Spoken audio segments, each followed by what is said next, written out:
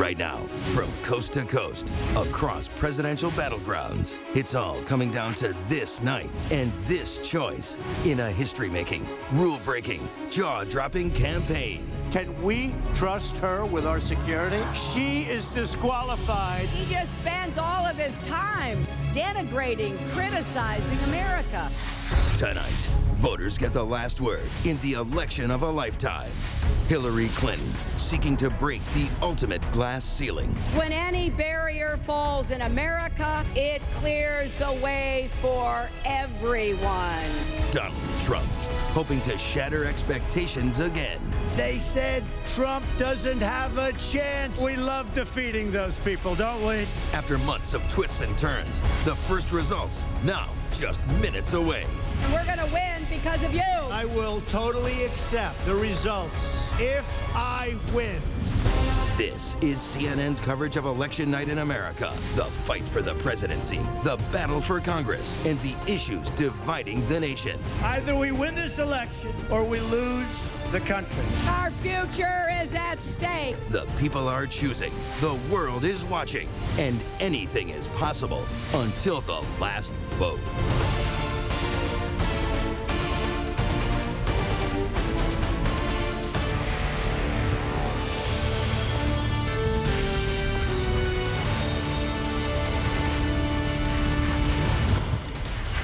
We're watching the final dash to vote across the United States right now. Right now, we're in North Carolina, and all the battlegrounds that will decide this presidential race. Millions of Americans, they are casting ballots in what could be the most important election of their lives. We want to welcome our viewers in the United States and around the world. I'm Wolf Blitzer in the CNN Election Center. We're closing in on our first chance to make projections in the presidential race. Americans now choosing whether to elect the first woman to lead the nation or one of only a handful of political outsiders to ever serve as commander-in-chief. We're counting down to the top of the next hour, 7 p.m. Eastern. That's when polls close in the battleground states of Georgia and Virginia.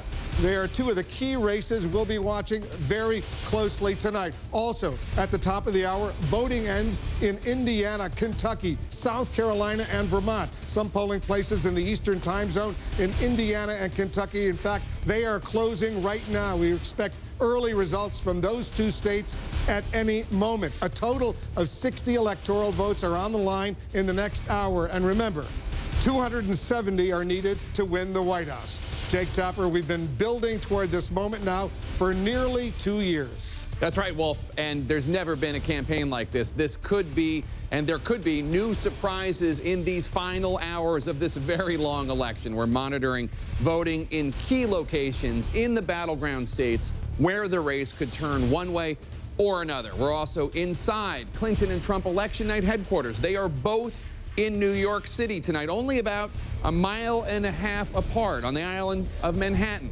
Jeff Zeleny is covering the Clinton campaign. Sarah Murray is covering the Trump campaign. First to you, Jeff. Well, Jake, the Clinton campaign is increasingly confident of reaching 270 electoral votes, even at this hour, as they don't know exactly how they will still get there. But I am here in the Javits Center. You can see behind me here, this is the stage where Secretary Clinton will give a speech, she believes, one way or the other tonight. She has just arrived in Manhattan from her house outside of the city here, and she'll be watching those results. At this hour, this is what the Clinton campaign believes the state of play is. They believe there is urgent concern in the state of North Carolina. I just talked to the campaign manager, and he told me that he believes this will be the tightest of all battleground states. It is exactly why Secretary Clinton, as she came here into Manhattan, was on the phone on the radio just a short time ago trying to get out the vote among her supporters in Fayetteville, North Carolina. This is a city-by-city effort here, Jake. So North Carolina, Ohio are their two trouble spots, but they are confident at this hour in Michigan. They believe that the visits there yesterday from the president and Secretary Clinton herself have turned around Michigan, and they are confident in Florida as well, Jake, because of that early vote. So it's at this hour they believe the math reaches 270, even if they're not exactly sure which states will fall. Jake. All right, Jeff Zeleny, the Clinton campaign very concerned about North Carolina. That is a state that President Obama won in 2008 and then lost to Mitt Romney in 2012. Let's go now to Sarah Murray. She's at Trump campaign headquarters, just a few blocks away from the Clinton campaign headquarters. Sarah? Well, Jake, it's a much tougher map for Donald Trump, and sources are telling me that one key internal metric is showing Donald Trump falling short of the 270 electoral votes he's going to need. Now, in spite of this, plenty of people in Trump Tower are still feeling very optimistic going into tonight. They're looking at a number of states, both internally and publicly, where the polls are very close, and they believe those could break late in their favor, and ultimately Donald Trump could come to victory.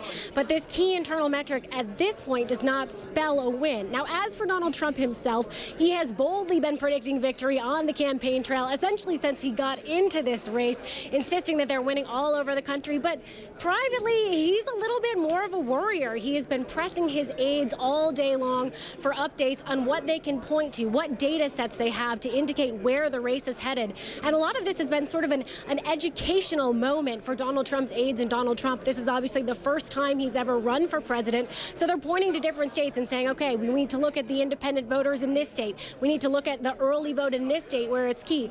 So it's an interesting dynamic going on behind the scenes in Trump Tower today, Jake. All right, Sarah Murray with the Trump campaign. Let's go now to David Chalian, our political director. He has new information from the exit polls about what voters who went to the polls, at least according to these early-ish exit polls, think about these two major party candidates. David? Early-ish, yes, Jake. These numbers are preliminary. They will change throughout the night, but you know one of the major storylines we've been following throughout this entire election season is just how unpopular both of these candidates are. That bears out with the voters today as well. Take a look at Hillary Clinton's favorability among people voting today across the country. 44% say they have a favorable opinion of her, 54% unfavorable. Donald Trump fares even worse on this score. 37% have a favorable opinion of him. 61% of voters in the country today tell us they have an unfavorable opinion of Donald Trump. And as you know, Jake, their Achilles' heels were front and center in this campaign. Take a look about whether or not Hillary Clinton's email problem bothers voters. 62% of voters say yes. The whole email situation with Hillary Clinton does bother them. 37% say no. This has been a hurdle she hasn't really gotten over throughout the entire campaign. Same for Donald Trump about his treatment of women. 71% of voters say it bothers them. 28% say it doesn't. These problems that presented themselves throughout this campaign, their unfavorability, their specific issues on email or women, they never resolved before voters went to the polls today, Jake. Fascinating. David Chalian, thank you so much. And Wolf, I mean, these exit polls also indicate that 54% of the American people approve of the current president. They just don't seem too excited about the one that they're going to have next. This is truly a historic night for the American people. I think it's historic indeed for the world right now, irrespective of whether Hillary Clinton wins or Donald Trump wins. This is history. Well, either we're going to have the first female president in the history of this country, and we should remember that only 100 years ago in this country, women didn't even have the right to vote nationwide, or we will have the first person elected president, Donald Trump, who has never served in government or the military, the first one ever. So, I mean, that is about as much of an outsider as you can get, even if he has been part of the financial world. And also, in terms of his experience, really quite new to the whole scene. Because those of us who love American history, we're really obsessed tonight by what's going on, Dana. That's right. Not only is it the outsider versus first woman, the potential of that, it's also, we were talking before about the fact that President Obama's approval ratings are so high and how Hillary Clinton has embraced him. And this dynamic hasn't happened. Even the possibility of what is effectively a third term, somebody who takes over the same party after a two-term president, since 1988, when George Herbert Walker Bush won after Reagan's 2 terms. And then before that, it was back in 1948. So this is a rarity if Hillary Clinton does see success in her, as I said, embrace of a 2-term president. We have our first key race alert of the night. All right, these are the first results. Actual votes coming in very, very early in the state of Kentucky. You can see 1% of the vote is in. Donald Trump has almost 80% of the vote. Hillary Clinton has 18% of the vote. He's ahead now by more than 2,600 votes. Once again, very, very early in Kentucky right now. Our first key race alert of the night. Let's go over to John King at the Magic Wall. John, a bunch of states are closing at the top of the hour, including some key battlegrounds that we've been paying a lot of attention right now. But let's take a look at Kentucky first. You look at Kentucky, and again, we have 1% of the vote in, so we're going to spend some time counting tonight, and that's good. We have a competitive race. We're going to count the votes. If you're Donald Trump, you love that. As you watch the early results, let's just be clear. They don't tell us much, except I think we can all agree Donald Trump is most likely to win the state of Kentucky and to win it quite handily. So what will we learn? We will learn a lot. Well, if you get coal country down in here, and Donald Trump has made an appeal saying Hillary Clinton has abandoned coal miners, has abandoned old steel towns, has abandoned white working-class voters who live in small-town America. So Kentucky will teach us something tonight. The margins in places like this, if Donald Trump is running up, again, these are the first votes, so just don't go to Vegas or make any bets on this, but if Donald Trump is running up margins like this in these small towns, not a lot of people live here. You see the early votes, just 313 to 68. But if he's running up big margins like that, as we get the early results in a state like Kentucky, that does tell us something, because there are communities like that here in southern Ohio. There are communities like that here in southwestern Pennsylvania. Virginia. There are communities like that in Pennsylvania, which we expect will be one of the defining tests tonight right here in Pennsylvania. Now, that's an 8 o'clock. So when we get results, the 6:30 polls have closed. The 7 o'clock results will start to come in. What you look for, as you're doing a little CSI, if you will, is you look at the towns in a state like this, and so what's going to happen here? Indiana, we expect, will stay red, but we want to look at it there. So the early results come from states that we think, Indiana and Kentucky, we think are going to be reliably red, but we can still learn from them looking at those results. Just want to also tell our viewers, these New Hampshire votes, when you see, as we go through the night, if you're staying with us throughout the night, states will turn a color. That's who's leading. Until we call them, it's just who's leading in the vote. And so sometimes the map can look a little deceptive. These are, again, if you go into New Hampshire, Dixville, Notch, some other small towns voted last night. That's all we have in New Hampshire right now. The polls are still open. 55 people or so have voted so far. So that's obviously... let's take a look at the stress on them today. They got it over with the electoral map right now. 270. That's the number you need to be elected president. Going into this night, where do we stand? This is where we stood coming into the night. 268 to 204, so clearly an advantage for Secretary Clinton. If you look, the dark blue states, those are states we at CNN view as solid Democratic. It's almost certain to vote Democratic. The lighter blue states, those are leaning Democratic. We have to keep an eye on those when we start to get results, when we look deeper into the exit polls. The dark red states, reliably Republican. The shaded red states, leaning Republican. Again, in places like especially Ohio and Iowa, we're going to watch them all night long. The Clinton campaign thinks there could be a chance they're in play. But here's where we start the night. So if we're going to have an early night, if you will, meaning Clinton starts with an advantage, what would an early night look like? An early night would look like she starts to run it up, and we call that one. Now, I expect Florida to be competitive. That was the closest state in 2012 between Obama and Romney. That close. Florida's always a battleground. We can go back to 2000 or whatever. But if Clinton were somehow to lock up Florida early on, we're projecting to the west, but if you're winning this state big, well, guess what? That would tell us something. But what would Trump have to do to offset Florida? Right, so if she lost Florida, if she lost Florida, that's 29. If she wins Florida, what would Trump have to do to still win the presidency? It's incredibly hard. Can he do it? Can he do it? Here's what Donald Trump would have to do to win. He would have to win North Carolina, which if you're losing Florida, North Carolina, but he would have to win North Carolina. He would have to win Pennsylvania. He would have to win Michigan. That gets him in the 255 range. This is why Donald Trump needs Florida. Then you're looking at 255. Let's say he gets Arizona and Nevada. How does he get there from there? So then you come out here and he gets Arizona. If he gets Arizona and Nevada, that would put him over the top. But if you talk to even most Republicans in Nevada, believe with early voting, that one's going to be blue. We have it as a toss-up right now. So if he didn't get Nevada, but he got Arizona, can he click on New Hampshire? Can he get there still? Then New Hampshire. Then he can get there with New Hampshire. 270. So he can get there. The question is, if you're losing this, it's hard to believe you're going to win up here unless he has an overwhelming surge among those white working class voters. Is it impossible? No. If you look at the data heading into the election, unlikely, but that's why we're going to count them, Wolf. We're going to count all those votes. We're getting closer and closer to our first chance to make projections in this presidential race. Coming up, the first wave of poll closings, including the battlegrounds of Georgia and Virginia. Much more ahead on this election night in America.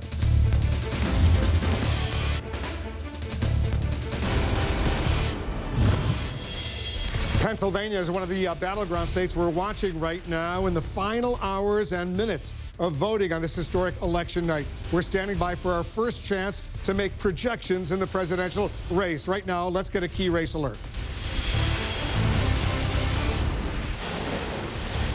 More results coming in from Kentucky right now. You see Donald Trump has a significant lead very early, but he has a significant lead of more than 5,000 votes, 73.9% for Trump, 23.5% for Hillary Clinton, once again, early in Kentucky. Let's go over to Jake. Jake, we're watching all these early states come in. We're getting a lot of key race alerts. More numbers are going to be coming in very quickly, but we're waiting for some key results in battlegrounds. That's right. 40 out of 50 states have voted the same exact way in the last 4 presidential elections. It's those other 10 states that are constantly shifting back and forth that will determine this election, and those are the ones that we're really going to keep an eye on. Let's go now to David Chalian. Our political director has some more information from the exit polls. And David, you're looking right now at what people in these preliminary exit polls are saying about how they would feel if Donald Trump or Hillary Clinton became the next president. That's right, Jake, and we're just going to see yet again, I know we've talked about this a couple times now, the challenge here with these unpopular candidates. For either one of them, whoever wins tonight, they're going to have a challenge bringing the country back together, getting a majority of Americans on their side. Take a look here. If Donald Trump wins tonight, no matter who they voted for, take a look at these numbers here. 21% say they'll be concerned. 37% say they'll be scared. Concerned or scared, 58% of the electorate if Donald Trump wins. Hillary Clinton, about the same, not a ton better. 24% concerned. 29% scared if Hillary Clinton wins the presidency tonight. 53%. They are both facing majorities who are more concerned and scared than excited and optimistic, no matter who wins this election tonight, Jake. Kind of bizarre, because that would suggest, and I know these are preliminary numbers, but that would suggest that people are voting for Donald Trump who would be concerned or scared, and people are voting for Hillary Clinton who would be concerned or scared. Yet another reflection that many voters are not happy with the choices they have. A lot of people concerned and scared right now. We have a key race alert right now. All right, take a look. More numbers coming in from Indiana. First numbers coming in fact, from the state of Indiana. 11 electoral votes. Donald Trump has a significant lead. 1% of the vote is in. Once again, caution everybody very, very early in Indiana. He's got a lead of 1,688 votes over Hillary Clinton. You can see 69.3% for Donald Trump, 27.5% very early in Indiana, but Trump has a lead. Also a lead in Kentucky. Once again, very early, but he's got a 5,500 vote lead over Hillary Clinton in Kentucky right now. 8 electoral votes at stake in Kentucky. We're about to get a lot more results. Stand by. I want to go over to John King over at the Magic Wall. North Carolina. Let's take a look at North Carolina, because a critical closes in less than an hour, a little bit more than an hour or so from now. But North Carolina, there's already a case, a court case involved. The Democrats are challenging one of the polling areas. Democrats are trying to keep the polls open for an extra 90 minutes here in Durham County. They say there were some machine issues early on, and so they have some lines, and they're trying to keep the polls open in this county. 2.8%, so about 3% of the state's population. Why is this important? Why are Democrats say keeping it open? Let's go back in history. Here in 2012, Durham County, 76% for the Democrat, President Obama, 23% for Mitt Romney. If you go back to 2008, when President Obama carried the state, pretty much the same, 76%. So you pull out to the map here, that's 2008. Let's come back to 2012. Obviously, this area of the state, the Raleigh-Durham area, is absolutely critical in this competitive battleground state. But Durham in particular, Democrats need those votes. So they're in court right now trying to keep them open. And this is what we're going to watch all night. This has become... Florida was the closest election in 2012. Demographically, North Carolina is probably the most closely contested battleground state. We expect Florida and North Carolina to be 2 of our most competitive states tonight. And that area of the state, Wolf, is absolutely critical. You come into Wake County here, next door to the Raleigh-Durham area. President Obama won by 11 points. Hillary Clinton needs almost 10% of the population of the state. Right, it's a very big chunk of the state population. And here, this is 2 battlegrounds within the battleground, in the sense that you need African-American turnout, and those college-educated white voters, especially suburban women, will be critical here. But Durham is a much more Democratic base area. This is a swing area. Wake County next door is a swing area. It goes Democrat now. The question is the margins for the Democrat to be competitive statewide. Here, the Democrats, this is a basket of Democratic votes, and if those polls close early, just do the math. People don't vote, you don't get those numbers. And so that's why you have the court case going on right now, because this is absolutely pivotal to Hillary Clinton and the overall vote count in North Carolina. The polls close in North Carolina, 7:30 p.m. Eastern. Same in Ohio, which is so important, especially for Donald Trump. If Donald Trump does not win Ohio, he will not win the presidency. You see here 51-47 against, this is the Obama-Romney race. This is absolutely critical to Donald Trump, and we lean Ohio in Donald Trump's favor in our electoral map because he has consistently led by a small amount, but a consistent, steady lead in Ohio. So what are we going to look for? Number one, on the Democratic side, can Hillary Clinton pull this state back, if you will, pull it away from Donald Trump?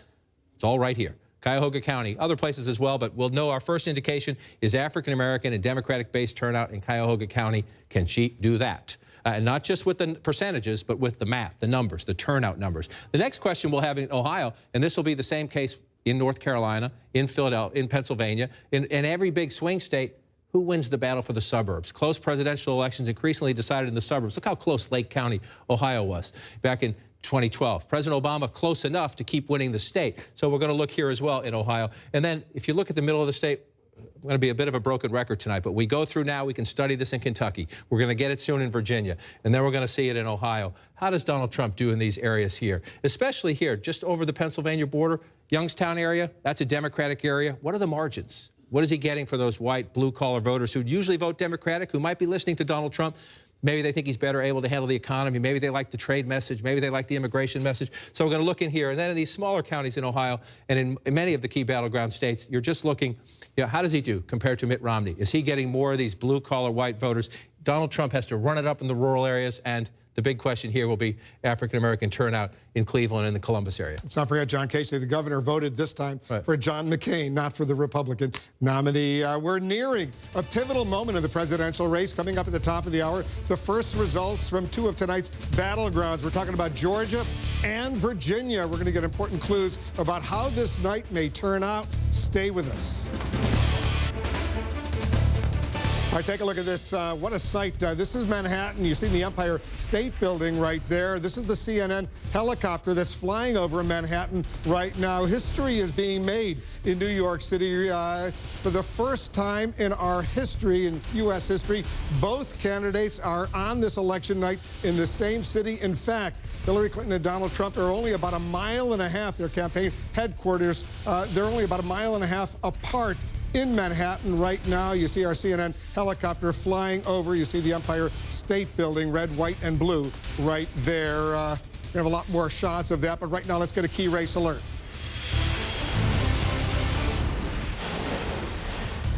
All right, in Indiana right now, more votes are coming in. Donald Trump maintains a significant lead. He's got a lead of almost 13,000 over Hillary Clinton, 70% to 26%. Once again, though, only 1% of the vote is in. 11 electoral votes in Indiana. His vice presidential running mate is the governor there. Kentucky, Donald Trump maintains a significant lead there as well. 8,500 vote lead over Hillary Clinton. Still early. 1% of the vote is in, 68% to 28%. Eight electoral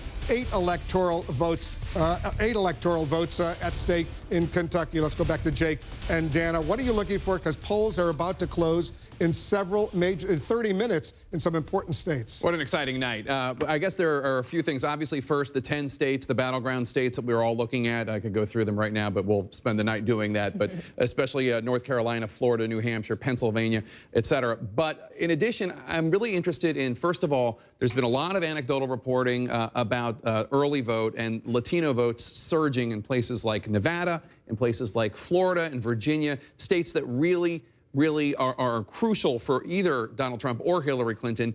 Is that real? Are those Latino votes surging? And also, are African-American votes going down, as a lot of Democrats feared after 2012 and 2008 with the first African-American president? Second of all, the gender gap. Is there going to be a gender gap? We've seen it in the polls. Women voters, even white college-educated women voters who normally break Republican, going for Hillary Clinton in the polls, are they going to turn out? Is there going to be a sizable gender gap with men favoring Donald Trump, women favoring Hillary Clinton? At the top of the hour, Dana, Georgia and Virginia. Who would have thought Georgia all of a sudden is a battleground state? But apparently the polls show it's pretty close. Right. Republicans have been saying privately that they thought that that was going to be a tight one for some time. The Clinton campaign didn't go in and take advantage of it, so it didn't really become that much of a race. But I just want to talk about one thing that you touched on, which is the Latino vote.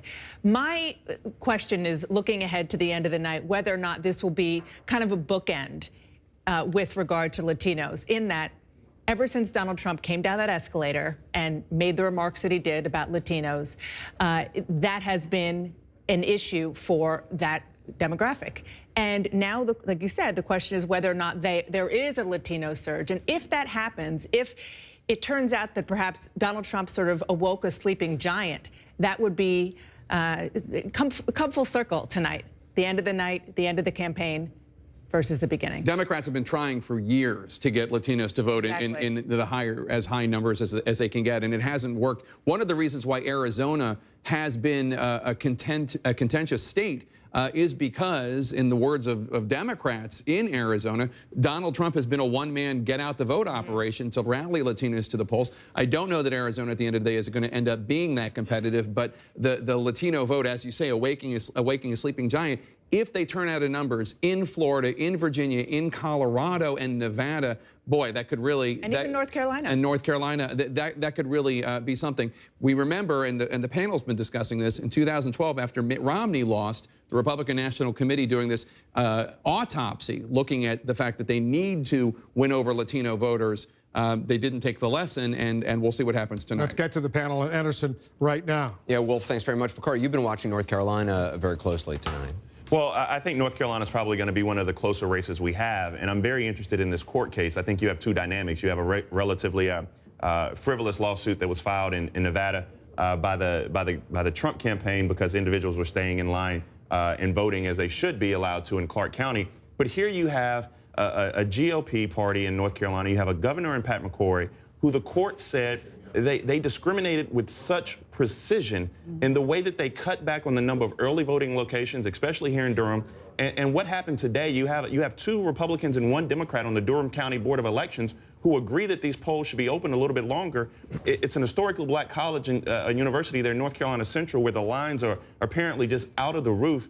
And so you see these things happening in pockets, but North Carolina has become synonymous with voter suppression. There's a court hearing taking place right now as we speak. It's going on right now, and it's very to allow some of the polls to remain open. Well, to allow this county to stay open for another hour and a half, which is important because Corey and I, we sit on this panel and we talk a lot, and we don't agree on everything politically, but we do agree on the fact that everybody should come out and vote, and everybody should have an opportunity to play in the process. And so if you're in line, stay in line. But what the North Carolina Republican Party did under the cowardice leadership of Pat McCrory is a disgrace. Well, and it's a big, that's the home county to Deborah Ross, who's running for U.S. Senate. That's a very big Democrat stronghold. And so if I were them, I'd be fighting for it, too. I want to see the Republicans do well. Right, we'll find out the results of the hearing, whether or not they're going to be able to keep that open. Yeah, it's my home state. I grew up there, and I can just tell you it's been an agony seeing what's been happening in our politics over the last few years. It's gotten very rough, very nasty.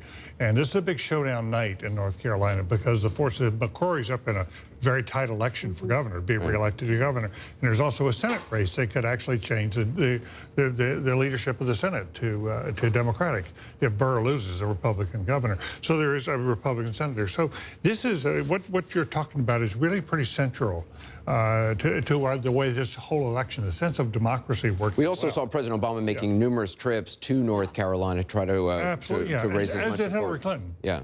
Well, he's trying to get out the African-American vote because there was a sense that it wasn't turning out, as Bakari knows, in the numbers that they needed it to turn out. And I think, you know, what we're going to be watching tonight is whether there is a real demographic shift in this country. The last election, 72% of the people who voted across the country were white. We're going to have to see if that number decreases this time. And so demographics is destiny, as we always say. So the question is, in North Carolina and in other places, will minority vote make a difference for the Democrats? We're also going to be looking at the shifting in the country versus in college versus non-college educated voters. I mean, this is something that really interests me because for the last 60 years, Republicans have won the college-educated vote in this country. Is that going to change? The white college education. And we've seen is that going to change? We've seen some of the demographic. We've seen some of the demographic information, the racial information, and some of the early exit polls, but those are very early, so we're going to be giving more of those throughout the night. We're just minutes away from getting the first results from two major battlegrounds. Polls are about to close in Georgia and Virginia. This election night just getting started. We'll be back after a quick break.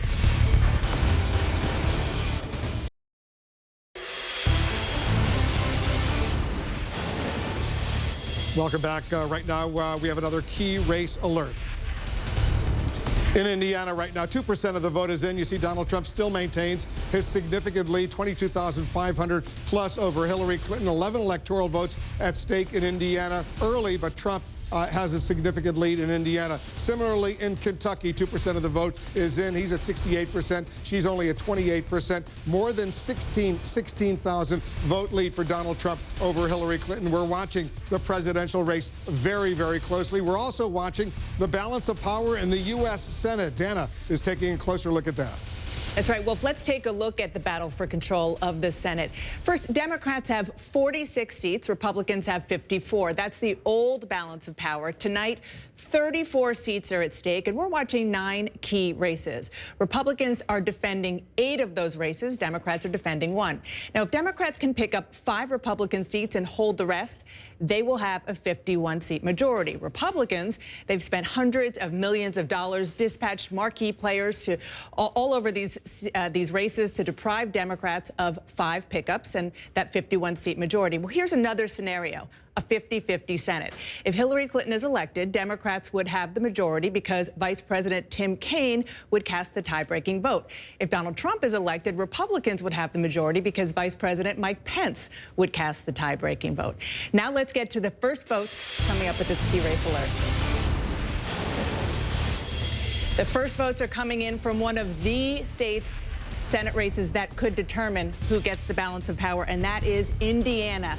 Look at that. Todd Young, the Republican who's hoping to keep this seat in Republican hands, is up with a significant margin there, up a little bit more than 13,000 votes, but only 2% of the vote is in. So we're going to keep watching that very, very closely because it's such a big one. Let's look at some votes coming in from Kentucky. Rand Paul, who started out this campaign running for president, dropped out. Now he's trying to keep his Senate seat. He's in his race for re-election. He's a little more than 10,000 votes ahead of his Democratic challenger, Jim Gray. We're going to keep watching that as well because, again, that's only 2%.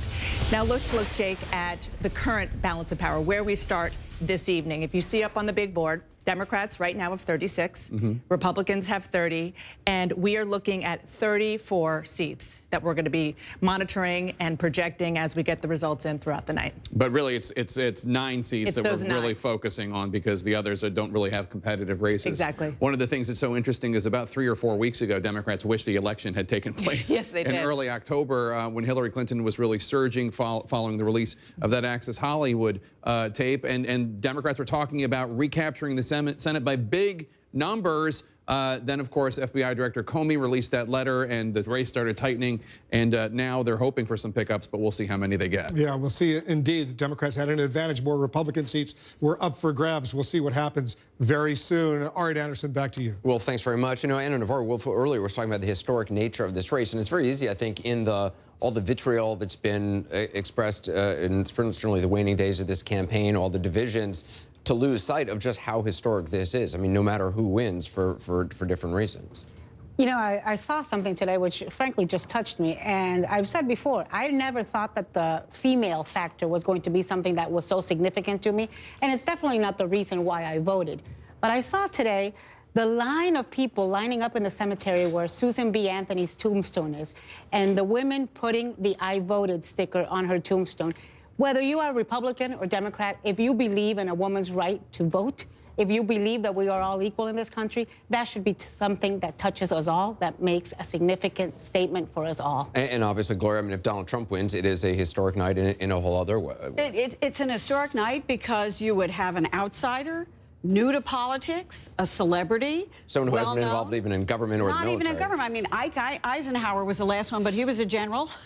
So you'd have somebody who created a movement out of nothing, who was not aligned with any ideological wing of his particular party, who spoke to voters about their concerns of being disenfranchised from their own party as well as from the opposition party, who felt removed from Washington and said, you know, I've had enough and I don't want to take it anymore and I am looking for something different, somebody to shake up the establishment and the status quo. So either of these results would be historic for this country. I mean, I want to add to what Anna was saying. You know, it's the persistence of these women 96 years ago who got the right to vote for women in this country that those women were thanking today, because when you think it hasn't, you know, 96 and, you know, years. in our generations, we sometimes take it for granted. Of course, right? we do. We take for granted that less than 100 years ago, women could not vote. Women were not equals in this country in that aspect.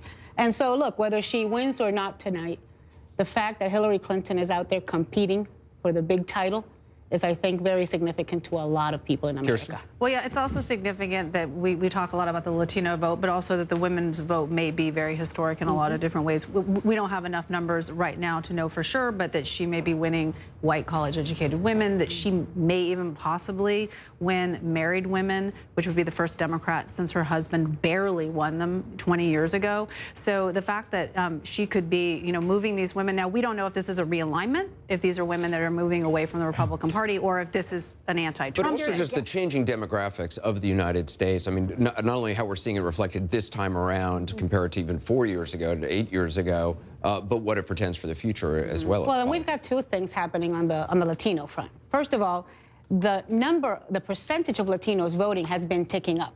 It's gone from 8% to 10%, it's been ticking up. But also, the percentage of Latinos voting for the Republican Party has been ticking down. We went from 44% with George W. Bush to 31% with John McCain, which we thought was tragic, and we had to address, and we had to fix, and we had to deal with immigration. And then we went to 27% with Mitt Romney. At that point, our hair was set on fire on the Republican side. We needed to address this. We had a postmortem. Well, now we're worse than postmortem. We're dead even before the beginning. I can assure you that Donald Trump is going to get historic low numbers amongst Latinos. He's going to be probably in the teens. If he breaks 20, it's a good night for him with Latinos. And it would be sweet, sweet justice if after everything he has said, after every attack he has made against Latinos, after he has thrown out Latino anchors from press events, after he hasn't done any outreach, after he has questioned a judge's citizenship, after he has called Mexicans rapists, it would be sweet, sweet justice if tonight it was the Latino vote that defeated Donald Trump. Así que, mi gente, levántense y voten. Anna Navarro, you're not a Trump supporter. No, I'm not. You know what I am? I'll tell you what I am. I am a college-educated Latina, and sure as hell not a Trump supporter. David Gergen. I'm not sure I can follow that. Yeah, we should go to break. What languages do you speak? College-educated Latina. He's college-educated. But you're a Trump supporter. We're already seeing this obviously in the early voting in Florida, which is the percentage of Latino voters and the Latino voters who are embracing the Democratic Party, which in Florida has not been the history in decades back. Absolutely, and look, I think that Donald Trump can still win this tonight, and he will change our history too. I mean, in the court, it's going to make a huge difference to have Donald Trump in there, and we're going to go different directions. But if Hillary wins tonight, what you're going to see is the makings of a coalition, a national coalition that's going to dominate our politics for the foreseeable future. It is as strong a coalition as what Franklin Roosevelt put together back in the 1930s. When are you talking about a coalition, what do you mean? I'm talking about a coalition of, a party coalition of people, the forces within. If you can get the Latino vote and your Latino vote on your side, if you can get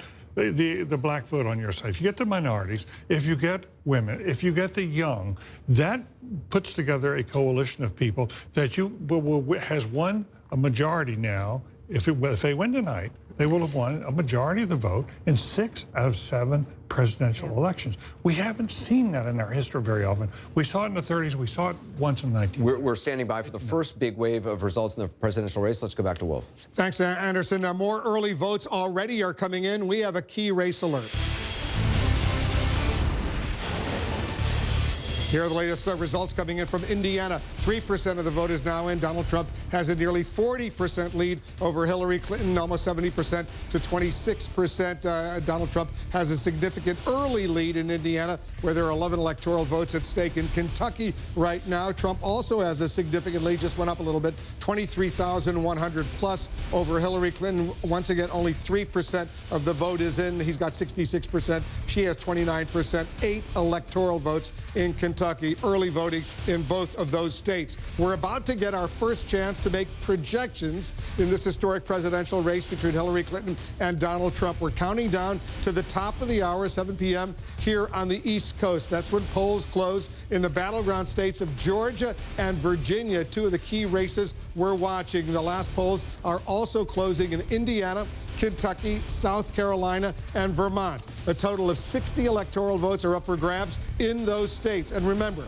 it takes 270 electoral votes to win this presidential election. Jake, Georgia and Virginia, they will be the first tests, the big tests of the night. That's right, Wolf, and we'll see whether Donald Trump can hold on to the traditionally Republican-red state of Georgia, and if Hillary Clinton can keep her Virginia firewall intact. We're keeping tabs on voting all across the country in these key battleground states. We'll be following throughout the night. Right now, let's check in with our correspondents who are at the presidential candidates' headquarters in New York City.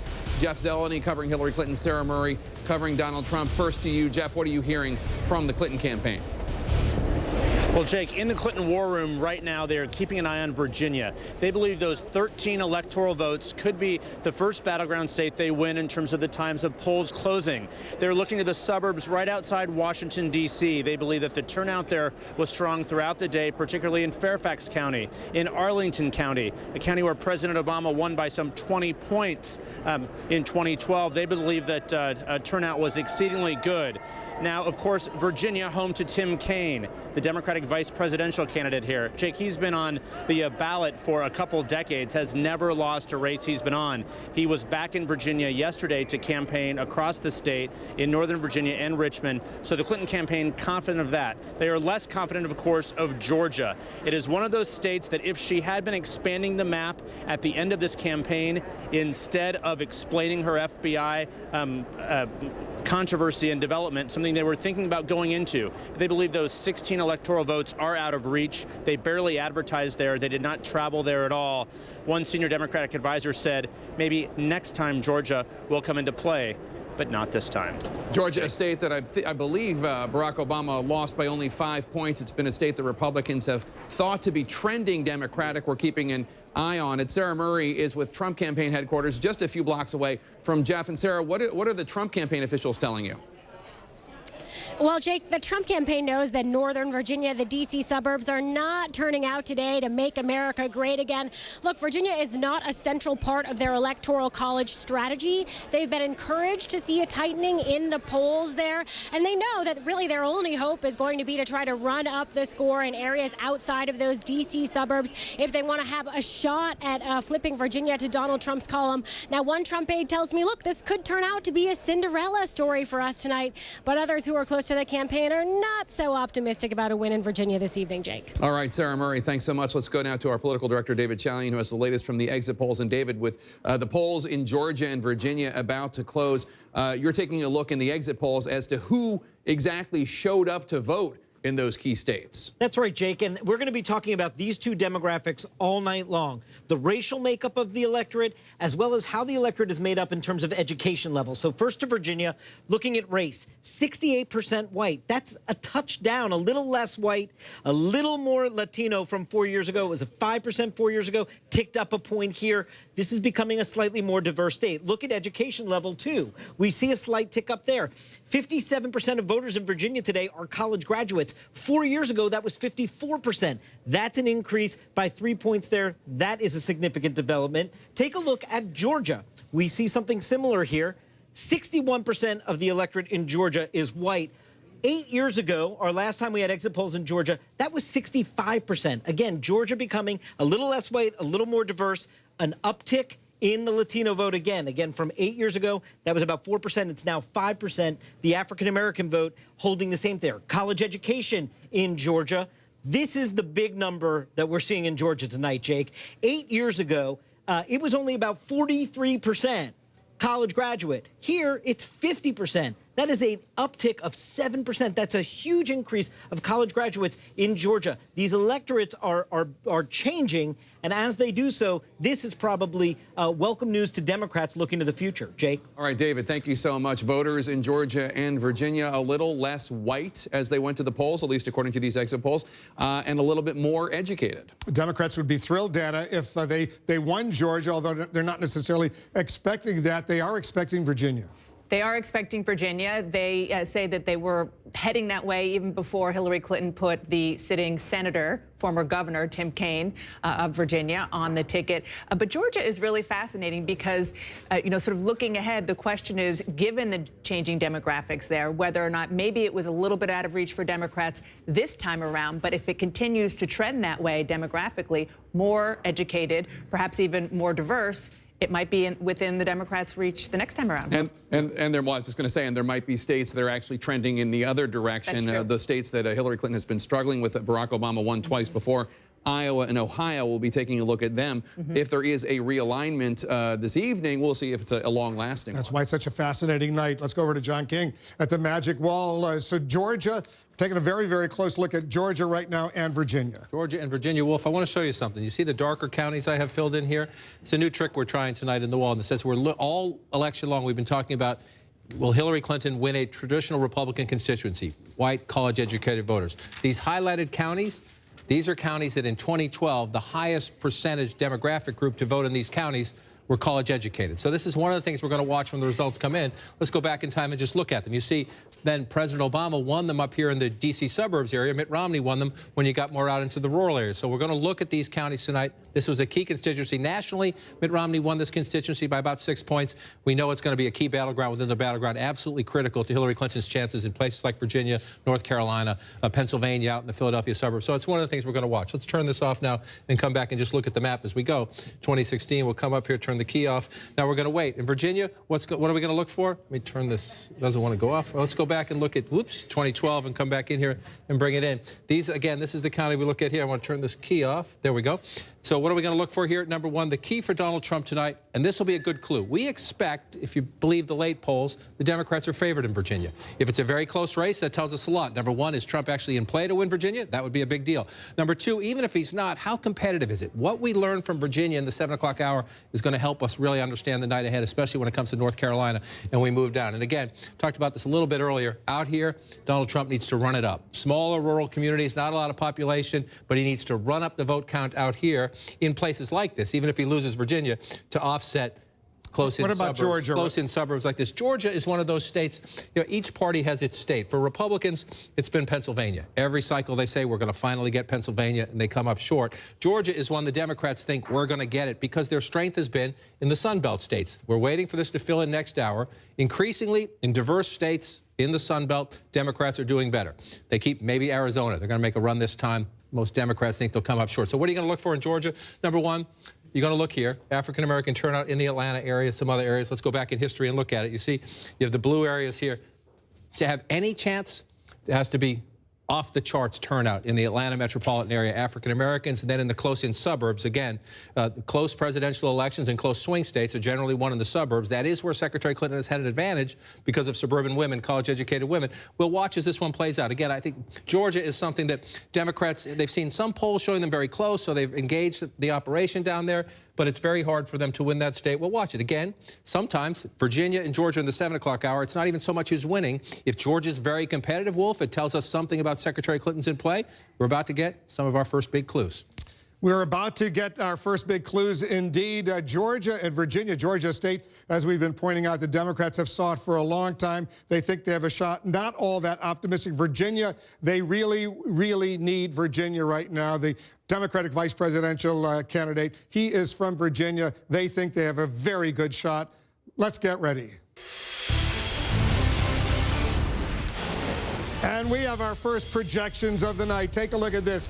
Donald Trump, we project, will win in Kentucky with its 8 electoral votes. Donald Trump wins in Kentucky. Donald Trump also wins in Indiana with its 11 electoral votes, his running mate's home state. Both wins, Kentucky and Indiana for Donald Trump. We have more projections right now. We project that Hillary Clinton is the winner in Vermont. 3 electoral votes, Vermont. Hillary Clinton is the winner in Vermont, Bernie Sanders' home state. We have a key race alert right now. Too early to call in Georgia with its 16 electoral votes. We cannot make a projection yet. Too early to call in Virginia with its 13 electoral votes. We cannot make a projection yet. And too early to call in South Carolina right now. 9 electoral votes at stake. Too early to call in that state as well. Let's take a look at the Electoral College count right now. The vote, where it stands right now. You see Donald Trump takes a very early lead with 19 electoral votes. Hillary Clinton has 3. You need 270. You need 270 to win the presidency. You see the colors there on the map. The red states, those are states that go to Donald Trump. That blue state, Vermont, up in the Northeast, that goes to Hillary Clinton. The yellow states, those are states we cannot yet make a projection. Too early to call right there. Let's go over to Jake. Jake, the action in Virginia and Georgia is going to be intense. Although I have to say, Virginia, really, of all the states on the map, Virginia is really the one that we're all keeping an eye on, because Hillary Clinton and her team have not really factored Georgia in, and nor have they really gone in and made a play for it. Virginia, if they don't win Virginia, that's going to be a real problem for them. That is one of the states they are absolutely relying upon. So we're going to be watching the results out of Virginia all night very closely. I totally agree. And just to add to that, on the flip side, Republicans have privately thought that Virginia had been gone for some time. They're expecting to lose Virginia going into this, but they also say that in the past couple of election cycles, it has broken late. There's been a late surge for Republicans. Not enough, though. All right, let's go to David Chalian right now, who is our political editor. He's looking at exit polls. David, what are you seeing out of Virginia and Georgia? We're taking a look first in Virginia at the quality in the candidates that voters were looking for. Now that polls have closed, we can look at how they're splitting, Jake. Take a look here.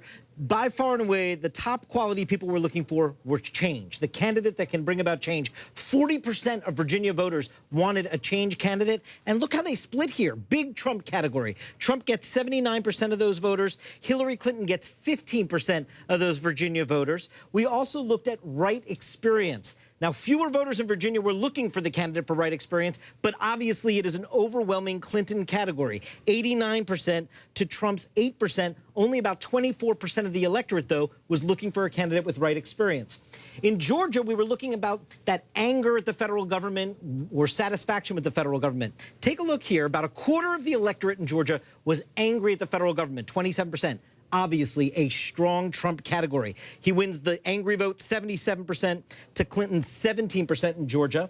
And about a quarter of the electorate is actually satisfied with the federal government. How did the satisfied voters in Georgia vote? Overwhelmingly for Hillary Clinton. 81% for Clinton, 14% for Trump among the quarter of the electorate that is satisfied in Georgia tonight, Jake. All right, David, thanks so much. And Wolf, obviously, if a large enough percentage of voters in any state or commonwealth goes to the polls wanting change and thinking Donald Trump is the instrument of that change, that does not bode well for Hillary Clinton. Even, Dana, if the Democrats don't win Georgia this time, 4 years from now, 8 years from now, given the demographic trends, they think they have a shot. It's certainly possible, especially given the numbers that David Chalian was showing us tonight about how it looks a little bit like, as we were talking about before, Virginia looked 1, 2, 3 cycles ago. This is a moment, though, that once we start getting these first projections, Jake, that everybody is going to be watching so closely to get trends for these other battleground states. That's right. I mean, and the question is how many Latinos turn out, how many college-educated voters turn out, how big is the gender gap, what is the results in Virginia might be relevant to results we see in North Carolina or even in Pennsylvania. Pennsylvania, your home state, all of a sudden, by all accounts, it's in play. Generally speaking, Republicans always seem to hear the siren song of Pennsylvania, and they go there and they try to compete, and ultimately they're not able to. But it does seem as though Donald Trump has been able to really make it competitive outside Philadelphia with the white working class voters that make up so much of his natural base. He has really made that state, or Commonwealth rather, a competitive one. It's a moment that we're watching very closely. I want to just check in right now with, walk over to John King over at the Magic Wall. John, we're taking a very close look. You've been looking at this one county, Vigo County in Indiana. Yeah, again, not necessarily instructive, but Vigo County is one of these, it's a quirk county in the sense that they have a great record of picking the winner, voting with the winner. Even when Indiana went red in 2012, if we go back in time, Vigo County voted for President Obama just barely, but he won the election. So I'm just looking, been waiting for the results to come in. We have about 44% of the vote in, and Donald Trump is ahead by a sizable margin. So if that holds up, either Donald Trump's going to be elected the next president or Vigo County's streak is going to end. We won't know that for hours. So strap in and we'll see. But they've been right in 15 straight presidential elections. They've been wrong only twice in the last 100 years in terms of picking the winner at 44%. That tells you something. And that's just one of the streaks we're looking at. And this is a very unorthodox election, so I expect a lot of streaks might be broken tonight, no matter who wins. But one of the other things you do is I'm trying to look in these early states for clues as to performance. Is Donald Trump overperforming Mitt Romney in rural areas where you have white working class voters? So it's one of the things you look at. And so you just look at a county and you look, and Donald Trump's getting 67%. Again, it's only 5% of the vote in, so it might not necessarily hold up. But then you go back and look. Mitt Romney got 60% in this county. So there's a county where Donald Trump is running a little stronger. Doesn't necessarily matter in Indiana, but if you're running stronger with those types of voters, what do you learn in other places? That's why, again, we're looking at Kentucky a lot. Let's come back to 2016. Let's take a look at Florida, because Florida's getting tonight. They're going to be closing at the top of the hour. Florida, look at that. We have some votes in Florida. Yeah. Let's see where those are coming from. One, it's always fun when you see the first votes come into the wall and you try to figure out where they're from. Little Citrus County, it's only less than 1% of the population, but there you go, 0% reporting there. But obviously some votes have come in. Some counties, the early votes, they load them up. They've had a lot of early voting, aggressive early voting in Florida. So what are we going to be looking for overall in Florida? That's the early lead right now. And what are you going to look for? Number one, this is your big Democratic strongholds down here. Hillary Clinton, to win Florida, has to run it up. Let's go back in time and look at this state. Florida was the closest state in the 2012 race. President Obama eked out a very narrow victory. The early voting there, when they dumped those numbers in, that is critical. You heard the panel talking earlier about Democrats think they amped up the Latino vote to help them there. We'll see. What happens down here? A little battleground within the battleground. How does Donald Trump do in Palm Beach County? That's his second home. He thinks he's going to do very well in Florida. Is Donald Trump going to win Palm Beach County? I bet not. It is traditionally a big Democratic county, but the margins within these counties matter. In a very close election, if these are friends of Donald Trump and he can make it instead of 60-40, make it a little bit closer, those things matter. That's what we're going to watch as we start to watch the results come in Florida, the key Democratic strongholds across here. I'll tell you, Wolf, this is anecdotal. You call people in these states, you email with people on election days. The Democrats were very happy about their early voting. Hillsborough County, where Tampa is, absolutely critical. Pinellas County, you go to the west out here in St. Petersburg, it's more of a swing county, critical for the Democrats. The Democrats were thrilled with the early voting there. Talking to a friend who knows the organizers down here today, said the Democrats got some jitters today when they saw the long lines of Trump supporters. Right. So we're going to play this out. Stand by. I want to go to Mark Preston right now. Mark, the polls closed in North Carolina at the bottom of the hour, but there are some important developments you're watching. Yeah, Wolf, we actually have breaking news right now out of North Carolina. The North Carolina State Board of Elections has agreed to keep the polls open in 8 precincts, anywhere from about 20 minutes to 60 minutes. Now, this has to do, Wolf, with the fact that there was computer glitches. There were computer glitches, Wolf, in some of the precincts earlier today, and those computer glitches caused long lines, and people were being turned away from the polls. Now, the polls right now are scheduled to close at 7:30, so some of them now will close at 8:30. Some of them will close a little bit sooner than that. The Durham County Board of Election had requested, actually, the polls to be open for 90 minutes, Wolf, but they did not get the 90 minutes they asked. As I said, it was a computer glitch problem. And as we look into this right now, this is former Governor Jim Hunt. Before we had actually heard the ruling from the State Board of Elections, he said that this is not an appropriate way to treat human beings. It is heartbreaking, and it follows a deeply troubling pattern of disenfranchisement in the state of North Carolina. Now, Wolf, I should note, in the state of North Carolina, very important to Hillary Clinton, Durham is 38% African-American. Barack Obama won Durham by 76%.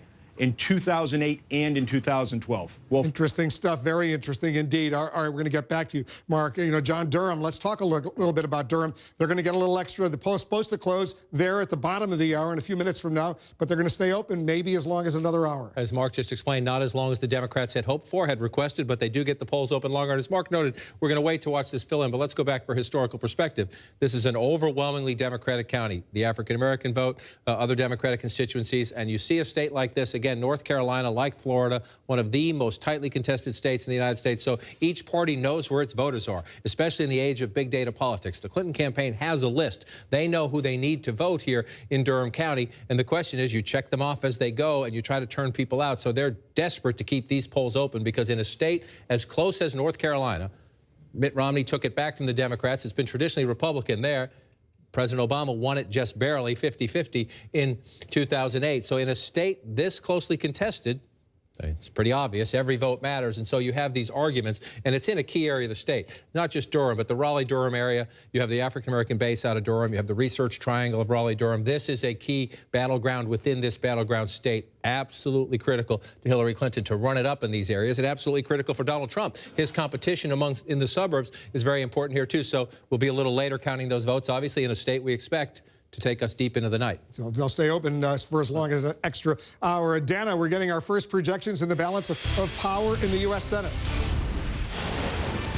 That's right, Wolf, we sure are. And let's start with the state of Vermont. Patrick Leahy, already one of the longest-serving senators in history, CNN can project will go on to win an 8th term, defeating his Republican challenger, Scott Milne. Now let's go to the state of Kentucky. Rand Paul, people remember, he started out this campaign running for president, dropped out, then decided to run for re-election.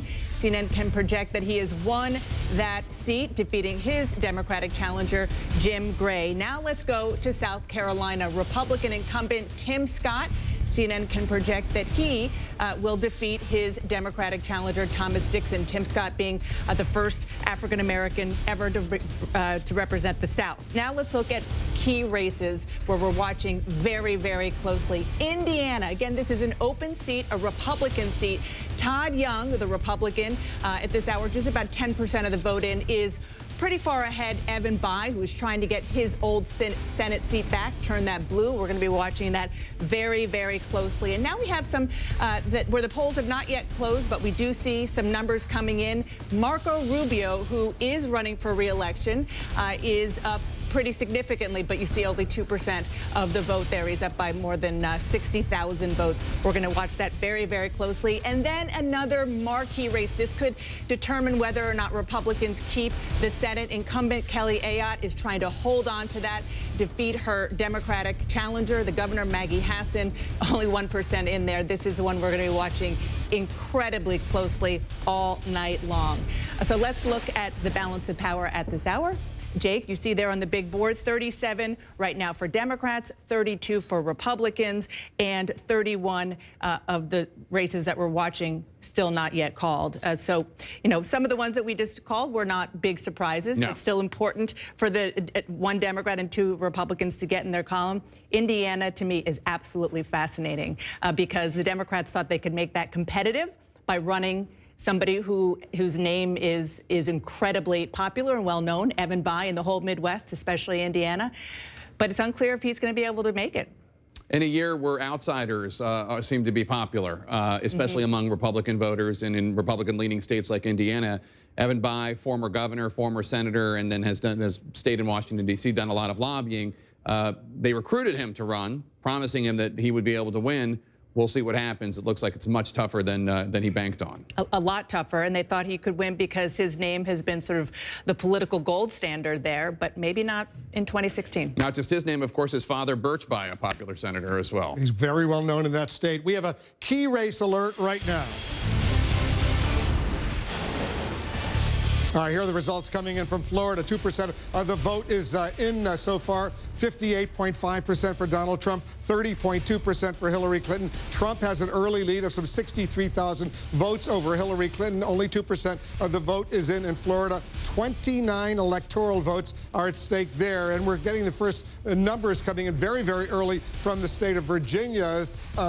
Hillary Clinton has a very slight lead. Look at how close it is, 49.5%, 45.5%. Hillary Clinton's lead, only 294 votes. Very, very early in Virginia, early in Florida. We're watching both of those key states right now. Let's go over to John King. The early votes in Florida. John, where are they coming in from? Mostly up here in the northern part of the state, a rural part of the state, a Republican part of the state. Remember, let's just do this so you can get a sense. All of our votes are right up around these lines. We'll go back in time and look. 2012 race. This is a largely Republican area. You got one county there in the middle that's Democratic. So it's a very small percentage of the vote. The major population centers are around here. This is where the big fight is if it gets close. If it's close in Florida, especially Orange County, a growing Latino population here in the Orlando area. This is a big area. The Democrats 60-40. Watch, this is a place where Democrats say their early voting was significant among Latinos. But if we come back to look where we are right now, this doesn't tell us much, except these are conservative areas up here. You're up here, so you're looking here to see if Donald Trump can run up the numbers. Now, again, 0%. So these are just the first votes, 692 to 387. It's very early and preliminary. But one of the things you're going to watch in a state like this, again, the closest state in 2012, is how does it shape up when you go back and look. And right now, remember, Romney at 63.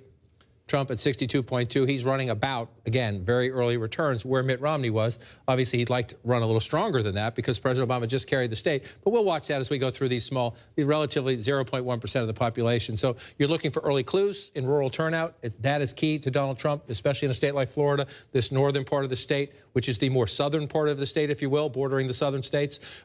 This is the much more conservative part of the state.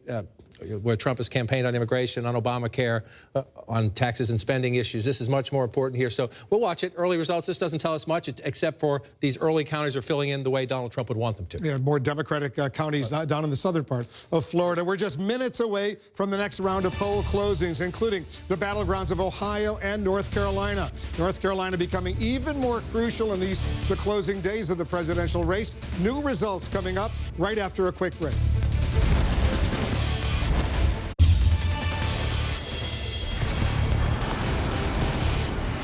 You look at live pictures of the White House, a beautiful night here in the nation's capital. This is what both candidates want. They want to be living there starting January 20th of next year.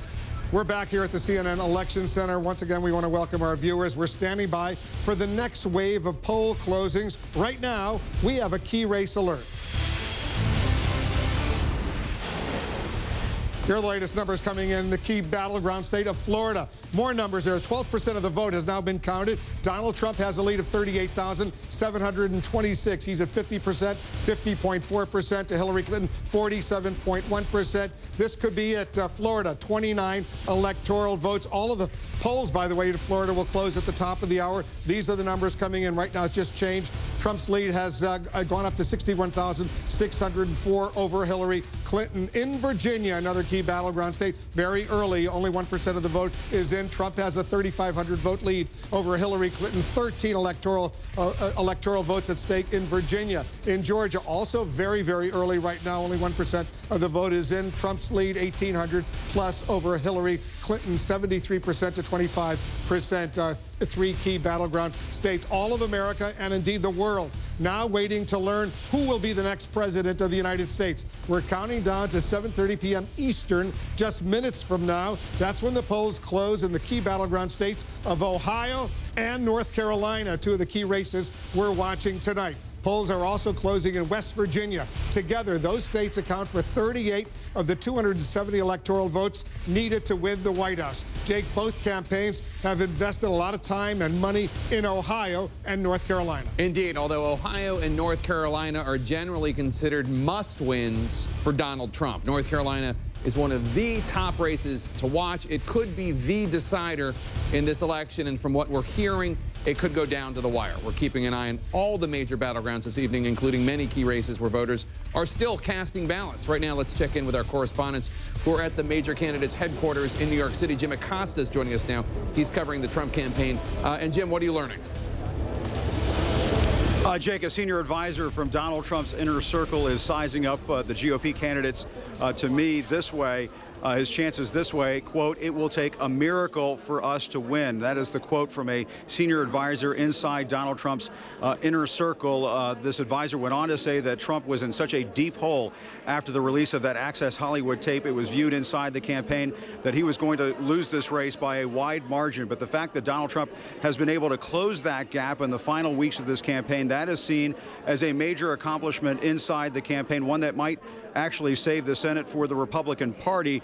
This advisor went on to say, and we did observe this out on the campaign trail, that top advisors were urging to Donald Trump just about every day, every chance that they could get, that he had to stay disciplined, he had to stay on message, and that is also seen, according to this advisor, as a pretty stunning achievement here at the end of this campaign, given this candidate's volatility at times. Jake. All right, Jim Acosta, who is in Manhattan with the Trump campaign. Let's go a few blocks away to Manhattan and the Clinton campaign, where we find Jeff Zeleny. And Jeff, Clinton campaign feeling confident, but they are not counting their chickens.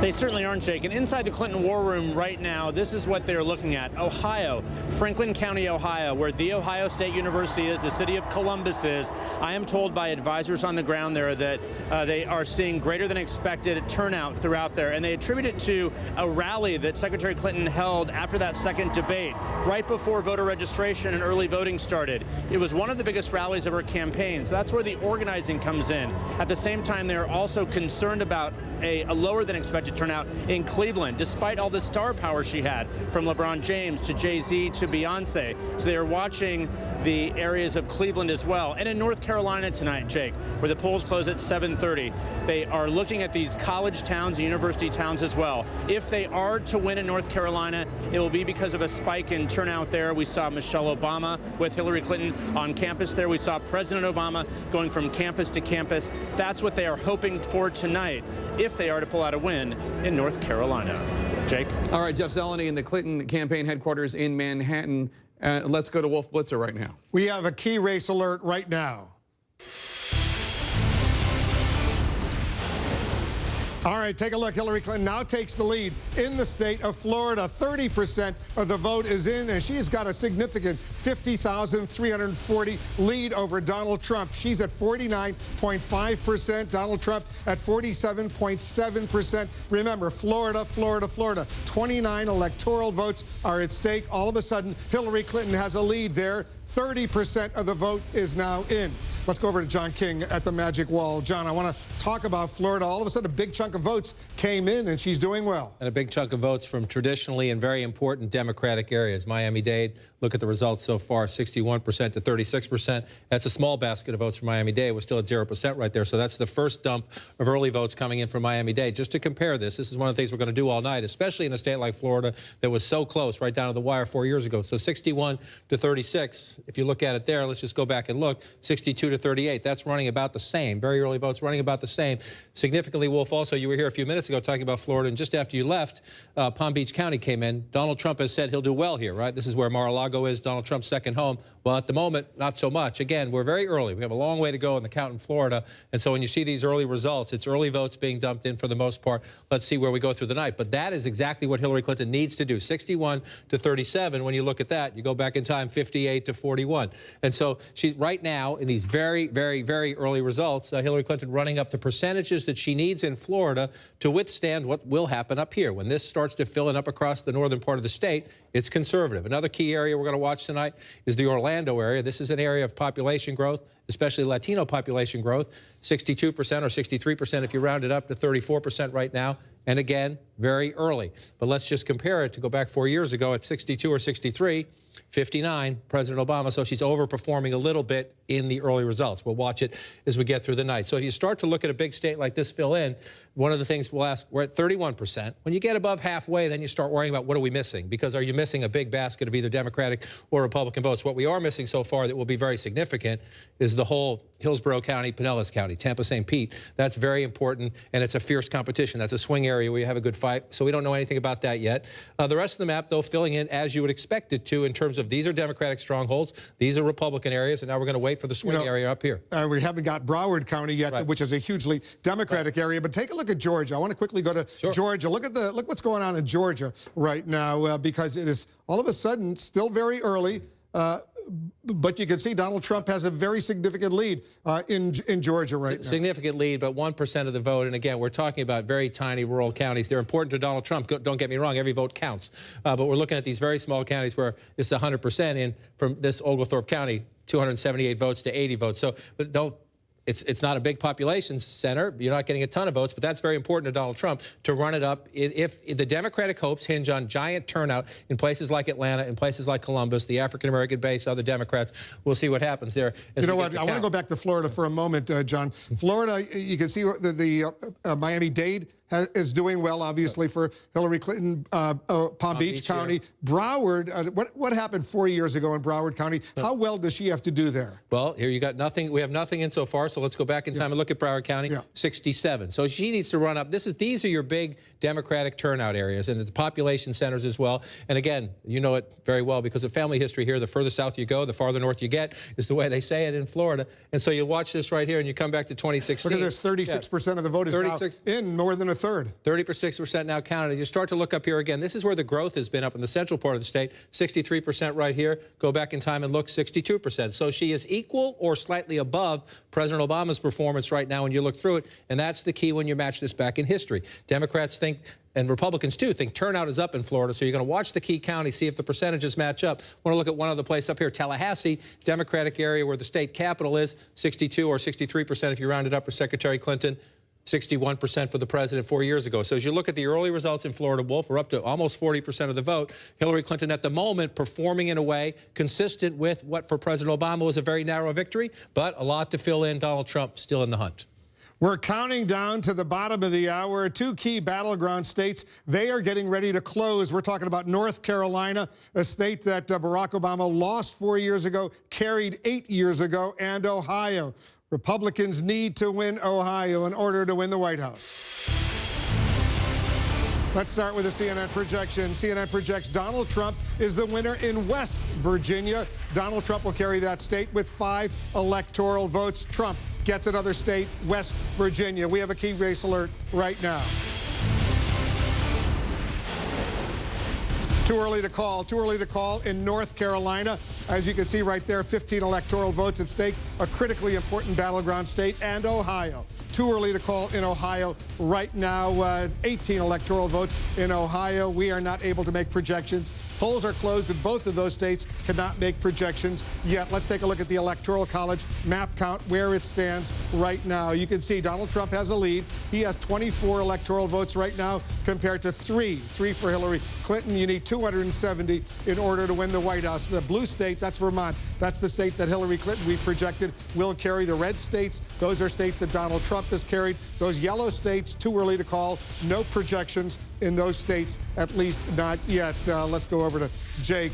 Jake, West Virginia, not a surprise, but we're waiting for Ohio and North Carolina. And let's take a look at Florida for 1 second. And the only reason I bring this up is because Alex Conan, who is a senior strategist for Marco Rubio, who's running for re-election there, pointed out just a few minutes ago that Marco Rubio was outperforming Donald Trump in absentee ballots in Miami-Dade. The reason I bring it up is because one of the things looking forward for the Republican Party is how do they win Democratic areas? Take a look at this. 43% of the votes in Florida are now in, and all of a sudden Donald Trump takes the lead. Almost 30,000 vote lead over Hillary Clinton. He's at 48.9%. Hillary Clinton is at 48.2%.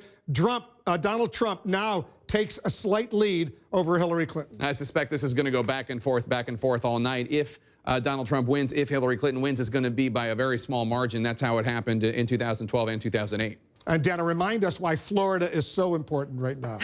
Where do we start? First of all, just the raw numbers, because of the electoral votes, that it's a very, very big prize electorally tonight, but also because of the demographics and because of the fact that it has gone back and forth, less so in the past couple of cycles. It's gone more Democratic, but historically it has gone back and forth between Republican and Democrat. It is a purple state.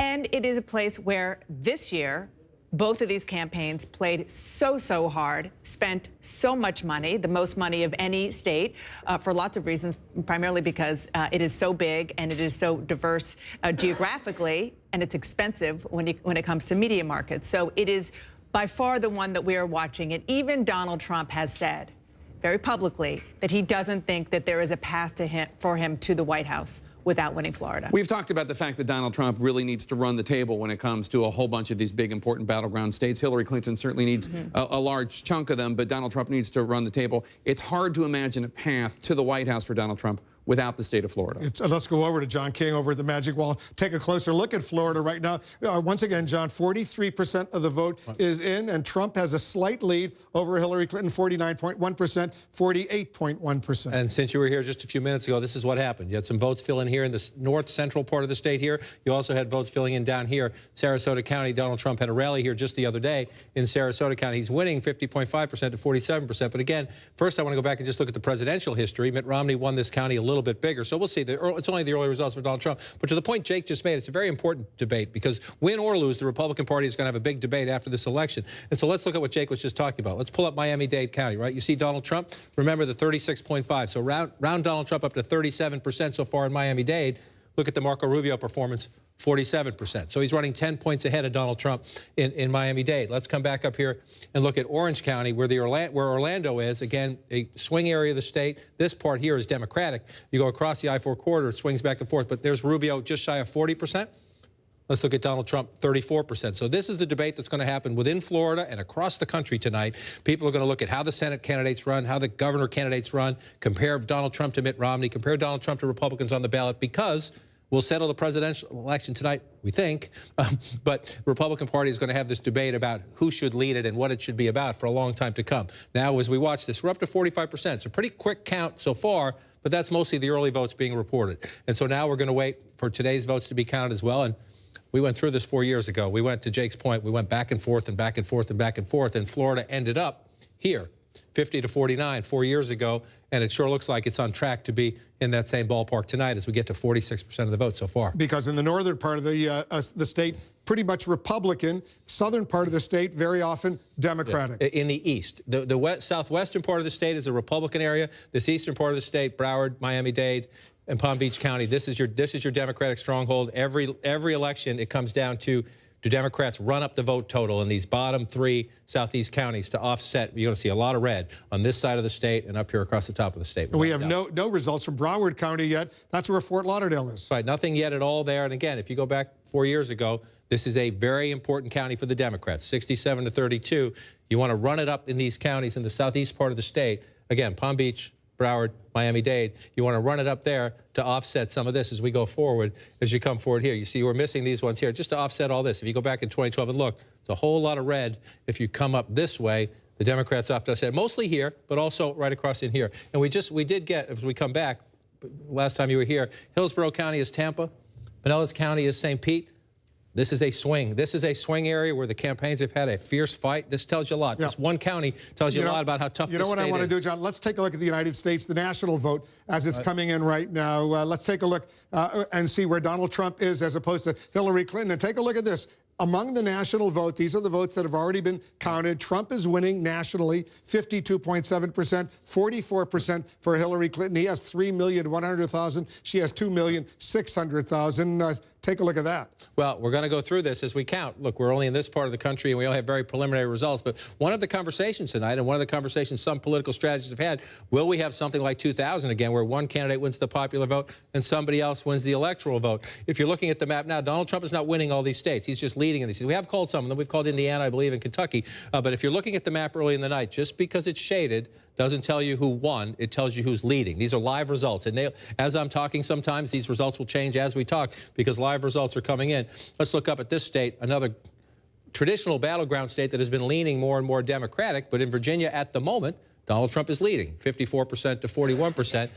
Most of the vote is coming in from Republican areas, so no surprise there. But here's one of the things we'll look at. We come out here, Fauquier County. This is a exurban area. Now it's a suburb. Used to be the exurbs. But outside of D.C., is Donald Trump running well out here? And then the key issue will be when we get in closer. Loudoun County used to be Republican, has now become a Democratic leading suburb. 28% of the vote is in there. Is 55% about right for Secretary Clinton? 52% for President Obama when he won the state 4 years ago. One of the things we'll look at as we go through the night. And again, I come back out here. This is one of the counties I always watch. Prince William County, once Republican, now Democratic, in part because of college-educated women and in part because of the growing Latino population. 57% right now. We just got the first votes in Fairfax County. I'll skip over there in a second. 57% there. You go back in time, 57%. So it's running about what it takes for a Democratic victory, even though Donald Trump is ahead at the moment. Fairfax County, 60%.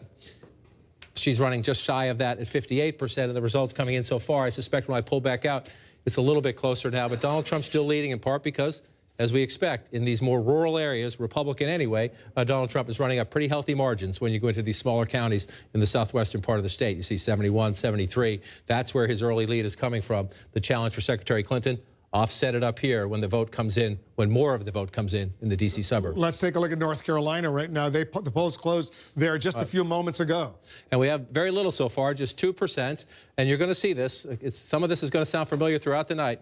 You're in these rural areas out here. Donald Trump has to run it up. So far, 63% to 35%. Remember, the polls are closed except for here in Durham County. Some polling places have been left open for up to an hour, I believe. That was Mark Preston's reporting a bit ago. And this is a critical area for the Democrats. When you look, you pull out, you see where we have the cities marked. One of the clues throughout the night about how close are we getting is where you see these dots, where you see the cities. That's your population centers. Do we have any votes from the population centers? If the answer is no, then not that that's insignificant, but it's nothing to place a bet on because we have to wait for more of the votes to come in. Very, very early. 2% of the vote is in. Donald Trump has, about a 20,000 vote lead, but it's very, very early in North Carolina. Ohio. Let's take a quick look at Ohio right now. Well, it's shaded blue at the moment, and Hillary Clinton would love that. That would be game over for Donald Trump, but that's because this is all we have right here, 2.1% out in this part of the state. All right.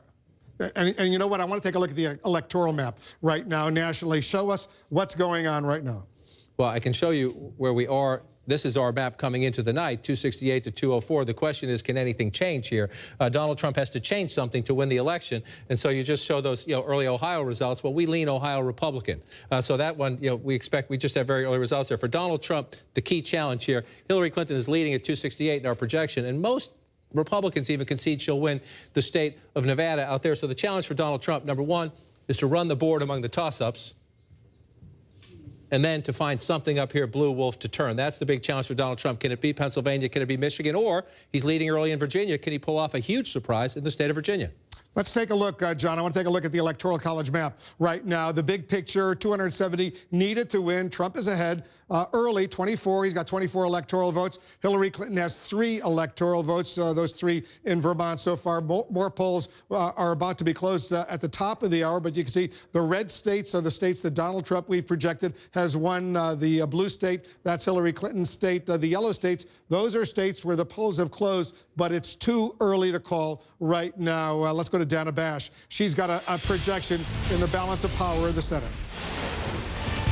That's right, Wolf. You said it's too early to call for the presidential, but in Ohio, CNN can project that Rob Portman, the incumbent Republican, will go on to win another term, serve another term in the U.S. Senate, defeating his Democratic opponent, the former Governor Ted Strickland. This was supposed to be a nail-biter, but Rob Portman locked it up pretty early with the help of tens of millions of dollars from Republicans there. A big win for Rob Portman. Let's look at another state where polls are closed, but it's just too early to call. North Carolina. This is another one that we will be watching all night long to see whether or not Democrats can take control of the U.S. Senate. Republican incumbent Richard Burr is fighting to keep his seat. He, at this hour, is just a little more than 42,000 votes ahead of his Democratic challenger, Deborah Ross. But as you see, they're very, very early. Now I want to look back at Florida. Polls are not yet closed, but you see we're getting some numbers in. Marco Rubio, the incumbent Republican, is up pretty significantly against his Democratic challenger, Patrick Murphy. About half the vote in, and he is doing quite well there. Democrats pretty much gave up on that seat once Marco Rubio changed his mind and said he was going to run for re-election. Let's look at what all this means for the balance of power at this hour. Jake, look at the big board. Democrats right now have 37. Republicans have 33. There are 30 left that we are watching.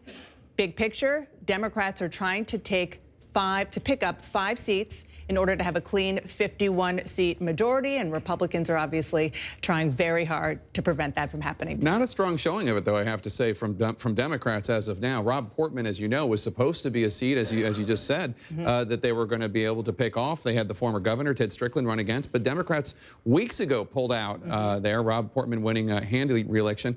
Interestingly enough, Rob Portman saying after that Access Hollywood tape came out that he would not support Donald Trump. He was going to write in Mike Pence. Which really kind of doesn't make much sense, but nonetheless, the voters there rewarded him with another term. And it is one of the themes that we've heard from Mitch McConnell, the now Senate Majority Leader, as he's trying to keep the seats in Republican hands. candidates matter. He learned that lesson the hard way when Republicans didn't take control for two cycles where they should have because of Republican candidates who made some pretty big mistakes. Rob Portman has been a very, very good candidate and ran as somebody who understands the state, and it served him well. Marco Rubio, also a decent candidate. We'll see what happens with that race. Wolf Blitz. Yeah, a lot of Republicans who don't like Trump, they're writing in all sorts of names in the course of this day. Let's get a key race alert right now. We got a lot of results coming in right now. Let's update you. First of all, more than half of the vote in Florida is now in 55%. Look at this. Donald Trump has a significant lead of 118,422 votes over Hillary Clinton, 49.7% to 47.4%. Florida, 29 electoral votes at stake. All the polls in Florida will close at the top of the hour. North Carolina, 10% of the vote is now in. Trump has a lead of more than 52,000 votes over Hillary Clinton, 54.5% to 43.3%. 15 electoral votes at stake in North Carolina. In New Hampshire, all of a sudden we're getting some votes in very, very early, 1%. Only 1% of the vote is in. 337 vote lead for Hillary Clinton over Donald Trump in the state of New Hampshire with 4 electoral votes. We're counting down to another round of poll closings just moments from now. The mother of all battlegrounds, Florida. That's coming up along with the results from key races in Pennsylvania and New Hampshire. Stay with us.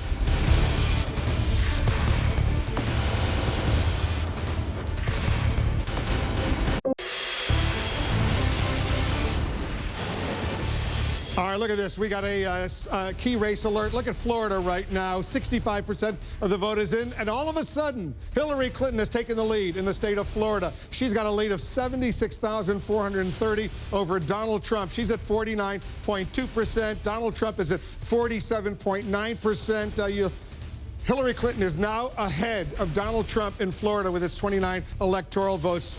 In North Carolina, 13% of the vote is now in. Trump is ahead with 74,969 votes over Hillary Clinton, 15 electoral votes in North Carolina. We're getting 3% of the vote in Ohio right now. Trump has a lead in Ohio, 96,000 plus to Hillary Clinton's 82,000 plus, 18 electoral votes in Ohio. We're getting more results coming in our key race alert. In Virginia now, 14% of the vote is in, and Trump has a 73,000 plus vote lead over Hillary Clinton, 54% to 41.2%. 13 electoral votes at stake in Virginia, and in Georgia, only 2% of the vote is in, but Trump has a lead of 31,977. Georgia, Trump has the lead with its 16 electoral votes at stake. Let's go over to John King. John, Florida has been going back and forth. All of a sudden, Hillary Clinton is ahead by, what, a point and a half or so. And we're up to 65% of the vote, so 2/3 of the vote in. The big question is, how quickly does the rest of it come in? We've spent a lot of long nights in the state of Florida as it gets tight like this, and then sometimes the vote count slows down. What are we looking at? Last time we checked, remember you were here, we had nothing from Broward County. That still says 0%, so it's the early votes dumped in. We'll get more later, but 70% to 28%. Again, you go back in time just to compare it up. That's at 67% for President Obama, almost 70% for Secretary Clinton, so she's running a little ahead percentage-wise so far in Broward County. If you pull it out, I hate to say it, but this map is filling in a lot like 2012. Look at the map. Let's show Democratic votes here, Democratic votes in the population centers here, a lot of Republican votes across the top here. That's this year. Let's go back in time. Democratic votes here, Democratic votes across here, mostly Republican up here. It was 50 to 49 4 years ago. Get ready. We're at 48.9 to 48.2 as we go through this year. So it's fascinating to watch. And you just start to go through some of the population centers. Orange County is Orlando, 62% for Secretary Clinton. Then you move out to the west here, the Tampa, the Hillsborough County. This one's a bit closer, 53 to 43. 10 points there. Look at this. 7 points there. So she's running a little bit ahead in Hillsborough County of where President Obama was. But then you move out here to Pinellas County, and you got 49.8% to 46% here as you go out and you look at it here. So it's just remarkably tight as we go through. Both of them over 3 million votes, now up to 71%. So the vote count's coming in very quickly in Florida tonight, Wolf. Hillary Clinton now with a bit of a, that's the biggest lead we've seen in the state so far. But, Wolf, I'll put the emphasis on so far. We'll keep counting. It's a real battle in Florida right now. We're only moments away from the biggest wave of poll closings in the presidential race. We're counting down to the top of the hour. That would be 8 p.m. Eastern. That's when the last polling places close in the battleground states of Florida, Pennsylvania, and New Hampshire. The polls also will be closing in Alabama, Connecticut, Delaware, the District of Columbia, Illinois, Maine, Maryland, Massachusetts, Mississippi, Missouri, New Jersey, Oklahoma, Rhode Island, and Tennessee together.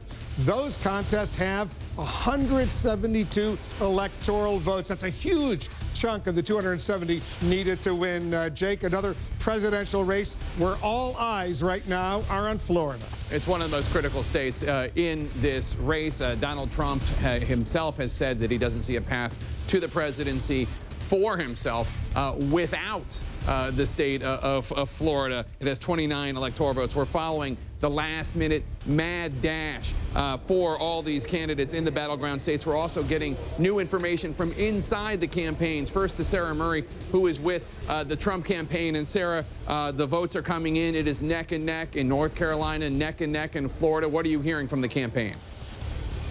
Well, Jake, as you know, Florida is, of course, always a source of heartburn. But for the Trump campaign, their particular angst is not knowing how these independent voters are going to shake out tonight. If they're going to lean in favor of Donald Trump, if they're going to lean in favor of Hillary Clinton. Now, I've talked to multiple sources who say they really don't have any information about these independent voters. It's been a struggle to get the kind of resources they need in Florida, to get the kind of money that they would need to be able to model this independent electorate. And so even though Donald Trump himself has been personally interested in which way these independent voters are leaning, they're saying they just don't have any way to tell him. They're just waiting to see the results, just like we are. So flying a little bit blind tonight on one of their most important states, Jake. Interesting. Let's go now to Jeff Zeleny, just a few blocks away at campaign headquarters. And Jeff, the Clinton campaign knows that they need Florida. They have been saying for quite some time that they feel better about Florida than they do about states such as North Carolina, states such as Ohio or in Iowa. What are you hearing from the Clinton team? Jake, the number is 29. That is one of the favorite numbers, the most important numbers inside that Clinton war room here at the Javits Center. And the Clinton campaign is increasingly confident about Florida, the numbers that are coming in and also what they've been seeing on the ground throughout the day. They point to some specific counties across the state, Orange County, Osceola County, Hillsborough County. They believe that they're outperforming Obama numbers. Of course, he won the state narrowly. Also, Duval County. They say Donald Trump is not doing as well as Mitt Romney. This is the view of the Clinton campaign here. But Jake, the reason that Hillary Clinton visited Broward County, a key Democratic area, 3 times in 1 week, was to drive up that Democratic vote. They believe they've done it. But one senior Clinton advisor I just talked to said the Hispanic numbers are rising through the roof. That's why we'll win Florida. Jake? All right, we'll see what actually happens. Let's go to Wolf Blitzer right now, who has a key race alert. We do have a key race alert. Hillary Clinton has now taken the lead in Florida and North Carolina. Let's take a look at Florida first. 72% of the vote in. That's a big chunk of the vote. Hillary Clinton is now ahead by an impressive almost 172,000 votes over Donald Trump. 49.9%, 47.3%, 29 electoral votes. All the polling in Florida closes at the top of the hour. But 72% is in. She's got 171,000 lead right now over Donald Trump. And look at this. In North Carolina, 28% of the vote is in. She is ahead by 21, almost 22,000 votes over Donald Trump right now, 49.7% to 48%.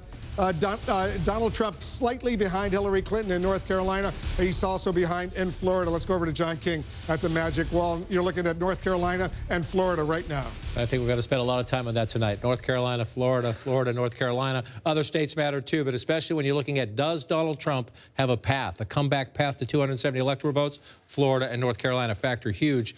It's almost impossible to get him there without Florida. You can have a variation without North Carolina, but it's a little bit pie in the sky. So let's look at Florida. 49.8 to 47.4. Significantly, the votes come in pretty quick. 72%. We'll see how quickly it comes in from here. But when you look at this map, Wolf, not to sound like repetitive, but this looks a lot like the 2012 map so far. And Hillary Clinton has to be very happy with the margin she's running up down here in the big Democratic strongholds. Palm Beach County, move down. Broward County, she's at just shy of 70% there. Miami-Dade County, 64% there. She has to be very happy with these. The question is, what are the, as the vote totals come in, do they match up to what she needs to offset Donald Trump is doing what the Republican needs to do, especially areas like this. You pull up Collier County. This is where Naples is. He's running at 61%. Let's go back in time just for a check. 65%, so a little bit under Romney there. We still don't have a lot of the votes here, though. We'll keep an eye on these things as we go through. If you come up here, Jeff Zeleny was just talking about the Clinton campaign. These are the swing counties across here that they're looking at. What's their margin in the Tampa area? That's Hillsborough County. You see at 10 points right there.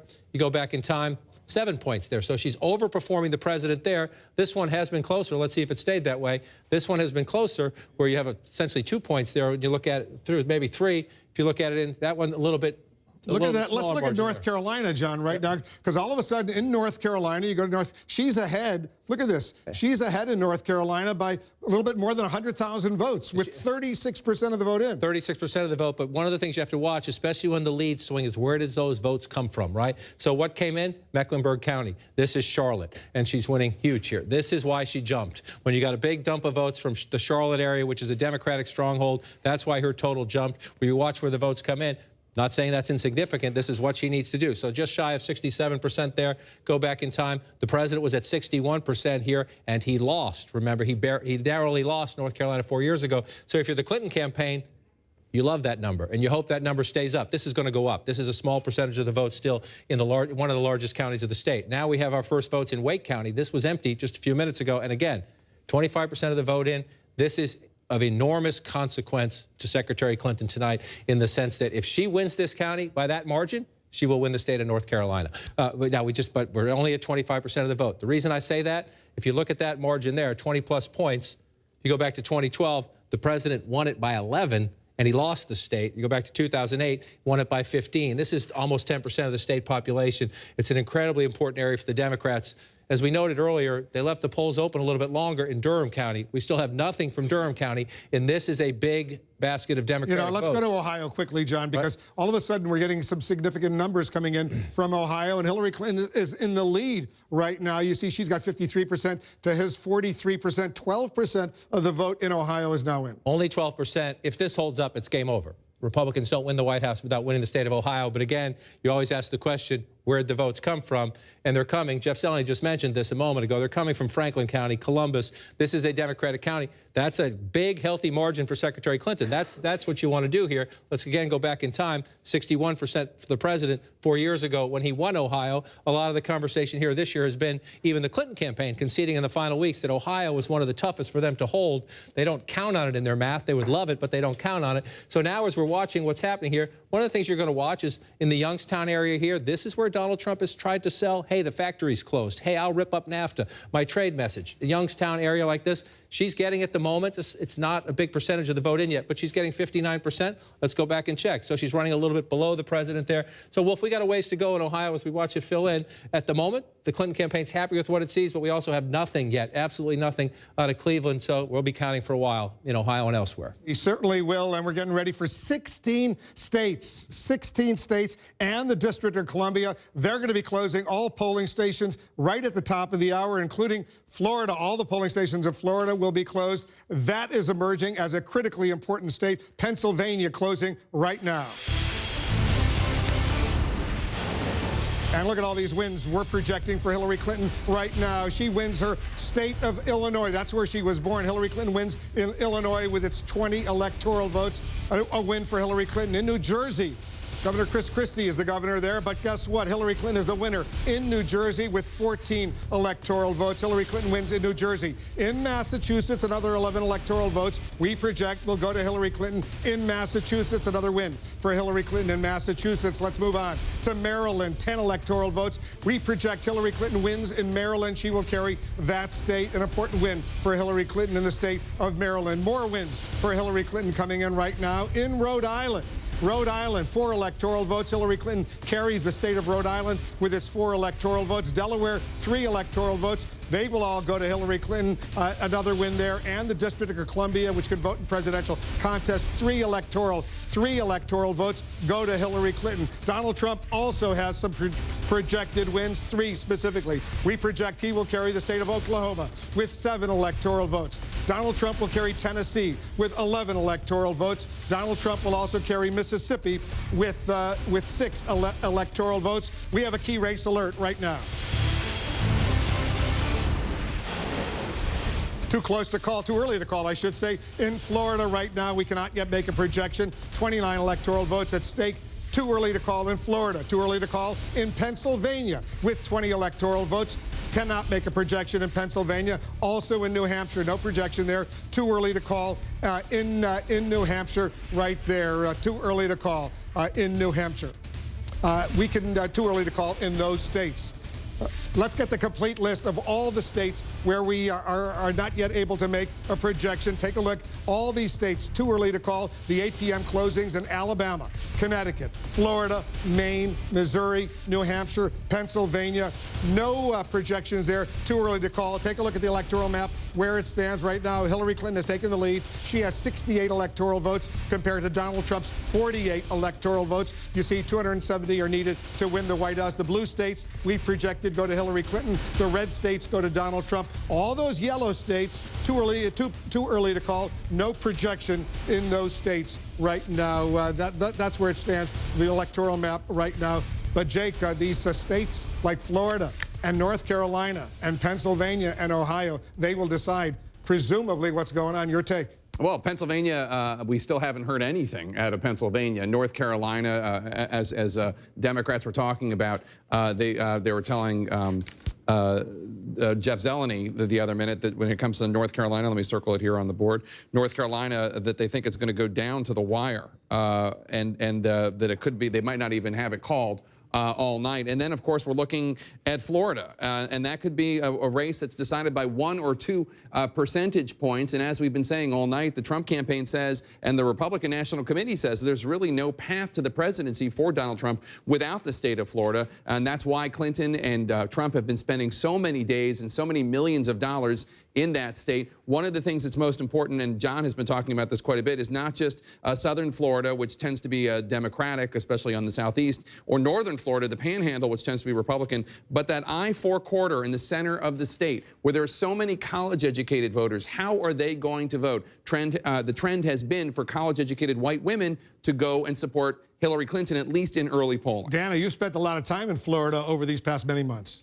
Yeah, and I just want to echo one thing that Jake was talking about with regard to how close Florida is always historically and what Republicans think is a path. I was just talking to a Republican source who says that at this point, the way that they're seeing the modeling, it looks like Donald Trump is more likely than not to lose by a couple of points in Florida. That's what they're seeing. They could always be surprised. They don't have all the votes in, but that is the expectation from a Republican source that I'm talking to. And to your point earlier, Marco Rubio, who is running for re-election in Florida, is outperforming Donald Trump big time in key pockets of the state, but particularly in his home area of Miami-Dade. But it's very important what Dana just said. There's modeling, there's polling, right, and then there's the voters. Yeah, exactly. There's all most important. There's the science, and there's the methodology, and then there's what people actually do. So even though, the do is what's happening as we speak. And even though there are Democrats saying we think we're going to win Florida, and Republicans saying we think they might win Florida, at the end of the day, nobody knows what's going to happen until the voters actually do it. We have an update on the voting, the all-important voting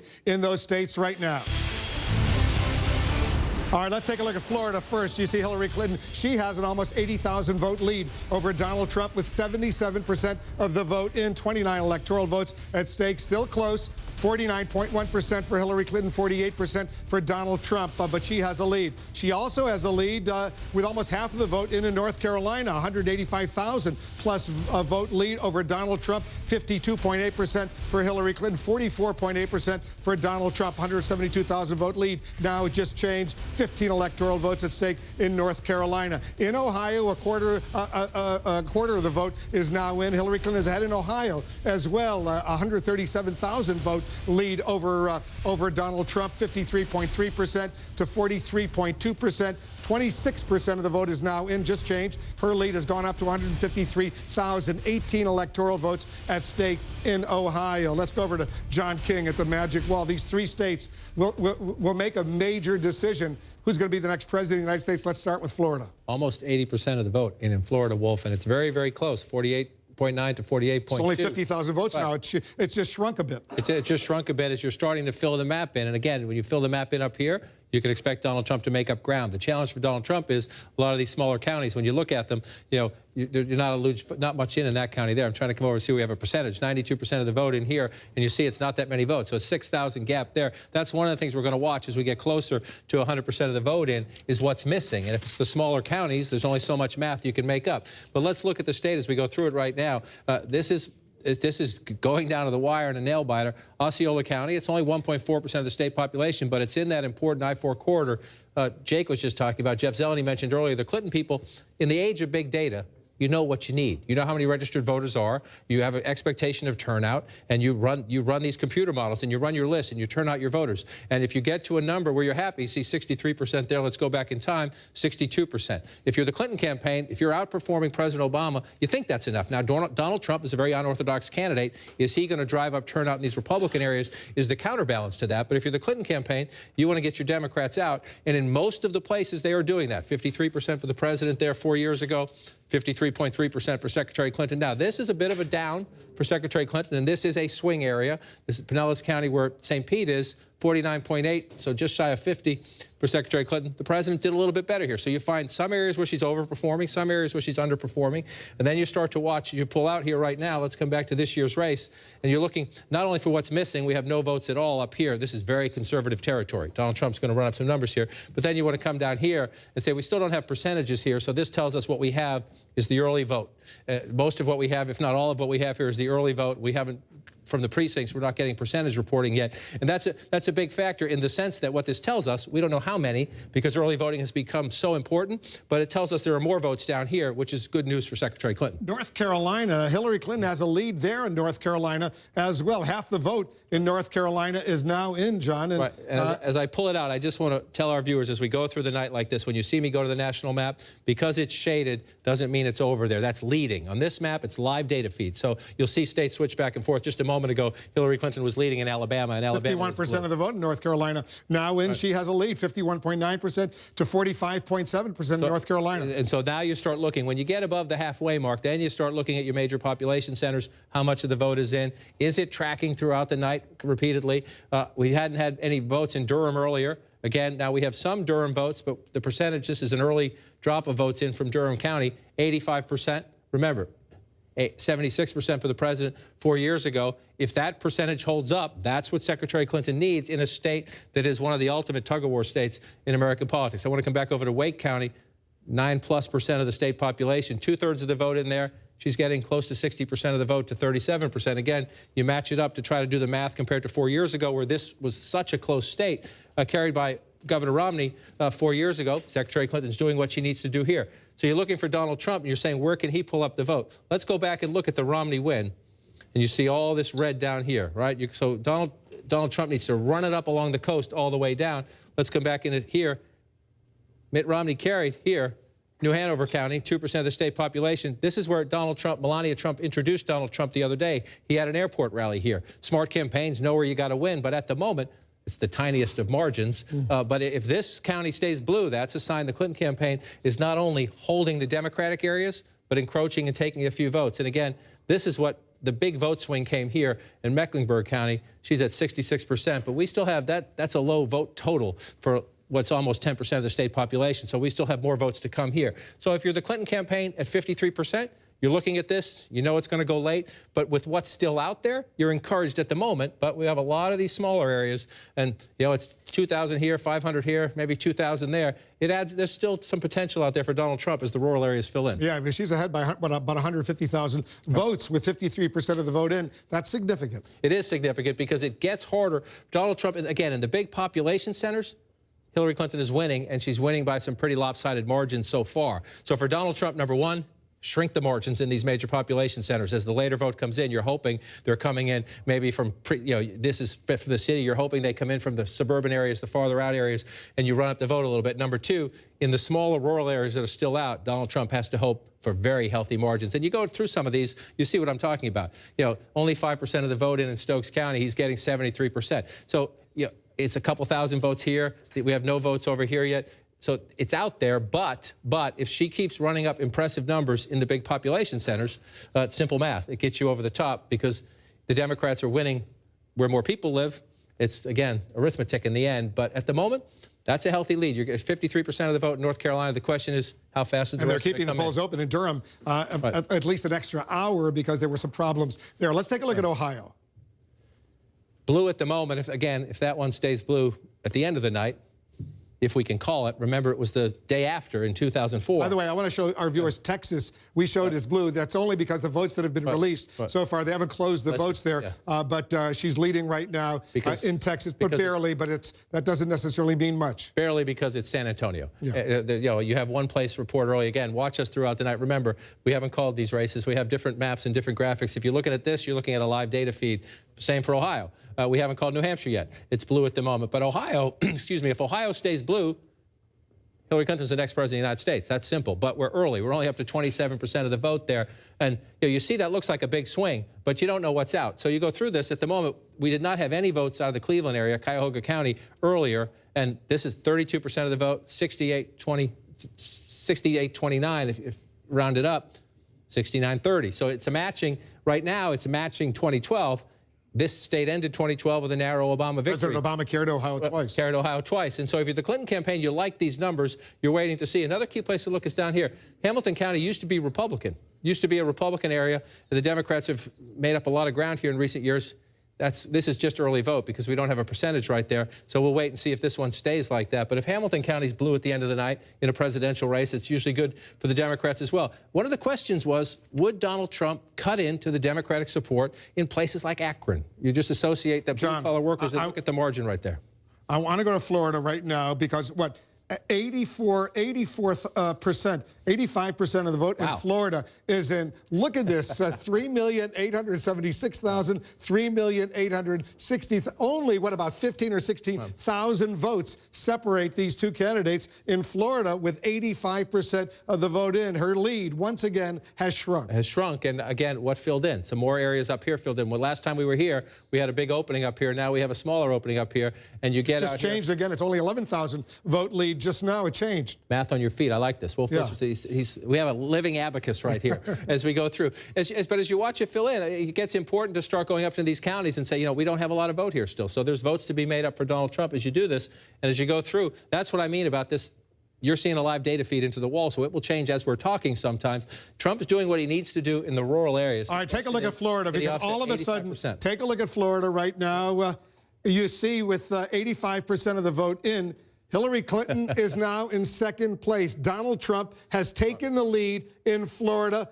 He's got 3,900,000, 3,900,029. Look at how close it is. Look at how 700 votes or so separate these two candidates. Donald Trump, all of a sudden, has taken the lead in Florida. 740 votes there. You remember a campaign long ago, 537 votes. That would be 2,000. That's what Florida is. I mean, Florida and North Carolina are these two states that are just 50-50 battleground states, and why we're going to have to count deep into the night. 86% right now. So you start asking yourself, what am I missing? And significantly, remember last time I went to Pinellas County here, Hillary Clinton was leading.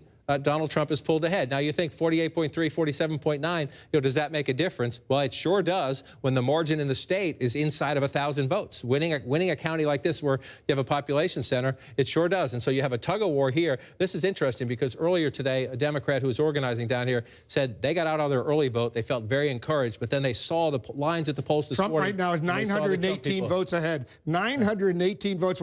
Almost 8 million people have already, their ballots have been counted, and he's got a lead of just under 1,000 votes. 86%. So we're going to look here. Let's go down again. I just want to go down and look Collier County, 92%. This is where you start looking when the race is this close. What are we missing? So you're missing 8% here, but they're getting there, right? So you got most of the vote counted there. So then you come over here and you get 80% here. So if this margin take a look at this. We'll just change it. Yeah. She has now taken the lead once again. Hillary Clinton is now in the lead. It's going to update in a second. We're watching this very closely. You can see right there.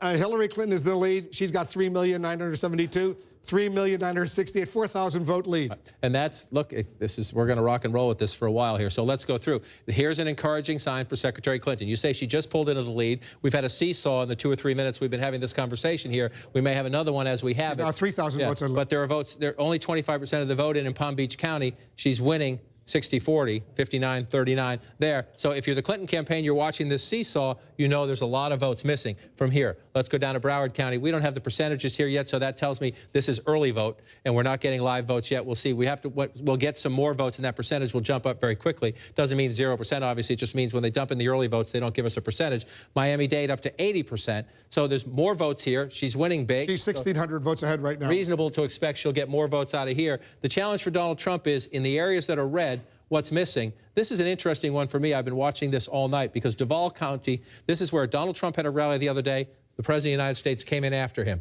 Duval County is a Republican area. Trump is up right now, 49-47. But when President Obama won narrowly 4 years ago, he lost this county by 3 points. Sometimes it's about the margins. You see the blue and the red, you think Democrat, Republican, but the margins within these large counties can make a big difference.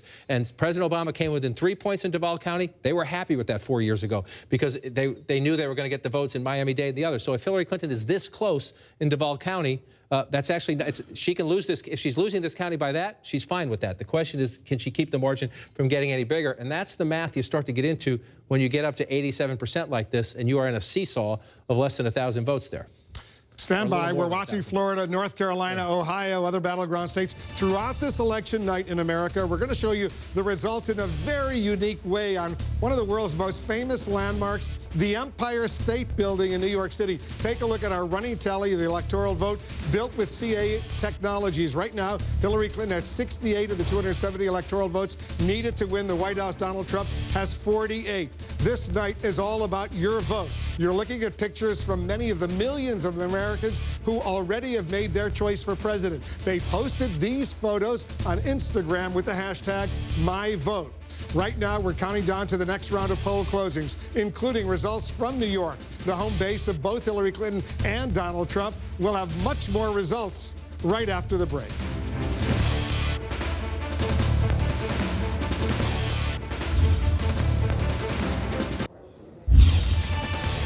Here's another check of the electoral vote count so far. It's lighting up the Empire State Building right in the heart of New York City. Hillary Clinton right now with 68 electoral votes of the 270 needed to win. Donald Trump with 48. We're counting down to another poll closing and another chance to make a projection in the presidential race. Right now, here's a key race alert. All right, take a look here at Florida. We'll start with Florida. 88% of the vote is in. Look at how close it is, 48.5% to 48.4%. Donald Trump has now taken the lead. Donald Trump is ahead of Hillary Clinton by 8,071 votes. 29 electoral votes are at stake in Florida. 88% of the vote is in.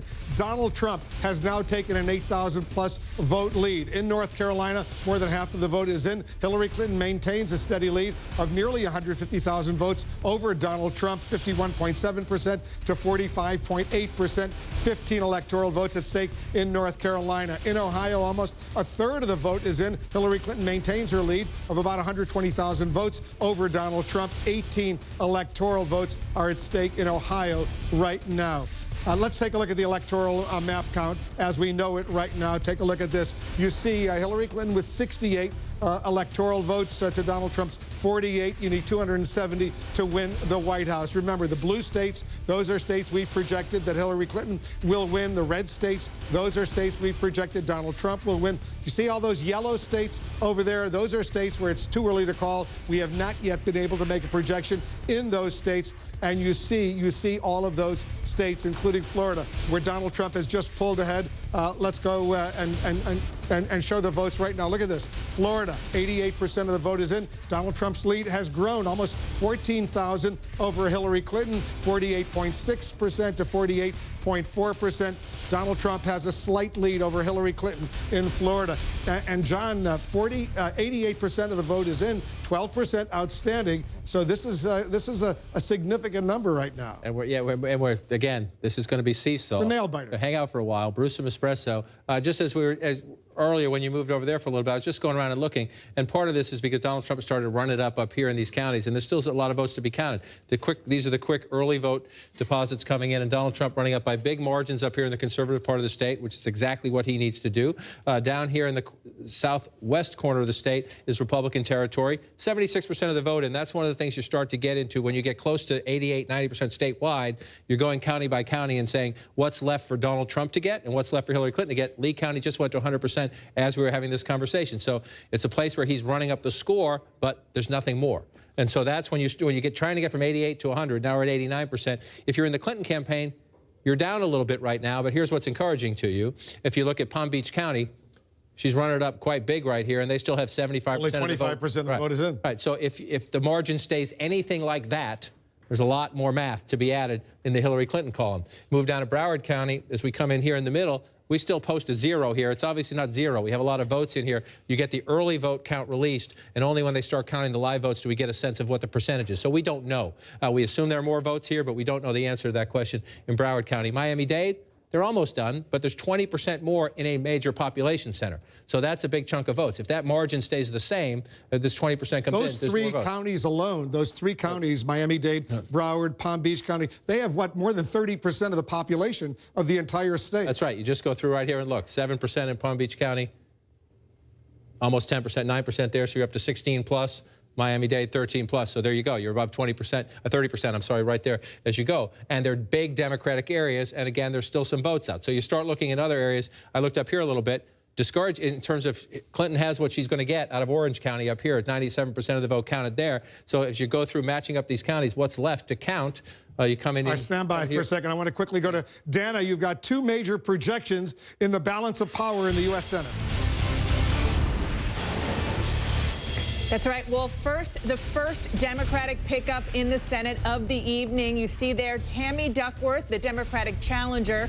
CNN can project that she will beat the incumbent Republican Mark Kirk. This is a seat that Republicans, frankly, gave up on a while ago. They knew that Tammy Duckworth, especially in a presidential year in a blue state, was very likely to win, and CNN can project that that has happened. Now let's go to the state of Florida. Very close in the presidential level, but on the Senate level, CNN can project that Marco Rubio will go on to win another term in the U.S. Senate, defeating his Democratic challenger, Patrick Murphy. This was not a seat that Rubio wanted. He said he was going to retire until a lot of bigwigs came in and convinced him to reconsider. He did, and now he looks like he will go on to win re-election. Now let's look at some other pickups for, other wins that CNN can project this evening. Richard Blumenthal, the incumbent Democrat in Connecticut, CNN can project that he will win another term, defeating his Republican challenger, Dan Carter. Now in the state of Maryland, CNN can project that Chris Van Hollen will will beat his Republican challenger, Kathy Schlega. This was an open Democratic seat, so it stays in the blue column. Then in Oklahoma, James Lankford, the incumbent Republican, CNN can project there he will win re-election, defeating his Democratic challenger, Mike Workman.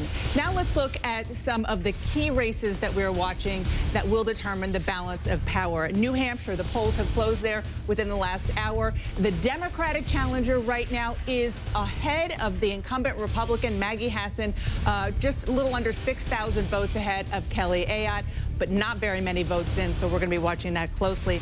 And then also North Carolina. Deborah Ross is the Democratic challenger. She has a significant lead right now against the incumbent Republican Richard Burr. She is hoping to unseat him, and Democrats are hoping that that will be another one in their column in their quest to take back the Senate. Now let's look at what all of this means, Jake, for the balance of power. At this hour, you see there on the big board, Democrats have 40 seats. Republicans have 35, 25 left to call. But the big news during this hour is the fact that Democrats have their very first pickup in the state of Illinois. So what that means is they would need 4 more pickups, holding all the rest, in order to become the majority again in the U.S. Senate. This was the one that we knew the Democrats would get in Illinois, and then we also suspected that Rubio in Florida and Portman in Ohio would be able to hold on to their seats.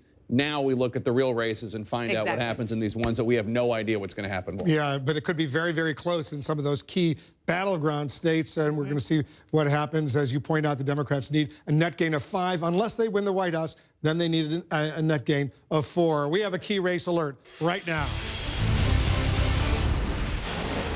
All right, let's show you what's going on in Florida right now. 29 electoral votes are at stake. 91% of the vote is in, and Donald Trump is building up a sort of impressive lead, 63,297 votes. Donald Trump has a lead over Hillary Clinton in Florida with 91% of the vote in, 48.8% to 48.1%. 56% of the vote in North Carolina is in. Hillary Clinton has an impressive lead of 131,000 over Donald Trump. 15 electoral votes at stake in North Carolina. In Ohio, 31% of the vote is in. Hillary Clinton has a lead of almost 100,000 votes over Donald Trump in Ohio. 18 electoral votes at stake in Ohio right now. We've got more. In Virginia, 45%, almost half of the vote is in. Donald Trump has an impressive lead over Hillary Clinton. In Virginia, 130,000 vote lead, in fact, over Hillary Clinton. 13 electoral votes are at stake in Virginia. More numbers coming in, more results coming in. 9% of the vote in Georgia is in. Donald Trump has an impressive lead of 169,000 plus over Hillary Clinton. In New Hampshire, only 7% of the vote is in, but Hillary Clinton's lead is 5,700 over Donald Trump, 53% to 41.8%. Michigan, they're going to be closing the polls, but we've got some numbers so far. Hillary Clinton has a 20,000 vote lead over Donald Trump. 6% of the vote is in Michigan. And in Texas, they'll be closing the polls soon, but 46% of the vote has been released. Hillary Clinton, look at this, has a 56,000 vote lead over Donald Trump with almost half of the vote in Texas right now. There you see right now. We have more projections to make right now. 2 more wins for Donald Trump. CNN projects Donald Trump will win the state of South Carolina with its 9 electoral votes. Another win for Donald Trump in South Carolina. Donald Trump will also win Alabama with its 9 electoral votes. Donald Trump the winner in Alabama and South Carolina. 2 important wins for Donald Trump. We have a key race alert right now. The polls in Arkansas have just closed. Too early to call in the state of Arkansas, Bill Clinton's home state. Hillary Clinton was the first lady of Arkansas. Too early to call in Arkansas. 6 electoral votes right now. Let's take a look at the Electoral College map, see where it stands right now with these latest wins. Look at how close it is. 68 electoral votes for Hillary Clinton, 66 for Donald Trump. You need 270 to win the White House. Let me remind you, the red states we've projected Donald Trump will win. The blue states we've projected Hillary Clinton will win. The yellow states, too early to call. No projection yet in those states. Jake, this is a nail-biter in several of these states. It's been going back and forth, up and down. In Florida, especially Donald Trump with something like a 60,000 vote lead right now, but there are still lots of outstanding votes in Broward County and in Palm Beach County, the southeastern part of Florida, where there are a lot of Democratic votes. And still, it's as we always said, this was going to be a very tight race in some of these states. And in Florida, really, I have no idea what's going to happen. Republicans and Democrats still anticipate Hillary Clinton could edge it out, but at the end of the day, who knows? And Dana, Donald Trump really needs to win Florida if he's going to have a major shot. He could do it in other ways, but Florida is so important. That's right. Look, it's important for him just emotionally and symbolically because he feels that it is a second home because of Mar-a-Lago and other places that he has there, but also, much more importantly, mathematically, it is very, very hard for him to get the keys to the White House without going through Florida first. And as you said, the counties that are out do seem to be more Democratic than the ones that we already have in that shows Donald Trump slightly ahead. But I have to say, I was just communicating with some Republicans saying, well, you can't say we didn't get our vote out, right? Because it certainly looks like they did. Yeah, although we should point out, again, we've already called Florida for Marco Rubio. Exactly. I mean, so the Senate candidate. The Senate candidate there. So he was running significantly ahead of Donald Trump. And it's interesting, one of the subtexts of this night is how did Republican Senate candidates deal with Donald Trump? Mark Kirk in Illinois, he announced he was the first Republican in the Senate to say he was not going to endorse Donald Trump. I think he said he was going to write in General McChrystal. He got decimated in that very blue state. Marco Rubio tried to keep an arm's length, but he did say he was going to vote for Donald Trump, and he tried to challenge his Democratic opponent. Do you think Hillary Clinton is trustworthy? Do you support her? And apparently his argument won the day. And can I just point out one bit of irony? Marco Rubio's presidential race ended because Donald Trump trounced him. Killed him. In Florida. during the presidential primary. And now here we have Marco Rubio being convinced to run for re-election. We project that he's winning, and Donald Trump is fighting for the broader electorate. Originally said he wasn't going to run for re-election. He decided to run for re-election. It was only 4 months ago that he changed his mind. Let's take a look at the state of Florida right now, because Hillary Clinton was ahead, Donald Trump was ahead. They're going back and forth. There's still votes outstanding. But take a look at this. 91% of the vote has now been counted. I must say I'm impressed that Florida counts its vote so quickly, almost 10 million, 9 million votes.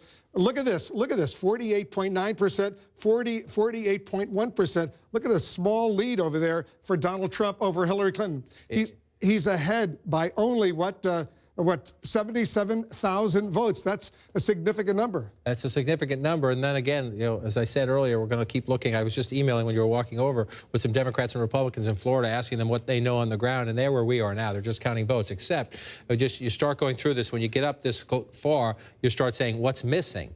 And you still have half of the votes in Palm Beach County to come in, and Hillary Clinton has a big, healthy lead there. There's no guarantee, zero guarantee, she keeps that spread. But if she keeps anything like that spread, she's, you know, what, almost 90,000 votes up there. If the other half comes in, and she'll pick up, if she picks up somewhere in the ballpark of 80,000 votes when the other half comes in, that's significant given how close this race is. So one of the most significant issues in Florida now, as we get up to 91% statewide, and I'm going to keep checking it because it can change on the fly as we go through this, is what's missing. And there's a lot of votes missing in that Democratic stronghold. A lot of votes missing here. We don't have the exact number yet. Broward County turnout, we are told, expected to be up from 2012. These are the early votes, and there's always one county in any state that's a little slow to count. And we'll wait to see if we get more votes. This bodes well for Hillary Clinton. The expectation is, we don't have the exact percentage, but the expectation is she's winning big, and unless there's a dramatic change in the results, she's going to get more votes there. And we come down to Miami-Dade, they're almost done here, but in a big populous county like this, 9% or 10% of the vote can make a difference. So if you're looking at the map right now, you're trying to think, are there places on this map where Donald Trump can make up what's still to come? And again, he's ahead by a very slight margin at the moment. There's every reason to expect Hillary Clinton will make up that margin and more down here. And so then the question is, where do you look for Donald Trump? So let's just go through. I'm picking these counties randomly. Well, here's one. Only at 32% of the vote. Again, it's not a lot of votes. It's less populated, but that's the key in these states. In just about every state we're going to go through in these battleground states, you see a lot of red. Those are smaller rural counties. So the question is, how many can you get? They're at 100% here, Citrus County. That's bad for Donald Trump. You come over here, they're only at 32% in Marion County, so there are more votes to get. Are there enough? Are there enough of these rural counties? This one's at 100%. You come through here, they're at 96%. You move up here at 97%. So after a while, you start to think if most of these counties, let's just keep picking them randomly to see, 100% and 45%. So in some of these counties, very small, the question is, when you're getting 100 votes here, 500 votes here, 700 votes there, can you make up for this? And that's always the challenge for Republicans in a state like Florida, because when you get down here, I just want to come back to Miami-Dade and check it, this is where you're talking about tens of thousands of votes. When the percentage number moves up, you're talking about tens of thousands of votes, not hundreds of votes. And so if you're looking at this map right now at 91%, you're crossing them a little bit in the Clinton campaign, but you think you get enough down here still in the bank to get you over the finish line. But that's by no means guaranteed, because we're going to have to go through all these smaller rural counties. He's 84,000 votes ahead right now. Right. But as you point out, ahead those right Democratic counties in the South, there's still a lot of votes outstanding. You could get those right here. You could get those right here in Palm Beach County. The combination of Palm Beach, Broward, and what's left in Miami-Dade to be counted is more than enough. The question is what else is still out there. And again, when you start to pick, you know, this is a large Republican. It's only 2% of the state population, but it's all Republican. Donald Trump's winning it big, but it's 95% in. You come over here, Lee County, here's a place where Donald Trump could do some business. Take a look. Let's go to North Carolina and Virginia. Donald Trump, by the way, in Virginia, Donald Trump is ahead. Let's go to Virginia first. Right, you look at Virginia. I've been watching this one repeatedly because Donald Trump is ahead. And just a cautionary note. Again, this is more competitive than we thought Virginia was going to be, at least that a lot of people thought Virginia was going to be. So here's the big issue. Donald Trump is doing exactly what he needs to do out here. These are your smaller rural areas. You pick out these counties, 68%, 69%. 79%. Donald Trump's doing exactly what he needs to do out in rural, but the problem for the issue is what's here. Only 50% in Loudoun County. Secretary Clinton running it up. This is where your population center is, coming closer to Washington, D.C. Only 27% of the vote counted in Fairfax County. Again, look at the margin there. Go into Fairfax City and pull that out. Only 43% of the vote counted there. That's a very low number there. So we're waiting for a lot more votes out of Fairfax. Want to move over here. You come down here to some of these swing counties that you look at. Hillary Clinton. This is a comeback for Donald Trump. When we looked earlier tonight, and we're only at 16% in Prince William County, he was way down in Prince William County when we were in the single digits. This is a comeback of sorts there to show this will be the challenge. If Donald Trump can stay that competitive in these outer suburbs, then he has a chance. If you get into places just across the bridge in Arlington, Virginia, where you find the Pentagon, this is what you expect, 2/3 of the vote. So there's more votes for Hillary Clinton to come out of here. The question is, can Donald Trump stay more competitive in the outer suburbs and then run it up in these rural areas? But again, let's just check down here in the Norfolk area to see what we have here. Chesapeake County, 61% there. Fort Smith here, 41%. In these Democratic areas down here, still some votes to be counted. So Donald Trump is ahead. That's encouraging, but we still got some business to do in Virginia. North Carolina, Hillary Clinton is ahead in North Carolina right now. She's ahead, what, by about 80,000 votes, more than 80,000 votes. 85,000 votes. 85,000 votes, and they are coming out of the big areas where she needed to get them. Mecklenburg County, just shy of 10% of the state population. That's a big margin, and we still have more votes to get here. Again, when you go into these states now, statewide, where are we? 59%. And so we still know, because we have a 0 there, that means this is an early vote dump, and we're waiting for more votes to come in. We still have more to get out of Mecklenburg County. Then you move over here. Wake County, again, used to be the back and forth swing county in the state. It's a Democratic county now, but the Democrats need to win it big. She's winning it big. That's about 100,000 votes. That's what she needs to do. And here, again, and this is where we're waiting, because the polls were kept open. They should be closing now in that area, Durham County, right in this ballpark. So again, you look at this, and the question is, where does Donald Trump where can he get his votes in these places where he's winning? Let's just look. Brunswick County, again, it's a small area, but you want to compare it. He's running even with where Governor Romney ran. Romney was at 60% here. Donald Trump's just shy of that. So as you watch this pull out, it tells you the performance-wise, and we're seeing this in a lot of states, performance-wise in this race, it looks a lot like 2012. Now, obviously, President Obama won in 2012. In this state, Mitt Romney won. And so we're going to watch this. We still have, you see the light, the gray, those are mostly Trump votes. You can be pretty sure that in these rural areas, this one, between two Democratic counties here, Democrat might win this one. But if you come through and you look back in time, most of these rural areas, up here, they're Democratic. Down here and out to the west, they tend to be Republican. So if you're looking at the map right now, a little bit more probably to be gained for Secretary Clinton up here. Trump has to run it up here. And then the population centers, we haven't looked at Winston-Salem all night. Again, we have a 0. This means this is early votes to come in. So if you're the Clinton campaign, you're looking at the map, you still have some, in these population centers. You know that 59% of the vote is in, so there's still lots of votes out there. Let's go to Ohio right now. Hillary Clinton is ahead in Ohio. No Republican has ever won the White House without Ohio. Right, and a quick footnote again as we go through this, if you're just joining us. These are states we're still counting the votes in. This one here, I just want to show you. We don't think Hillary Clinton's going to win Mississippi tonight. If she does, that would be a stunner. But these are live data feeds, so it's 1 or 2 precincts, 1 or 2 counties coming in. So bear with us as we go through the night. You wanted to go to Ohio right there, 49 to 46. Again, if you're the Clinton campaign, you're encouraged. The map is filling in. I just want to show you. This is third of the vote is in. Right. So look at the map. Remember, it's mostly red. Remember where the blues are? It's pretty typical. A little more red up here for Donald Trump so far up here. If you look up along the northern she's part ahead of the state. now by 50,000. But she's ahead by 50,000 votes. And so the question is, this is your biggest vote center, Cuyahoga County, where Cleveland is. 32% of the vote. She's running it up pretty big. It's a reasonable expectation. There's more in the bank here for Secretary Clinton. So then you want to pull out and you say, here's the issue. It's a lot of red, right? They're smaller, but this is only 24% of the vote. Only 17% of the vote. Only 18% of the vote. 60% of the vote here, but still some more votes to come in. Trump. So Trump is winning all this red, and if you're Donald Trump, be patient. Republicans should not give up on Ohio. There's a lot of places here that have not counted the votes. And again, you're talking, it's not as big a margin, but if it's 2,000 here, 2,000 here, 1,000 or so here, over time you can make it up. So there's still a lot to be counted in Ohio. We're up to a third of the vote, but if you look what you're looking for in the Republican areas, are you getting to 100%? Then if you're the Trump campaign, you'd start to get worried. We have a lot of counting to do still in Ohio. She's ahead at the moment, but there's a lot of business to be done. As you see, most of these counties are still in the 20s or the 30% wise. Let's go back to North Carolina, because Hillary Clinton's lead in North Carolina, critically important state, has just narrowed to about 66,000 votes, with 61% of the vote in. 66,000 votes, and so you're seeing what's happening. I just want to go out here to the Democratic area where she's getting 57%. You start to watch and see where Donald Trump is starting to pull in. He's got votes to be counted out here too. 33% of the vote here. He's pulling pretty healthy margins in the smaller rural areas, and there's still votes to be counted. So as these counties come in, he's coming back. I just want to keep checking here because it's the big population centers to see if it's getting any closer. We're still waiting. for more votes out of Mecklenburg County. And the question is, you have the early vote that comes in. The Democrats, in a lot of places, the Democrats feel very happy with their early vote turnout. Sometimes when you get the day of voting, the Republicans will stage it. Even in a Democratic area, the Republicans will get closer because of the traditionalists who turn out on Election Day. So we need to be careful when we look at these big places where we still have votes to be counted. But here in Wake County, we're now up to 88%. And so this is to the same point. In a very competitive state, the Clinton campaign can count on some more out of Wake County, but they're starting to, this is where you run your models. You got 12% left. Is it enough to offset elsewhere?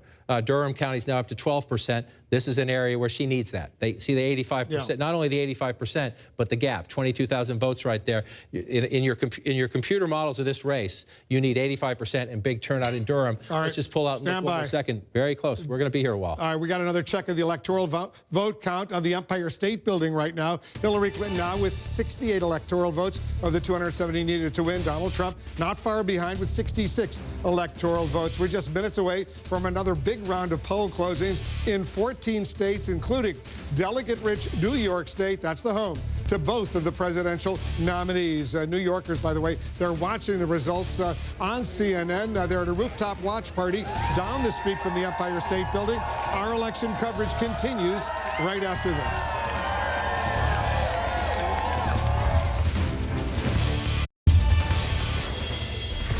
It's a close race to 270 electoral votes right now. You can see our running tally on the Empire State Building. Hillary Clinton now with 68 electoral votes. Donald Trump with 66. And just down the street from the world-famous landmark, New Yorkers are watching election results on CNN as we get ready for the polls to close in New York State. That's the home turf for both Clinton and Trump.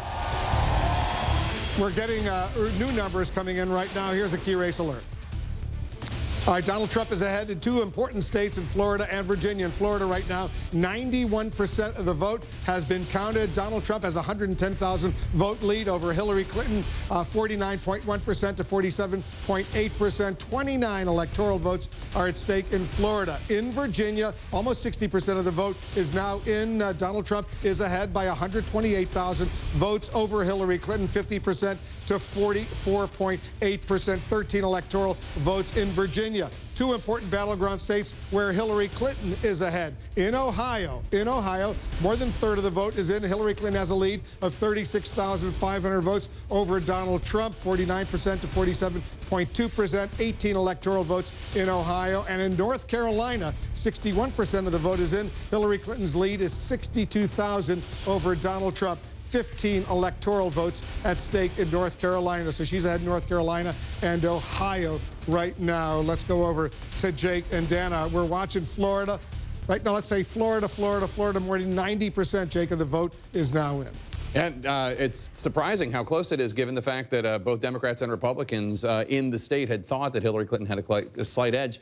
We're still waiting for a lot of outstanding vote in southeastern Florida, which is a Democratic stronghold, but he's up more than 100,000 votes as of right now, with 91% of the vote in. Yeah, that's an impressive lead, but it could certainly come back depending on what happens in those heavily Democratic counties in the southeast. That's right. And look, they not only spent money, but they also sent their most prized resources, the candidates themselves, over and over again. Just really quickly, our embeds with either candidate, Ashley Killow and Dan Merica, says both of them, since the conventions, both of them have been there to Florida 25 times, holding 45 events in one state. I mean, that tells you everything you need to know about why this is so close. Yeah, Anderson, this night is turning out to be a real nail-biter. It is. Fascinating. It's going to be a long night indeed. Let's talk with the Gloria Borger, David Axelrod. I mean, as you look at Florida, Donald Trump has a lead of some 100,000 votes. But again, we're talking about Miami-Dade County votes still to come in, Broward and Palm Beach. There are about 800,000. I was just speaking with a Republican in the state, 800,000 to 1 million votes still out. They believe, this Republican says, that her Democratic buddies are very worried about this state right now. And I think that you see the Latino turnout in the state was 18%. Barack Obama's, David pointed out to me, was 17%. So it's a little bit up, but it's not usually up, which is what we anticipated. African American vote is up in the state, 15%. So that may balance it out. David Axelrod, as you look at the numbers, what do you see? Well, it's a slightly less. It is a slightly more minority turnout, and I think when you look at what's out, I think there's cause for optimism. In terms of what votes have not been counted in those heavily leaning Democratic areas. And as John King points out, that is how you have to look at these things. There are some big pockets of support for her that are out. This is going to be close. Assuming the votes that have not been counted in those leaning Democratic areas continue to mirror the votes that have been counted in those same areas. Then she would end up winning the state. But, you know, so if I were sitting there and looking at this, I would say, let's count them, because if you're on the Democratic side, this thing could turn out. But, I mean, all along, the Trump campaign has been saying that Florida's a must-win for them. Absolutely. And I mean, they can't win without it. I mean, the fact of the matter is that's 29 electoral votes. They have to have it, and they have to have other states as well that they've not been leading it in the polls. But this one, because of the size of it, they have to have. So this is really this is going to tell a lot of the story of this race. And I was texting with a Democrat in the state who was saying that Donald Trump did better in the exurbs, rural areas, and what this points to is this divide in this country. Yeah. You know, urban, rural, and you see it in the state of Florida. You certainly do, Wolf. Anderson, we're standing by for the second largest wave of poll closings in the battle between Hillary Clinton and Donald Trump. Just minutes from now at 9 p.m. Eastern, we'll be watching 14 states, including key races in the battlegrounds of Arizona, Colorado, Wisconsin, and Michigan. The last polls are also closing in Kansas, Louisiana, Minnesota, Nebraska, New Mexico, New York, North Dakota, South Dakota, Texas, and Wyoming. 156 electoral votes are at stake in this coming hour. Remember, 270 are needed to win the presidency. Jake, we're heading into battlegrounds where the candidates have tried to clearly shake up the electoral map. That's right. As we move west, we're looking at some states now where they've been trying to change the color of states. We've seen Hillary Clinton trying to make a play to turn Arizona from red to blue, while Donald Trump would like to flip Democratic-leading Michigan or Wisconsin or Colorado from blue to red. Let's check in with our correspondents who are at the major presidential candidates' campaign headquarters. They're both in New York City. First, let's go to Jeff Zeleny at Clinton campaign headquarters. And Jeff, these numbers out of North Carolina and Florida have got to be nerve-wracking for the Clinton team, especially Florida, which they felt pretty confident about. They did indeed, Jake. Really, for the last couple of days, the Clinton campaign's confidence has been rising about Florida. What we're seeing here is seeing campaign strategy play out in real life. Keep an eye on Broward County, as John and you and everyone has been saying. Secretary Clinton visited there 3 times in the last week alone. They were literally dragging people to early vote. So that is something that is still out. That's why one top advisor tells me just a few moments ago there is no panic because of Broward County. But I can tell you, Jake, much closer than they thought. They're also watching Pennsylvania very carefully, but one advisor tells me we're flying almost blind there. This is old school, no early voting. They're frankly not sure what's happening in Philadelphia as much, but first things first. And first for the Clinton campaign is watching Broward County and watching South Florida. Jake. All right, let's go to Sarah Murray, who's with the Trump campaign just a few blocks away in Manhattan. And Sarah, the Trump campaign, while who knows what's going to happen, they've got to feel pretty good. They're really turning some of these states into a very competitive battlegrounds. They do feel very good about that, Jake, and particularly when you look at Florida and how tight the race is there. They're pleased to see that, but this is not a campaign that's out there popping champagne or rejoicing about the numbers they're seeing. They expected Florida to be very tight and very nerve-wracking, and they are very aware of the fact that if they cannot pull out a victory in Florida, then basically Donald Trump's chances of reaching 270 pretty much evaporate. And so that's why when I was checking in with one Trump staffer about how they're feeling so far about Florida, this person just told me simply scared. All right, Sarah Murray at Trump campaign headquarters. Let's go to Wolf Blitzer right now. It's a lot closer, Dana, than so many people thought in these key battleground states. This is going to take a while. It is going to be a long night. Look, I mean, it is a divided country, and at least as far as the votes are showing us as they're coming in now, that is playing out. I mean, there's no question about it, and especially and incredibly so in the purple state of Florida. Well, let's walk over to John King and take a closer look at Florida right now. John, some of those Democratic leading counties in the southeastern part of Florida, there's still a lot of votes outstanding. Still a lot of votes outstanding. The question is, are there enough votes outstanding? And so you go through them as you look, and you look at Palm Beach County. We've been stuck at 53% of the vote counted for quite some time, 57 to 40. So reasonable to assume there are a lot more votes here for Secretary Clinton if the margin holds up. It doesn't always. Could be some more Republican-leaning precincts out there. We don't know exactly what's out there, but if you watch as it's built, it's been pretty consistent. The question is, what's left? Jeff Zeleny was just talking about this. We're only up to 13% in Broward County. Secretary Clinton has targeted this quite a bit. She's at 70-30 almost right there. Let's just go back and look at it comparative in time, 67-32. So at the moment, she's running a little stronger than President Obama was 4 years ago when he eked out the narrowest of victories in this one county in Florida. The president won statewide narrowly. We come down to Miami-Dade, which is the biggest place for Democratic votes, and this one's almost counted, 91%. But again, that 9%,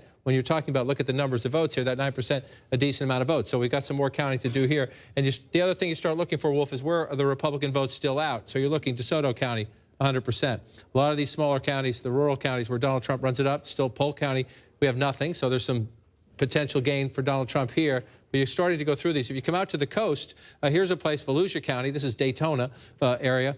This is a place where Donald Trump outperformed Mitt Romney. You look 54, 55 there to 50. So there are some places where Trump is outperforming Romney, and this is a decent vote total, just shy of 40,000 votes there. He's running up the votes here. He's done very well along the northeastern coast of Florida, Donald Trump has. But again, you find a county, you see a big gap, but it's at 100% when you're trying to make up votes. You move up here, a big gap, but it's at 100%. So you pull back out where the Democratic votes are, counted here in Orange County, mostly counted here. One of the interesting areas, this is very, very close, and it's going to be very close to the end. If Donald Trump ekes out a victory, he may have his performance right here in the Tampa-St. Pete area. Why do I say that? Let me pull it out and look at it. Let's take the lines away so it's not confusing. Hillsborough County, 51-45. If you go back in time, President Obama won it a little bit bigger. You move over here to Pinellas County, you see that's the president's margin 4 years ago, 5 points. Donald Trump is leading here right now. It's a vote-rich area on the western part of the state, a swing area that goes back and forth in close races. Trump is outperforming Romney in that particular part of the state. So that's what's keeping him more competitive, keeping him in the lead right now. If he ekes out a narrow victory, he'll have his performance up here to think about it. And again, we're going to just come back down here and keep checking. Still at 53%. A lot of votes here still to come in. And so far, they've been going Clinton's way. This is the one now up to 16%. We'll check her lead in just a second as this vote comes in. But you want to watch as we start going from 13 to 16 to 20 to 30. Does it stay 69-30? Does it stay in that margin? If it stays in that margin, she's going to make up a lot of votes. That Broward County, where Fort Lauderdale is, 9.3% of the whole population of the state. And so as you move up, if you're looking at that big of a population center, as you move up through the count, Miami-Dade's still stuck at 93. But this is the big one we're waiting on. I mean, there'll be some adjustments in the margins, but when we get more of this, when we get from 16 to 30 to 40, we'll see if this holds up, and we'll see that we'll get to a better sense of the turnout. We'll see how much of the math. But if you look at just imagine at 16%, you're talking about 260, 280,000 votes right there. If that continues, there are still votes to be had. But we've got some counting to do. I'm just looking at other places as we go through this. 76% here, Clinton with a big lead, so maybe some more votes for her there. Most of these other places. Let's do Virginia for a moment. Let's quickly with Virginia. Let's pull back out to the map. Again, these are states where the early votes are being counted. These are not states that have been tossed. But Virginia has stayed Donald Trump lead for quite some time, and we're up to 65%. This is a state, remember, Hillary Clinton's running mate, Senator Tim Kaine, former Governor Tim Kaine, is from here. You see the lead right here, 50% to 45%. That's a pretty healthy lead for Donald Trump, so let's take a look. Number one, he's doing what he needs to do, running it up out in the small rural counties. And this is incredibly important in these states, 74 to 21. You see how this goes here. The big issue, Wolf, we're still waiting for some votes out of the Washington, D.C. suburbs. See, only half of the votes here counted in, less than half in Fairfax County, 50% in Loudoun County. So Donald Trump leads in Virginia, Wolf, but still a lot of math to be done in the more populated areas just outside of Washington, D.C. 14 states are about to close the polling in 14 states, including two huge ones, Texas and New York. We're watching several other states right now. We're getting ready to make some projections. All right, take a look at this. We project that Hillary Clinton will carry her home state of New York. That's 29 electoral votes. Hillary Clinton will win New York State. That's Donald Trump's home state as well. Hillary Clinton carries the Empire State. Donald Trump, we project, will win Kansas with its 6 electoral votes, Nebraska with its 5 electoral votes, and Wyoming with its 3 electoral votes. Donald Trump wins those 3. Donald Trump wins some more states, 3 more. He will carry North Dakota with its 3 electoral votes, and South Dakota with its 3 electoral votes. Donald Trump carries those states as well. Donald Trump carrying some more states. Let's take a look at the states where it's too early to call right now. These are the states where the polls have closed, but we're not able to make any projections. Arizona, Colorado, Louisiana, Michigan, Minnesota, New Mexico, Texas, and Wisconsin. No projections yet. Here's the electoral map as it stands right now. Hillary Clinton has 97 electoral votes. Donald Trump has 84 electoral votes. Remember, 270, that's the magic number you need to be elected President of the United States. You see the map over there. The blue states are the states that Hillary Clinton has won. The red states are the states that Donald Trump has won. All those yellow states are states where the polls have closed, but we're not yet able to make a projection. By the way, Nebraska, we are projecting that Donald Trump will win 3 of the 5 electoral votes in Nebraska. Nebraska, one of 2 states with Maine, where they distribute electoral votes according to congressional districts. So let's go over to Jake. This is a big win for Hillary Clinton in New York, because Donald Trump, that's his home state.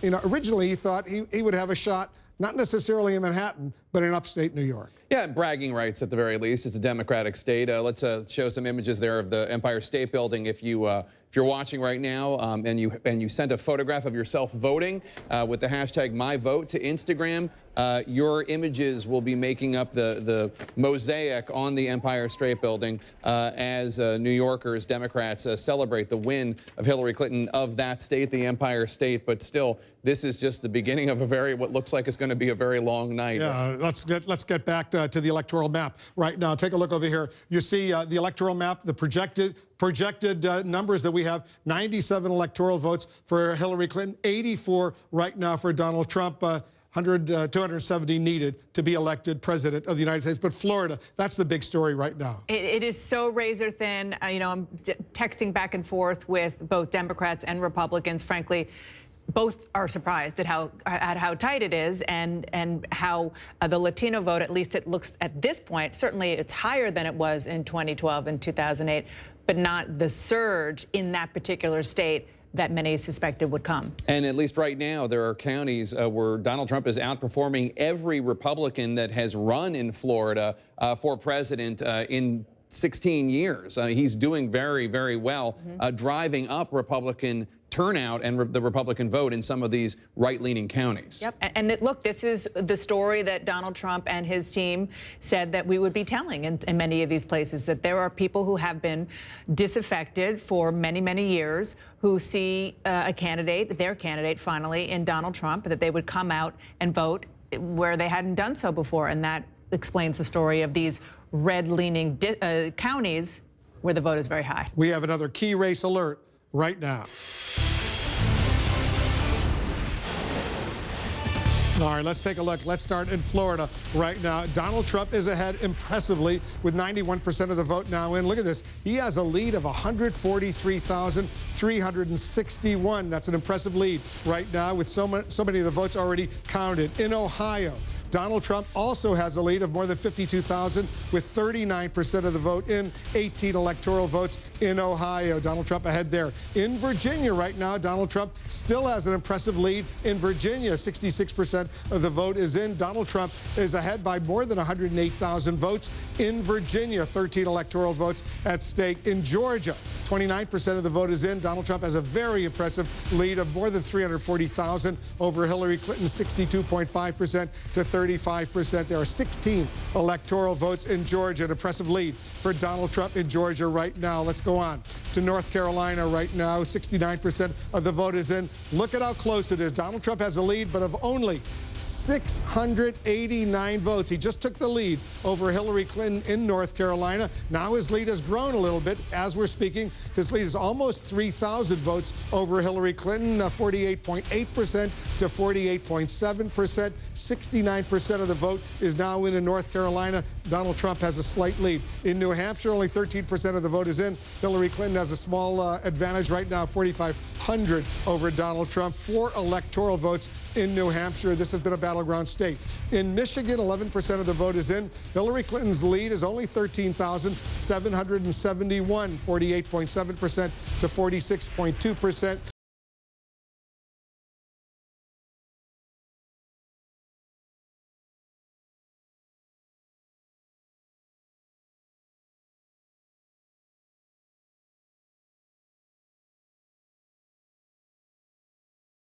%.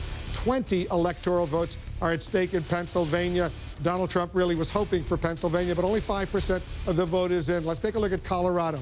Right now, 7% of the vote is in. Hillary Clinton has a 42,000-plus vote lead over Donald Trump, but very early, only 7% of the vote is in. 9 electoral votes are at stake in Colorado right now. Let's take a look at the Electoral College map. Where it stands right now. You can see Hillary Clinton has 97 electoral votes. Donald Trump has 84 electoral votes. Once again, you need 270 to be elected president of the United States. The red states we've projected going to Donald Trump. The blue states we've projected going to Hillary Clinton. All those yellow states you see, too early to call, no projections there. Let's go over to John King. I want to update our viewers on Florida right now because that vote is coming in Florida. Donald Trump building up an impressive lead. He is building up an impressive lead. The question is there enough still out there for Hillary Clinton? And when you go through some of these other counties, Donald Trump running it up in the rural areas, only 57% of the vote counted here, Marion County. It's not insignificant, just shy of 2% of the state population. So, again, there's more votes here for Donald Trump. And you're looking around trying to find out where they are, the 100% there and 100% there. And so the question is, as Trump runs it up in the conservative rural parts of the state, is there enough when you get to 49 point to 47? You see the vote count there. She needs to make it up. Is it there? Potentially. Potentially. Palm Beach here, 83% of the vote in. That lead there. She gets some vote here. This is the big question mark. Let me pull this back up for you here. The big question mark remains Broward County. Are there enough Democratic votes left? We have it at 16%. We're waiting for an update. That's been held solid there for some time. So sometimes you get a vote dump. The percentage total jumps up pretty quickly.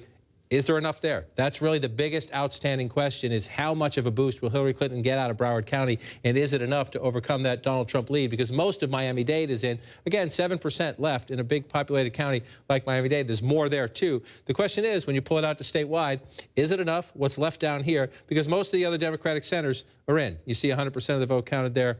You see 92% of the vote counted there. Again, Donald Trump, she's winning Hillsborough County, Tampa. Donald Trump outperforming Mitt Romney here, keeping it closer. Donald Trump winning Pinellas County, where St. Pete is.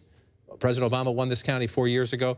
So you see some strength for Donald Trump in this part of the state that is giving him an advantage as we head into the final count. Now, we've been at this before in past elections where getting from 92 to 99 sometimes takes a very long time.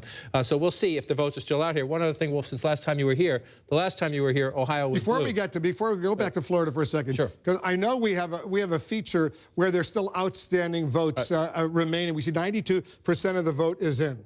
Can you isolate the areas where there are still votes outstanding? So you do this here, and you see this tells you where you have a lot of votes still to come in. This is where I put it. You just watch the number right there, where we are below. So let's say we're below 75% of the vote counted, right? You leave that right there. So you see the areas where you're still waiting, right? So we're obviously, this is the biggest vote center, but everywhere else where we're waiting. Because he's ahead right now by about 130,000 votes, 142,000 exactly right now. Are there enough votes outstanding that could, for Hillary Clinton to overcome that Donald Trump advantage? So let's look at it two ways, just based on this. These are places where you're under 75%. So these are Republican places here. You bring it out here, 57% of the vote counted. Again, it's 1.8% of the state population, but that's to be gained for Donald Trump. It's not as big as we're about to go, but again, that's a lot of votes there still for Donald Trump if he keeps those margins. No guarantee, but these places have a vote history, and these are Republican places. This is tiny, pretty small, but again, you're only at 50% here, right? So imagine that if 9,000, just shy of 9,000 votes there, if the other 50% comes in the same way, it adds roughly ballpark 9,000 more votes. So there's your advantage for Donald Trump. The only place for the Democrats, a big Democratic area that's under 75. I'm going to move the dial for you. It just went up to almost half. Just up to almost half here. And so the question is, because it's up to almost half, let me just pull this back and come all the way over. And let's just come back out and let's see what that did. It didn't narrow. We're almost up to almost half, and it narrowed it somewhat. So the question is, as we go through this, are there enough votes there that we're almost at half? You see the lead now? It's pulling away. Is there enough there for Hillary Clinton in what's left in Broward and in Miami-Dade to pull it off?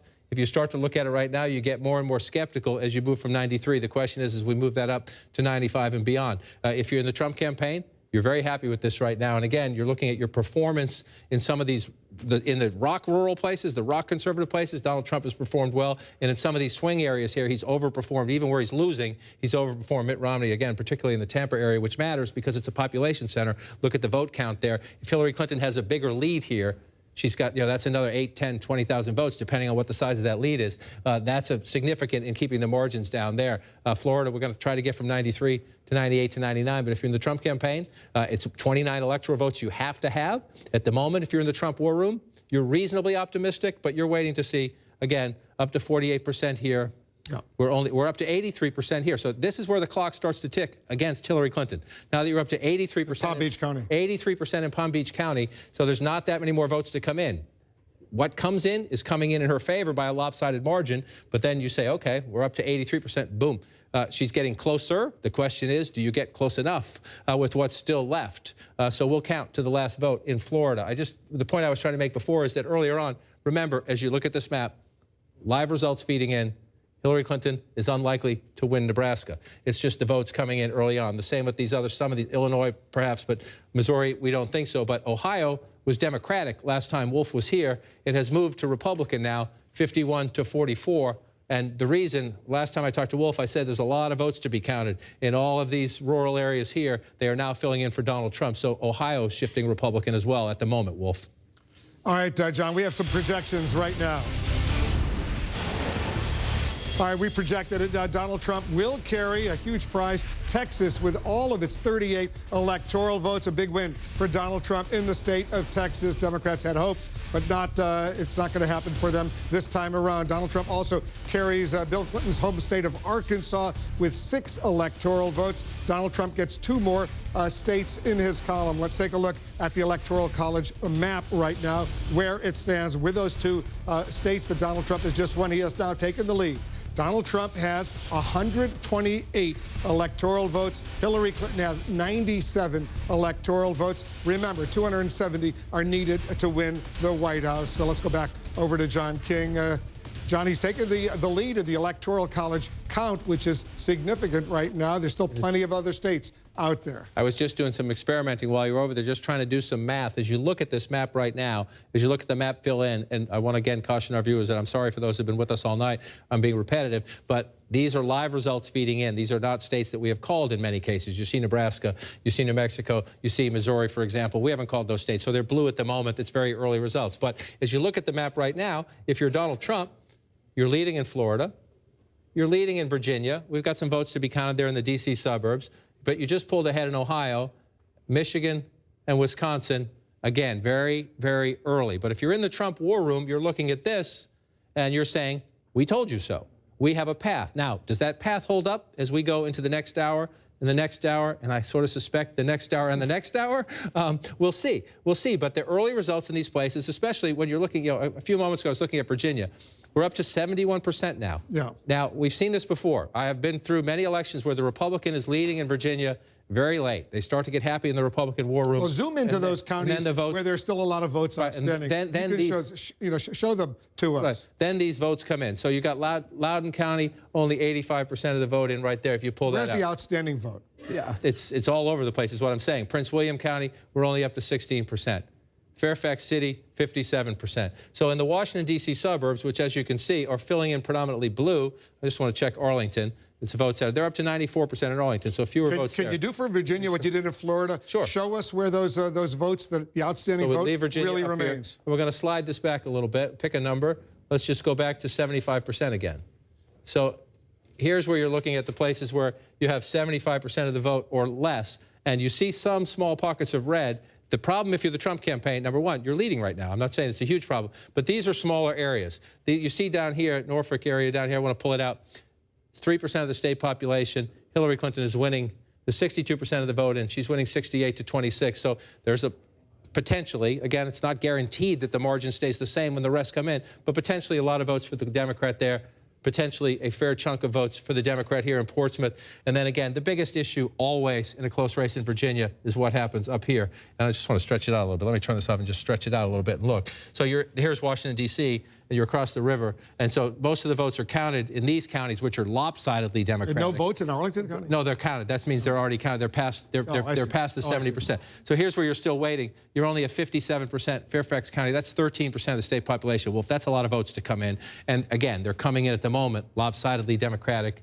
They're coming in here closer. Prince William County, Donald Trump has made a run at this. And again, if Donald Trump ekes out a victory in Virginia, you're going to look at this county, compare it to 4 years ago, and say it's one of the places where in the further out suburbs beginning to get into the exurbs, Donald Trump performed very well. Now, I want to pull this back over just so we get the whole statewide perspective. And you look, the map is filling in as you would expect it to, except for the fact that Donald Trump is running more competitive in some areas, but we're still waiting. I just want to check down here. We're only at 53% Richmond City. This is a Democratic area. She's going to run up some more votes here. You see 75 to 18. So there's more votes for here, but you're up to 72%. Again, we've been through many elections where the Republican is ahead early on, and then this vote comes in, and it changes everything. But if you're the Trump campaign, did you think, flip it, if you're the Democrats, did you think 2 weeks ago on election night we would be looking at Virginia as the count got up above 70%? And we were counting the votes. A state that President Obama carried twice. Carried twice. Now, it used to be a red state, but it has been moving, especially because of the growth in these suburbs and the fast-growing Latino population. So the fact that Trump is so competitive, even if he narrowly loses this state, right now he's winning, and he's in position to potentially win it. Even if he narrowly loses this state, it tells you he is performing in a way that is going to surprise some Democrats, and that's why when you look... Let's go to North Carolina right now. North Carolina, you're just moving just to the south. Do the same thing for us in North Carolina, because 71% of the vote is now in, and Donald Trump still has a lead. You see a lead of what, about 20,000 votes. So we move it back again to around 75%. And what are you missing? We got a long way to go here. We got a long way to go here because you've got a lot of places where, and these are largely Democratic areas. So this is, but I'll show you the Republican. The population centers here are Democratic. You see Durham County here, where the Democrats are looking for some votes. You come down here, Cumberland County, Fayetteville, only. This is the absentee vote. This means we don't have a big dump of real, to date, election day votes as yet. This is a smaller county, Robeson County, but still, that's more competitive, a 5-point race there in that county. So you're looking at what's left out there. There are some Republican areas. Let's go through them and look. They tend to be a little bit smaller, but this one's not bad. There are some votes for Trump potentially here. We don't know what's coming over here. I wanted to move over to Wilmington. I showed you this before. Clinton was narrowly ahead. Now, Trump is very narrowly ahead, very competitive. So North Carolina, again, there's enough out here that you can't make any leaps. We have a very close race, and we're going to have a very close race as we count through. What about Charlotte? That's a heavily populated area, almost 10% of the population. Mecklenburg County, and we only have 14%. So if you're the Clinton campaign, in both campaigns, there's a little nail biting, a little running to the math, scribbling, trying to figure things out, frantic phone calls to county chairmen and all these places to find out where, which precincts are still out, where they're coming from. But if you're the Clinton campaign, you are assured that you've got a lot more votes to come out of Mecklenburg County and Charlotte when you pull out to the whole state. Let's go to Ohio. Again, we're going to keep at this. You can leave that up if you want if we go to Ohio and see what's still out. Again, a lot of the map filling in here. So just to remind our viewers, almost half of the vote is now in Ohio, and Donald Trump has a significant lead, almost 200,000 votes over Hillary Clinton. Almost 200,000 votes, and yet, a lot of votes still to be counted because the votes coming in here. Do the same thing for Ohio. It's still up. It's still up. That's what I'm saying here. We move this back about 75%. So you see how many counties have yet to get there. It's a lot of them. See, you go to these rural counties, 40% of the vote is counted, just shy of 75% there, 64% here. So you're going through this. What does that tell you? This is encouraging news if you're the Trump campaign in the sense that there's a lot of votes to be counted. Look at all this red, and there's still a lot of votes to be counted out here. So the Trump campaign, you're thinking, sure, it's only a couple hundred in this county, maybe 1,000 there, maybe 1,500 there, but that's a lot of counties. It's a lot of math to do. So the question for the Democrats is, can you make it up here? These, again, you're talking 10% of the state population. Franklin County, where Columbus is, only a third of the vote is in. So, what's going to happen is Trump will get 500 here, 1,500 here, 200, 2,000 there. Can Clinton get 20,000, 50,000 out of a place like this as the margin comes up? The Democrats have to make it up. You see, you can just tell by looking. There's a lot of areas where Republican votes have yet to be counted. The question, this is the biggest one of all up here. Cleveland, only 33% of the vote. Cuyahoga County there. Let's just move over to Lorain County, 45% of the vote. It's Democratic area, but Trump's running reasonably. Let's see, 51 to 44. 57. Trump is running stronger. This is a blue-collar area. We've talked about this all along. Lorain, Ohio, you're talking about your trade message. You're talking about your immigration message. Trump running stronger there. So as you pull it back out, let's come back to 2016 so make sure we stay there. This is fun. I mean, this is, but it's starting to inch out a little bit. I want to just pull this over. We make sure we have the full count of the vote. And you look at it through. He's starting to pull away. I mean, in Ohio, pulling away. Almost 200,000 vote lead right now. Yeah, 200,000 vote lead, and that's significant. You get in the 300,000 vote lead, and then you're coming to here and you say, okay, what have I got left? She might have 100,000 there, maybe a little bit more, but you have 200,000. That's the math you're doing now in these war rooms when you're going to call all your people and say, in this Democratic area, what's still missing? How much am I going to get? Athens is relatively small, so there's some there for Clinton. Clearly, Trump is looking good in Ohio. I want to go to New Hampshire right now because look at how close it is in New Hampshire. It's only, Hillary Clinton is only 72 votes ahead of Donald Trump in the state of New Hampshire. Look at this, 47.5%, 47.4%. 19% of the vote is in. You're noticing a trend? Yes. Florida, North Carolina, Ohio, now New Hampshire. And these are the states that are going to decide who the next president of the United States is. Ohio. These are the states. You go Florida, Virginia, North Carolina, Ohio. Now New Hampshire, it's only 4. It's the smallest. We just went through, only 4 electoral. We haven't gotten to Pennsylvania yet, which is 20. It's only 4, but it's key. It's key to the Trump math, and it's a place Hillary Clinton very much wants to win. We don't know much about New Hampshire yet, to be perfectly honest, because if you look, it's 19% of the vote. It's come down to Concord. This is a liberal area. That's 100% reporting already. So in a sense, I say we know nothing. In a sense, that is something. If that's 100%, there's not more votes to be gained for Hillary Clinton in one place where she would get them. It's not a giant population center. New Hampshire's many small towns than it is any one big population center. But you come down to Nashua, this is a place Secretary Clinton's going to have to run it up. You come over here to the seacoast, Portsmouth. We have no votes from Portsmouth yet. This is where she's going to have to run it up. As you look at this, but you've got a whole lot of business still to be done. I just want to show you go back in history. It sprinkles back and forth. There's a Democratic area up here.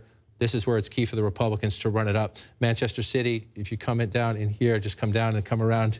That's Goffstown, just outside of Manchester. Manchester City, we'll see what happens here. Yeah. Donald Trump was there just the other night. This is a gritty blue collar. If you go, there's 51 to 43 in the early returns there. That means, again, remember this, 51 for Secretary Clinton, 55. Donald Trump is not overperforming. Is it the same as Mitt Romney? This is a place. You could have a state where you start to look. We haven't talked much about the third-party candidates yet. There could be a state or two where we start to think, are they changing the margin? That could be one right there in the state of New Hampshire, that 4% for Gary Johnson.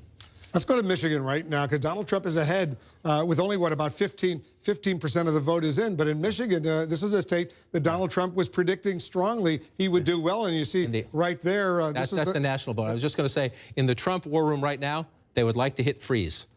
Minnesota, Wisconsin, Michigan, red at the moment in the early results. If they could just freeze the map right now, they'd be quite happy. I don't say that to be a smart aleck. They're looking at themselves right now in the early returns.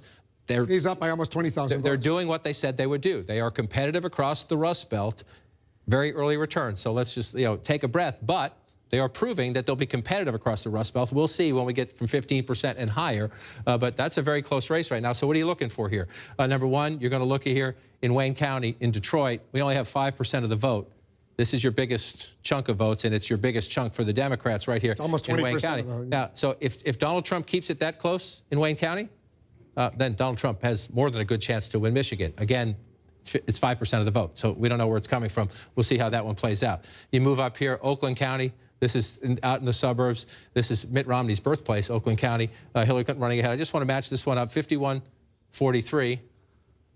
54-46. So she's a little under Romney, a little under Obama at the moment, and he's around where Romney is. 37% of the vote counted there. One of the places we will look at here, as always, just for historical perspective, Macomb County is the legendary home of the so-called Reagan Democrats. How did Ronald Reagan win Michigan, blue-collar voters? Donald Trump wants to prove to us tonight that he can create new Trump Democrats. So we'll see what happens. We have zero from Macomb County right now. And just for you watching at home, because we have 0, we're not hiding Donald Trump. They're alphabetical. Until you get results, the names are listed on the map in an alphabetical way. So once votes come in, Trump will jump up ahead over the third-party candidates. Let's go to Pennsylvania. This is just very quickly early on. These are conservative areas. So Donald Trump is ahead right now because votes are coming in conservative areas, but that's not to criticize. That's to say he's doing what he needs to do in these conservative areas. We'll see how it plays out as we go. You wanted to go to Pennsylvania. 12% of the vote.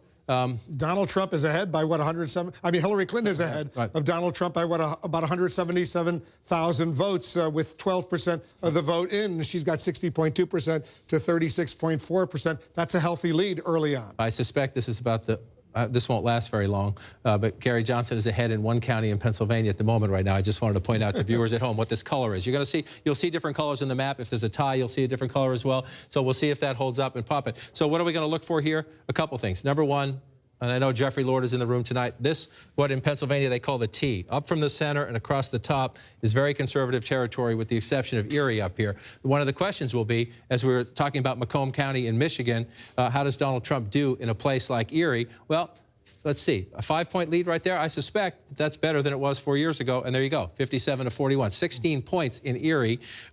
If that holds up at 65%, that tells you something. This is, again, a blue-collar area, not unlike Buffalo, New York, my friend's hometown, a place where Donald Trump has tried to sell his immigration and his trade message, and that's a good number. So let's look down here in Allegheny County. This is more about where it should be, 60 to 35 if you're a Democrat. That's what you need there. Let's look back here, 57-42, 15 points. So you come back in there. This one, only 9%. We'll see how it plays out. Both candidates focusing on that area. But the key is over here.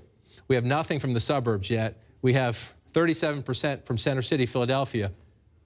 Watch this number right here. In Philadelphia County, in an hour or two, when we're counting Pennsylvania, maybe 3, when we're still counting the votes here, is this margin around 400,000 or more? If it's not, Donald Trump's in play in Pennsylvania. Hillary Clinton has to run it up in Philadelphia by 400,000 votes, even more than that if she can. And then after that, if she can do that, that makes her competitive. And you see all these suburbs right here. This race will be won or lost. She's currently leading by a little bit. This is significant. Again, this is only 1% of the vote. Donald Trump's running about even in Bucks County. The last Republican to win Pennsylvania in a presidential election was George H.W. Bush. He won Bucks County. No Republican has won it since. So can it be close? Mitt Romney kept it close. If you go back 50 to 49 in Bucks County 4 years ago, if Donald Trump can keep it there, it keeps him in play. If this is red at the end of the night, that's a good sign for Donald Trump. And then you want to look at these other counties here. This is right here. This is where Melania Trump gave her speech when she went to Berwyn, Pennsylvania, Chester County. It's about 4% of the state population. This used to be rock-solid Republican suburbs. But, again, the Democrats have done more successful, especially with suburban women. We'll watch Chester County as we get there. Let's check in Virginia right now and then North Carolina. You see the red? I mean, it's just, at the moment, it's staying. So you keep thinking every time you look, are these states going to change? We're up to 76% in Virginia. We're getting 60,000 votes, right? 61,000 votes ahead in Virginia for Donald Trump right now. And so the question is, you start going, where are the Republican votes? So you check these smaller rural counties, and so you're going through these, and you see all the 100%. So if you're in the Trump campaign, you know that in this rock-solid conservative area, you've pretty much... This is the state of Senator Tim Kaine, the vice presidential running mate. He was once the governor of Virginia. This would be beyond embarrassing to the Democrats. And if Donald Trump wins Virginia, Donald Trump is probably going to win North Carolina because this is a more Democratic state than North Carolina. So it's one of the things you watch. So we're not there yet. We're not there yet. We're only at 76% of the vote. Again, one of the things you always watch in the state of Virginia is, number one, I just want to come down here to look at the Virginia Beach area. This is a very competitive area down here. Donald Trump running at 50%. Let's compare it as we go back here, 51-48. So that's about the, she's lower. She's underperforming. Again, if this holds up, we're going to look down here and see maybe the third-party candidates are coming out of here down here. You have to check the exit polls, do some other research to do that. But we'll watch those numbers down there. And then you come up, I just want to check in these Democratic areas, 96%. 66%, so some more votes to be had here and some more votes to be had at Norfolk City. This is African-American turnout. So it's not just the percentage. In the end, it's the math. How many did you, not just what percentage are you getting, but how many of your voters have you turned out in a place like Norfolk? But then again, Wolf, this is going to sound repetitive and broken record, but this is where most of your votes are, just across the Potomac River in the northern Virginia County, suburbs. 85% of the vote is now in. 85%, 55 to 40, if you do that math.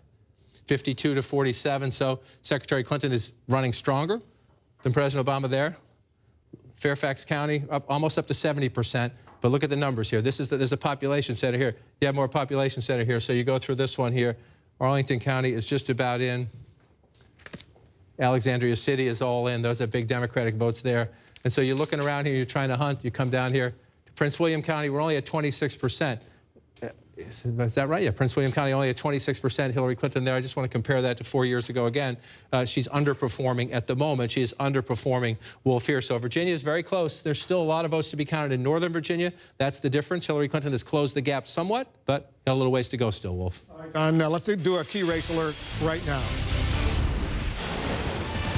All right, let's start out with Florida right now. 94% of the vote is in. You see Donald Trump maintains an impressive lead of 141,000 votes over Hillary Clinton, 29 electoral votes at stake. Trump is ahead impressively in Ohio. Trump is also ahead. More than half of the vote is in. Donald Trump has a 235,000 vote lead over Hillary Clinton. Very impressive lead in Ohio right now, 18 electoral votes. In Virginia, Trump is ahead there. He's got a lead of 42,000 plus in Virginia. 77% of the vote is in. Donald Trump is ahead in Virginia. He is also ahead significantly in Georgia, 384,000 votes ahead of Hillary Clinton. 41% of the vote is in. 16 electoral votes in Georgia right now, another state where Donald Trump leads. There are more states, more numbers coming in. 76% of the vote is in North Carolina, and Trump has a 56,000 vote lead over Hillary Clinton, 49.5% to 47.9%. He is ahead in North Carolina right now, 15 electoral votes there. In Michigan, 17% of the vote is in. Look at this. Donald Trump is ahead in Michigan right now as well, 28,000 plus votes over Hillary Clinton, 49% to 45, almost 46% for Hillary Clinton. 16 important electoral votes in Michigan right now. In New Hampshire, 22% of the vote is now in. Trump is ahead in New Hampshire as well. 1,700 vote lead. Now it's just gone down to 900 vote lead. Look at how close it is, 47.7% to 47.2%. A quarter of the vote almost is in New Hampshire. In Wisconsin, 12% of the vote is in. Hillary Clinton has a 25,000 vote lead over Donald Trump. 10 electoral votes in Wisconsin, but this is very early. Only 12% of the vote in Wisconsin is in right now.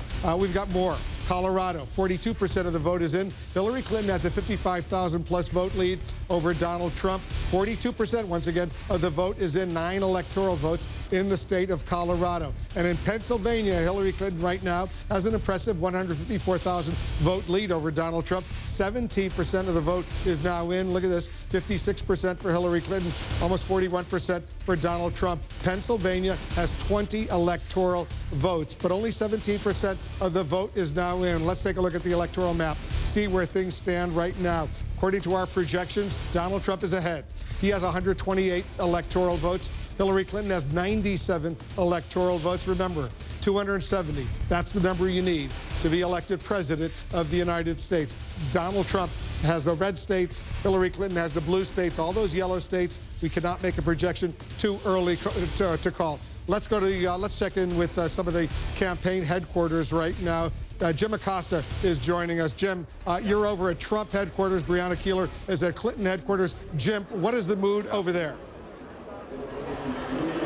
There are some happy campers over here at Trump campaign headquarters, Wolf. It is very clear every time the returns are flashed on the screens here from the state of Florida, this place erupts into cheers, and it's been happening in just the last several minutes when they've been flashing returns from Ohio and Virginia, these other battlegrounds that Donald Trump must win. And Kellyanne Conway, the Trump campaign manager, sent out an email that sort of captures the mood in their war room. She says there's a buzz in the war room that can be felt across the nation. A win is imminent, and America will once again be great again. A lot of campaign spin in that, but obviously reflects where they are right now. We're hearing a lot of pessimism and some people sounding very glum inside this campaign, inside this operation earlier today. That mood has done a 180, Wolf. They are feeling much more optimistic tonight. They were even cheering when they were showing the returns from Marco Rubio, a past Trump campaign foe from the primary days. And so I would say, Wolf, that this place does not sound like a losing campaign at this point. They are, I won't say jubilant, but every time they flash Florida on this screen, it goes wild here. Yeah, Wolf. New York City over the New York Hilton. Jim, let's go to Breonna Keeler. She's only a mile and a half away or so over at the Javits Center. That's the Clinton headquarters. What's the mood over there, Breonna?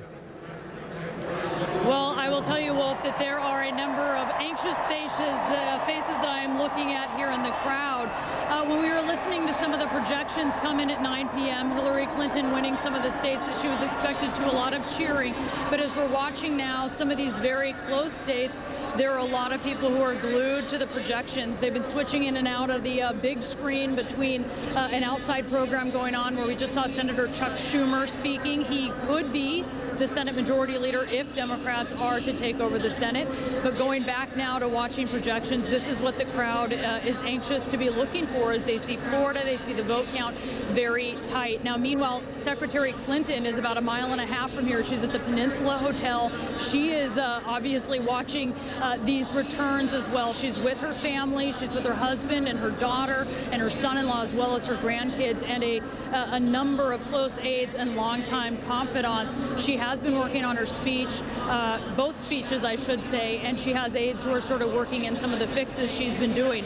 But again, a lot of curiosity here about how the night is going to unfold and which of those speeches she's going to be giving, Wolf. A lot of uncertainty right now. All right, guys, we'll get back to you soon. Let's go over to Jake and Dana. Look at the map right now. Take a look over here. You see Clinton with 97 electoral votes, Trump with 128. You need 270 to win the White House.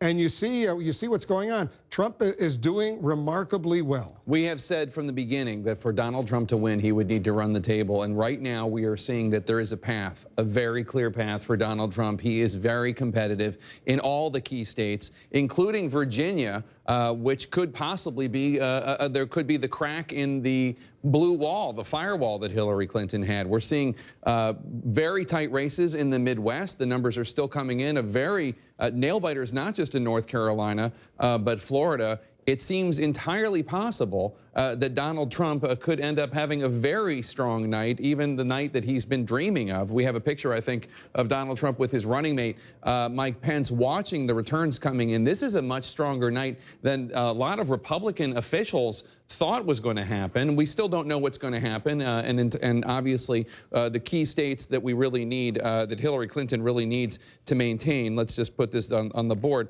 We need to make, Hillary Clinton needs to keep Pennsylvania, and she needs to keep New Hampshire, she needs to keep Michigan, and she needs to keep Virginia. Those four are the ones for all the Hillary Clinton supporters out there wondering, oh my God, we're going to lose Ohio. Oh my God, we're going to lose Florida. Those four are the path. That's the firewall. Pennsylvania, Virginia, New Hampshire, and Michigan. But if there is a crack in any of those four states, this is going to be a night where the Jacob Javits Center is the wrong place for Hillary Clinton to be. Those four states are states that President Obama carried twice. That's right. And look, of all those four states, Virginia is the biggest surprise for, really mostly for Democrats. I will say that Republicans outside of the Trump campaign told the Trump campaign long ago, forget it, Virginia's gone, even before Tim Kaine became. Take a look at this. Take a look at this, Dana. You see these four states right there, and you see the states that Jake just circled: Virginia, Pennsylvania, New Hampshire. Let's start with Virginia. Donald Trump is ahead there by 20,000 plus votes in Virginia. And Pennsylvania, Hillary Clinton is ahead, 221,506 votes in Pennsylvania. Hillary Clinton just changed to 227,000 votes. Look at how close it is in New Hampshire. Only 404 vote. That's a Donald Trump lead over Hillary Clinton with a quarter of the vote in New Hampshire. And take a look at Michigan right now. You see Donald Trump has a lead of 44,000 plus votes in Michigan right now. 19% of the vote is in. You heard, all of us heard from Donald Trump's advisors over these past several weeks. They had a path, and at least right now, it looks like they do have a credible path. They do absolutely have a credible path. And look, if this night ends up being the way that Donald Trump and his advisors think and hope that it will be, boy, I mean, it's going to put the polling industry out of business. It's going to be the voter projection industry out of business, because I don't know of one poll that suggested that Donald Trump was going to have this kind of night that he seems to be on track to having. And in fact, you know, we all look at these websites. I don't need to name them, but that prognosticate the odds. Hillary Clinton has this percentage odds that she's going to win. And most of them had Hillary Clinton, the odds of her becoming the president, at over 65%. Well, I just logged on to one of them, and it has Donald Trump at 54%. Now, this is not science. This is prognostication based on data coming in and polls and the like. But really, we're seeing, first of all, this is not the repudiation of Donald Trump and Trumpism that I think a lot of Republicans in Washington, D.C. and Democrats hoped. But beyond that, we're seeing, as you say, Wolf, a credible path for Donald Trump to the White House. I'm not saying it's going to happen, but it certainly could. And you know, Jim was talking about the feeling inside the Trump victory party, which of course they always call it before we get the results. It's not just there. It's the photo of Donald Trump and Mike Pence watching the returns with the people who have been working on their campaign in the war room is one thing. And then the people who are closest to Donald Trump are watching in a room right now, and they said that the mood has changed completely. Dana, we have 2 more projections right now. All right, CNN now projects that Hillary Clinton will carry the state of Connecticut with its 7 electoral votes. Hillary Clinton wins in Connecticut. CNN also projects Donald Trump will win Louisiana with its 8 electoral votes. Another win for Donald Trump in Louisiana. Let's take a look at the Electoral College map, see where it stands with these latest 2 projections. You can see right now Donald Trump's still ahead. He has 136 electoral votes to Hillary Clinton's 104 electoral votes. Remember, 270, that's what's needed to be elected president of the United States. The red states we've projected going to Donald Trump. The blue states we've projected going to Hillary Clinton. Let's go over to John King to watch what's going on. John, you're studying this at the Magic Wall so closely right now. Just going through, and you're trying to look. Let's just start down here in Florida. I was just emailing back and forth with a key Democrat and Republicans who know this state very well. The Republican is not a fan of Donald Trump, trust me, who thinks that Donald Trump has enough to hold on here. That doesn't mean he will, but we're up to 95% here now. And so every time we do this, we go back to the bank of what's left out there. And there's still some votes left in these Democratic areas, but 94%. First, let's just go back and do the statewide math. You see right there, 49, go ahead. I was going to say, I want to get back to Florida in a moment, but let me take a quick break. We're counting down to another round of poll closings right now at the top of the hour. We're going to get results from 3 more battleground states that will help decide this presidential election. We're talking about Nevada, Utah, and Iowa. In Miami Beach, people are watching CNN. They're following the close race unfolding in Florida, very close. That crucial battleground state still too early to call. More votes coming in right after this quick break.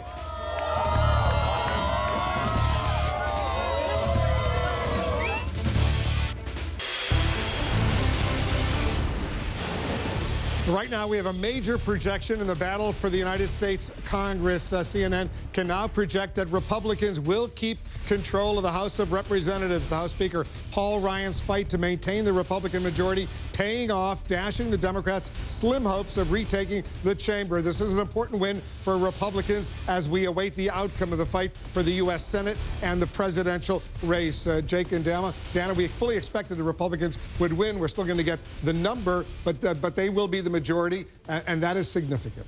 Yeah, not a surprise at all. We knew that the Republicans were going to likely keep control of the House. Even when Democrats were having a great period at the beginning of October, it seemed unlikely that the House was going to be able to go from Republican to Democrat. Dana, you've been watching this so closely. That's right, and we should tell our viewers that what this means for us is not that we've called every House race. Obviously, that would be impossible at this time of the night. It means that we, looking at the numbers, see that there's no path for the Democrats to get the 30 seats needed to retake control. Now let's get back to the race for the White House right now. We have another key race alert.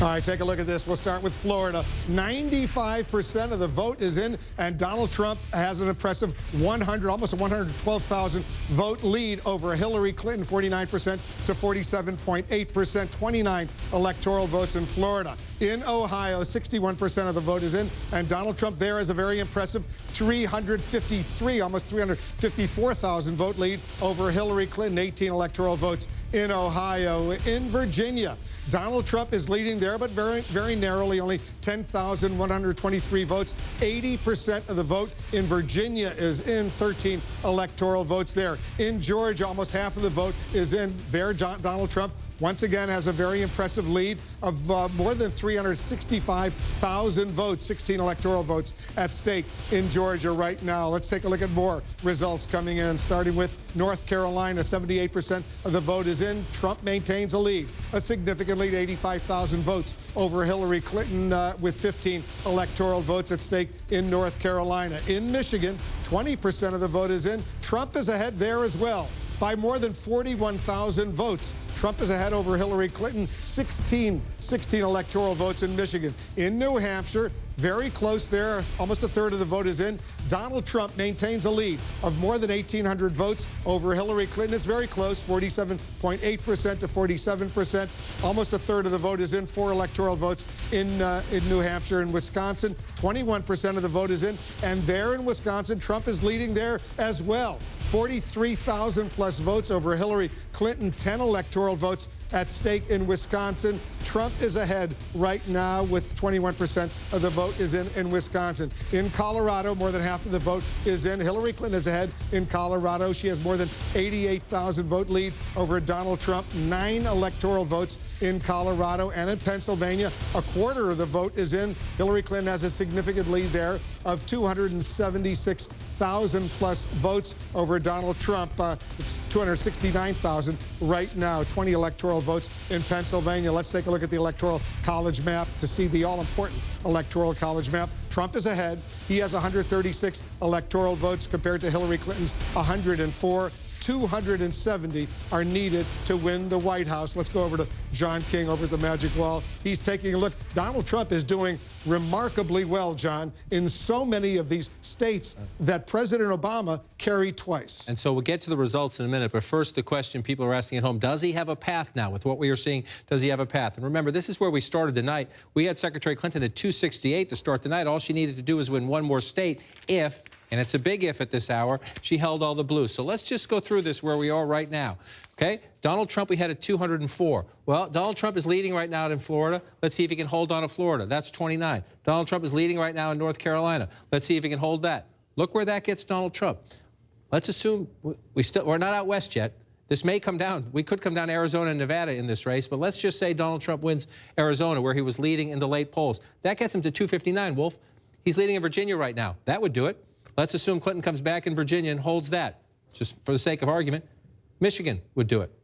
Or if somehow Michigan stayed blue, Wisconsin would get him to 269. New Hampshire could do it under that scenario. So there are now several different paths as we watch this play out. What does it come down to? It comes down to counting to the final vote there. We got a ways to go here still. And it could come down, let's switch maps and see, it could come down to a state that most Democrats and even many Republicans thought months ago was a sure bet. And if you look at this right now, we're up to 80% of the vote. She has closed the gap. In just the last few minutes, she has closed the gap to about 10,000 votes, if you see it right there. So you're looking, number one, if you think about it, what did I say? Michigan, Virginia, and then we'll look at Minnesota, Wisconsin, which are less likely, but they're still in play. So the question is, can Hillary Clinton come back? The answer is yes, but the clock is ticking. 95% in Loudoun County, 80% in Fairfax County. This is a big vote center. So that's here's 13.5% of the population of the state. You remember the Senate race a few years ago. Everybody was stunned that Ed Gillespie, the Republican, was so close to Senator Mark Warner. And Ed Gillespie was leading at times in the night, and then these votes came in, and snap, it changed. That's not saying that is what's going to happen tonight, but we have to wait to see what happens in the Northern Virginia suburbs. Hillary Clinton now, that's, well, it's back up now to, what do we have there? 13,000. Yeah, a little over 10, 12,000 in there. So the clock is starting to run at 80%. So Virginia's one place we'll watch. Trump wins that. Again, he's got to hold these ones, and let's just check on these as we go. Up to 79%. He's got a 100,000 vote lead. You're up to 80% now. You're talking about a pretty good lead, but what's out? So let's look, 94% there.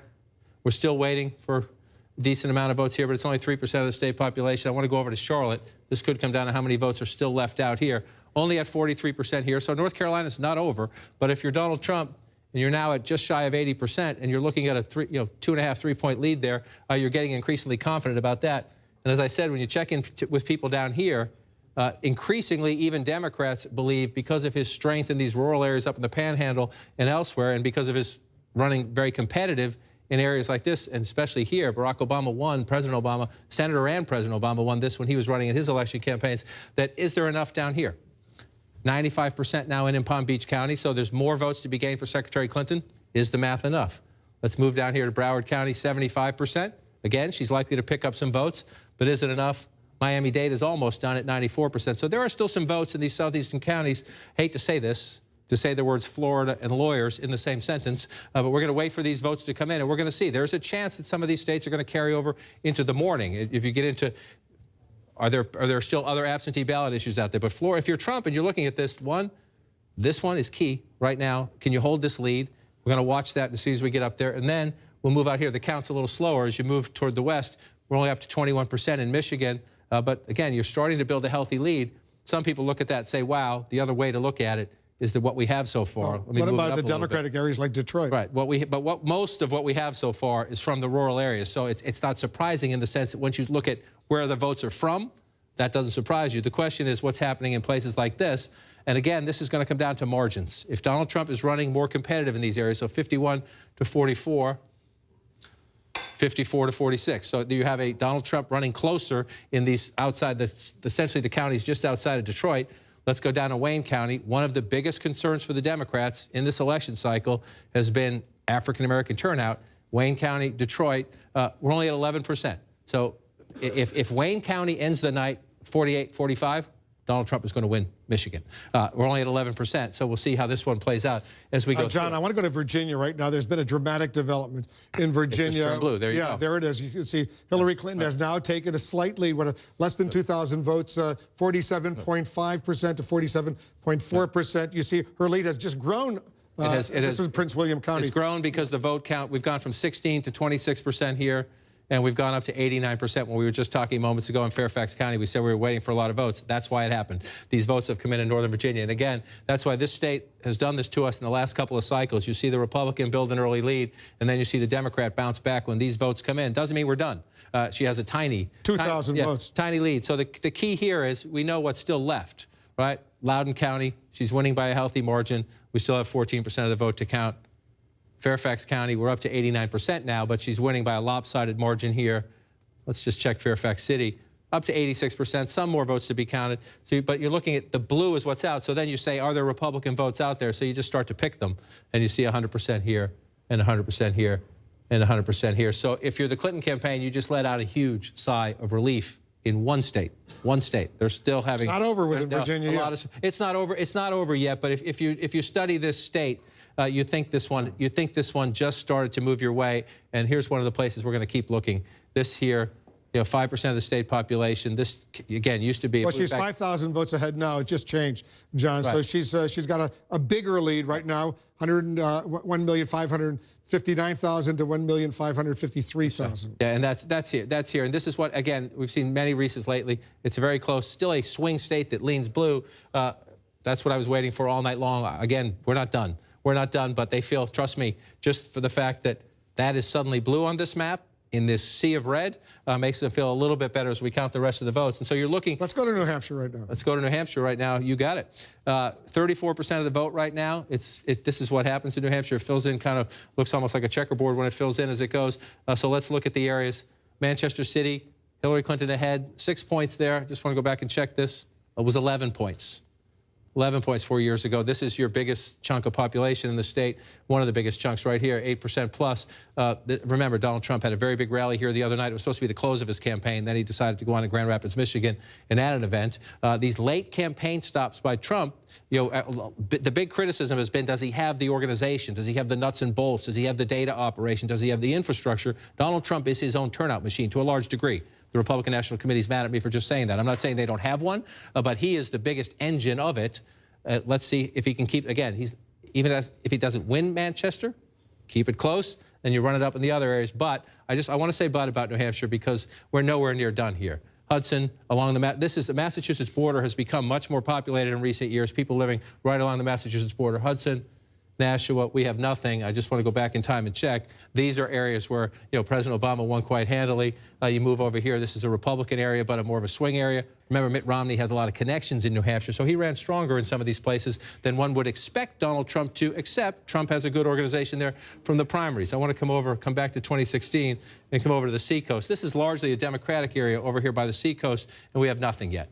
We have nothing yet. So I would just say take a breath on New Hampshire, except for the fact that at the moment, Donald Trump has a lead, 36% of the vote. Still plenty of time here as we go through this one in New Hampshire. But let's pull back out and look at the map. I want to look at Wisconsin if we can, because they both made plays for it, and it was not supposed to be. It was not really supposed to be in play. It was not supposed to be in play, except the Trump campaign told us they could make a run at this late, and a lot of people didn't believe them. They had the dysfunction. Let me just tell our viewers, a quarter of the vote is in, 26%, and Trump is ahead 50% to 44%. He's got, what, more than 40,000 vote lead right now. And again, so you're looking at a lot of these small rural areas. You're going to see this in so many states tonight. They're filling in red. The question is, where are we percentage-wise? In Madison, Dane County, this is the University of Wisconsin. This is a big Democratic area. We're only at 23%. This is key as we go forward. You see the lopsided math here at 23%. As we get 50, 75, 100, Hillary Clinton, if she's going to make up Donald Trump's lead at the moment in Wisconsin, she needs to do it here.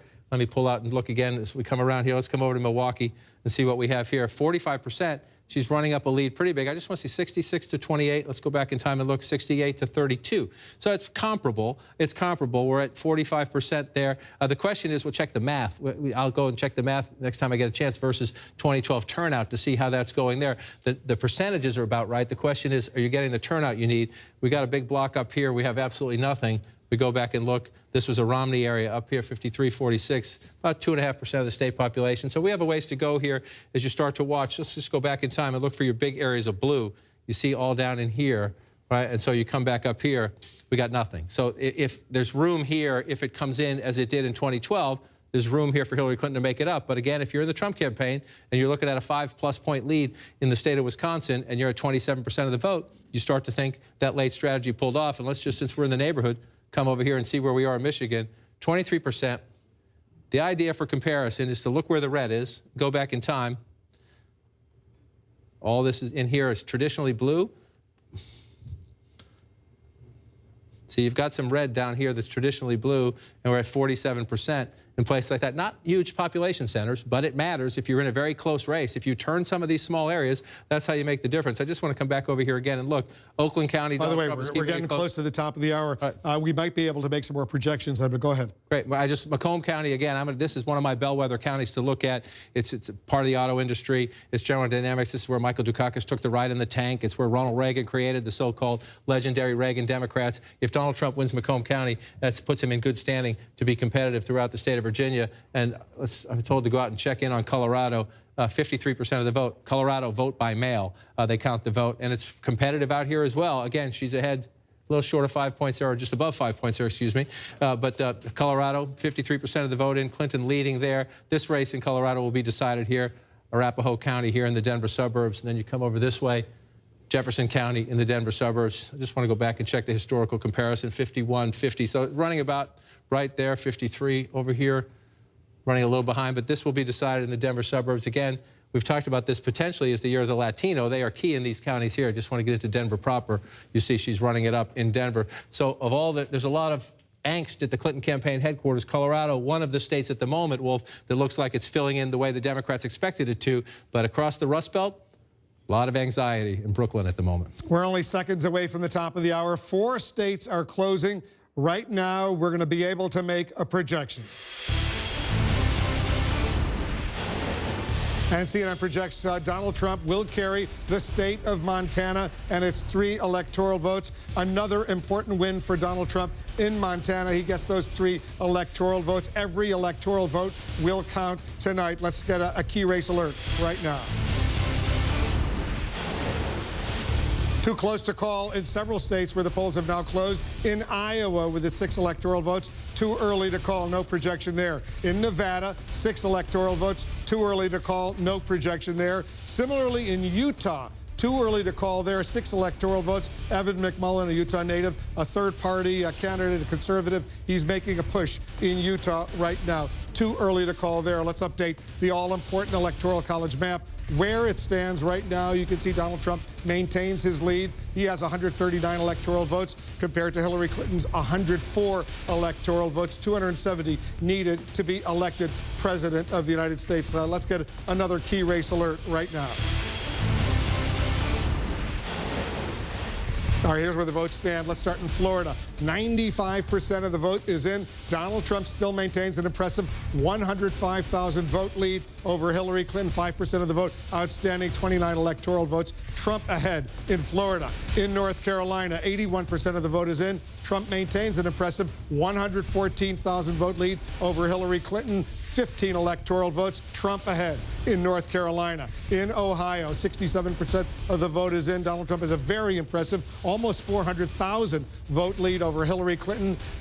18 electoral votes at stake in Ohio. In Virginia, 83% of the vote is in. Hillary Clinton all of a sudden has taken a lead, 15,456 vote lead over Donald Trump. 83% of the vote is in. 13 electoral votes in Virginia. Hillary Clinton ahead there. Let's go to Georgia right now. In the state of Georgia, almost half of the vote is in. Donald Trump here too, he has a very impressive lead, 365,000 vote lead over Hillary Clinton. 16 important electoral votes at stake in Georgia right now. In Colorado, 53, more than half of the vote is in. Hillary Clinton has a lead of about 73,000 votes over Donald Trump. 9 electoral votes in the state of Colorado. In Michigan, a quarter of the vote is in. Trump is ahead there, still maintaining a lead of almost 50,000 votes over Hillary Clinton right now.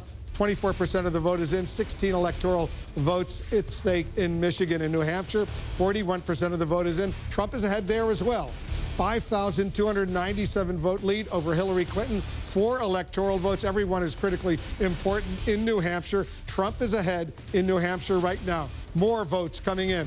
Let's take a look at Wisconsin. 28% of the vote is in. Trump is ahead in Wisconsin right now by more than 50,000 votes. 10 electoral votes at stake in Wisconsin. In Pennsylvania, third of the vote is in. Hillary Clinton has an impressive lead, 250,000 vote lead over Donald Trump. 20 electoral votes in Pennsylvania. Votes just beginning to come in Arizona. Only 2% of the vote is in. Donald Trump has a lead of 6,600 votes over Hillary Clinton. 11 electoral votes in Arizona. Let's take a look and see nationwide where the popular vote stands right now. U.S. popular vote. Donald Trump has 48.9%. Hillary Clinton has 47%. He is ahead nationally by 1,153,000 votes nationwide. That's the popular vote. He's ahead by more than 1,100,000 over Hillary Clinton. In the all-important electoral vote count, Donald Trump, once again, he's ahead there with 139 electoral votes to Hillary Clinton's 104 electoral votes, 270. I got to remind you, that's the magic number needed to win the White House. Let's go back over to Jake. Jake, I know you've checked the markets right now. How are they reacting to all of this so far? Pretty good news for Donald Trump. It's great news for Donald Trump so far, and it's an unpredictable race. We're talking about this, how much this really upends so much of the prediction industry. But the one thing that the markets don't like is uncertainty. And right now we've been told that U.S. stock futures are down nearly 500 points. That's 2.7%. Wall Street has consistently during this election season, whenever Trump took the lead or seemed to be doing well, investors have been worried about his unpredictability, his tough talk on global trade deals. The market jitters most obviously in the currency markets, with the Mexican peso plunging 7% against the U.S. dollar. Obviously, Mr. Trump has talked about negotiating tough trade deals with Mexico, talking about scrapping NAFTA, the free trade agreement. Gold, which tends to rise when investors are nervous, is up 3% and is up more than $1,300 an ounce. So right now, with all this news that seems to be excellent for Donald Trump, Wall Street and the markets are very, very jittery. A lot of jittery people out there right now, Dana. You know, I'm guessing that the people in Brooklyn, I can see their fingers That's probably. the Hillary Clinton headquarters. Yeah, fingers probably bleeding because there's no more nail to bite. I'm guessing that that's probably what's happening. And I think it's really, really important to point to the state of Virginia, because these other battleground states where the candidates, both of them, traveled heavily, okay, you know, we expected those to be close. But the story of Virginia tonight, even though she has pulled ahead here, in the polling, and frankly, in some of the modeling, she was ahead by many, many points. Significantly, yeah. Significantly, and the fact that he is doing so well there tells you about the fervor out there. Whether it is for him, against her, or just against Washington, to me, that is a story that is really encapsulated in the Commonwealth of Virginia. And let me just say again, we are still waiting for the results from these 4 firewall states. But I don't know what we're going to, I mean, Hillary Clinton needs to hold on to these 4. We still don't know what's going to happen in Michigan, Pennsylvania, Virginia, or New Hampshire. But Donald Trump is competitive in all 4 of them. And it is entirely possible that there is a wave out there that the pollsters and the predictors and all the vote modelers did not see coming at all. The one thing that I will say about the modelers is I was just talking to somebody who said that with regard to the modeling that both parties do and both campaigns did, that they had it, there was sort of a 2% margin of error, for lack of a better way to say it. Having said that, you know, there is something that is out there that is hard to get with data. And it's just clear that that's true. Those early exit polls showed there were a lot of angry voters out there in the United States. John, let's take a look at North Carolina right now, because that's really emerging as a critically important state. 82% of the vote in North Carolina is in. Donald Trump still maintains the lead, of about 120,000 votes. And so you start to get to that point, 120,000 votes, you're thinking, is it possible? Is it at all possible to make that up? So you start looking at the blue population centers.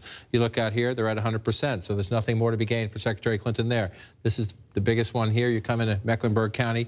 Still some votes to be gained here.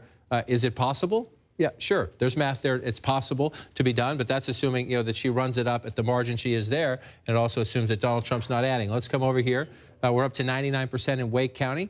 Hillary Clinton's winning this county by just what they targeted. We wanted to win this big, 15 points or more. Very successful here. And yet they're getting swamped with turnout elsewhere is what's making this so race. They did exactly what they wanted to do here at 77%. The question is the numbers. We're going to match the numbers up to past campaigns and see if they're getting the percentages right. The question is, did they gin up the turnout? Can she come back here at 17%? You look around. Let's go back in time. I just want to look at some of these rural counties up top here. There's some small counties up here. You're looking, again, let's go back. This is the race before.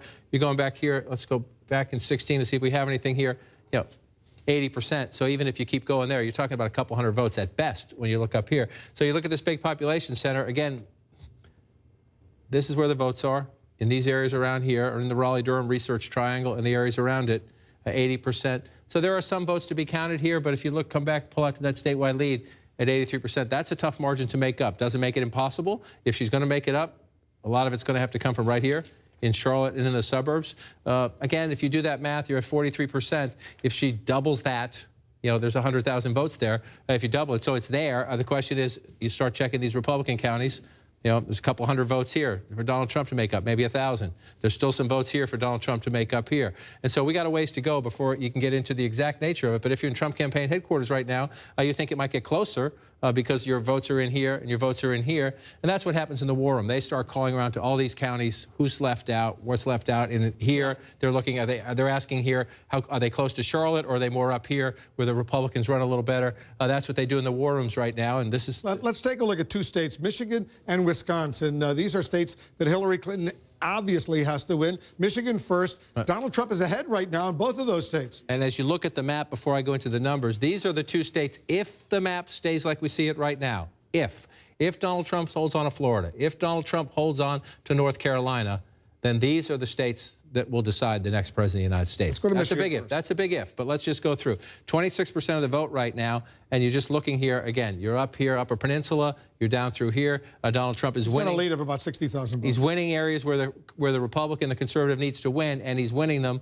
Just want to go back again. These are tiny places, so you think that's not a big deal. That does matter in a close race, 59%, 70%. So in these small rural counties, Donald Trump is running up numbers, and you think, oh, it's 200 votes, oh, it's 300 votes. Well, guess what? If it's 200, 300, 1,000, 800, you start racking that up. That's what you need to offset the Democratic leads down in these places. You know, 63% of the vote in Oakland County, so more votes for Democrat and much more population, as you see. But let's go back in time and take a look. 51, 54. So she's underperforming President Obama a little bit here in the Detroit suburbs. Just want to come back to Wayne County.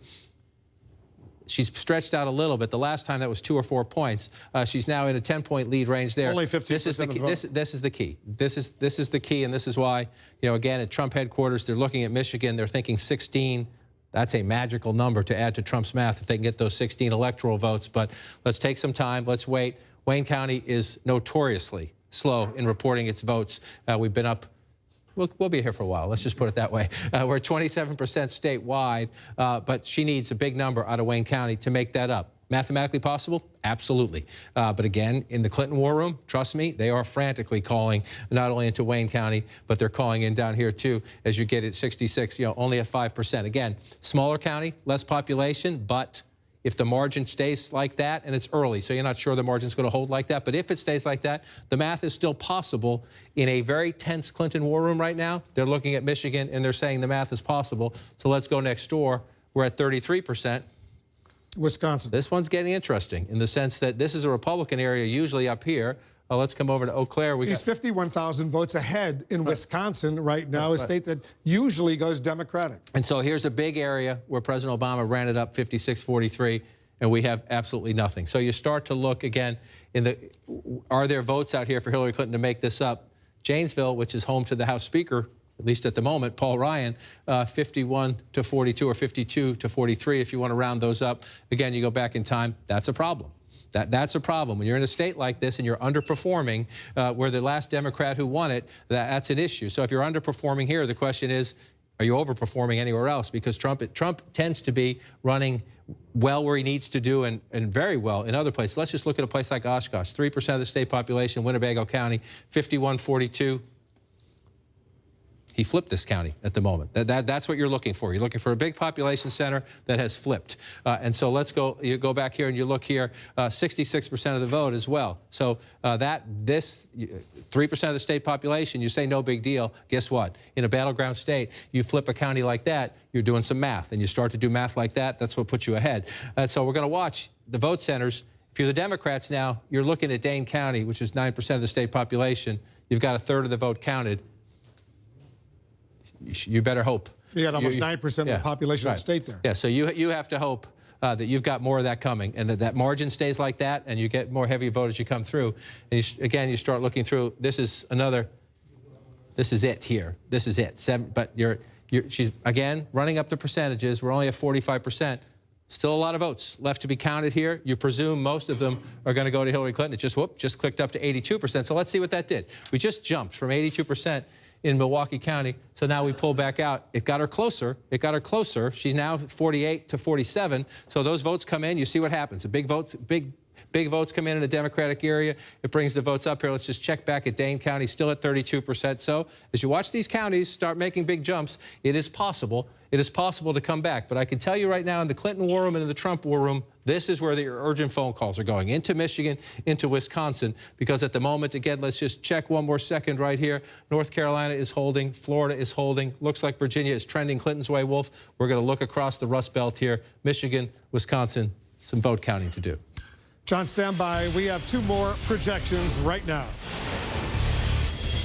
CNN now projects that Hillary Clinton will win the state of New Mexico with its 5 electoral votes. Hillary Clinton wins New Mexico. CNN also now projects that Donald Trump will win Missouri with its 10 electoral votes. Another important win for Donald Trump in Missouri. Let's take a look at the Electoral College map right now, where it stands, the all-important map, I should say. Donald Trump is still ahead. He has 149 electoral votes to Hillary Clinton's 109 electoral votes, 270 needed to win the White House. You see the blue states, Hillary Clinton states, the red states, Donald Trump states, all those yellow states. Too early to call. We have not been able to make a projection in those yellow states. Let's go back to John over at the Magic Wall. John, you're looking at the national vote right now, and Donald Trump is ahead, by 2 points? Looking at the national vote, we still got some ways to go, and we're still early in the count in a lot of these states out here. So I just want to go back to this again for people at home who are thinking, is this possible? Is this possible? This is where we have it right now. Actually, we've moved a couple of other states since you did that. But this is the as we count map. I want to just go back to where we had this coming. Let's do New Mexico and Missouri first. Sure, you bet. Let's switch. We'll get there. Yeah, just highlight those. Okay. Yeah. So let's come out to New Mexico. Let's take a peek. Hillary Clinton running up 50 to 40 essentially at the moment. These are your major population centers. You're going to come here first. Santa Fe County, back here, Albuquerque County. Not a surprise that she took New Mexico. No, it used to be a swing state. George W. Bush won it in one of his elections, but it's become very much a blue state. But so let's go back and look here. This is where we started the night right now here. And so what are we looking at, right? Clinton was at 268. We thought she just wins one state like Nevada. We'll get there, but Democrats think they're going to win Nevada. Most Republicans think they'll win Nevada. We'll see what happens. But the early prognosis on the night was she wins that, holds everything out here. then she could afford to lose Florida. She could afford to lose North Carolina. But we're in a very different conversation right now. Even if we give her Nevada, Trump is favored here. It's 11. That's 29. That's 15. Now we're in the ballpark. Now we're thinking, let's even leave New Hampshire out of it for a minute. New Hampshire's still in play. We're counting the votes there. But at 259, even if she wins Virginia, Michigan puts Donald Trump over the top. Let's say she comes back and holds on. The Wayne County vote comes in. Wisconsin would put him at 269. Then you've got a congressional district in Maine, or state of New Hampshire can put Donald Trump over the top. So we are having a conversation now that it was impossible to have 2 weeks ago. That was just improbable. You were not having a reality-based conversation trying to do this map a couple of weeks ago. The polling told you that was a fool's errand. It is not a fool's errand tonight as we watch these results. Does that mean this is going to happen? No, we don't know that. We're going to be counting votes for a long time. But it is now conceivable. And one other thing to watch, you know, Democrats think that one's gone. We haven't counted many votes out here yet. There was a late push by Democrats. Is there anything we can do to turn that one around? Let's take a look at Iowa. We're beginning to get some votes in from Iowa right now. Some Democrats were thinking at the end, do we need to suddenly go back and try to turn something around? Are we going to be in a problem? And it's blue at the moment, but we're only at 13% of the vote. And the votes that are in Iowa City and Des Moines, those are big Democratic areas. So she's up 59, 60 to 35, up to 13% right now. But when I was showing you Michigan, I was saying take a deep breath because all the votes were coming in from conservative areas. Well, in Iowa, there's no reason for Republicans who think they're going to win the state to panic or Democrats to celebrate because we are very early on, and the early votes we're getting, Polk County, which is home to Des Moines, the big Democratic area, Iowa City, College Town out here.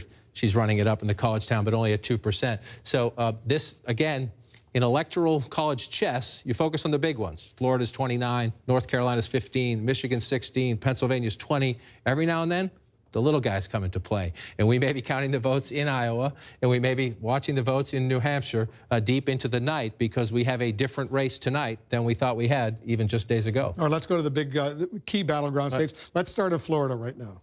Let's come on down here. We're up to 95%, and it's close. But you get to the point, what are we at, 140, a little shy of that, 130 something? Donald Trump is ahead by about 140,000 votes. So you come down there and you think, are they there? Well, Palm Beach County is up to 97%. So there are more votes here. There aren't that many more votes here. But it could be some. You're almost done. If it's, you know, whatever it is, you're adding up 10s or 20. 98% now in Broward County, which essentially tells you at the Clinton campaign war room, there's not much here. You might get some. And again, at the size of this gap, if that 2% comes in, it's a decent chunk of votes in a major population center, but it's not enough. So you need a little, somewhere you need a lot. And we're up to 99% here. So there are no more big, giant, empty baskets. So almost all of those three counties, heavily Democratic, they are almost all in. They are almost all in. And so now you're going through, again, now you're calling, I hate to say this, but now is when you're calling in, is there anything outstanding? This is at 100%. You've come in there. Let's come up here, other places, tiny, much more small counties, but they're at 100%. So the issue now at the Clinton campaign headquarters when it comes to Florida, number one, what's left in any of these small counties? And if the math continues this way, is there anything, you know, you're nowhere near automatic recount land. So the question is, let's go back to Michigan and Wisconsin, see what's happening right now. First of all, in Michigan. 49 to 48. 50, if you want to round that up to 45. I mean, 50 to 45 if you round that up. Again, so you're looking. Just go back in time. There's not much of a surprise up here. Marquette, we'll see where the vote comes in. Let's go back and check. Let's see where we are right now. 50 to 43. 56. See, you're seeing, just as I was showing you in Wisconsin, you find every now and then you find that one big county, moderate-sized county. It's not huge, but in a close race, you flip a county like that from past races, you're talking about a chunk of votes that matter. Now let's come down here. This race is going to be decided down here. Oakland County, she's leading. But again, if the final third comes in, at that, you're going to make up some votes, but not a lot, and this is what we're waiting for. We're only at 16% in Wayne County, and this has to be not only the margin. If it's this close, 51 to 43, let's just go back in time and look at that. I mean, there's no way. There's just, if that stays that close, and we're waiting for inner-city Detroit. If inner-city Detroit comes in and blows that away, but if you look at this 73 to 26, if Donald Trump, at the end of the night, is getting over 40% of the vote in Wayne County, well then, that's a tough night for Democrats in the state of Michigan. So we got to wait. We're only at 16%. Those votes could be coming from out here, down here, more Republican areas. But this is a question of, one, she better turn that percentage around big time if she wants to win Michigan. And number two, where are the votes? That's not a lot of votes. That's not a lot of votes right now. We're only at 16%. But that's a warning sign. I just want to just show you that again because it's a stunner if you look at it. 51% for Hillary Clinton in Wayne County. Tells you everything you need to know about Michigan at the moment. Emphasis on at the moment. Donald Trump always said he would get those so-called Reagan Democrats, that working-class blue-collar voter. Right, and so this is fascinating, and I'd love we'll pour through the Michigan exit polls as we do once that gets higher. Again, you're looking at that right now. If you're at the Clinton campaign headquarters, you are calling your people out here, and you're asking what went on. And to be clear, I know Dana was sharing some of this reporting the other day as well. Democrats out here have been calling the Clinton campaign for months, not just weeks, but for months, saying you need to tend to the garden. You think you have this one for granted. You're just taking this for granted, thinking you're going to win it. You better get out here. And the Clinton campaign late did get out there, but there's one of the. If this keeps going this way, one of the criticisms after will be that they took the so-called blue wall, which is these states they've won since 1992, 240, last 6 presidential elections, 242 electoral votes. They include Wisconsin, they include Michigan, they include Pennsylvania, which looks good for Clinton at the moment. If these stay like this, she's going to have Donald Trump's anti-trade message, like Bernie Sanders' anti-trade message, seems to have resonated in Michigan. Let's go to Wisconsin. To make a key point. Before I do that, I just want to do one thing, because you just make a key point. I know the experts on the other side of the room, and they're right. Primary wounds very rarely carry over to the general election. So you can lose a state in the primary, or Hillary Clinton won a lot of southern states in the primaries that she's not winning tonight. But Democratic primary, these are Bernie Sanders states, both of them. And so as we go through this tonight, to your point, I did that because of your point about the trade message. Yeah, all right. And you want to go Wisconsin? Stand by. Let's do Wisconsin in a moment. Got to take a quick break. This presidential race turning out to be a real nail-biter. We're following close contests in multiple battlegrounds right now, including Michigan and Wisconsin, 2 states surprisingly very much at play right now. More results right after this quick break.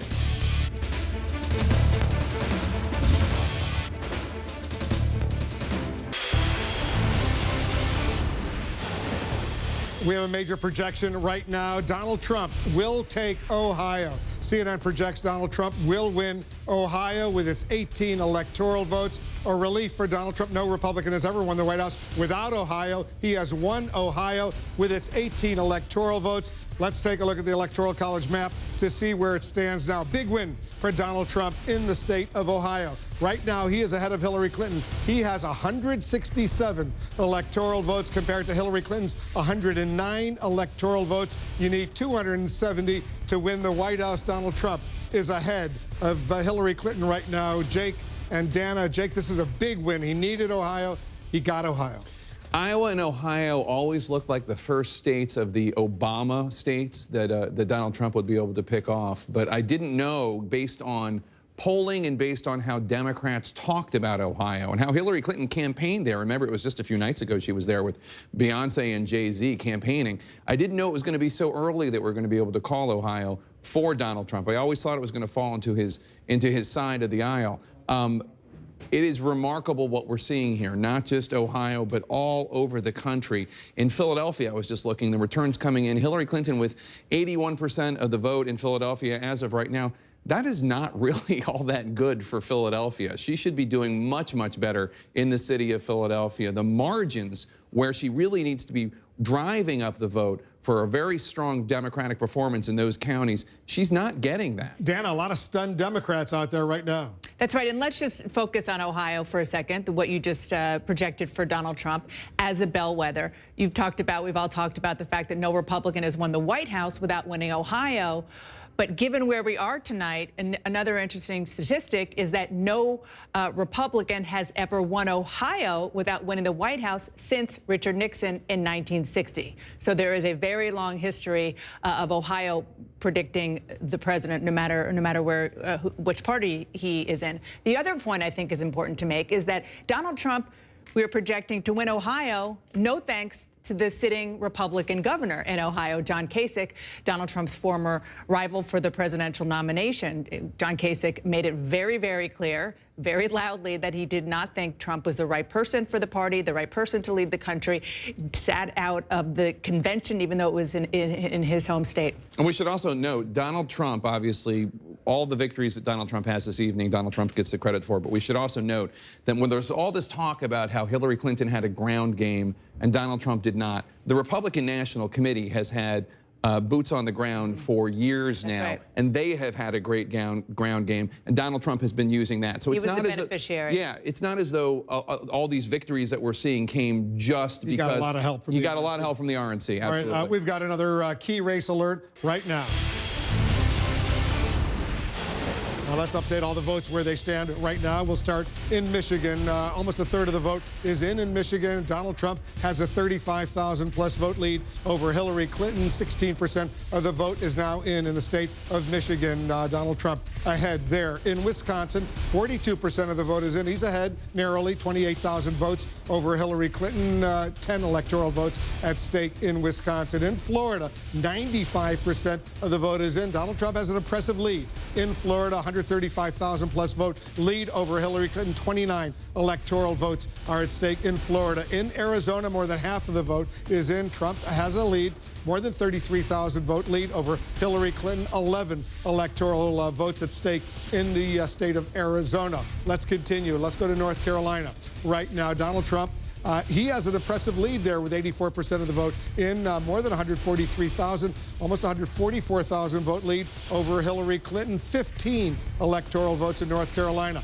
Almost half of the vote is in Georgia. Very impressive lead for Donald Trump. 347,000 vote lead over Hillary Clinton. He's doing well, very well in Georgia with its 16 electoral votes. In New Hampshire, almost half of the vote is in. Trump is ahead there as well. More than 10,000 vote lead over Hillary Clinton. 4 electoral votes in New Hampshire. Every electoral vote is critically important. In Virginia, 87% of the vote is in. Hillary Clinton has a lead, 55,000 plus vote lead over Donald Trump. She's certainly relieved at this stage. 87% of the vote is in Virginia. 13 electoral votes at stake there. We've got some more results coming in from Colorado. First, 65% of the vote is in. Hillary Clinton has a 92,000 vote lead over Donald Trump in Colorado with its 9 electoral votes. In Iowa, 19% of the vote is now in. Hillary Clinton has a pretty good lead, 54,000 plus vote lead over Donald Trump in Iowa. And in Pennsylvania, more than half of the vote is in. She's got an impressive lead there of more than 167,000 votes in Pennsylvania. So she's doing well, relatively speaking, in Pennsylvania, Iowa, and Colorado. Let's take a look at the Electoral College map to see where things stand. Donald Trump is ahead. He right now, we've projected, he has 167 electoral votes compared to Hillary Clinton's 109 electoral votes. 270 needed to win the White House. Trump ahead right now. Let's go over to John King. You're studying a lot of these battleground states so closely. Let's start in Wisconsin. You start in Wisconsin right now. It's gotten a little tighter, but 48 to 46. You could round that up to 49 if you want. So you're looking and you're counting the math here. Number one, just in a few places you're looking, you come down to Milwaukee.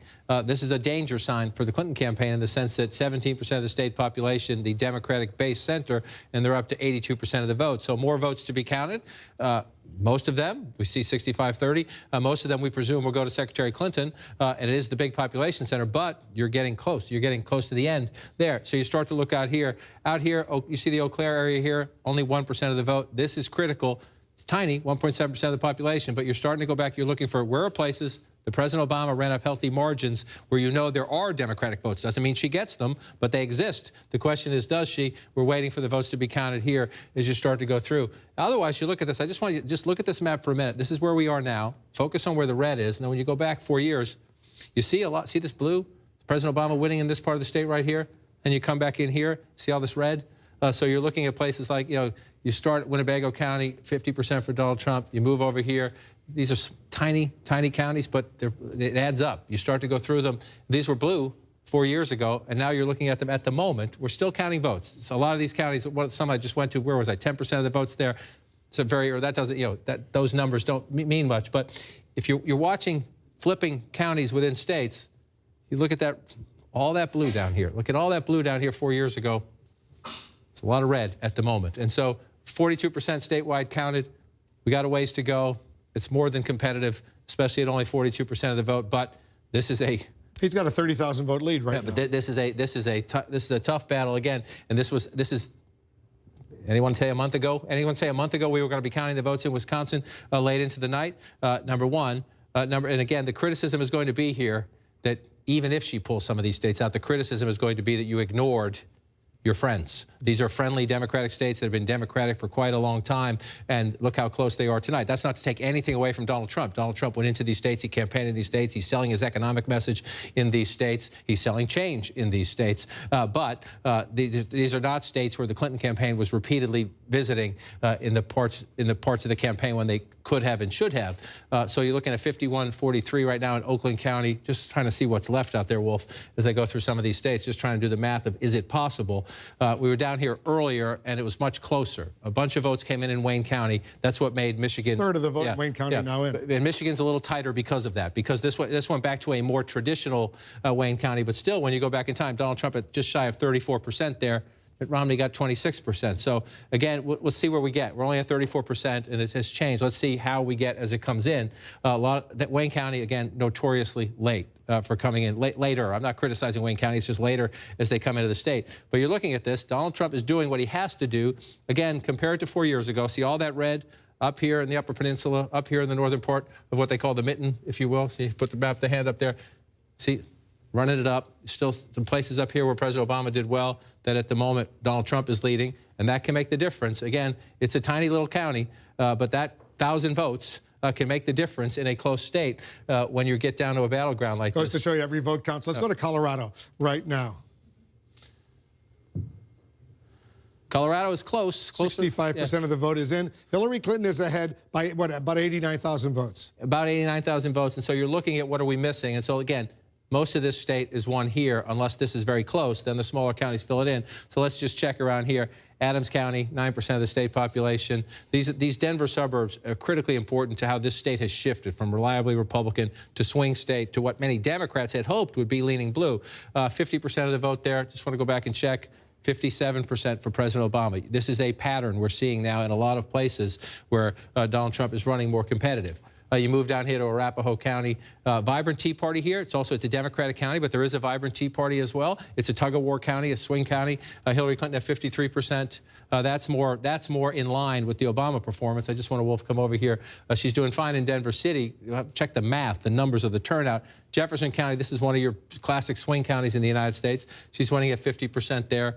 51%. So this one, Colorado is filling in a way that I'm not saying we haven't called this state yet. We've got a lot of votes to count, but this one is filling in a way. Colorado, you look at the 5-point margin there, right? She's built up her lead to about 91,000 votes right now. Let's go to Iowa. I just wanted to check. That's a 5-point state, and that one's filling in. Is got a ways to go, but it looks like it's filling in the way the Democrats expected it to. Iowa, we have Clinton ahead early, but I just want to be very cautious here. Number one, I don't know a lot of Democrats in Iowa who are confident they're going to pull Iowa out. Doesn't mean they won't. She has this lead here now. We're up at 21%. But remember, a lot of what you see empty here, especially out in the western part of the state, is going to fill in red. The question is, as we just went through to the east in Wisconsin and Michigan, these are blue for President Obama. When we get there later tonight, let's see what they are, because that could be the difference if this stays close. But right now, the votes that we do have are in Democratic population centers. So she's running it up big in the Iowa City area. She's running it up big in Cedar Rapids, but it's only 1% of the vote. And we have Polk County as your biggest center here, where Des Moines is. She's running it up big. So if you're the Democrats and you're looking at the map, you like what you see right now, but we're at 21%. We'll see. She's up by more than 50,000 votes right now. This could be, when you pull out and look at this, if you're looking at this, number one, if Donald Trump holds this and this, she can't afford to lose both of those. If she gets one of those back, then we could be in a game of chess. To 270. What's her path to 270? Well, her path to 270 was this. Let me switch maps here for you. This is where we started the night, but these were all lean. These were all lean Democratic. At the moment, Pennsylvania looks solid. We're still counting the votes. Change the states to reflect where the vote is now. But right now, Donald Trump leads here. Donald Trump leads here. We're not ready to, this one's still early, but Donald Trump leads, so let's just put it in the current state of play, okay? Donald Trump leads here. Oops, sorry. And Donald Trump leads here. So we were talking all in the last couple of weeks that Donald Trump had such a narrow path, like drawing to an inside straight flush. Take away Iowa. The tables have flipped. Take away Iowa right now. Hillary Clinton slightly ahead. And Arizona, give them Arizona. We'll make it a toss-up. If you give Trump this one, I think most people expect she'll get this one based on early voting. But even then, we took Iowa away. if Donald Trump holds these, and this gives her Virginia, this scenario gives her Virginia, which we're not done yet, but she has pulled ahead there in Virginia. But if Donald Trump holds Florida, where he leads, holds North Carolina, where he leads, we've called Ohio, and so this comes down, again, the Trump campaign said from day one, we are going to prove you all wrong, and we're going to win with a Rust Belt strategy. Early on, their anchor was Pennsylvania. That's the irony of this, in the sense that Pennsylvania at the moment, again, we haven't called it yet, Wolf, but Pennsylvania at the moment, Clinton has the healthy lead. Michigan and Wisconsin are the flashing red alerts at the Clinton War Room right now. John, we have another major projection right now. And CNN can't project that Virginia, the Commonwealth of Virginia, will go to Hillary Clinton. 13 electoral votes in Virginia. An important win for Hillary Clinton in the state of Virginia, a state that President Barack Obama carried twice. She is ahead in Virginia. She will carry Virginia. Let's take a look at where the Electoral College map stands right now with her win in Virginia. Donald Trump is still ahead. He has 167 electoral votes compared to Hillary Clinton's 122 electoral votes, 270 needed to win the White House. You see the red states, the states that have gone for Donald Trump, the blue states that have gone for Hillary Clinton, the yellow states. No projection, too early to call. We have another key race alert right now. As John King said, it comes down to Michigan and Wisconsin. Let's take a look at Michigan first. 37% of the vote is in. Donald Trump still maintains a lead of almost 74,000 votes over Hillary Clinton, 49.5% to 45.5%, 16 electoral votes at stake in Michigan. In Wisconsin, almost half of the vote is in. Donald Trump is ahead there as well. He's ahead by almost 27,000 votes over Hillary Clinton, 48.3% to 46.5%, 10 electoral votes. 10 electoral votes in Wisconsin at stake. Let's go over to Jake. Jake, this is a moment that the markets are watching very closely right now, because few people thought Donald Trump would be doing as well at this stage as he's doing. The markets don't like instability, and they also are unsure of what Donald Trump is going to do when it comes to trade. And we mentioned earlier that the Dow futures were down 500. Now they're down more than 600. But we should really just take a moment here and look at this. Pollsters predicted that Hillary Clinton was going to have not just a victory, but that she was going to win an electoral landslide. Not only is that not happening, it is entirely possible that Donald Trump is truly redrawing the map the way that he said he was going to. He was going to redraw the map from Wisconsin and Michigan to Ohio and Iowa. And we're winning over those white working class voters that feel the Democratic Party and Republican elites in Washington have ignored them for too long. Right now, he seems on his way to actually doing that. And in a word, it was Donald Trump versus almost all the experts. And as of right now, it looks like Donald Trump was right. Yeah, he's doing something amazing right now. As he himself said, he said, don't believe all those polls. That's right. And let's just talk about the Midwest, upper Midwest, Michigan and Wisconsin. People initially thought when Donald Trump went into Michigan that it was a fool's errand because it was such a safely blue state. Then the numbers started to shrink. I started to hear, I'm sure you did too, from Democrats. There you go. Look at Michigan right now. He's up, Donald Trump is up by 57,420 votes with just 38% of the vote in. But still, this is a blue state.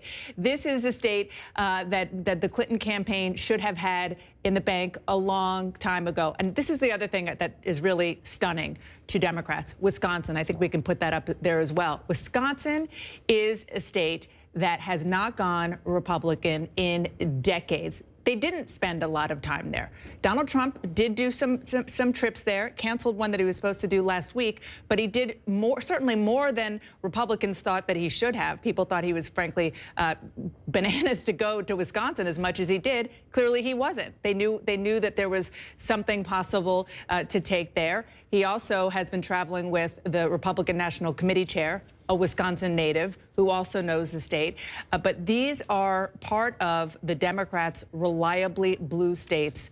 And Donald Trump, as you said so well, is re-scrambling the map clearly with disaffected voters who are so done with Washington, and people likely, we'll see when we get the exit polls, who really haven't been out for any candidate, much less a Republican, in years. We've talked about this for the whole year. Donald Trump having one core message, which is Washington is not working for you. It's a cesspool.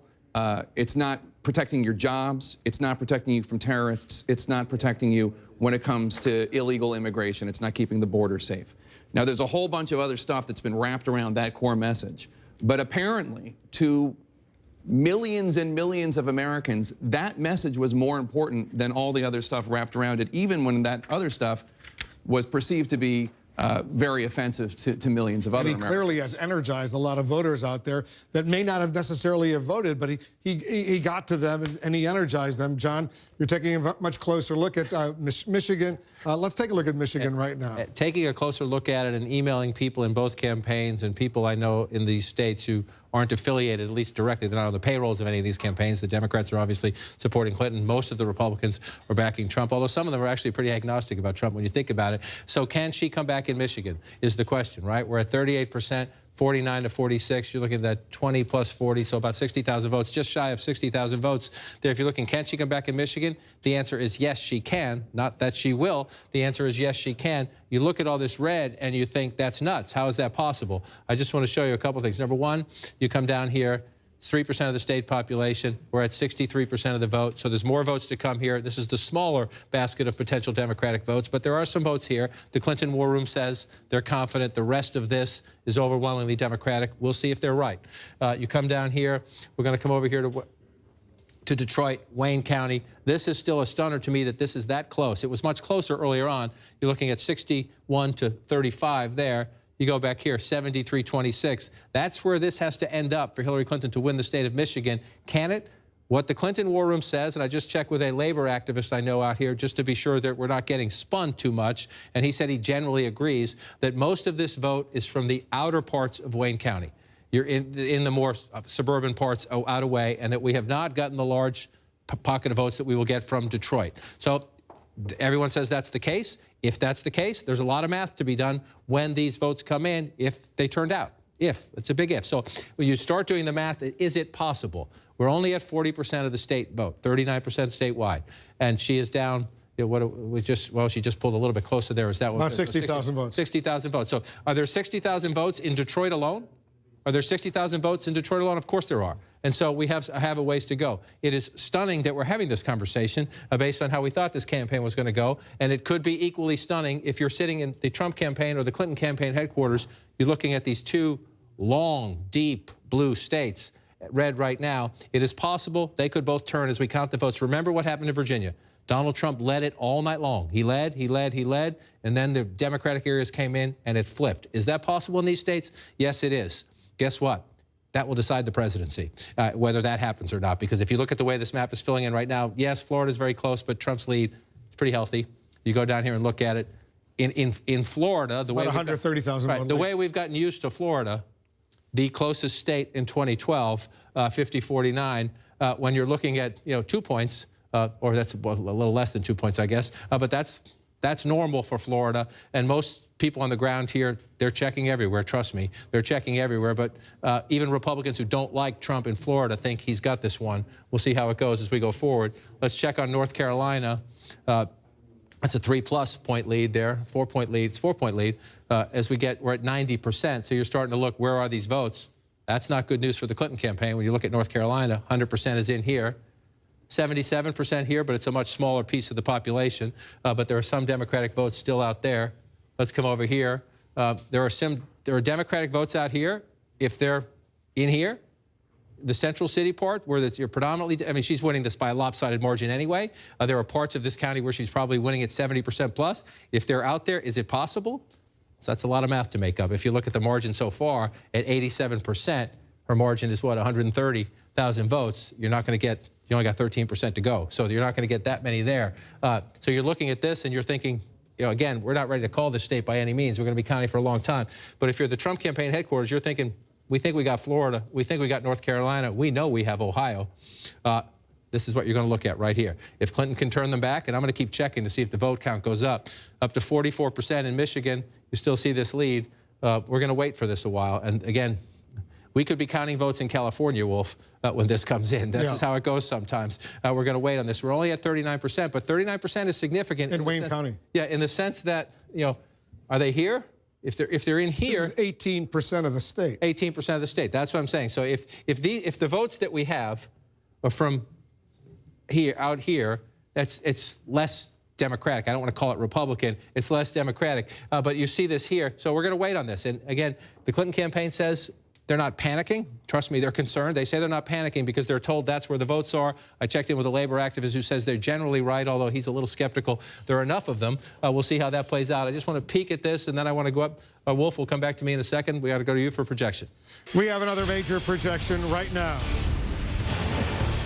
CNN can now project that the state of Colorado will go to Hillary Clinton with its 9 electoral votes. Hillary Clinton wins Colorado. She's ahead in the popular vote right now. You see 67% of the vote in. She's winning by more than 86,000 votes. 9 electoral votes in Colorado. Another important win for Hillary Clinton. She needs all of these wins right now. Let's take a look at the electoral college map. Donald Trump has 167 electoral votes compared to Hillary Clinton's 131 electoral votes. Remember, you need 270 to win the White House. I keep saying that, but that's the magic number, 270. Another important win for Hillary Clinton in Colorado. Let's go back to John and talk about New Hampshire right now. More than half of the vote, John, in New Hampshire is now in.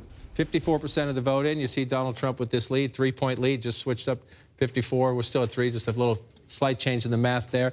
So what's that, 11,000 votes right in that ballpark there? So Trump is in the lead. He's got a lead there. Are there any encouraging signs outstanding for Hillary Clinton in New Hampshire? I wouldn't call anything encouraging for Hillary Clinton at the moment, to be honest with you, my friend. But yes, are there places when you look at New Hampshire that tells you this was a Republican county 4 years ago, but this is where I meant to tap Nashua City. Nashua City is just shy of 7% of the population. This is a Democratic area if she wins it. We've seen Donald Trump flipping some areas tonight.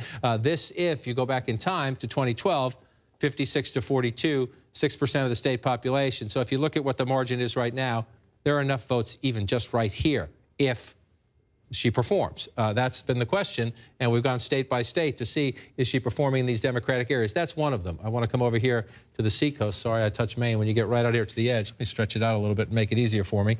Portsmouth, another area here, just shy of 2% of the state population. An overwhelmingly Democratic area. We have no votes counted here yet. So let me just keep it on 2016 so I don't make a mistake. And so you come back, are there places? Yes. Our friend Mr. Tapper can tell us about Hanover, New Hampshire. There's a famous university there. Just 1% of the state population, overwhelmingly Democratic area. So we got a lot of counting to do still in the state of New Hampshire. But at 50, we're at 54% of the count. It's a 3-point race right now. The challenge is quite simple. In these Democratic areas, Portsmouth, Nashua, smaller population up in Hanover. I just want to see what's happening here. She's at 6 points now. We're at 92% in Manchester. So this is 8% of the state population here. 50% for Secretary Clinton. This is an issue we're seeing consistently. Donald Trump's appeal to blue-collar voters in gritty Manchester, New Hampshire, 55, 44, 11 points for the president 4 years ago, 6 points for Secretary Clinton right now. That's what gets you the tighter race. You move into the traditionally Democratic areas. If you go back to 2008, remember we thought Obama was going to win the New Hampshire primary? This is where she pulled it out, right here in Manchester. At the last minute, her team, her organization pulled it out in Manchester. They know this state very well, and they're not doing what they need to do in Manchester City right now. There's still room for her to come back. Don't get me wrong. A 3-point race. There's a lot of Democratic areas. Just look at what's left on the map. If you see it, it's kind of scattershot. It's hard to follow. It kind of looks like a tablecloth in a diner, if you will. But you see a lot of blue. See all this blue down here? This is 2012. You see all the blue down here in the corner. We don't have those votes yet. So she might still be able to overcome that 12,000 vote or so disadvantage she has. Yes, she can, and we will know when we see results come in from Nashua and Portsmouth. These are smaller communities. You're going to get 50 votes in this town, 100 or 200 in the next town. And Donald Trump's, there's a lot of Donald Trump territory still here to fill in on the map. Don't get me wrong. Well, there's a lot, if you want to go back, there's a lot of red still to be filled in. From 4 years ago. So there's more votes for Trump. But the big population centers that we don't have yet are Nashua and Portsmouth, big relative in the context of New Hampshire. But there's room. No question there's room. Oops, sorry, I hit the wrong button there. There's room for her to come back without a doubt. Let's go to Pennsylvania right now. She's ahead in Pennsylvania. Take a look. She's ahead by only, less than 100,000 votes in Pennsylvania with 66% of the vote counted. The way the rest of this night is going, She's happy, Wolf, in the sense that, no, it's odd in the sense that we thought, if we were talking about this, and our good friend Jeffrey Lord is from Pennsylvania, consistently we have thought that this would be the test. This is where the Trump campaign told us would be the big test. We're not done. We're not done here, but this one has been blue. She has led consistently throughout the night. So you look at where we're talking about here, and this is, you know, so she has to come out of Philadelphia County with about 400,000. She'd prefer 400. She's got 400,000. Yeah, she'd prefer 440,000, 450,000. She's ahead by 418,000 votes right now. So you can win Pennsylvania with that in a presidential election. That's almost the minimum. I hate, you know, it looks so lopsided, but that's almost the minimum. She's at 82%. You know, you come back here, again, you go back 4 years ago, 85%. And so I just want to see, it's at below 1%. So, yeah, so there's not much of a drain from the third-party candidates there at all. That's okay. She would like that to be stronger. The question is, how's she doing out here in the suburbs? And when you match this up right now, this one looks, if you're a Democrat, this one looks right. If Pennsylvania. You will. Yeah, it looks right, if you will. If you look, 57% in Montgomery County, 57% in Montgomery County. The president was 50-49 in Bucks County. Hillary Clinton, the third-party candidate's drawn a little bit there. It's a one-point race. That's consistent. It's a one-point race there. Just want to move over here and look. Chester County. She's winning this. Actually, this is significant. If she holds this, it's only 32% of the vote. This is where Melania Trump went to give her speech. Berwyn, Pennsylvania is here. It used to be Republican. It's trending Democratic. Mitt Romney won it just barely 4 years ago. So when you look at Pennsylvania, if there's a place they are reasonably optimistic about in the Clinton campaign headquarters, it's Pennsylvania. But we're only up to 67% of the vote. So you start looking out here, again, in the central part of the state is going to be for Trump. But that's 50-44. She's holding her own in a place like that, but we're at 100% here. We're at 94% here. I'm trying to see if there are places out here where we know there, you know, even if it's hundreds at a time, if there are a lot more votes for Trump to make up. And you see, well, there are some small ones, but it's tiny here. You're looking at the votes. You can just screen it to show us the outstanding vote that's still out there. We have this new feature. You come, whoops, bring it back. I just touched. She gets a little touch happy at this time of night. Let's see if we can get the percentage. Here we go. So we just come over to, let's just use 75 ballpark.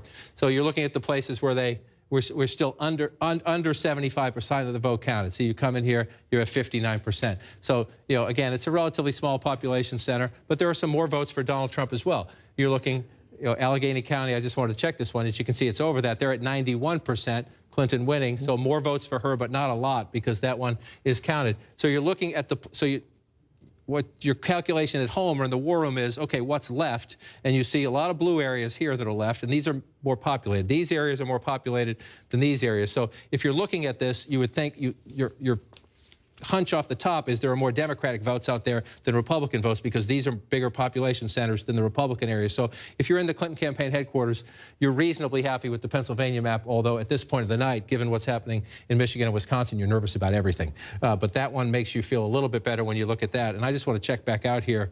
46%. Moved a little closer, I think, from the last time we looked at this. I'm just going to keep looking down here. We're up to 50% in Wayne County. This is going to decide the state. Let's screen Michigan right now and see where the outstanding vote is. Let's bring it up. Where there's less than 75% so far reported. 75%. And so there's a lot. Trump is up by 53,000 in the state. Up by 53,000 votes. And so you see a lot of red, right? That means we have a lot of votes still to be counted in these places. Now, again, it's not a huge vote count, but this matters. This matters. You know, a couple thousand votes matter. So as we go through, they're up to 67%. So he's not going to get a couple thousand more in a cushion, but he gets a few more hundred. So that's the calculation you're making. The hundreds you're going to get in these conservative, smaller counties, can the Democrats make up for that? That's a lot of votes with what's left to come out of Detroit. And this has to be, when we get more from Wayne County, it has to be overwhelming or else she's in trouble. I mean, she's in trouble at the moment in Michigan. The only way to solve her trouble is to have an overwhelming surge when we get more votes out of Wayne County. You look at other places, you know, we looked at this a little bit earlier. Ingham County, it's Lansing, 63%. So there are more votes. It's, again, that's, you know, good math for Clinton, but you're almost 2/3 of the way there. So there's more, and there's a lot more for Donald Trump to come in these smaller counties, without a doubt. And so we're going to be counting in Michigan for a while. Let's do the same test as we go over to Wisconsin. Again, most of the areas we're waiting for are Republican, which bodes well for Donald Trump. At least they're Republican so far. There's by no means guaranteed that some of these won't flip if more votes come in. But if you're looking at them at the moment, they're I Republican. want to remind our viewers that we're getting ready for the top of the hour. Polls are closing in 5 more states, including California, Oregon, Washington State, Hawaii, and Idaho. We'll see if we can make some projections. Let's quickly look at western Wisconsin here. I just want you to look here. This is what we're waiting for. These are counties in Wisconsin where less than 75% of the vote has been counted, right? So we're waiting out there. This is now. That's 4 years ago. That's blue. That's all blue 4 years ago. That's red right now. And so if that stays that way, that is the redefining, at least for one election cycle, of the American electoral map as we know it. That is a crack in the blue wall. If that stays, I want to keep emphasizing if, because if you talk to the Clinton campaign headquarters, they tell you, and let's see, Milwaukee's over 75% now. So I just want to come back to the full count and see, because they have been telling us that they can get votes out of here. It's at 84%. Again, if it's Center City, Milwaukee, it could be overwhelming. Is it enough to make it up? You see what she's doing in Milwaukee County? That is overwhelming. So it's almost, so we'll see what happens here. The Clinton campaign says they can make it up here. When you're at 84%, that's when you start to get a little bit skeptical that the math is there. The other place the Clinton campaign tells us they can make this up is the all-important Dane County. 9% of the state population, Madison, University of Wisconsin. This is a liberal Democratic base area of the state. As you can see, she's winning 65 or 68, excuse me, rounding up, not down, 68 to 27. So half of the vote left. Is it possible? You see the gap. If she can double that, there are a lot of votes to be made up, enough to counter that. But she's running out of options. It has to come from here, it has to come from there, and then a small smattering, because there are still some votes, Wolf, for Donald Trump to make up in these rural areas. Tug of war, Wisconsin, tug of war, Michigan. We knew Florida and North Carolina would be tug of wars. This is most unexpected. It certainly is a huge, huge surprise to so many people out there. All right, with the next few seconds, polls will close in 5 western states, including California, with this whopping 55 electoral votes in California. We're getting ready to make some major projections. Let's get ready for that right now. And CNN projects Hillary Clinton will carry the state of California with its 55 electoral votes. A huge win in California for Hillary Clinton. She will also carry Hawaii with its 4 electoral votes. Hillary Clinton wins in Hawaii. Donald Trump, he also has a win. Donald Trump will win in Idaho with its 4 electoral votes. Another win for Donald Trump in Idaho. All right, let's take a look at the Electoral College map now. With these, Oregon and Washington State, by the way, too early to call in those states. Oregon and Washington State, you see it right now. Now let's take a look at the Electoral College map. Hillary Clinton has now gone ahead. She has now gone ahead with the huge win in California. She has 190 electoral votes to Donald Trump's 171 electoral votes, 270 needed to win the White House. Hillary Clinton is now ahead in the all-important Electoral College map count. Are they breathing a little bit easier over there at Clinton headquarters? I don't think so, to be completely honest, because at some point in this night, as we watch the returns come in from states such as Wisconsin and Michigan, the Clinton headquarters was very confident that they had. That was their firewall. Remember, Wisconsin wasn't even part of the conversation. It was Michigan, it was Pennsylvania and Virginia and New Hampshire. When these returns come in, you see, okay, they have Virginia, but Pennsylvania's still up in the air. New Hampshire seems to be leaning towards Trump, and Michigan seems to be leaning towards Trump. No, I don't think so at all. You know, we've been talking now for 6 months about what is Donald Trump's path to the presidency. At some point, we're going to approach the period where it's a question of, does she have a path to the presidency? If she can't win Pennsylvania, New Hampshire, and Michigan, much less Wisconsin, Brooklyn, we have a problem. Yeah, she's got to win those states, Dana. Well, on that note, I'm just looking at a note from a Clinton aide saying that they are breathing a slight sigh of relief because of Colorado and Virginia.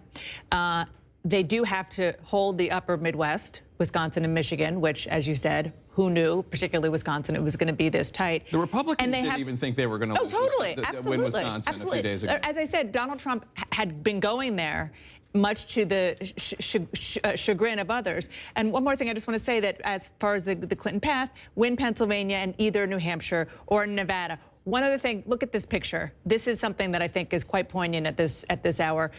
2 hours ago at 8:55 p.m. Eastern, the Clinton team tweeted this out. It says, "This team has so much to be proud of. Whatever happens tonight, thank you for everything." And this picture of Hillary Clinton embracing this young girl, you know, if she pulls this out, this is a picture that says, I did it for you. If she doesn't, it's a picture that says, I'm so sorry I tried. And it's so poignant that they sent this out 2 hours ago, and it can be read two very different ways. One of the things we saw in the exit polls was that women were not voting for Hillary Clinton in the numbers that polls suggested they would. She was not getting the gender gap that so many anticipated. But let's talk about the response of world markets, because those are some other individuals who are having trouble breathing right now. You see the world markets in Tokyo, Shanghai, Hong Kong are down. And the last I saw, it was more than 600 points that Dow futures were down. Again, because of the instability of the American election. Everyone thought, based on pollsters and prognosticators, that they knew how this was going to end up. And B, because of Donald Trump himself, who is a wild card and has been talking tough on trade. There's a reason why Wall Street supported Hillary Clinton much more strongly than they supported Donald Trump.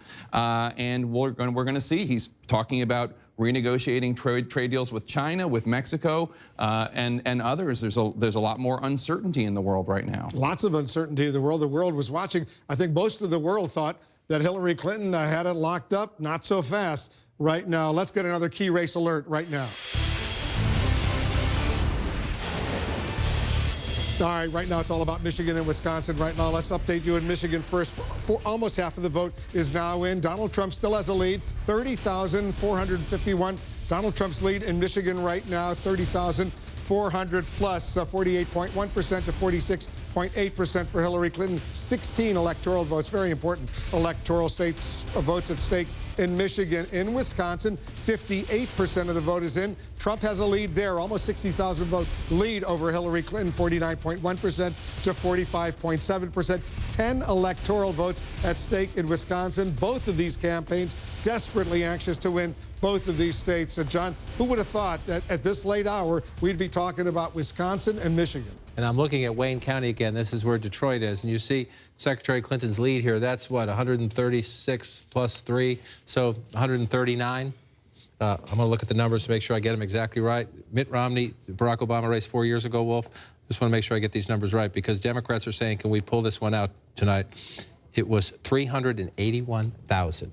So we got 40% still to count. 381,000.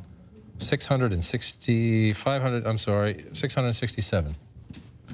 That was the margin. We're going to talk about this in Philadelphia when we go back to Pennsylvania. Democrats need to run it up. 381,000. Now, we've got 40% of the precincts still to count. So we got a lot of votes to still come in, and they could come in from inner city Detroit, and maybe we'll get there. But 381,000 plus,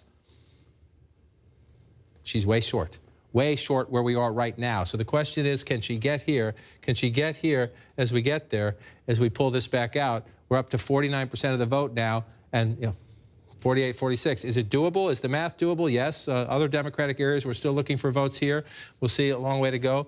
But this is going to come down to turnout right here in Wayne County, Michigan, and let's screen Michigan. Let's screen Michigan right now to see where the outstanding vote is. And we can do this. This is 75% or less of the vote has already been counted. All right, so you pull back to the state now. So you're looking at places. And again, so if you're a Republican, you're looking and you're saying there are a lot of Republican votes to come in here. And that's what they're thinking in the Trump campaign, that even if they come in with the last 40% and it's overwhelming, in the Trump campaign, they're saying, look, we got a lot of votes to get here. Now, these are small counties, but, again, you're at 63%, and that's 4,000 plus 43. So he's going to get some more here. He's going to get at least hundreds more, maybe 1,000 more. You look at here, Donald Trump's going to get more here. Again, if the margin holds up. There's no guarantee the margins stay the same.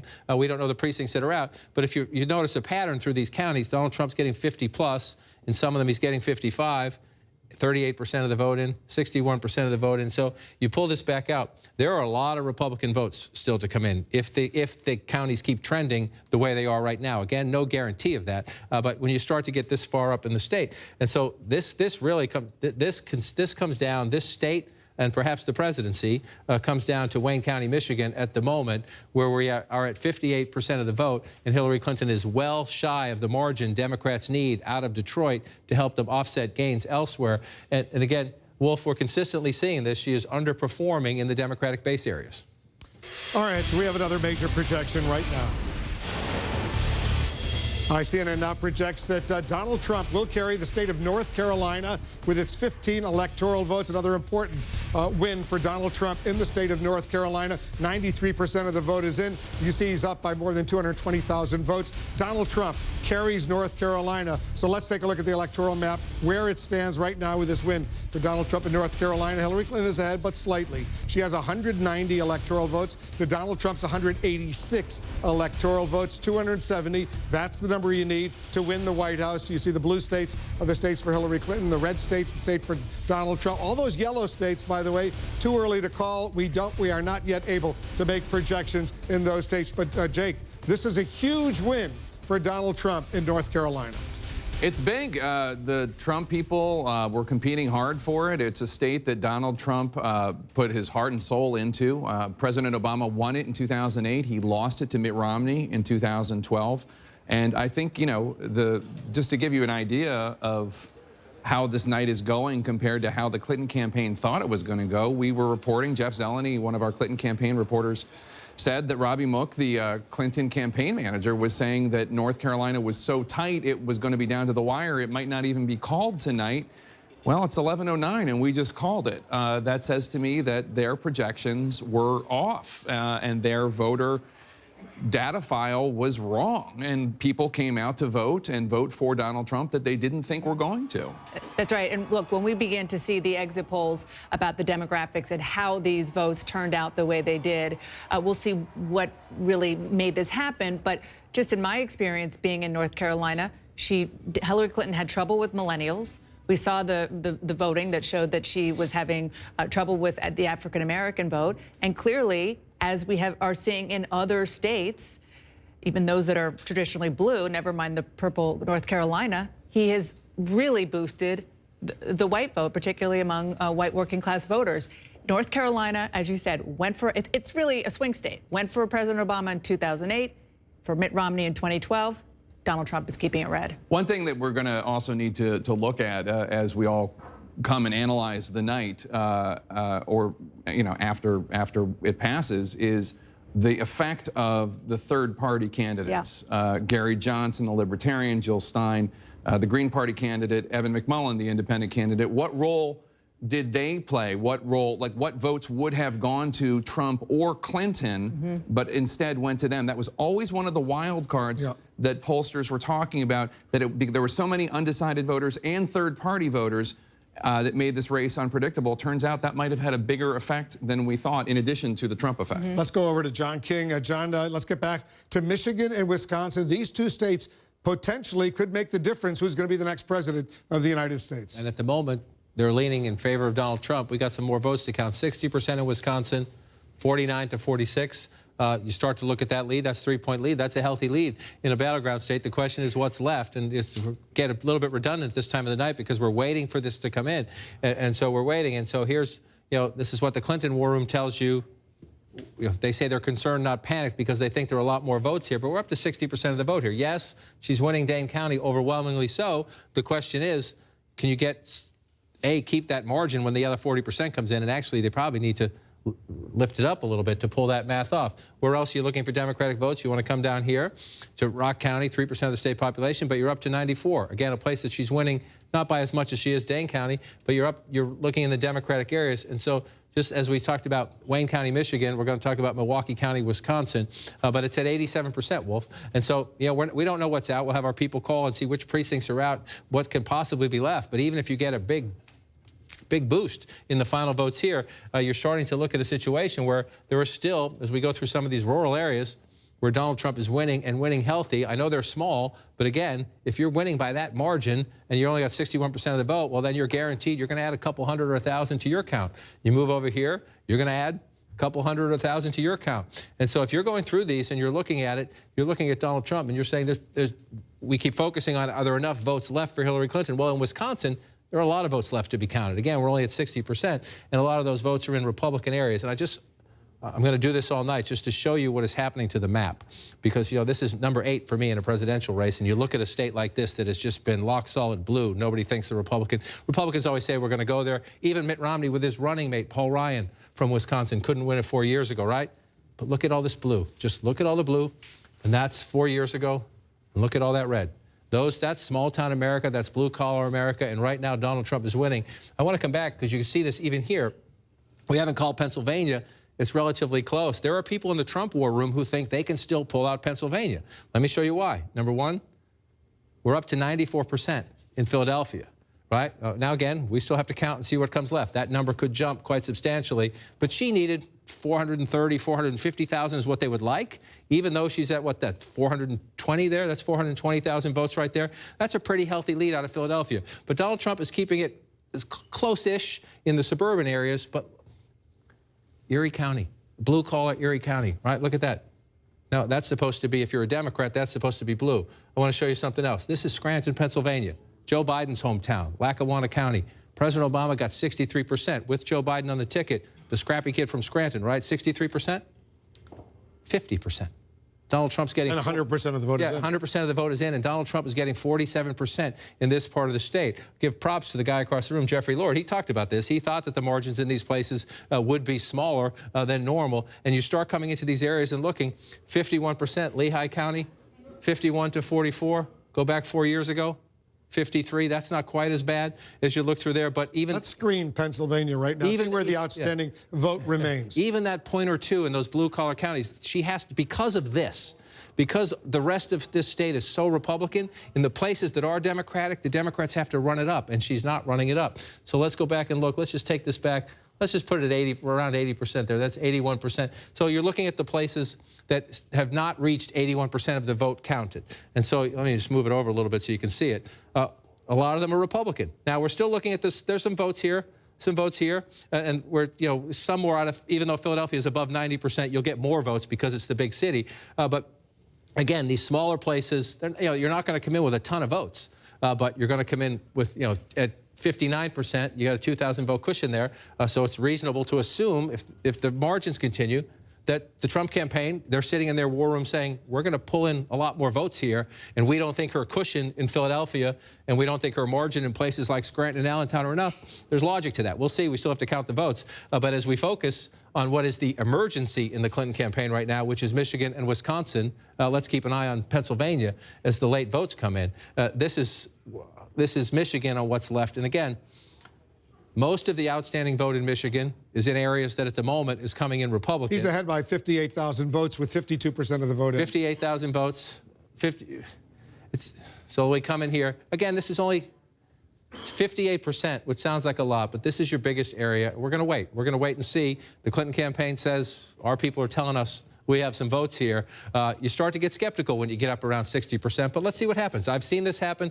You've seen states. We just went through it in Virginia. You can see a state that looks like it's going one way, and then all of a sudden a big basket of votes comes in and it goes. But the Clinton campaign, I think David Axelrod said it earlier, we've been saying for weeks that it's Donald Trump that has to draw to an inside straight. As we get into the 11 o'clock hour and later, it is now Hillary Clinton who has to draw perhaps to an inside straight flush because she has to turn around Michigan and she has to turn around Wisconsin and she has to hold on to Pennsylvania as the vote count goes there. And as we look, I just want to come back out so we can see the entire state in the state of Wisconsin. As you look at the vote here, again, 62%. It's a 2-point race, 2.4 race. You're trying to figure out where the rest of it is, Wolf. We'll keep looking. Still some votes to count in Dane County. Back to Wolf for a projection. We got another major projection right now. And CNN projects Hillary Clinton will carry the state of Oregon with its 7 electoral votes. Another win for Hillary Clinton in Oregon. In Nebraska, earlier we projected Donald Trump would get 3 of the 5 electoral votes. In Nebraska, they divide up their electoral votes according to the congressional districts. Now we're going to give them 4 out of those 5 electoral votes in the state of Nebraska. As a result, let's take a look at the map, the Electoral College map, to see where things stand right now. Hillary Clinton's still ahead. She has 197 electoral votes to Donald Trump's 187 electoral votes. 270 needed to win the White House. All those yellow states, still too early to call in those states. No projections yet. Hillary Clinton wins Oregon. Donald Trump gets another electoral vote in Nebraska. Jake. And so far, he's racking up almost all the states he needs. I mean, he's won Ohio and North Carolina. I don't know what's going to happen with Florida, but he was leading last time I saw there. The path for Hillary Clinton to win is still there, but it's problematic. If I can bring up my screen here just to show She still needs Pennsylvania, she still needs New Hampshire, and she still needs Michigan. But even with those states, we still have the question of Wisconsin and what's going to happen with Wisconsin. They are now subtracting votes that were given to her automatically in all of the Electoral College projections. Nobody anticipated, including, as we were just talking about, Republicans, including the Trump campaign. They were going to have a rally, I think it was Saturday or Sunday, in Wisconsin, and they pulled out because they thought they were down 5 or 6 points. We still don't know what's going to happen in Wisconsin, but they are exceeding their own expectations. And she never stepped foot in the state of Wisconsin since winning the Democratic nomination. That's how confident they were in the state of Wisconsin. I'm just looking at an email from a Hillary Clinton aide insisting on Wisconsin. All of Madison, which is very, very liberal, is out. They say all of Milwaukee. And John was just showing in Michigan, they still think that they have a chance of boosting the numbers in Detroit, so that those 2 states are very much in play. But I mean, come on. We're talking about Wisconsin and Michigan right now. The other interesting point is that those are 2 states that Hillary Clinton did not win in the Democratic primaries. Right. So it appears that not only is Donald Trump's support strong, but her Democratic base didn't entirely come home. And in fact, in exit polls I saw earlier, I don't know if they've been updated, the Democrats were losing half of union households. You know, we've been talking, because we've all been trusting the polls, that we've all been talking about what's going to happen to the Republican Party and the bloodletting and the infighting and who's going to lead the Republican Party and all that. Again, completely wrong. It's the Democratic Party that's going to have this fight. You know, take a look at Michigan right now. Donald Trump's lead has just dropped right now. What is it, about 25,000 votes that he's ahead of Hillary Clinton right now, so it's narrowing a bit. Right. She could still absolutely, she could still absolutely pull out a victory and still end up being the next president of the United States. But with the fact that the performance of Democrats, as of right now, in these Rust Belt states has been so challenged, shall we say, I think it's fair to say that the Bernie Sanders, Elizabeth Warren wing of the Democratic Party is going to be emboldened and stronger, and Democrats are going to be saying what went wrong. Even if Hillary Clinton wins tonight, which seems less probable by the hour, even if she wins, there is going to be a real argument that Democrats have ignored working class, white working class voters for too long. Which, as you said, was exactly the argument that Bernie Sanders made successfully. The reason why he gave Hillary Clinton such a run for her money during the entire Democratic primary season, and why there was such a clarion call early on by those people in the Democratic base for an Elizabeth Warren to get into the race. Michael Moore, the progressive filmmaker, was on my show about a week ago. From Michigan. And he was terrified, and I said, well, what about the polls that show her up in Michigan and Wisconsin? He said, I don't believe any of these Rust Belt polls. I don't think they know how to poll the Rust Belt. Remember what happened in the primaries, and what happened in the primaries is that Hillary Clinton was projected to win the Michigan primary, and Bernie Sanders won. And can I just add one other element in here, and you touched on it earlier about the RNC, the Republican National Committee, working during the non-election years after the big loss in 2012 to build up their operations in a lot of these states.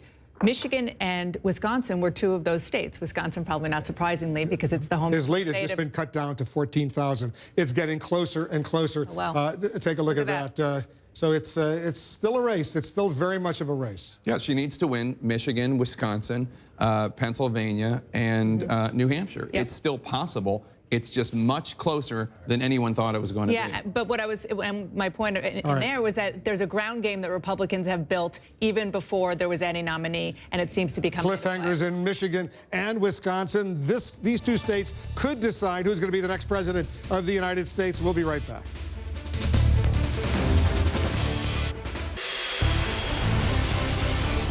We've got a key race alert. Let's check in all the key battleground states. Cliffhanger going on here in Michigan right now. 56% of the vote is in. Look at how close it is. Donald Trump has a lead of 13,000 over Hillary Clinton, 47.7% to 47.2%. There are 16 electoral votes in Michigan. It's so close. In Wisconsin, 65% of the vote is in. Donald Trump has a little bit better of a lead. 66,000 votes ahead of Hillary Clinton, 49.1% to 45.2%. 48.8%, 10 electoral votes in Wisconsin. In New Hampshire, look at this, 64% of the vote is in. Trump has a lead of 9,300 votes over Hillary Clinton, 48.2% to 46.2%, 4 electoral votes in New Hampshire, and he is leading in Iowa as well. More than half of the vote is in, 54%. Donald Trump is ahead by 32,600 votes over Hillary Clinton in Iowa, 6 electoral votes, 4 key states. 4 key states right now, John, and those states are going to be decisive. And she has closed the gap in Michigan, Wolf. We've been saying, what are we waiting for? Some Democratic areas. The question is, we're still only at 57% of the vote in Michigan. She's now closed. You look at there, we're within a 1-point race of each other there. And so you start looking, you say, where are they? You go out here to Kalamazoo, 96%, but some votes came in here that boosted her up a little bit.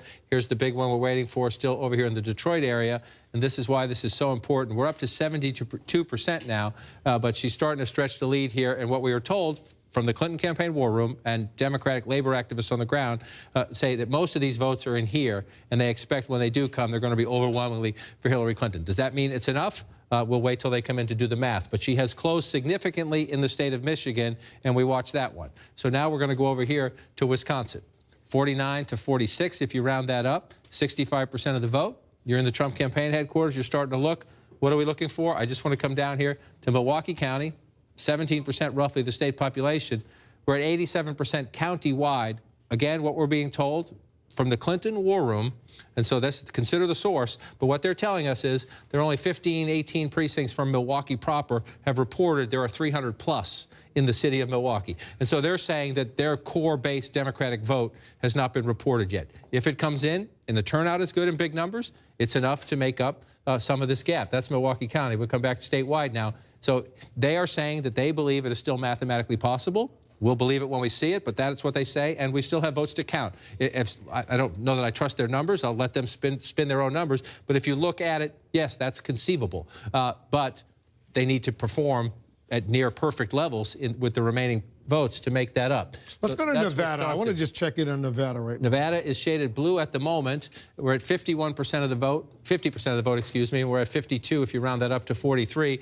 This is where this is going to matter the most down here. This is where the Democrats believe they had a very successful early voting operation, 53 to 41. I just want to go back in time for comparison to look, 56 to 42. So that we'll wait and see when the rest of it comes in. This is very, very early. Early voting. Very early in Clark County. So you're just getting the early voting in, and so we'll see how the count goes up in here. It's pretty simple what has to happen here. Democrats have to run it up huge here. Donald Trump has to run it up huge out here to see what happens. So we got to wait to go in Nevada. And again, right now, the country and the world are focused on Michigan and Wisconsin. We'll see what happens as we get closer to these. You know, if she can come back in Michigan where she is right now, then these smaller states, Iowa was blue earlier. Donald Trump's now leading in Iowa. That had been blue in the early count. Donald Trump has pulled ahead in Iowa. I was just in touch with a Democrat and a Republican in the state of Iowa. They're pretty confident, both of them, the Democrats discouraged by this, don't get me wrong, but that Donald Trump, they believe Donald Trump is going to win Iowa as he won Ohio. Those are the 2 states. These are 2 Obama states that Donald Trump looks like he's poised to flip. So we could come down to out here in Nevada, and we're still counting the votes in New Hampshire. It's 64%, 48 to 46. This is going to be key. We still have absolutely nothing from Nashua. It's just shy of 7% of the state population. This is a big Democratic area. If Secretary Clinton performs at or near where President Obama did, because we've seen so many examples tonight of places where she has not, in places where there are considerable Democratic votes. Let's go to Pennsylvania right now. Just want to check one more quickly over here. Out along the coast here, we have nothing. This is a Democratic area of New Hampshire, and we still have nothing. Closer to Boston. Right, and yes, closer to Boston, a liberal tradition out there. And so as you watch this right now in Trump War Room, you're happy with what you see, but we're not done in New Hampshire yet. Where to? Pennsylvania. Pennsylvania. It's a road trip with Wolf Blitzer. I like this on election nights. 80% of the vote is in. Hillary Clinton has a lead, 48.9% to Donald Trump's 47.6%. 73,000 vote lead for Hillary Clinton in Pennsylvania with 81% of the vote counted. It has closed of late. It has closed of late. There was a little time earlier tonight. I go back and forth in the map, pulled out national. There was a time where it flipped red, then went back blue within a matter of seconds as some votes get adjusted through the system. So what are you looking at here in Pennsylvania? Number one, again, here, we're up to 96% now. and she's up in that area. I told you you want to get 430, 440, 450. Right, that's critical. That's the figure that they needed. You got to be over 400,000 for the Democrat. You'd prefer to be closer to 450,000. So that's quote unquote the right number if you're a Democrat. So you get that out of Philadelphia. Then the question is, how do you perform in the populous suburbs in the collar counties? 59% there to 57%. So she's doing it percentage-wise. The question is, you look at the turnout, 90% of the vote is in there. Let's move over to Bucks County.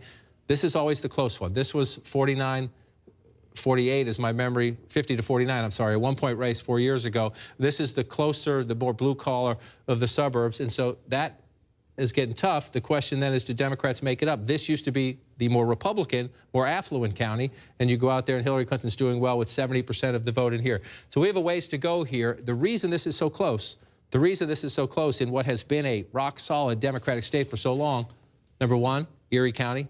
That should be a Democratic county, Donald Trump winning there.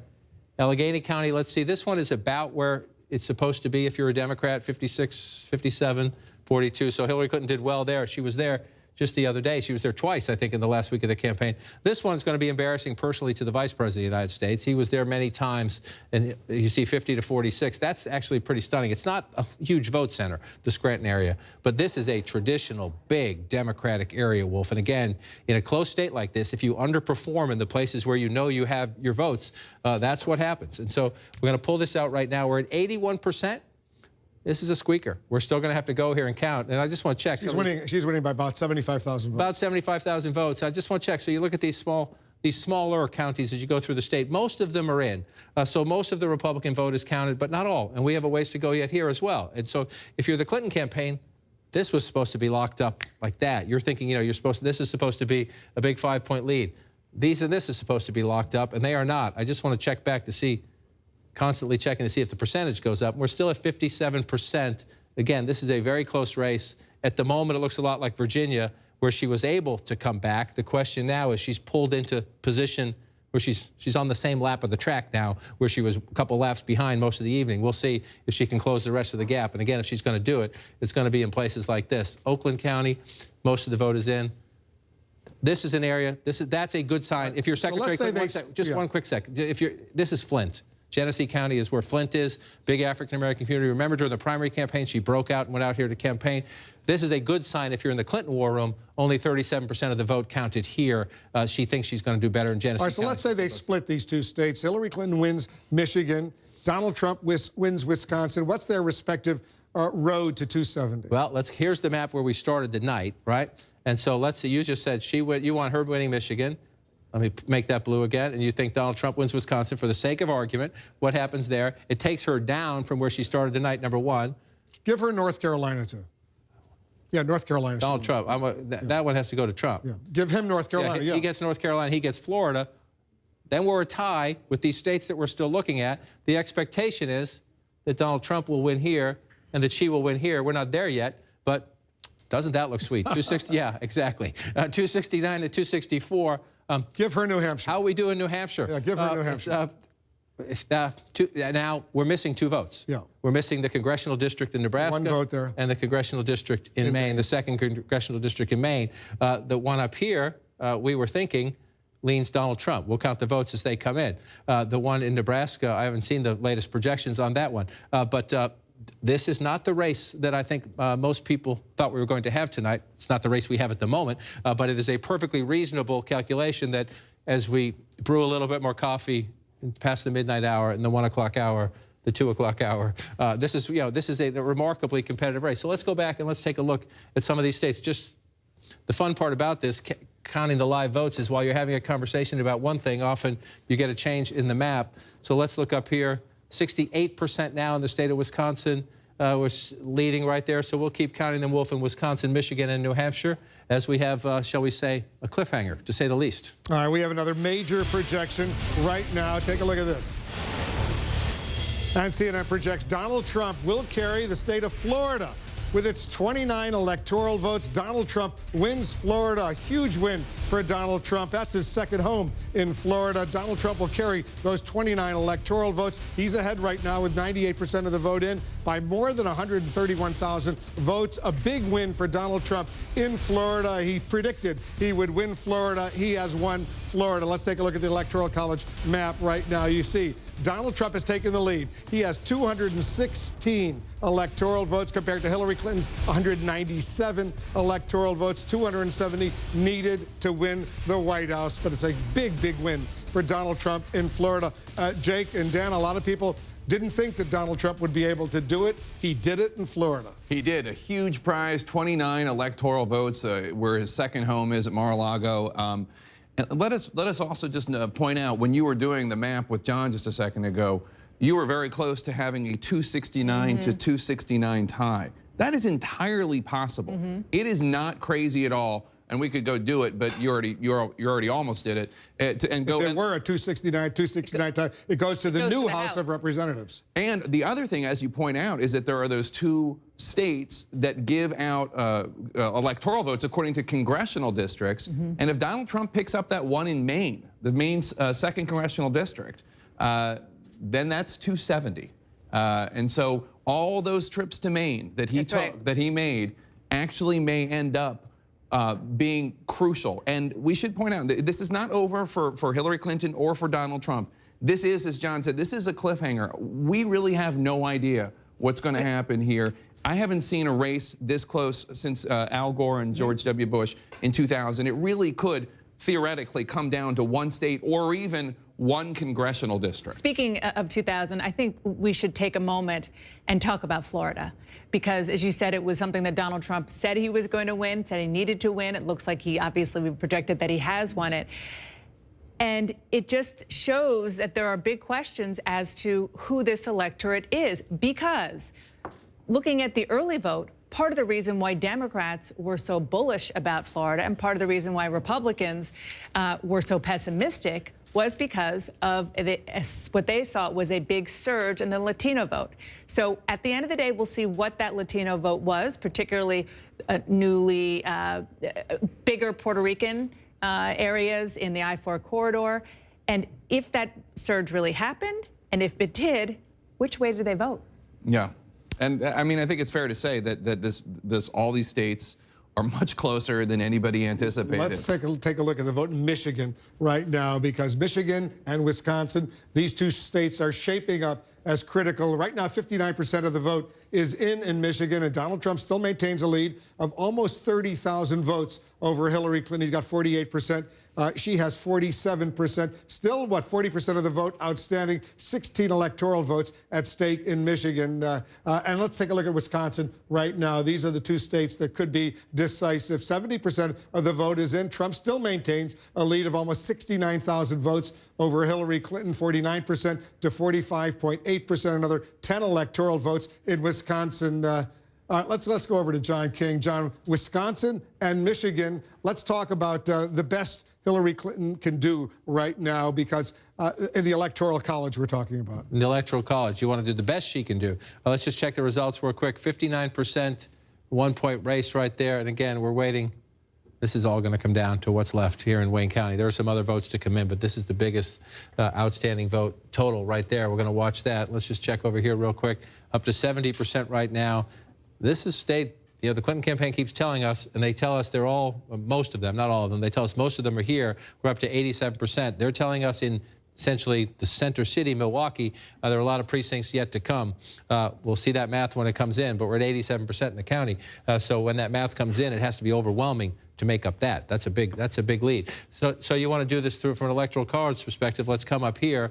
And again, this is, let me refresh this map just so we get it right. This is where we started the night with projected Hillary Clinton at 268, but Donald Trump has won Florida. Donald Trump has won North Carolina. Donald Trump keeps Ohio.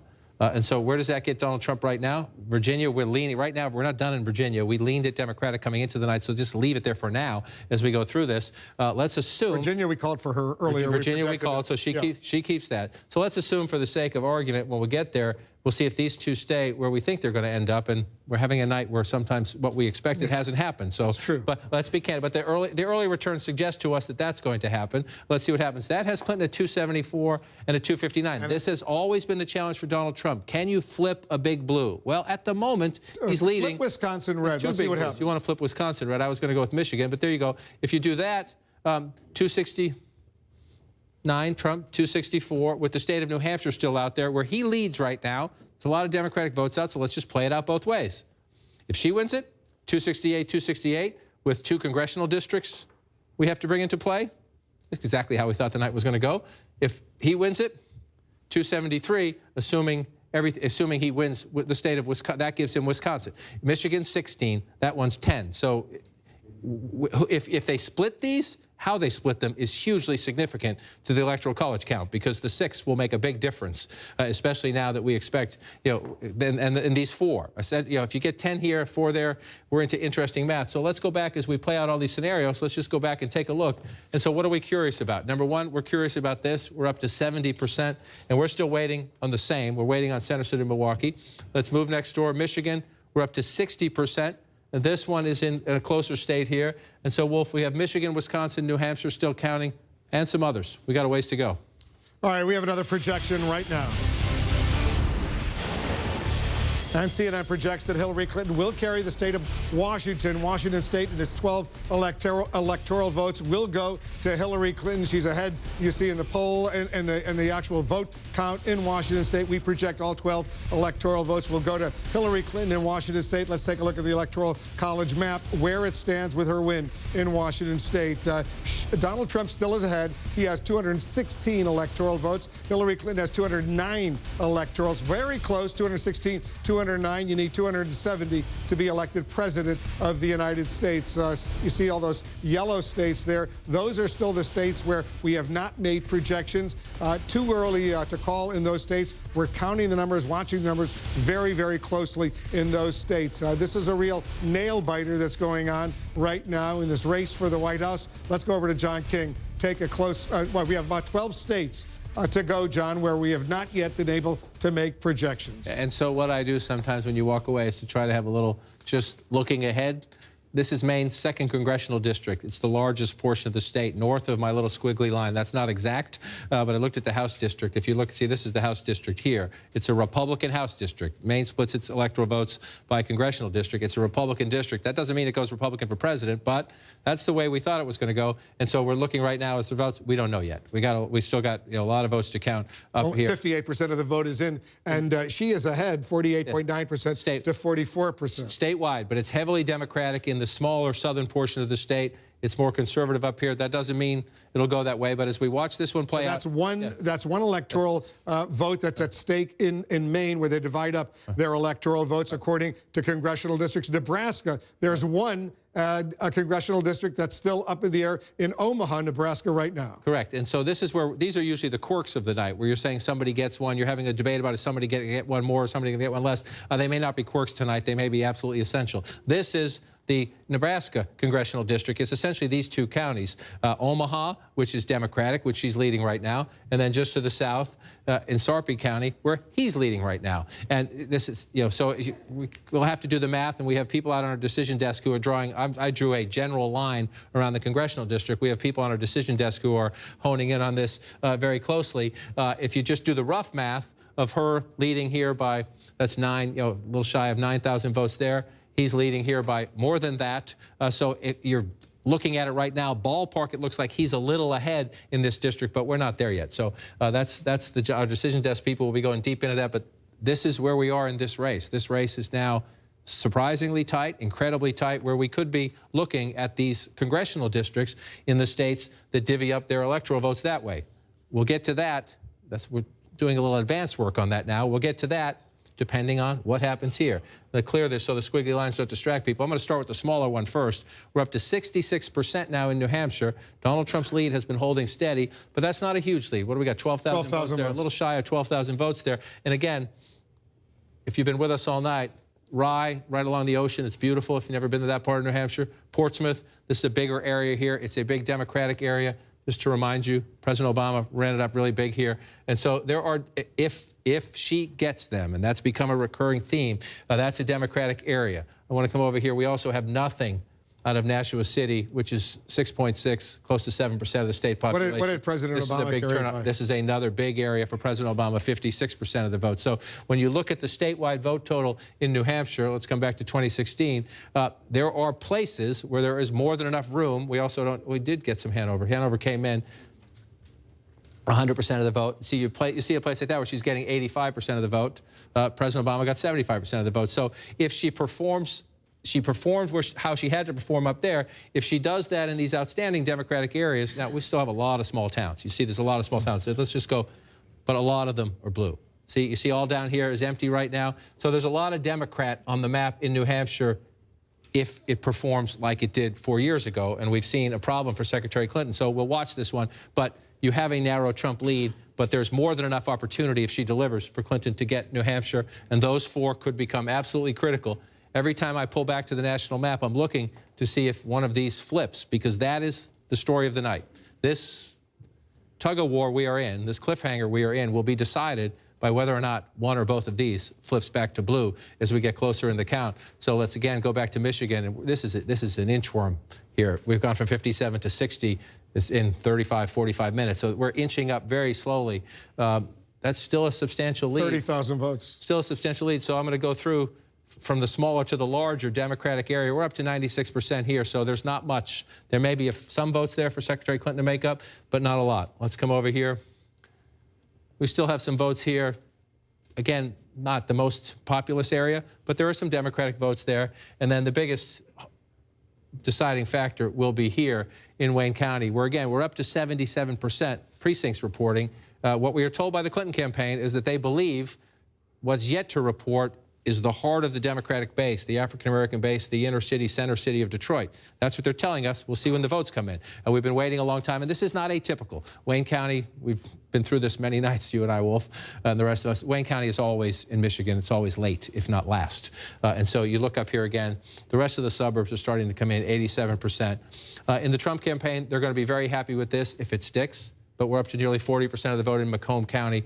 This is an area, 54-41. Again, when you go back in time, President Obama carried this. I mean, and this is in the history books. It's where the birthplace of the Reagan Democrat. This has been studied back in the 80s. This is where all the political scientists, all the pollsters, deeply studied this area for the union voters who became Democrats, who became Republicans, who defied their own union and party leadership, who told them to vote a Democrat and supported Ronald Reagan. Will there be Trump Democrats after this election? That'll be one of the conversations that we have. We're going to have that conversation anyway, because the map is changing. Even if these states flip back, they are remarkably competitive, and we're learning an important lesson tonight as we continue to watch this. So 60% in Michigan, still a narrow Trump lead. 72% now in Wisconsin, and a narrow Trump lead. 2 Rust Belt states, Wolf, they're going to keep us up late. Very competitive. We have another projection to make right now, an important projection.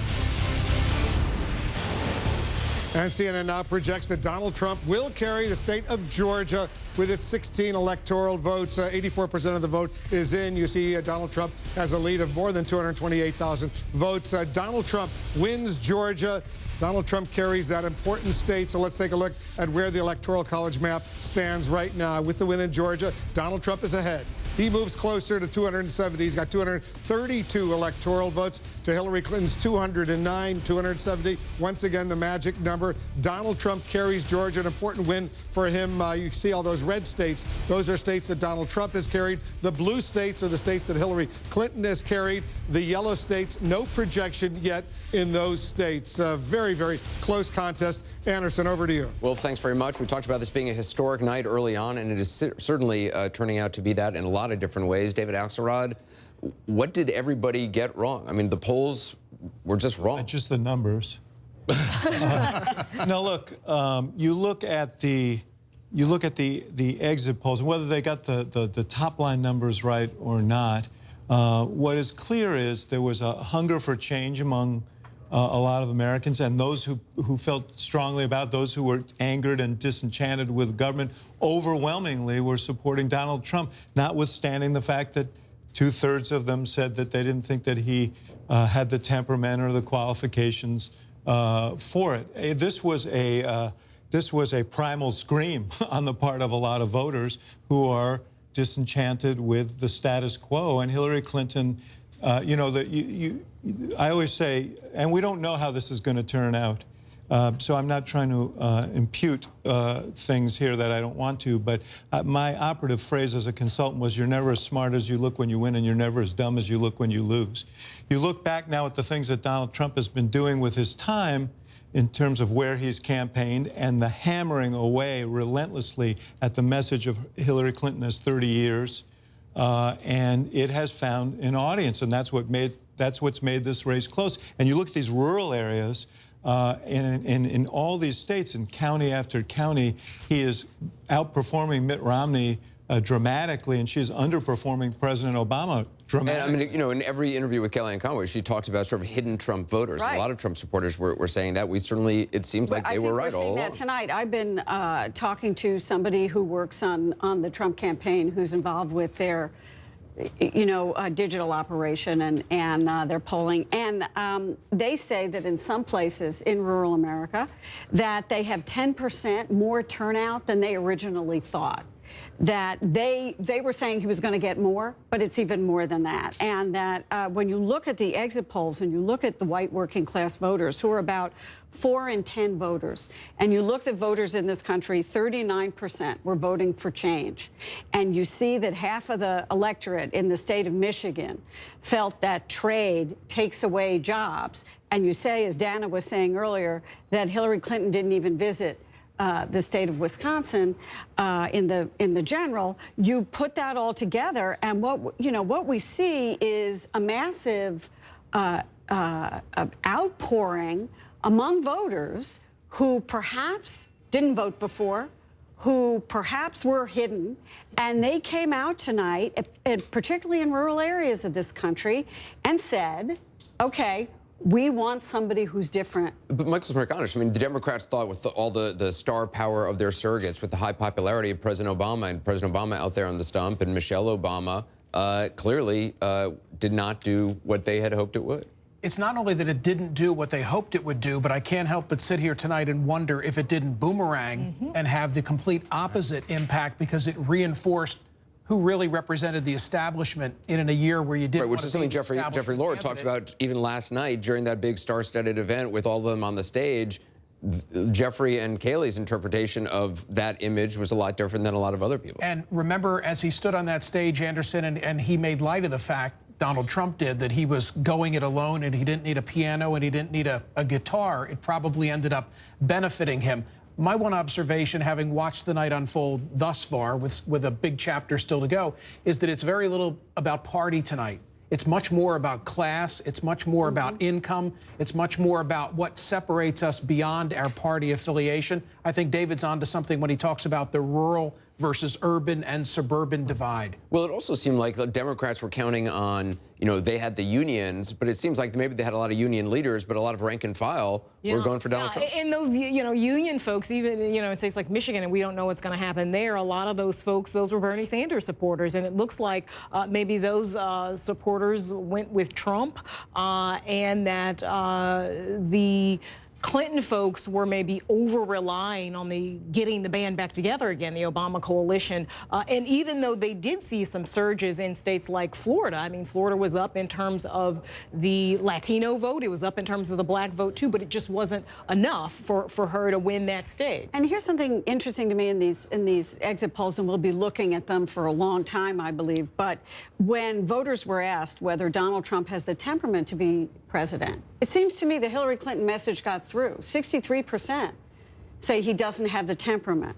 61% say he is not qualified to be president. 52% say she is qualified. And yet we see in state after state here, voters coming out and voting for change. And I think that was a real Right, motivator. if change was what you wanted as a voter, I mean, it's clearly they were going for Donald Trump. And that trumped everything.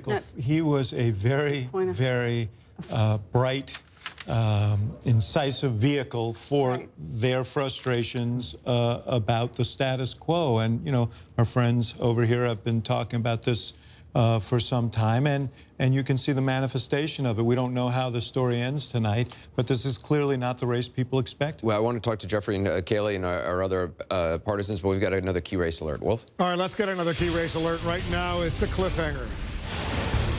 All right, let's take a look at Michigan right now. Michigan is so critically important. 62% of the vote is in, and Donald Trump still maintains a lead of nearly 32,000 votes over Hillary Clinton. 16 electoral votes in Michigan. We're watching that so closely. Wisconsin, 73% of the vote is now in. Donald Trump has a bigger lead there. He's up almost 90,000 votes over Hillary Clinton in Wisconsin. 10 electoral votes in Wisconsin right now. In Arizona, 61% of the vote is in. Donald Trump there too.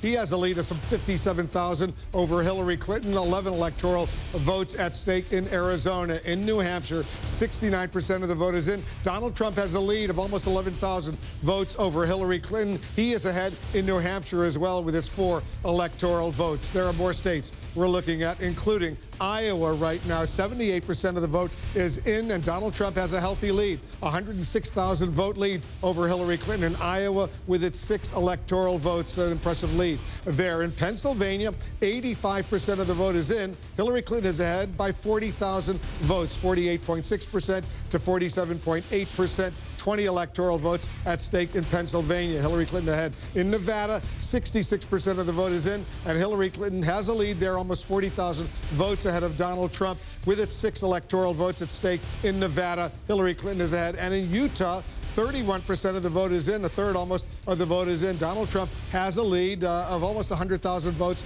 over Hillary Clinton and Evan McMullin, the independent third-party candidate. So those are the latest information we're getting. Let's check in with Brianna Keeler. She's over at Clinton headquarters right now for us. So Brianna, update us on what's going on over there. Wolf, the scene here is so different than it was a few hours ago when people were happy and relaxed. I have been looking around the room at people who are stone-faced. Some of them have been crying. We have seen people leaving the venue, including some who have been sitting on the risers behind the podium where Hillary Clinton is supposed to speak. There are people who are just in shock. I've seen mouths open as folks here in the audience are watching the results come in, many of them with their arms crossed and a hand to their mouth. They are just stunned as they watch what is going on here. It's just been a complete reversal from what we saw a few hours ago. And what they are watching is various networks, as we're seeing these calls being made for different states. They've been monitoring, a lot of them, their iPhones, seeing certainly the projections for what is going to happen.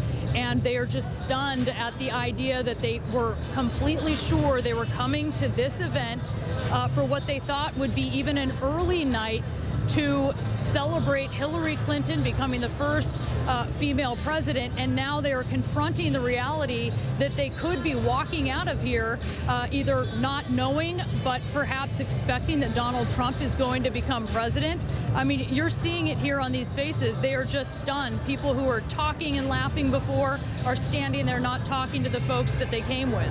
It's not over with yet. Let's see what happens in the votes, but I clearly understand the sadness that's going on over there. Jim Acosta, you're only about a mile and a half away from the Javits Center. You're at the New York Hilton Hotel. There's the ballroom behind you. That's where Donald Trump will be appearing at some point, we assume. What's the mood over there? Yeah.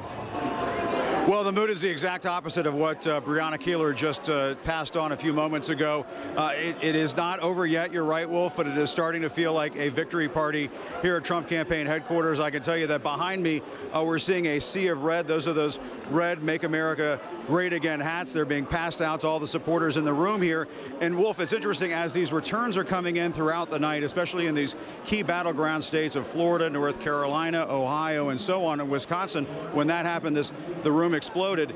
Wolf, I will tell you that they started all sorts of chants. USA, USA, President Trump, drain the swamp. But Wolf, one fairly disturbing chant broke out in this room, and that was lock her up.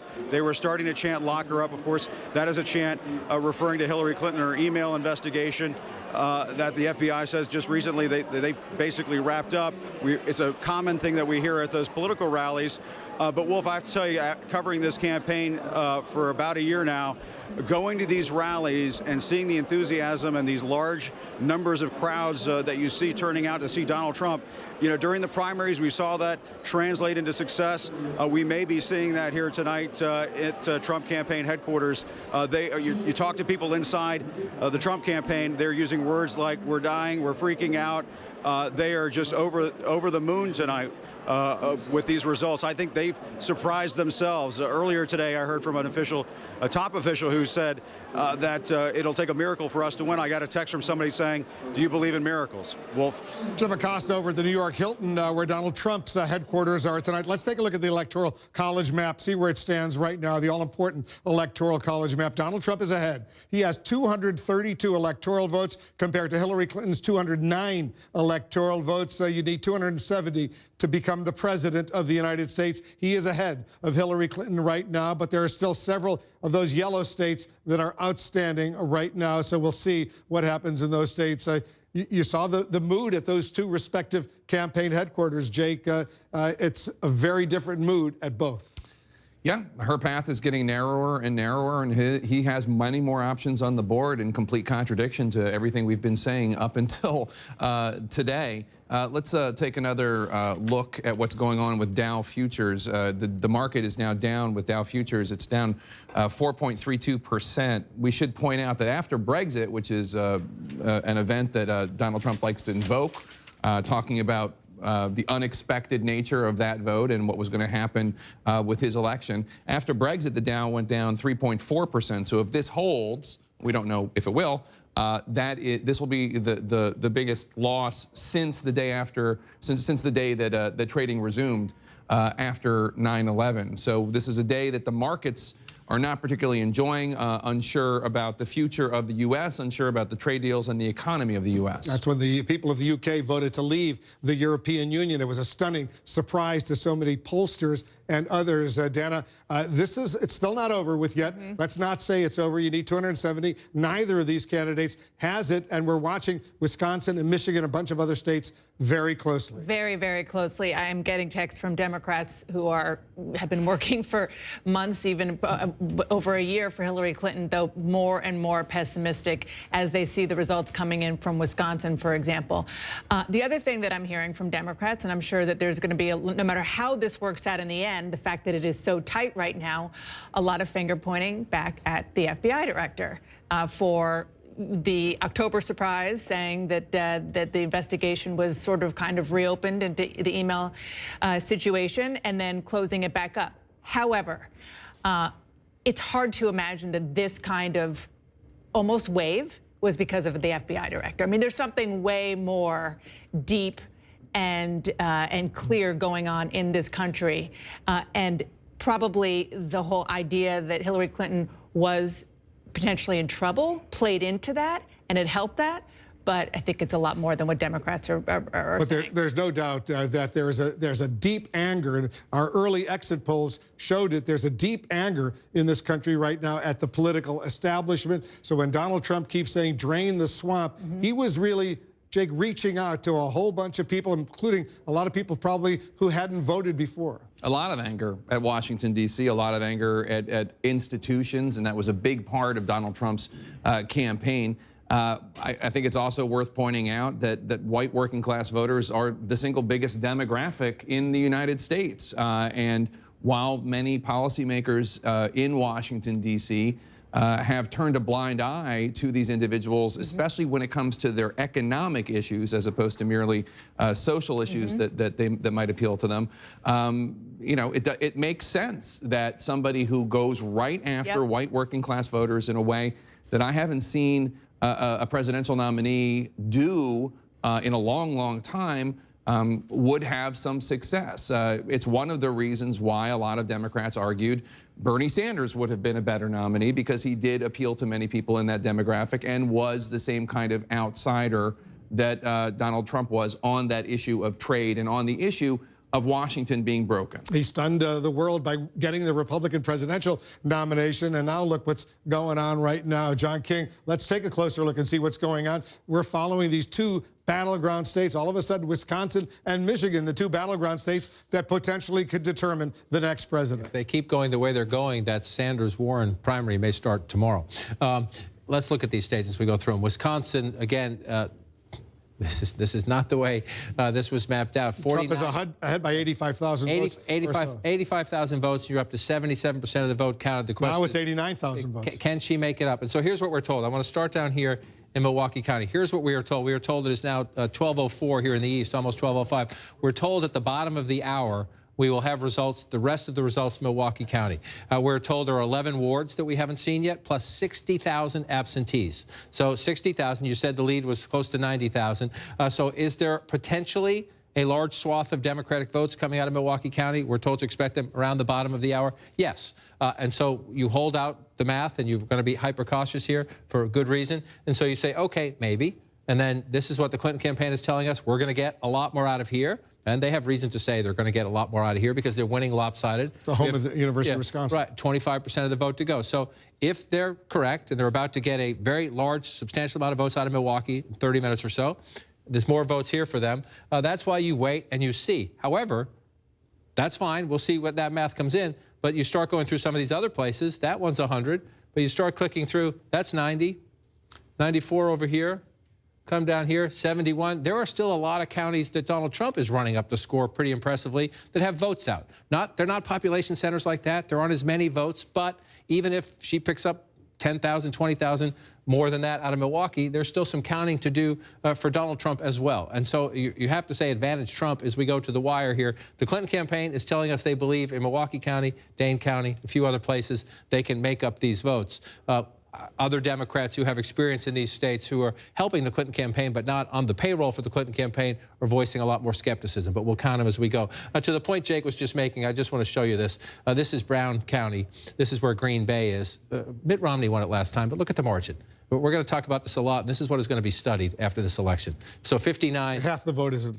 Half the vote in 59-36, 50-49. I mean, this is a swing battleground, rock'em sock'em robots fight it out. Even if the Republicans win it, the Democrats win the state because they keep it close. You know, I want to quickly go to Pennsylvania because Donald Trump has just moved ahead of Hillary Clinton in the state of Pennsylvania right now. Let's take a look at the actual vote. You see it right there. Donald Trump has 2,582,000 to 2,574,000. It's about, what, 7,000 votes. All of a sudden, Trump is ahead of Hillary Clinton in Pennsylvania with 90% of the vote in. And we talked about that earlier, that in all this great swath of red, it comes in late sometimes, and these are smaller, more rural communities. Now, we're at 100 here now. We're at 100 here now. Let's go around. And so this may be that most of the Trump vote is in, per se, as you go through, and that certainly looks to be the case. But as these smaller counties report, the Trump number has gone up. And so yet again, we're asking the same question in another state that has been blue for most of our adult lifetimes. Can she get it back? Well, this is a plus sign for Hillary Clinton, if you will. If you're in the Democratic war room, you only have 25% of the vote counted in Allegheny County, and you're winning by a pretty sizable margin. And that one, I think, is roughly consistent, 57 for President Obama, 56.5. So if you're the Clinton campaign, you're alarmed. Donald Trump is leading you in Michigan and Wisconsin. He just passed you in Pennsylvania. That is a recipe for a wipeout, and a surprising wipeout. But there are still some Democratic votes out here, Wolf, and we'll watch if Pennsylvania, like Florida, starts to seesaw a bit. We have another major projection coming in right now. CNN projects Donald Trump will win the state of Iowa with its 6 electoral votes. Donald Trump will carry Iowa. He's ahead right now with 84% of the vote in by 136,000 votes right now. Iowa, 6 electoral votes goes to Donald Trump. Let's take a look at the Electoral College map. With this win in Iowa, Donald Trump expands his lead over Hillary Clinton. He has now 238 electoral votes to her 209 electoral votes. You need 270 to win the White House. Donald Trump inching closer and closer. Let's go back to John King as we watch that. Iowa all of a sudden is going to Donald Trump. But remember, that was not all that unexpected. It's Wisconsin and Michigan that are very unexpected. Not all that unexpected, but to the point we've been having all night. Are we rewriting America's electoral college map tonight? Is this a one-race rewriting of the map? We won't know the answer for some time, but significant that as President Obama prepares to move out of the White House, the state that launched his political career just voted for Donald Trump. Once a cheerleader for the birther movement, now the Republican nominee for president, and on the verge of being the president-elect of the United States if trendline continues. So you see that as we write the history books about this campaign, the fact that Iowa switched, there will be criticism of Hillary Clinton. It's a very competitive state. Why couldn't you have kept it in your camp there?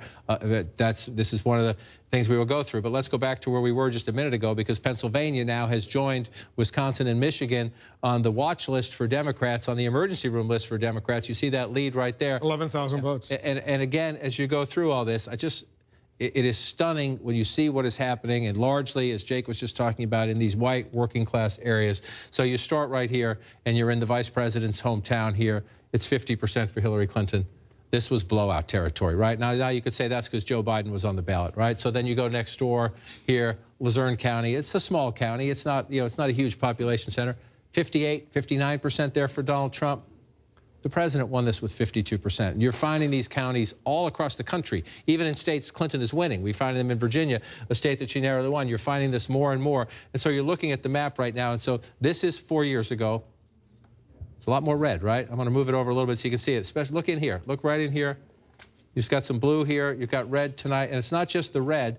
When you look at this here, just come into Reading, 53-42, 50-49. And so you have Trump is overperforming Romney, Clinton underperforming President Obama in a lot of these places that you would associate with blue-collar, white working-class voters. We're not done here. When you come back to 2016, we're not done. And so there's still a chance for Clinton to come back here. But the fact, again, Pennsylvania, one of the solid states in that blue wall, the states Democrats have won in every presidential election since 1992, 242 electoral votes. This is one of them. Donald Trump leads at the moment. This is one of them. Donald Trump leads at the moment. This is one of them. Donald Trump leads at the moment. And so the Democrats are having a conversation. The Democrats have been celebrating for years, since all during the Obama presidency, their ability to win in these Sun Belt states, to change states like Nevada, to change states like Colorado, to change states like Virginia. They've been celebrating that for 8 years. Well, they're having headaches tonight. And take a look at this, on the national vote. Right. Donald Trump is ahead nationally by more than 1 million votes. He's got 48.3% to Hillary Clinton's 47.2%. So he's getting more votes nationally right now than Hillary Clinton is. And I just want to check to see what the count is out here, because this is the key for Clinton in trying to come back in the popular vote now. The big California, we're at 27% of the vote there. We'll have to watch as that plays out. But Donald Trump is running it up. You can look at the national vote. You can look at these key Democratic states. I'm going to go back to tiny New Hampshire just to see where we are. 77%. Again, Hillary Clinton has narrowed the gap here. The question is, can she get it back? Last time we were here, Wolf, Nashua had not come in. Nashua is now in at 100%. Yes, she won it, 53-41. But again, you go to a Democratic area where this is, by New Hampshire standards, a major population center. She needs to run it up. Let's take a look at New Hampshire. Let's screen it right now, see where the outstanding vote remains, because right now Trump is ahead, by about 5,000 votes. He's ahead by about 5,000 votes. So let's go back. Let's just stop at 75, stopped at 76%. So you're looking at what's left. Not much. You have some of these counties up here, we don't have any votes at all in some of these counties. So that potentially, there are a lot of smaller towns. You don't call them counties in New Hampshire by mistake. We're going through the counties. I should know that. I'm a neighbor from Boston. But you call all these towns as you go through. And so this one out here is Republican at 33%. So it's a slower count. If we come back to the full map, you can see it. So we have a ways to go. But again, remarkably competitive. You see a lot of the gray. We're still waiting for a lot of votes up in these places. We have nothing at all in some of these places here as we come through. Bring it back out. Shrink it.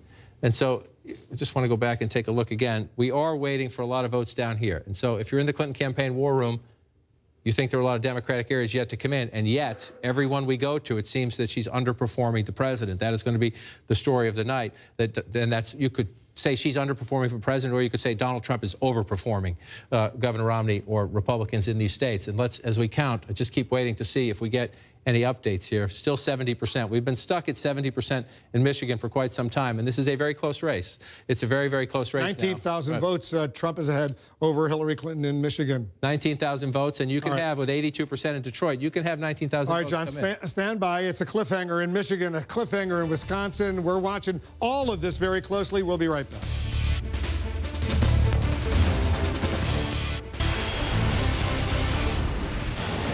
Well, let's update you with a key race alert right now. Let's start off in Michigan. Michigan, 70% of the vote is in. Donald Trump maintains his lead. He's got a lead of 23,000 plus votes over Hillary Clinton. 16 electoral votes at stake in Michigan. In Wisconsin, 78% of the vote is in. He's got a better lead there. 92,000 vote lead over Hillary Clinton. 10 electoral votes in the state of Wisconsin. In Arizona, Trump has a lead. 63% of the vote is in. He's up by 50, almost 59,000. There he's gone over 59,000 vote lead over Hillary Clinton. In the state of Arizona, there are 11 electoral votes in Arizona. In New Hampshire, 77% of the vote is now in, and Donald Trump maintains his lead of more than 5,000 votes over Hillary Clinton. It's close, but he's still got the lead. You see it to 47.9% to 47%. 4 electoral votes in New Hampshire. They could be critically important. Let's take a look at some of the other states right now. In Utah, Trump is ahead. A third of the vote is now in. He's ahead by more than 100,000 votes over Hillary Clinton and the third-party conservative, Evan McMullin. Trump is looking, he's looking pretty good with a third of the vote in the state of Utah. In Pennsylvania, 92% of the vote is in. Look at how close it is. 48.2% to 48.2%. Hillary Clinton is down, though. Donald Trump is ahead by 2,800 votes. More than 5 million votes have been cast. He is ahead by 2,857 votes. In Nevada right now, Hillary Clinton is ahead with 71% of the vote. Hillary Clinton has 36,000 plus votes over Donald Trump. 6 electoral votes at stake in Nevada. In Minnesota right now, Hillary Clinton has a pretty impressive lead of more than 116,000 votes over Donald Trump. 72% of the vote is in. She is ahead, looking comfortably in Minnesota. 10 electoral votes there. In Maine right now, 71% of the vote is in, and Hillary Clinton has a 15,000 vote lead over Donald Trump. Remember, Maine is one of 2 states where they divide their electoral votes according to congressional districts. Let's take a look at the electoral count where it stands right now. Donald Trump is ahead. He has 238 electoral votes to Hillary Clinton's 209 electoral votes. You need 270 to win the White House. All those yellow states out there, too early to call those states. Those are the states we are not yet able to make projections. We're watching all of those states very, very closely. So he's got a lead in the popular vote, and he's got a lead in the much more important electoral college vote right now. And he did it exactly, he's doing it exactly the way that Donald Trump and his team said they were going to, which is by, well, actually, I should add a caveat to that. He is winning all these states that traditionally Republicans would go for, Mitt Romney, John McCain, such as Florida and North Carolina, and Iowa and Ohio. Even though John McCain and Mitt Romney were not able to win all of those states. But he is also seemingly at least giving a run for her money in the Rust Belt states that originally was what Donald Trump said he was going to do in order to win the presidency. So he's actually doing both. He's redrawing the map. He's taking the states that the Republicans traditionally pursue, North Carolina, Florida, Ohio, and giving her a run for her money in Pennsylvania. And also on top of that, going after the Rust Belt states where there are all these voters who are convinced that trade has been horrible for their communities, and whether they liked the offensive things Donald Trump said or they didn't care about the things that Donald Trump said, they are with him when it comes to draining the swamp and getting Washington, D.C. to focus more on these communities and their jobs. He's clearly doing now, Dana, what he did during the Republican primary, surprising a lot of folks. That's absolutely right. And look, you know, we started out this evening, so many hours ago, talking about what to expect. And I talked about whether or not the Trump candidacy would awake a sleeping giant in the Latino community. Well, as we're looking at these numbers, the sleeping giant that seems to be waking up are white working-class Americans. Let me interrupt. Jake, take a look at your home state of Pennsylvania right now. Look at Donald Trump has just gone ahead by 2,409 votes over Hillary Clinton with 92% of the vote in. They both have 48.2%, but he is now ahead by 2,400 plus votes over Hillary Clinton. In your state, or the Commonwealth, as we should call it. The Commonwealth of Pennsylvania. And let me just, I don't know how many people remember this, but when I went to some of my old haunts in South Philadelphia during the Democratic convention, which was in Philadelphia, that's how important they thought Pennsylvania was, how important they thought Philadelphia was. I asked the guy that owns Termini Brothers, which is a great Italian pastry shop, who are people voting for here? Are they voting for Trump? Are they voting for Hillary? He said, we have a lot of leaners. And I said, leaners? And he said, yeah, they lean into you. And they say, yeah, I think I might vote for Trump. Yeah. And enough of those people, if the margins in Philly end up being that Hillary Clinton only wins 80%, that sounds like a lot, but that's not how you need to win Philadelphia if you're going to win Pennsylvania. You need to have margins way higher than that. Those people actually, those leaners actually voted that way. And you know, Kellyanne Conway, Donald Trump's campaign manager, has been talking, who's a pollster by trade, has been talking about the hidden Trump vote, that it's out there, that people don't feel comfortable telling their pollsters, never mind their friends and family, that they're going to vote for Donald Trump. Well, just based on the data that we saw going into tonight, both the polling and some of the modeling, particularly the Democrats' modeling, she was right. Yeah, that there was a hidden Trump vote. Now, whether people weren't telling pollsters or whether pollsters were just not anticipating the turnout that we've seen. Yep. One of the other things that's interesting is there are obviously millions of Americans who voted for Barack Obama in 2012 and voted for Donald Trump today, which is a fascinating thing given that Donald Trump is running as the anti-Obama in almost every possible way. He's ahead of the popular vote nationwide. That's right. That's true, and you know, that would be a fascinating book to write on the Obama-Trump voter. But there is one common thread, and that is change. Obama was, hope and change. Donald Trump's change message is a little bit different than that. Drain the swamp. Yeah, but it's still. They just are so sick of this place where we are, Washington, D.C. It doesn't work. They're not wrong. It doesn't work for them. They're especially not wrong. And you know what? Donald Trump, with all of his, flaws, every candidate has flaws, he's not one of them, and he can do things differently. Now, as we talk about this, we're talking about just the states where he's won and has surprised people, never mind the states where he is giving Hillary Clinton a run for her money that she didn't expect, especially a place like Wisconsin, which has seen job loss, and a place that has not come back as rapidly as other states. It's really Michigan too. And Michigan too. It's just remarkable because I mean I don't think we can overstate this. Not only Democrats and the Clinton campaign, not only pollsters and the mainstream media, but Republicans did not anticipate that this night was going to be this way. Very, very few people, I'm sure Donald Trump and his immediate circle of family and friends thought this, but very, very few people who were actually running these races anticipated that this night was going to be so strong for Donald Trump. We've been hearing from the Republican National Committee, Dana, that they really went out and did a lot of stuff to get the vote out for Donald Trump that wasn't highly publicized, but clearly they must have done something right. That's right, and I think the key is, and we talked about this a little bit before, it was to get the vote out for Donald Trump, but it was to get the ground game up and running in a way that would benefit any nominee, no matter who it was.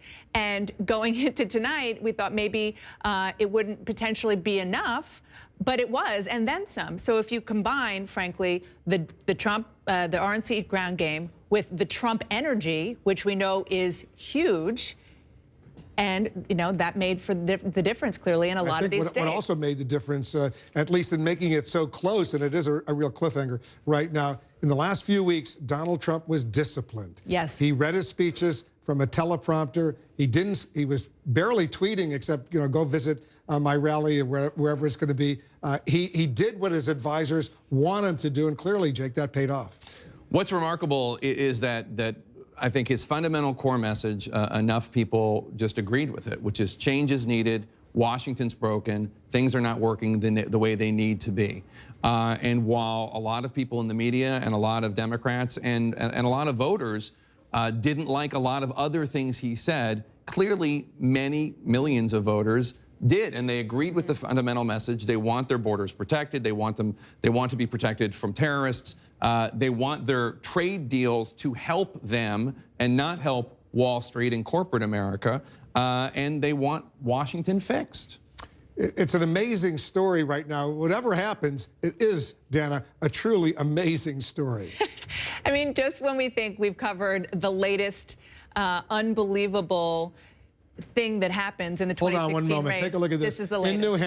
In New Hampshire right now, look at this. Hillary Clinton has taken the lead in New Hampshire with 79% of the vote in by 18 votes in New Hampshire. 18 votes. Let's go over to John King and talk a little bit about this. John, still 21% of the votes, so the precinct's outstanding right now, but she is ahead by 18 votes. Another seesaw state, and you know, again, this is going to depend mostly on Pennsylvania, Michigan, and Wisconsin. But if those states change some, then these 4 could come into play in the whole 265, 268, 269. Who can get to 270. At the moment, Donald Trump doesn't have that worry because of what's happening in the Midwest. But as we watch this play out, because we're not done yet, we're all dancing on this cliff together, she's ahead very narrowly. And so you keep looking and you say, what's missing? The reason she pulled ahead is I've been telling you all night, we're waiting for these votes out on the seacoast to come in. Portsmouth came in. They're all in. That's important to note. They're all in. But when they came in, she's now ahead by 200 votes. The race started to swing when those votes came in, and we're still waiting. It's 80% of the vote is in, but we got a lot of small towns still to report to us. And again, if you go back in time and look, watch how the map changes when I do this. What's missing is a lot of blue. If the state performs as it did in 2012. And we're not seeing that tonight in a lot of places. So this is a state the Clinton campaign knows very well. She has a history here. We'll see if in this state she can keep this very tiny lead that she has right now. And again, these 4 could become absolutely critical. The conversation a couple weeks ago was, could she win New Hampshire and add that to what people thought would be a convincing victory? Now, it is she, not Donald Trump, who is looking to draw Let's go to Nevada right now, see where it stands in Nevada, another important battleground state. All right, Nevada, 74% in. The map's filling in as you would expect in the sense that you have up here. She's ahead, Hillary. She's ahead out here right now. You go back and look, 47, underperforming the president, which has become a consistent thing all night. Another thing that we have a president of the United States, Wolf, who has a 55, 56, 57% approval rating, depending on what poll you look at, who campaigned furiously everywhere, including all of these key battleground states tonight, whose popularity does not seem to be transferable in the sense Hillary Clinton is the candidate on the ballot. I'm not trying to pin this on President Obama, but he worked so hard, and Michelle Obama worked so hard in North Carolina, in Florida, in these other swing states, and at the moment, it doesn't look like that was effective either, and that'll be part of the Obama legacy. If this holds up, the former cheerleader of the birther movement could be about to win the presidency, could be at the White House on Thursday as the president-elect of the United States. In New Hampshire right now, she's now 99 votes ahead, 99 votes ahead of Donald Trump. She'll take it if that holds in the sense, but 80% of the vote to go. So we still got some ways to go. 80% is counted, 20% to go. 80% is counted. I want to look. All the Democratic votes are in Concord. You come down here in Nashua. I looked earlier. We had all the Democratic votes in. So now we're going through. These are small towns throughout New Hampshire. We'll see how this vote comes in. And again, most of this bottom left quarter is traditionally Democratic, but Donald Trump is more than holding his own across the state of New Hampshire. This one's going to be a seesaw. Could take us a long time to count them. I want to come back out. He spent a lot of time in New Hampshire. He sure did. And remember, that was his first big primary win. Yeah. He lost in Iowa, had the big in New Hampshire. Corey Lewandowski, his first campaign manager, is from New Hampshire. Donald Trump was there on the last night of the campaign and was there twice, I believe, in the last weekend. So Donald Trump has a history in New Hampshire. And that will be one of the stories of this campaign. In the states where he campaigned hard and had a personal relationship, he's doing well. This one, very, very close. It was closer a few minutes ago. Trump has stretched that lead a little bit, but we're within a percentage point. He just did it again. So it's a full 1-point lead now at 74%. And again, we've been at 83% roughly for a long time in Wayne County. This is the last best hope of the Clinton campaign, is that when the rest of Detroit comes in, it's a big, giant dump of Democratic votes. But when you get to 74% and you see a lead like that, it's doable. It's doable, but she now has to pull that off, come back from that and then come back here as well. And you see this lead is starting to stretch a little bit as we're up to 81% now. And again, we were told this would come right around now. We were told this would come at the bottom of the hour at 12:30 in the East, 11:30 local time. 60,000 absentee ballots in Milwaukee County, 11 wards that we've been at 87% for well over an hour now in the Milwaukee County. So when these votes come, when we go up from 87% here, we will see if the Clinton campaign's math, they've been telling us that what's missing is not only Democratic votes, but a huge swath of Democratic votes. We'll see when those votes come in. And the main thing you could do right now is just sit back and watch those three, Pennsylvania, Michigan, Well, let's go to Wisconsin. Pennsylvania If right now. They stay red, forget about it. Trump's back on top in Pennsylvania, at least right now. 92% of the vote is in, and look at how slight that lead is. What 2,000 votes or so in Pennsylvania out of more than 5 million that have been cast. 48.2 to 48.2. Yeah. It also tells you something that, you know, in these very close states, somebody is going to wake up tomorrow with a giant governing challenge, or maybe the day after if we're counting some of these states past tomorrow. But again, this is just a fundamental rewriting of the map, Wolf. In our lifetime, Pennsylvania has been a Democratic state. George H.W. Bush, 1988, the last time, the last last Republican to win that state. That also happens to be the last time a party that had a two-term presidency held office. That was part of Hillary Clinton. We just saw on your map, New Hampshire went red again. That means Donald Trump has now taken the lead. He's up by, what, 15? 15 votes. Votes 15 in votes. New Hampshire right now. And again, we're laughing about this. The presidency could hinge on this. But you're going through a lot of these small towns where it's a very small, tiny amount of votes when they come in. We still have nothing in Sandwich, New Hampshire, for example. But you just pop up to the next one. You have these small towns. It's 150 to 99. So you'll see these swings when a town reports of 20, 30, 40, 50 votes. As we come up, we're at 81%, and we're going to count the rest of this one. And this is just stunning. It is stunning, and this is the most stunning. Again, a lot of people laughed at the Trump campaign when they said our path to the presidency was the Rust Belt.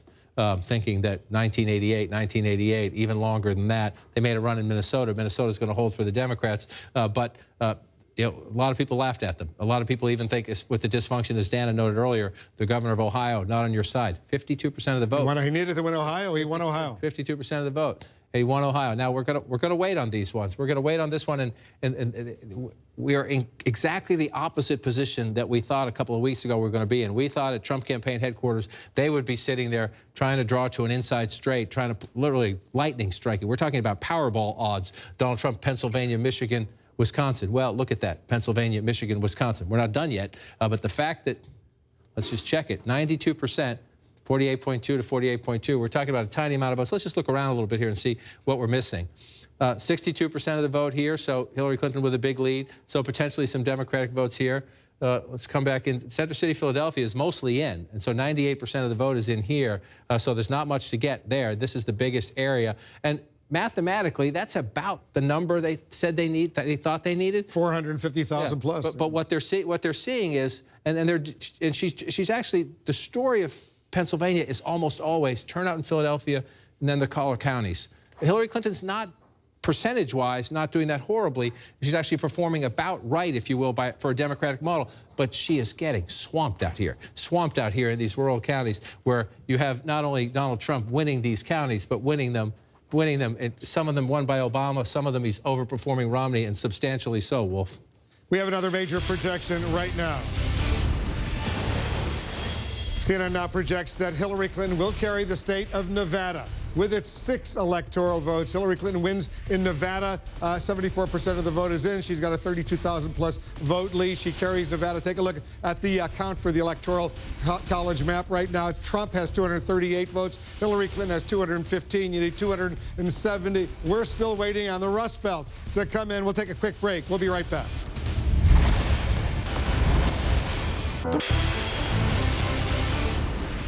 Still waiting to make projections in 9 states, but let's take a look at this key race alert right now, where it stands. Michigan with its 16 electoral votes. Donald Trump continuing to maintain his lead of almost 34,000 votes over Hillary Clinton with 75% of the vote in. Trump still ahead in Michigan. In Wisconsin, 83% of the vote is in. He's got a better lead there, 86,000 votes over Hillary Clinton, 10 electoral votes at stake in Wisconsin. In Arizona, Trump is ahead by nearly 60,000 votes with 64% of the vote in, 11 electoral votes at stake in Arizona. Trump doing well in that state. In New Hampshire right now, it's a cliffhanger. Look at this. Trump is ahead by 864 votes. Let me repeat that. 864 votes. He's got 47.5%. She has 47.4%. 81% of the vote is in. Those 4 electoral votes could be critical in New Hampshire. Let's take a look at some more states right now. In Utah, 29% of the vote is in. Trump maintains a pretty healthy lead of 81,000 votes over both Hillary Clinton and Evan McMullin, the third-party conservative. In Pennsylvania, 93% of the vote is in, and Trump has a lead of more than 25,000 votes over Hillary Clinton, 20 electoral votes at stake in Pennsylvania. In Minnesota, 77% of the vote is in. Hillary Clinton has an impressive lead of almost 90,000 votes over Donald Trump, 48.1% to 44%, 10 electoral votes in Minnesota right now. In Maine, 75% of the vote is in. Hillary Clinton has a lead of more than 17,000 votes over Donald Trump. Let's take a look at the all-important Electoral College map, where it stands right now. Donald Trump is ahead.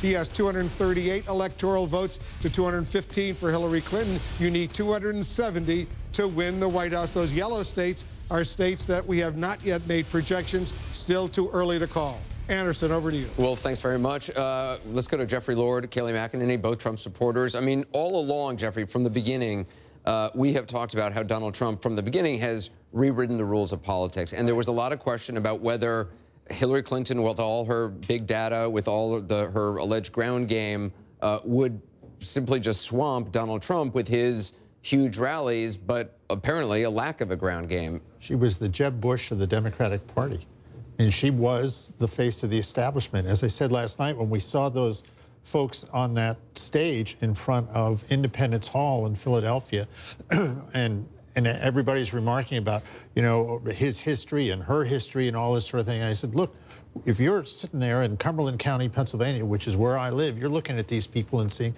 there's a bunch of insiders there. And they're all scratching one another's backs, and they're making millions of dollars in the case of the Clintons, so alleged.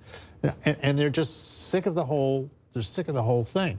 One other thing, I have in front of me here a New York Times article from December 16th of 1976, in which Ronald Reagan... I knew you were going to go back in history tonight. Exactly. I wanted you to. I mean, because I keep trying to say that it's important that Ronald Reagan said after the defeat of Gerald Ford that he was going to rebuild the Republican Party by courting conservatives who now call themselves Democrats and independents. That is exactly what Donald Trump was about in this. And that's why that Rust Belt strategy, which is exactly what worked for Ronald Reagan. And Kayleigh, I mean, all along, in the face of all these polls, which the pollsters seemed to be just wrong, certainly in the Electoral College path, you were saying that there were hidden Trump voters out there, that there was sort of this hidden enthusiasm for Trump beyond what we were seeing, the visible enthusiasm we were seeing. Democrats were saying there's going to be this huge outpouring of Latino vote. It's going to make up all the difference. But a lot of people voted for Donald Trump. Yes, it's looking increasingly like we have a Brexit on our hands. And there were these voters out there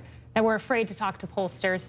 And Anderson, I think the American people right now are sending a loud, clear, unmistakable message. They want their government back. This is supposed to be a government of, by, and for the people. It's increasingly become one of, by, and for the elite. This is the people rising up saying it's time to listen to us. It's time to listen to us in Michigan and Wisconsin and work for the people. It's not about personal enrichment. It's about public service. And that is what we were seeing. Donald Trump ran against Republicans. He ran against Democrats. He ran against the elite. He ran against the government. He ran against the media. But he was an unmistakable voice for the people. Also, they put a lot of signs in their yards. Right.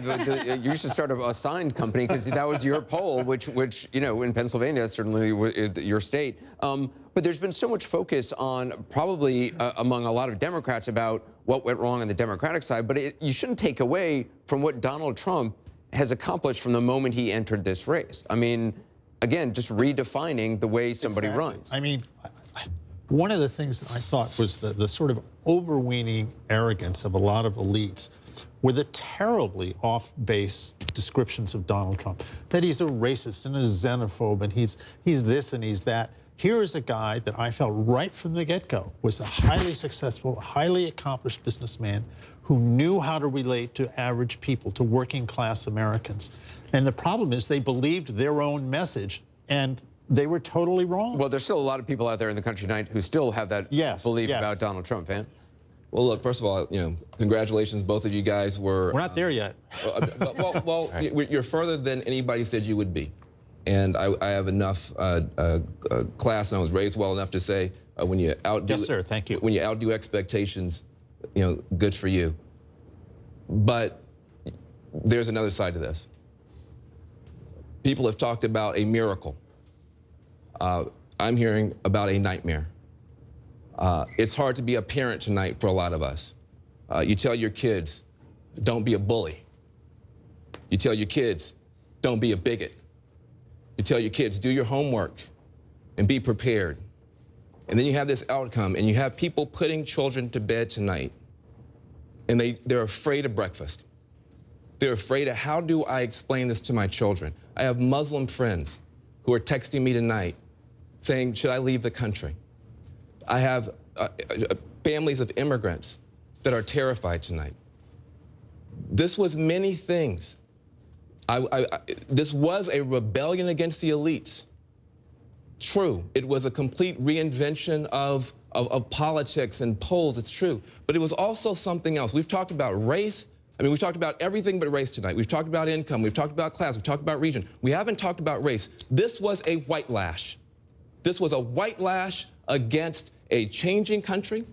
It was a white lash against a black president in part.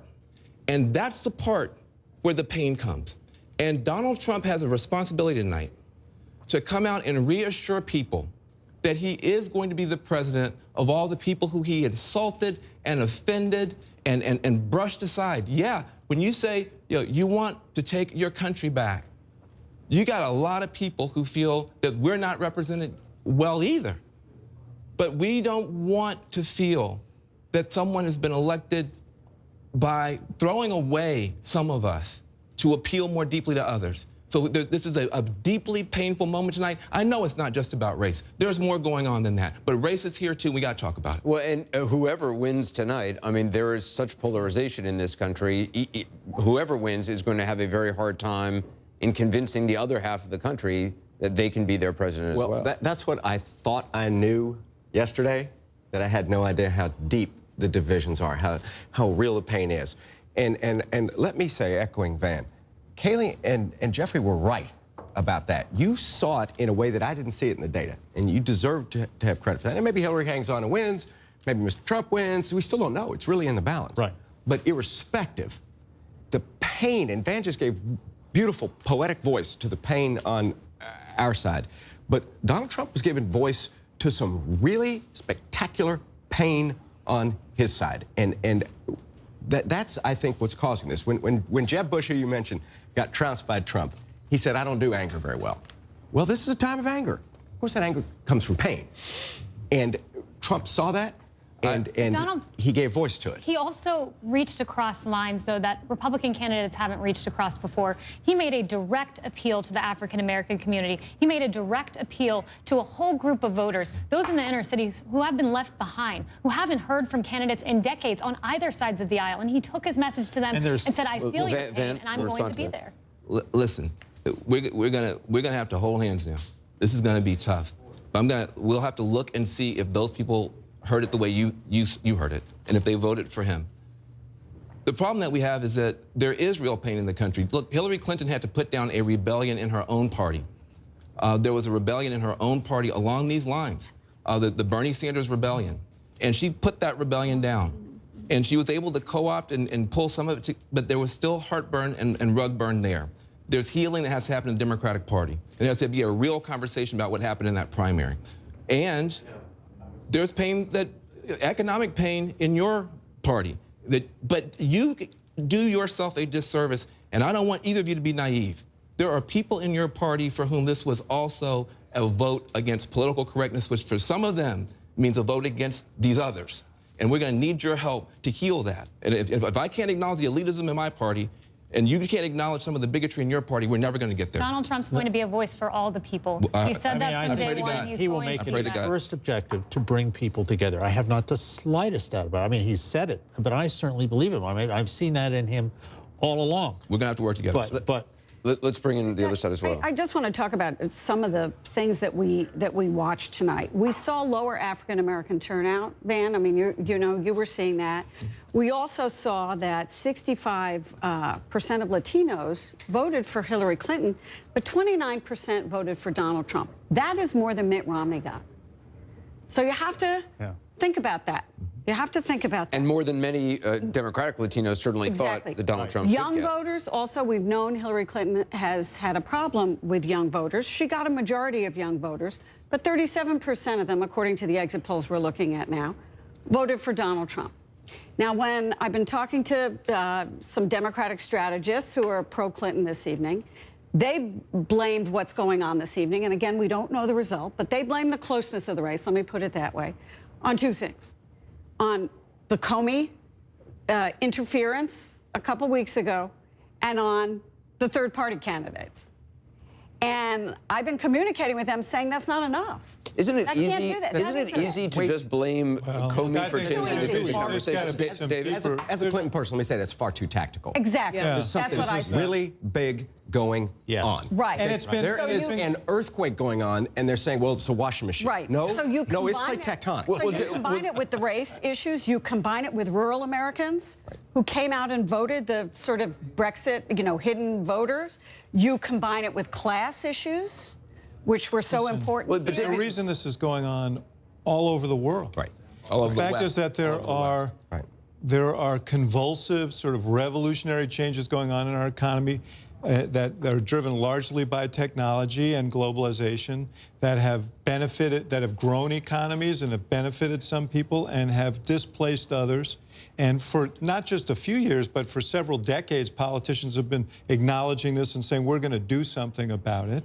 And people don't feel as if that's happening. And meanwhile, all of these forces churn at a faster pace. So you see the same kinds of forces in Britain, in Germany, in France. But it's so interesting. I mean, Michael Mercado, David was on the program the other night talking about how, well, the polling here is better than in England, where they didn't know what the Brexit result was going to be. Clearly, if this path continues that Donald Trump is on and he becomes the next president, and this is, to Kayleigh's point, a Brexit-like effect, the polling missed it. Yeah. Can I amend my comment? Yeah. I've immersed myself in all of that data and have talked extensively about it here and on radio for weeks. The only poll that I'm aware of that nailed it, perhaps, I want to stay in my lane because it's not over yet, is that USC LA Times Dornsife survey, which, different than all the others, had the same sample group. They had 3,000 people, and instead of going to a new sample group each and every week, they went back to the same 3,000. Let me say one other point, if I might, to what Van has said. Whether it's tonight or whether it's tomorrow, whenever this wraps up, we are about to listen to the most consequential acceptance and speech of someone who lost an election, whoever may wear those crowns. And wow, is there a real need for leadership from those folks now to extend olive branches, whomever wins, and try and put this Donald Trump early on during the primaries would say a lot in interviews that he can be presidential, he can change his tone. He, in Palm Beach, is a different person than he was elsewhere. And I think we're going to see as a country what, if in fact he takes the Oval Office, what that actually means. What that looks like. And we've seen some of that, right? In these last couple of weeks or so, he was teleprompter Trump. He was different. I mean, he was able to stay on schedule and stay on message, sometimes coaxing himself out loud to do that. The question is Obamacare, the Supreme Court. Listen, I think this is a very consequential event. All of those things now, I think, are in question. I mean, I believe on Obama, I don't want to start a debate on this now. 20 million people have health care, and there are guarantees in our health law, such as prohibition against banning people with pre-existing conditions, that are important to Americans. It's going to be more complicated to unwind that than some believe, but there's no doubt the Supreme Court, this is a very consequential election. But I just want to say one thing about this, just having served in the White House, and I know, Paul, you've done that as well, Van, you spent some time there. The things that get you elected are not the things, there's a different requirement now. There's a huge responsibility. Every single day, every single hour, you're dealing with consequential questions that impact on people's lives, and you have to make those decisions in the best interest of the entire country. It's not about reading from a teleprompter. It's not about, handling this question or that question in a way that gets you the best political advantage. These are life and death, grave questions for people in this country and around the world. This is a big responsibility. And if there is a Republican Senate, and a Republican House and a Republican president. The question is, how will they work together?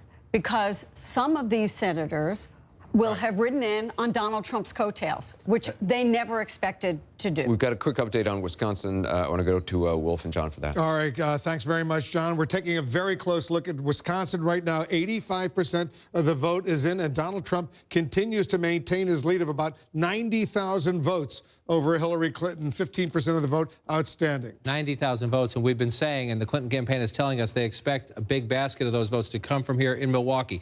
Now, this is what we have right now, 87%. We've been stuck there for some time. We're waiting for the feed to come in here, but on the Secretary of State's website, they have updated the numbers in Wisconsin. Forgive me for coming across. I'm left-handed. One of the perils of being left-handed on a night like this, but here are the latest numbers. You see Clinton at 214 right there. The new numbers are 235.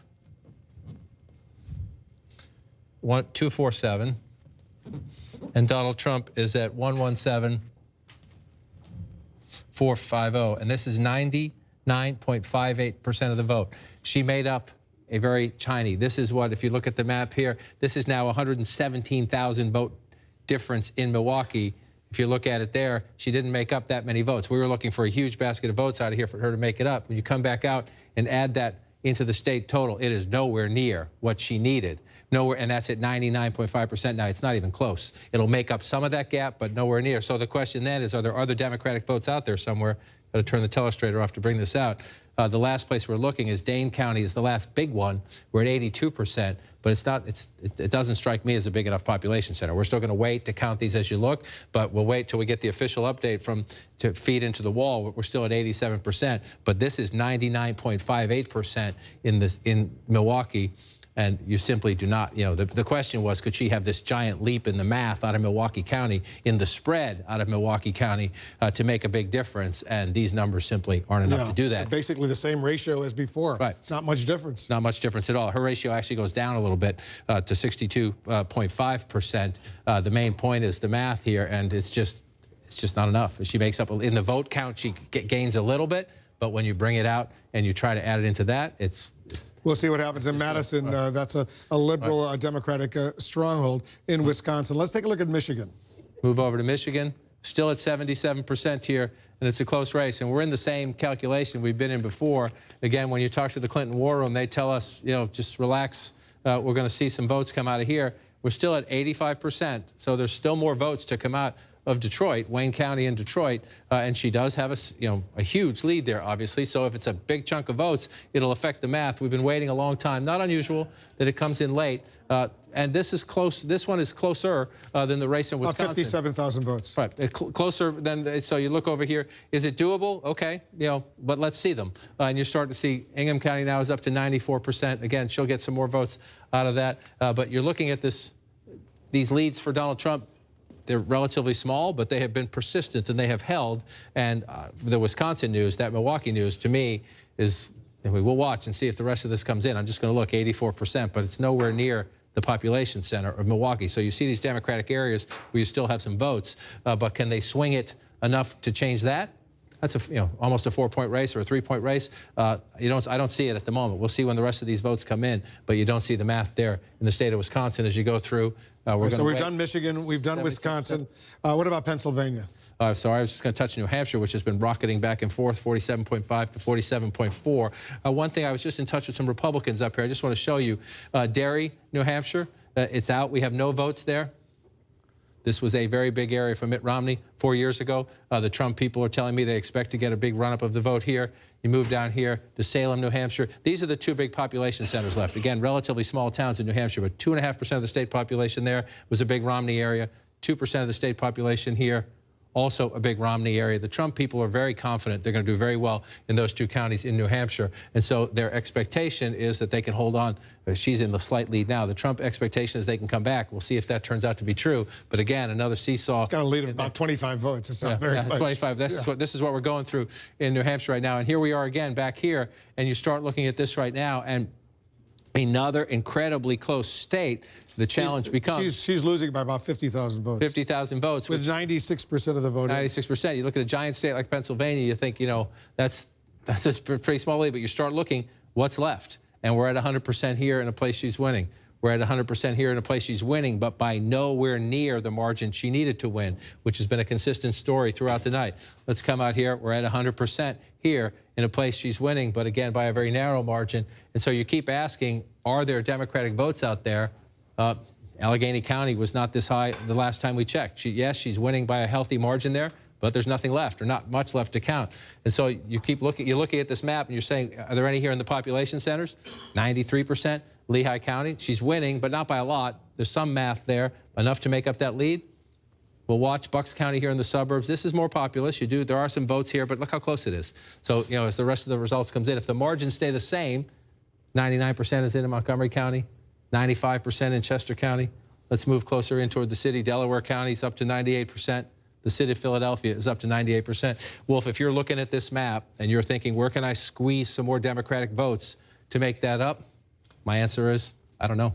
I don't see it. Anderson, it's really a remarkable development, a historic development, what's unfolding right now. It's not over yet. We're watching every state, every electoral vote. Without a doubt, probably one of the most momentous nights in American political history, certainly modern American political history. I mean, first of all, Corey Lewandowski is joining us. Congratulations on what has been just an extraordinary night, whatever the end result is. To you, has anything surprised you tonight? Because all along you were saying there's a hidden vote that the polls aren't showing, that the whole notion of big data, Hillary Clinton's huge, highly expensive operation a la Jeb Bush, getting out the vote, that's the old model. Donald Trump is the new model, and it certainly seemed to work tonight. Well, what we're not talking about is how many offices Donald Trump has in the state of Florida. I guess it's not relevant anymore. What we are talking about is, why did the electorate do what they did tonight? And I think what we have said from day one is that Donald Trump represents a fundamental change to Washington, D.C. And for 30 years, elected officials, both Republicans and Democrats, have made promises that they haven't kept. They have brought us into a greater deficit where we've got almost $21 trillion in debt. We're leaving our country in a worse shape than our parents left it for us for the first time in the history of our country.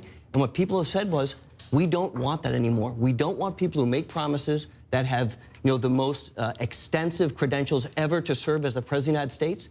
People don't want that. They want someone who's going to tell them the truth, that's going to go and do what they say they're going to do, to bring fundamental change, and let the people decide how the country is run. That's what we're seeing tonight, is the people have listened to what the media said. They've listened to the narrative of how great the other side was, how everybody is going to join, and how the Hispanics are going to come out in record proportion, how Donald Trump is a misogynist and a bigot, and all the things that we've heard the mainstream media talk about. And they've stepped back and said, you don't understand. We are tired of Washington, D.C.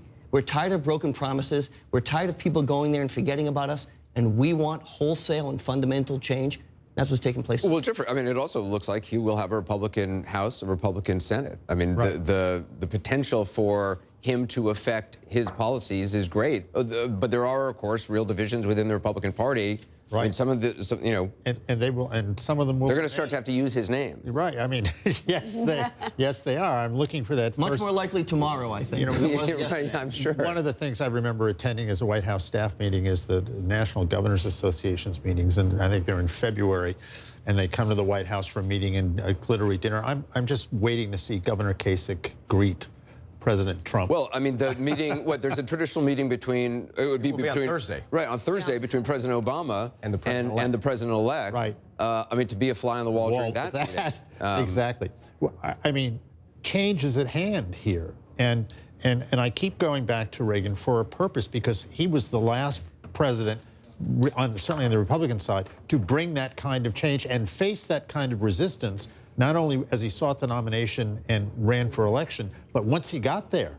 I guess one of the questions, obviously, is how capable, I mean, a lot of promises are made during an election. Donald Trump has talked about things as a negotiation, and that, some of the conservative criticism of him early on was that, that too much is up for negotiation with him. Negotiation or compromise can be a dirty word in Washington.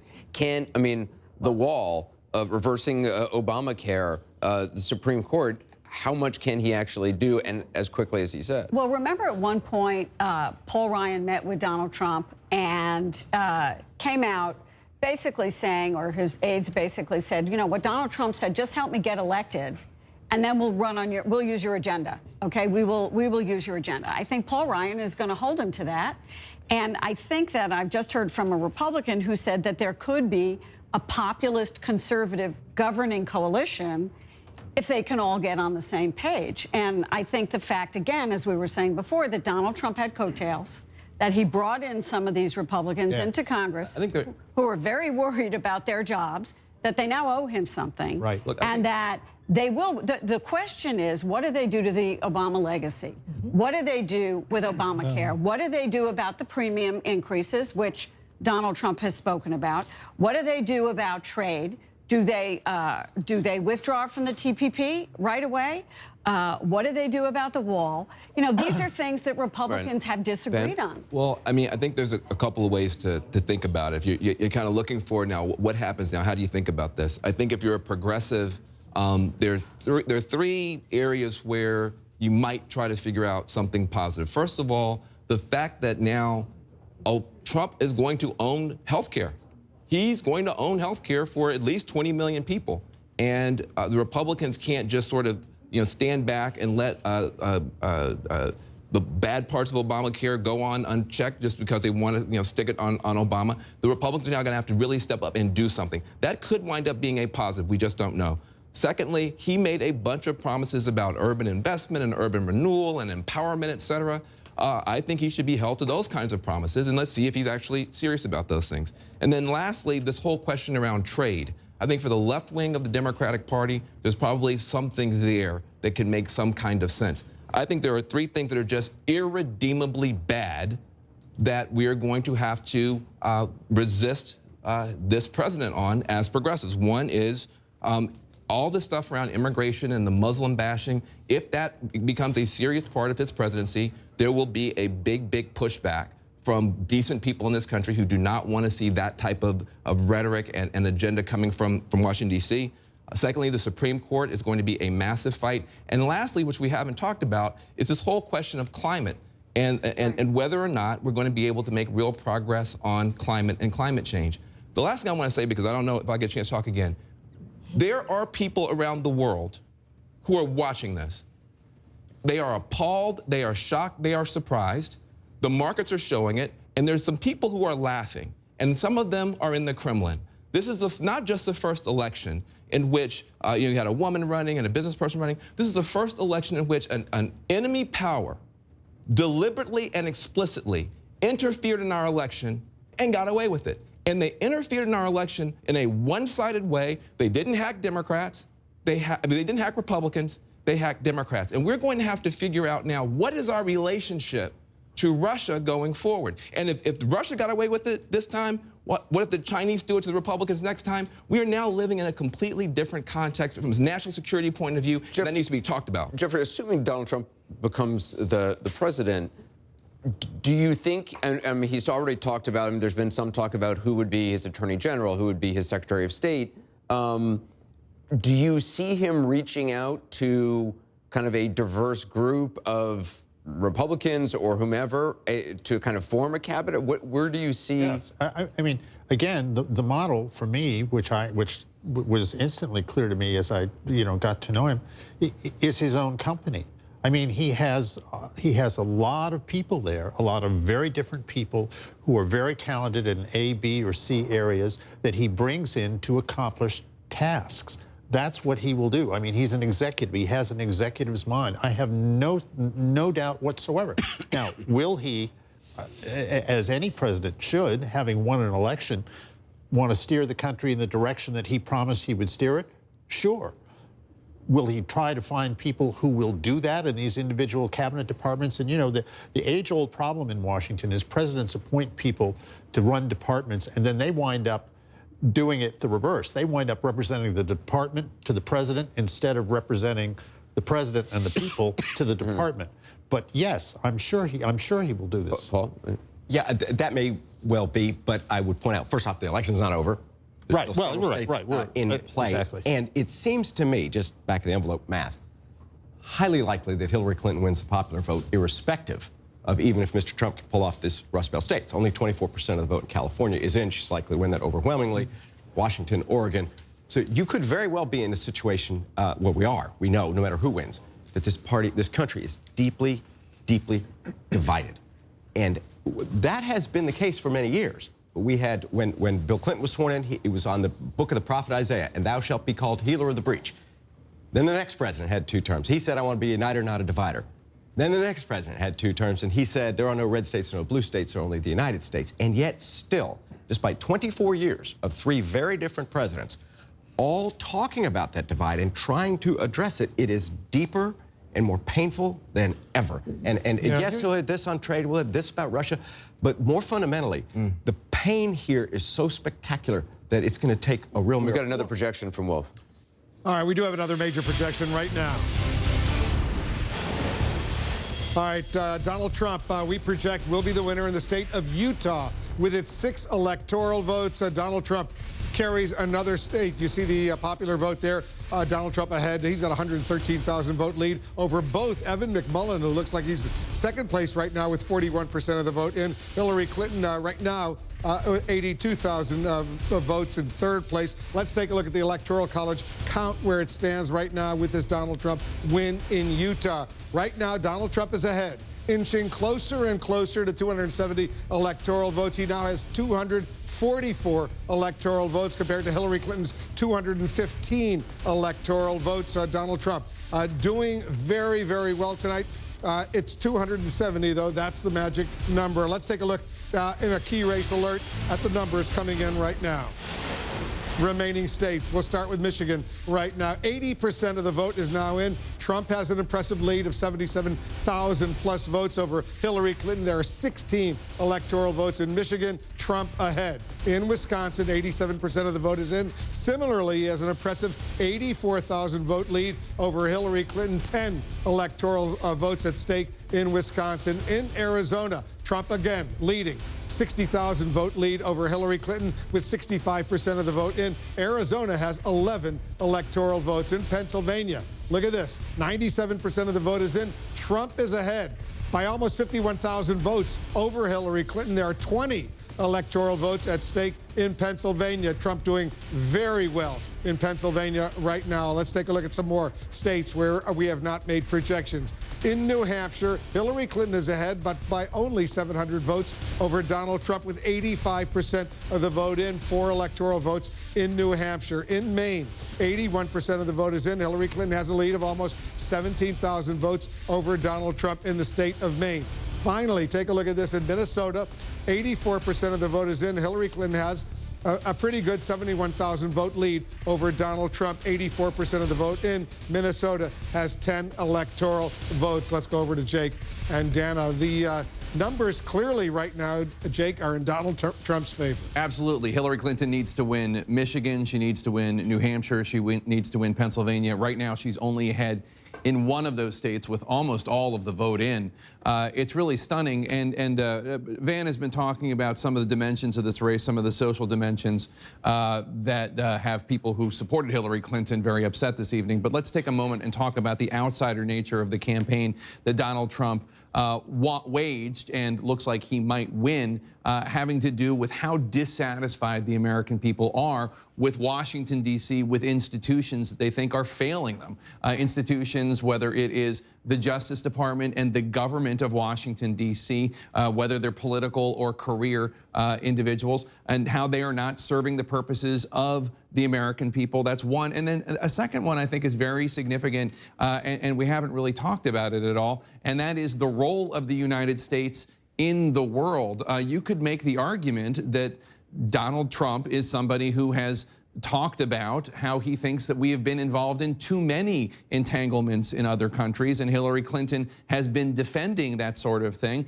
It's one of the reasons why a lot of veterans anecdotally supported Donald Trump, in addition to the fact that many of them are just conservative Republicans, and that is they agree with the idea that we shouldn't be involved in too many countries overseas. We should be focused more on the United States. There are a lot of policy dimensions to this. Van's touching on some of the social dimensions to this, but there are a lot of policy dimensions to this. And then, of course, there's trade. and the idea that the trade deals that might be very, very lucrative to corporations and to Wall Street have not been as lucrative and successful for people in Ohio, for people in Michigan, for people in Pennsylvania, the states that today are really rising up and saying, not so fast, Washington, D.C. And Dan, I know you're in touch with folks in the Trump campaign. What are you hearing? Well, a little bit of news that I'm told that Donald Trump and his campaign did prepare 2 speeches, as we were told earlier by our Clinton team, that Hillary Clinton did, a victory speech and a concession speech, and he is preparing and hoping to give that victory speech. So what will be in it? I'm told that he will be gracious, that he will, to speak to what Van was talking about before, and also Michael and others about the tone of these speeches being so important. We'll talk about coming together. We'll reach out to those who didn't vote for him. So that is the tone that I'm told he will set in this speech, and we'll see what specific words he uses and how specific he gets, whether he says specifically Hillary Clinton's voters, please understand, I know you didn't support me, but come my way. But the overall tone is going to be that, and the other is gratitude. That's what the victor... Victory speech, yes. But that's what the victors usually say. They reach out, they try to be gracious, they encourage the losing presidential candidate to be gracious as well. It's true. This is anything but a usual campaign and campaign season, right down to the speeches. So it is, I think, noteworthy to hear, particularly given how incredibly divisive this has been, that if he does get that magic 270 tonight, if those Rust Belt states go his way, not to mention Pennsylvania, that is the theme and the tone and the tenor I'm told he will set. And what's impressive, very impressive, not only is ahead in the Electoral College map, but popular vote. He is ahead in the popular vote. I think about 54 million Americans have voted for him, maybe 1 million more than voted for Hillary Clinton nationwide. That is so impressive right now. It's big, but as you note, it's right now. We still have yet to see what happens in California and some of the western states. But just to touch on what Dan has said in terms of the speech, whoever wins this evening, there is a huge responsibility for that man or that woman to reach out not only to the people who voted for his or her opponent, but to the people who don't like him or her. If Donald Trump wins, I think there is going to be, in addition to his celebration and the victory lap that he has every right to take, there are people who were really bothered by things like when he made fun of that disabled reporter. And he really has an obligation, especially if he wants to be a successful president. And I know he wants to be a successful anything that he tries to do. He wants to succeed at.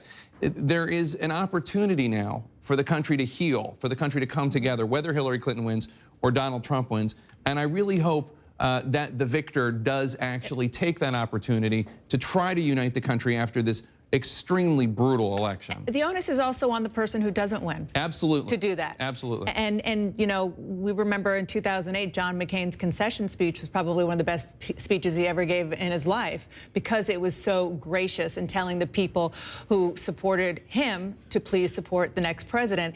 And because, again, this has been so divisive, so tough, so intense, it is maybe even more important for the person giving the concession speech to give that message to their supporters. We'll see what time the victory speech happens and the concession speech happens. We're going to be watching all of that so closely. It's still not over yet. They're still counting votes. Anderson, back to you. Yeah, well, thanks very much. In terms of what happens in the coming weeks for whoever the president-elect is, in terms of a transition team, I mean, some of them have, I assume both sides, and certainly the Clinton side has already, they have people in place. I know Donald Trump has named as well.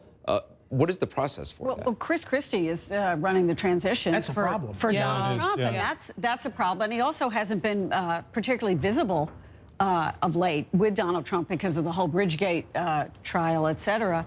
But they have been running a full-bore transition. I think in terms of Hillary Clinton, when you were dealing with an Obama administration who had been here, Democrats, the transition might have been a little smoother and a lot easier than if it is President Trump, then the Obama team would have dealing with the President Trump's team, who wants to actually undo everything that President Obama has done in office. It is interesting also when you have President Obama with the highest approval ratings I guess of his presidency, well, probably not his presidency, but it's certainly for a president at this stage. Yes. Up there with Reagan. And certainly was out there on the campaign trail an awful lot. I mean, to not be able to, I mean, he was able to get himself elected, but he didn't have great coattails certainly for Hillary Clinton. Well, obviously, I'm sure he's deeply disappointed tonight. I haven't spoken to him, but he campaigned very, very vigorously. He felt very strongly about it.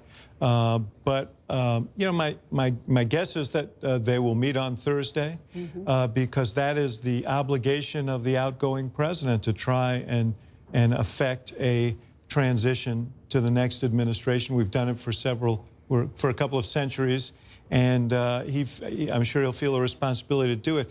Let me just make a couple of points, though. One of the things that I'm going to be watching, you know, you talk about people were swept in on his coattails and so on. Some of them were incumbents who were reelected. There are many members, or there are more than a few members of Congress who didn't endorse him of his own party. Paul Ryan separated himself from Donald Trump and excoriated him in very, very sharp terms several times. They don't have the same agendas in many ways. The notion of, I mean, I'll be interested to see. I can't think of a time when you had a president who was so at odds with so much of his own base, because ultimately he ran against the Washington establishment, and Mitch McConnell and Paul Ryan and some of those guys, they're part of the Washington establishment. But now they're going to have to deal with them, and they're going to have to figure out what part of the Trump agenda works with what they want to do. I mean, as Donald Trump always says, he's a negotiator, even if he has to negotiate. I just add to the list of, you know, we're in uncharted territory. Yeah. We seem to be assuming we're going to hear an acceptance speech from Donald Trump, perhaps, if this goes the way it's. You know what all the caveats are. Here's what I'm trying to say. You can put on that list trying to calm down the market because the Dow futures are down 800. I don't know what it is he says tonight or tomorrow, but he needs to the point of who will he surround himself with, make sure that he can instill some confidence in Wall Street sooner than later. Yeah, and it'll also be interesting to see what Obama says, right? I mean, they have this meeting on Thursday or so. Obama has been very vocal that he didn't think that Donald Trump was qualified to be president. He didn't have the temperament. Donald Trump, if he becomes president, is a complete and utter repudiation of Obama. I mean, he ran as the anti-Obama. And if you look at all the things that the transition team has been saying, their goal is to undo Obama's legacy. It is paradoxical because, as Anderson pointed out, the president's approval rating is quite high. But let me just say this. Part of what the president and others criticized Donald Trump for was suggesting that he might not accept the result of the election. I don't think you can do that and then not accept the result of the election. And I think there'll be people, and Van can speak to it, who are going to be in a resistant mood about this because they'll say Donald Trump didn't give Barack Obama a chance, so why should we give Donald Trump a chance? And the answer to that is we only have one president at a time, and you have to try and make it work. We're going to have more with our panel, a lot more. Still looking, counting the votes, looking at the numbers state by state. We'll be right back.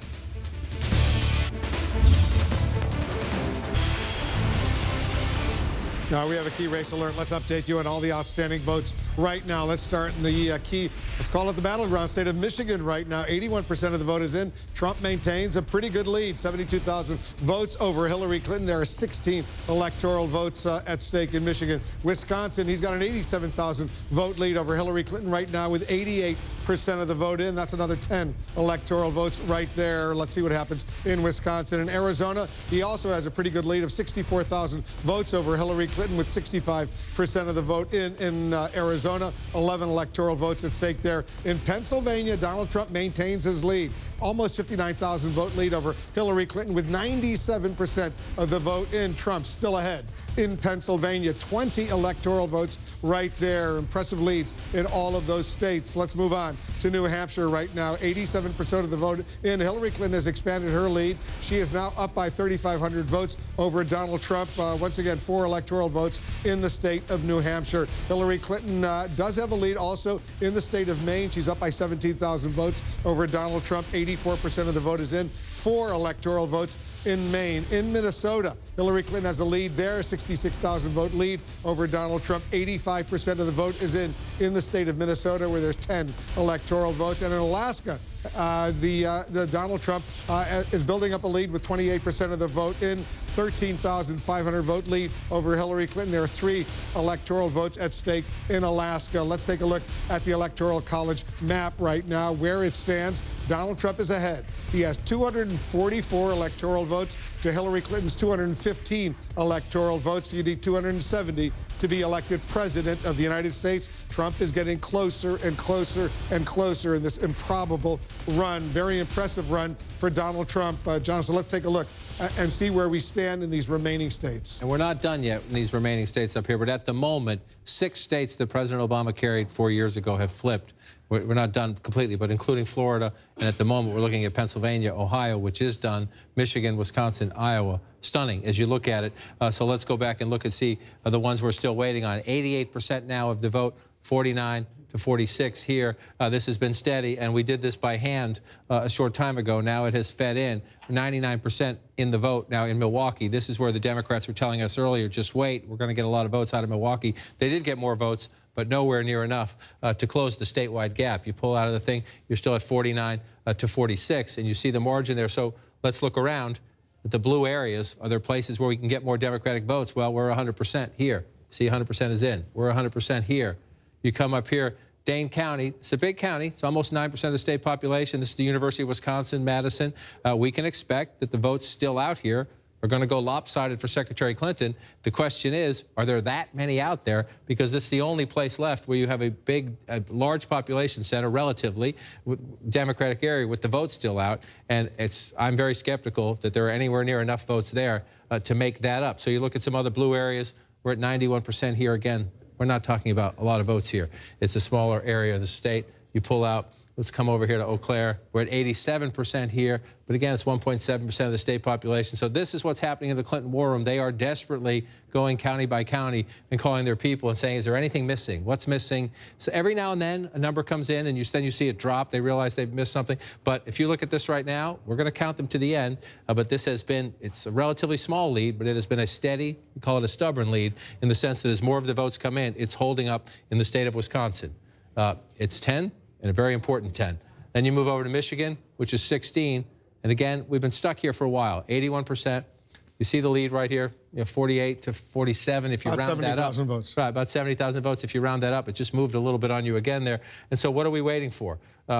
Number one, we're still waiting, and this will be the bulk of what we're missing, is right here in Wayne County.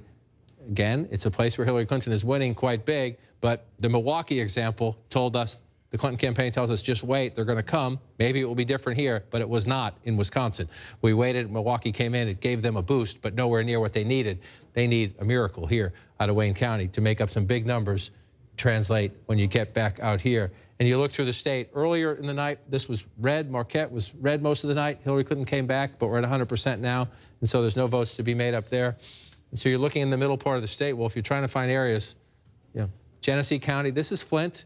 It's 4.3% of the state population. There's more for her. She's winning by a sizable margin. But again, you see 62-46. When the rest of that vote comes in, it's not going to. You're not going to get 30. You're not going to make up 30 or 50,000 votes there. You might make up some, but it doesn't look big enough. And that is the issue now as you go through these states. Oakland County's at 99%.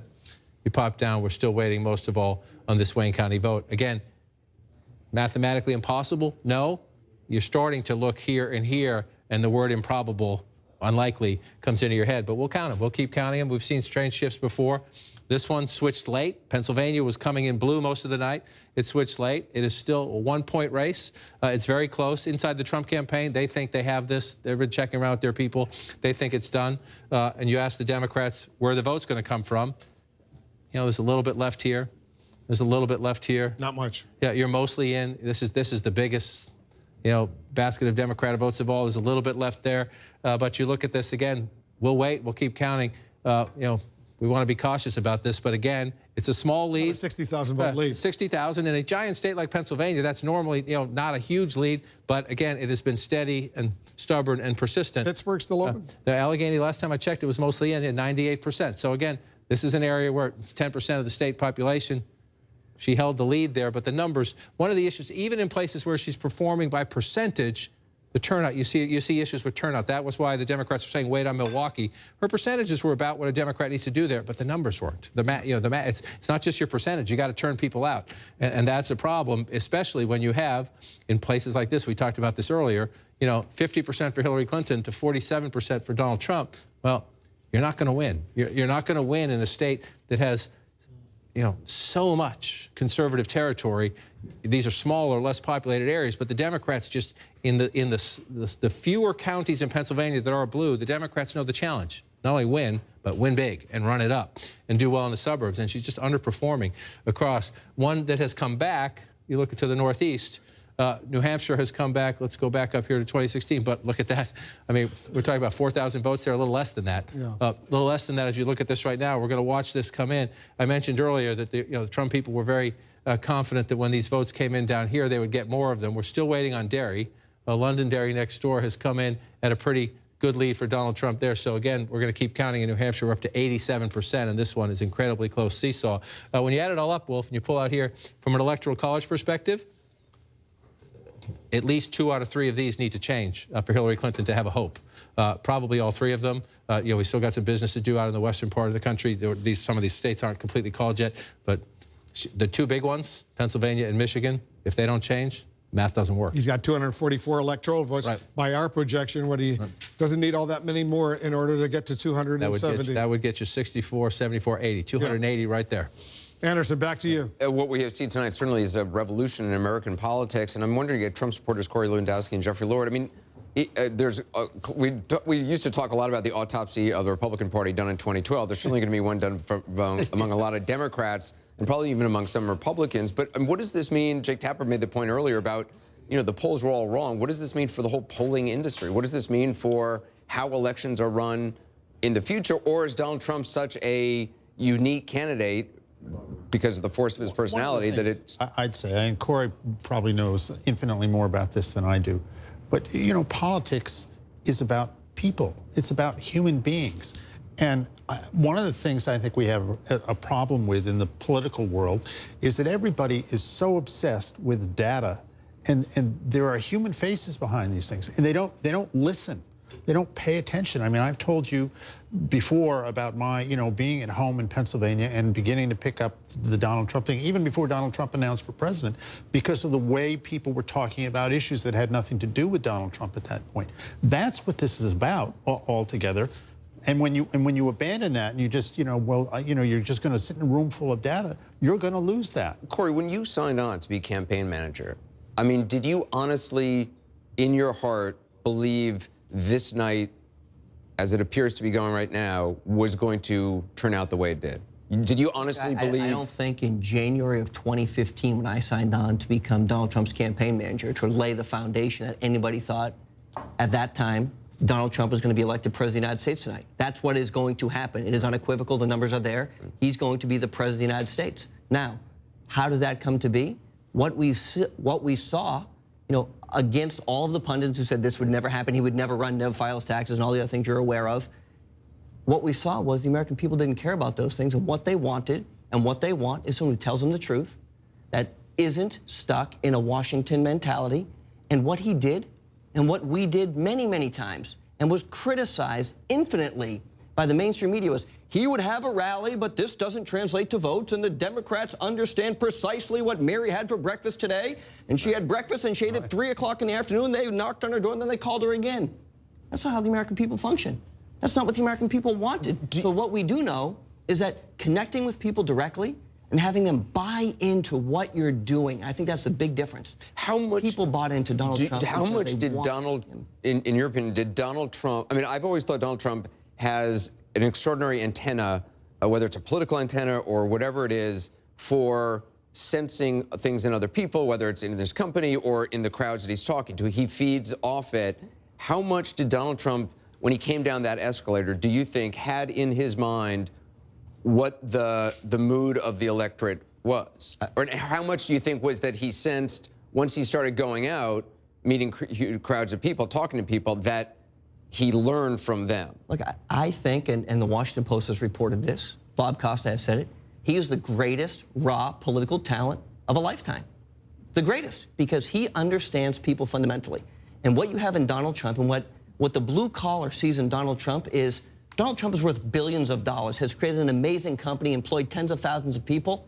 But you know what he does? He stops at McDonald's and eats there. And you know what he does? He walks a construction site and he talks to everybody with respect and dignity and doesn't think anybody is better than anybody else. And I've seen it firsthand on so many occasions. And when you go with him to a construction site, and I witnessed it here in Washington when he was building the old post office, he would stop and talk to every person there working and ask them, oh, is this the right way? And he would notice small things, taking pride in everything that he does at his properties, giving pride back to the people who are doing the work, making sure that they understand that he appreciates it. The American people see that, and it was real, and it is real, and that's what the American people respect. I know Van and Paul.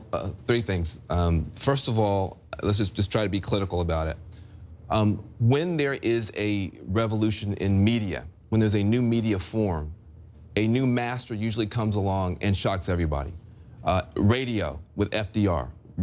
People totally wrote FDR off, and then he understood radio better than everybody else, and he broke through. JFK, totally written off, but he understood television better than everybody else, and he broke through. Obama, totally written off, but he understood the internet, that you could raise money, small donation dollars, viral videos, and he was able to break through. Donald Trump understands social media and reality television better than anybody else. And that's the era that we're in.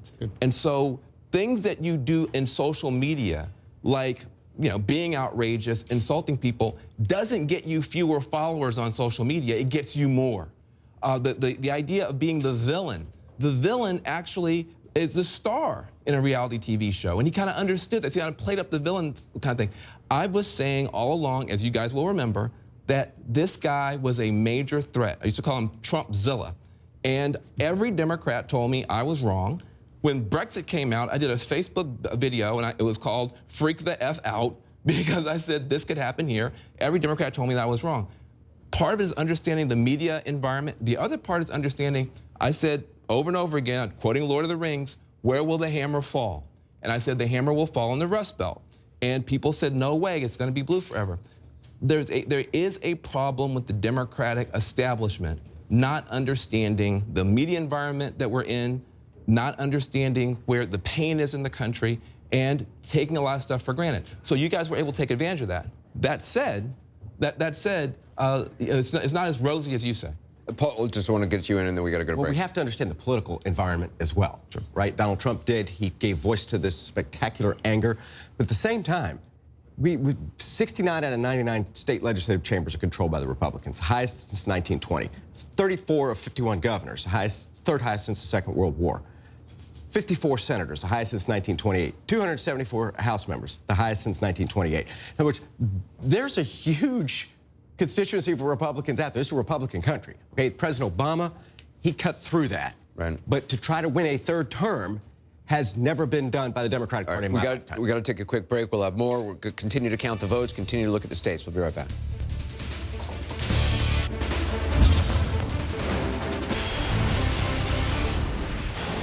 We have another projection right now. CNN now projects that Donald Trump will win the state of Alaska. Alaska has 3 electoral votes. Donald Trump will carry Alaska. Another win for Donald Trump. Let's take a look at the Electoral College map. With this win, these 3 electoral votes, Donald Trump has moved closer and closer to this magic number of 270 needed to win the White House. He now has 247 votes. Hillary Clinton has 215 votes. He is getting closer and closer to that number of 270. Let's do a key race alert right now.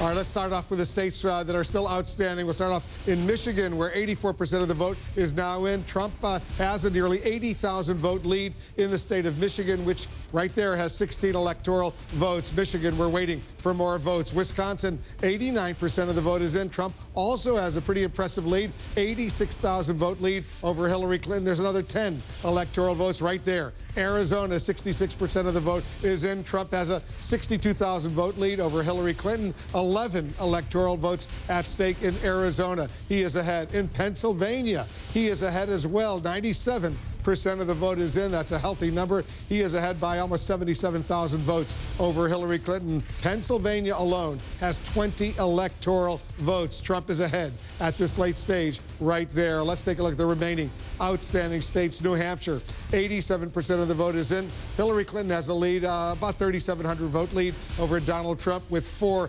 electoral votes at stake in New Hampshire. In Maine, another 4 electoral votes at stake there. Hillary Clinton is up there as well. She has an 18,000 vote lead over Donald Trump. 86% of the vote is in. And in Minnesota, Hillary Clinton is ahead by almost 57,000 votes over Donald Trump. 87% of the vote is in the state of Minnesota right there. So you see Donald Trump is doing well. Once again, let's take a look at the electoral map. You can see 270 needed to win, 247. It's 247 for Trump, 215 for Hillary Clinton. You see those yellow states, 1, 2, 3, 4, 5, 6, 7 states remaining outstanding. Jake, Donald Trump in the biggest of those states right now is ahead. And can I just say, we've been talking for months about what the effect of Donald Trump and comments he made would be on the Latino vote and on the vote of white college-educated women. And the truth of the matter is that, according to exit polls, the effect was not as strong as anybody would have predicted. Anybody did predict, except for maybe Mr. Trump. Donald Trump only lost white college-educated women by 6 points, according to exit poll data I saw. That's not the huge gender gap chasm that we thought we were going to see. But perhaps even more surprisingly, I'm looking at exit poll data comparing the percentage of the Latino vote that Romney got versus the percentage of the Latino vote that Trump got in 4 states. In Florida, Trump got a smaller percentage than Romney got. But in Nevada, in New Mexico, and in North Carolina, Donald Trump did better with Latino voters than Mitt Romney did. I mean, tell me who had that on their bingo card. Yeah, nobody. Nobody. But that speaks to sort of taking it up to 10,000 feet here. Going back to June 16th, 2015, when Donald Trump announced, I see Corey over there, he was there, he remembers, every step of the way. He announced, nobody thought he really meant it. He wasn't going to give his financial records. He did. I remember vividly a top aide to one of the early frontrunners on the Republican primary contenders saying, "Why are you guys talking about Donald Trump? There's no way he will ever be Republican nominee."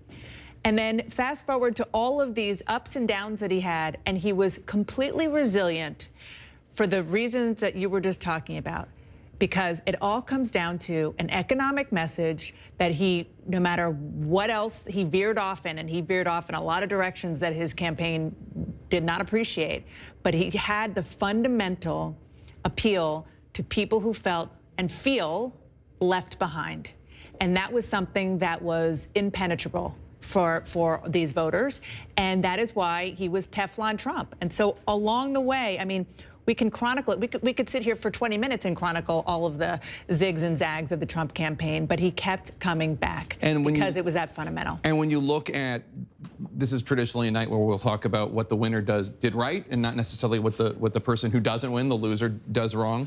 But when you look at the campaign of Bill Clinton talking to working class voters in 1992 versus the campaign of Hillary Clinton talking to voters in 2016.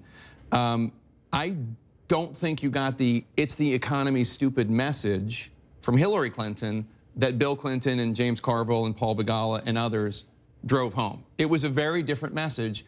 And apparently enough people in union households and in white working class households in Michigan and Wisconsin and Pennsylvania and Ohio and Iowa thought, she's not talking to me. She's not telling me what she's going to do to make my life better.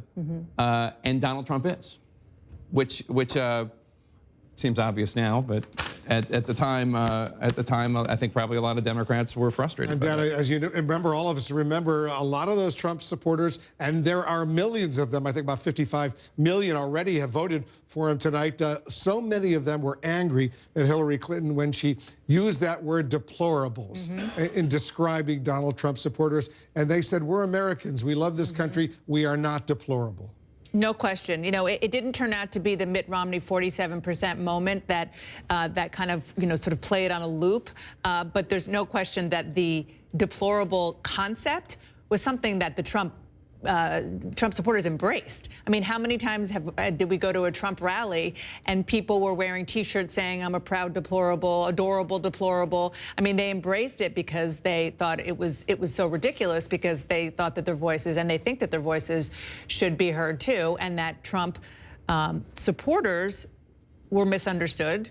And some of them were, and some of them weren't, but that's a story for down the road. But the bottom line at the end of the day is that he surprised constantly throughout the entire Republican primary season, and then he clearly seems to have continued to do that through the general election. And you know what else, Jake, he did? He showed during the Republican primary contest when he beat 16 or 17 Republican senators and governors.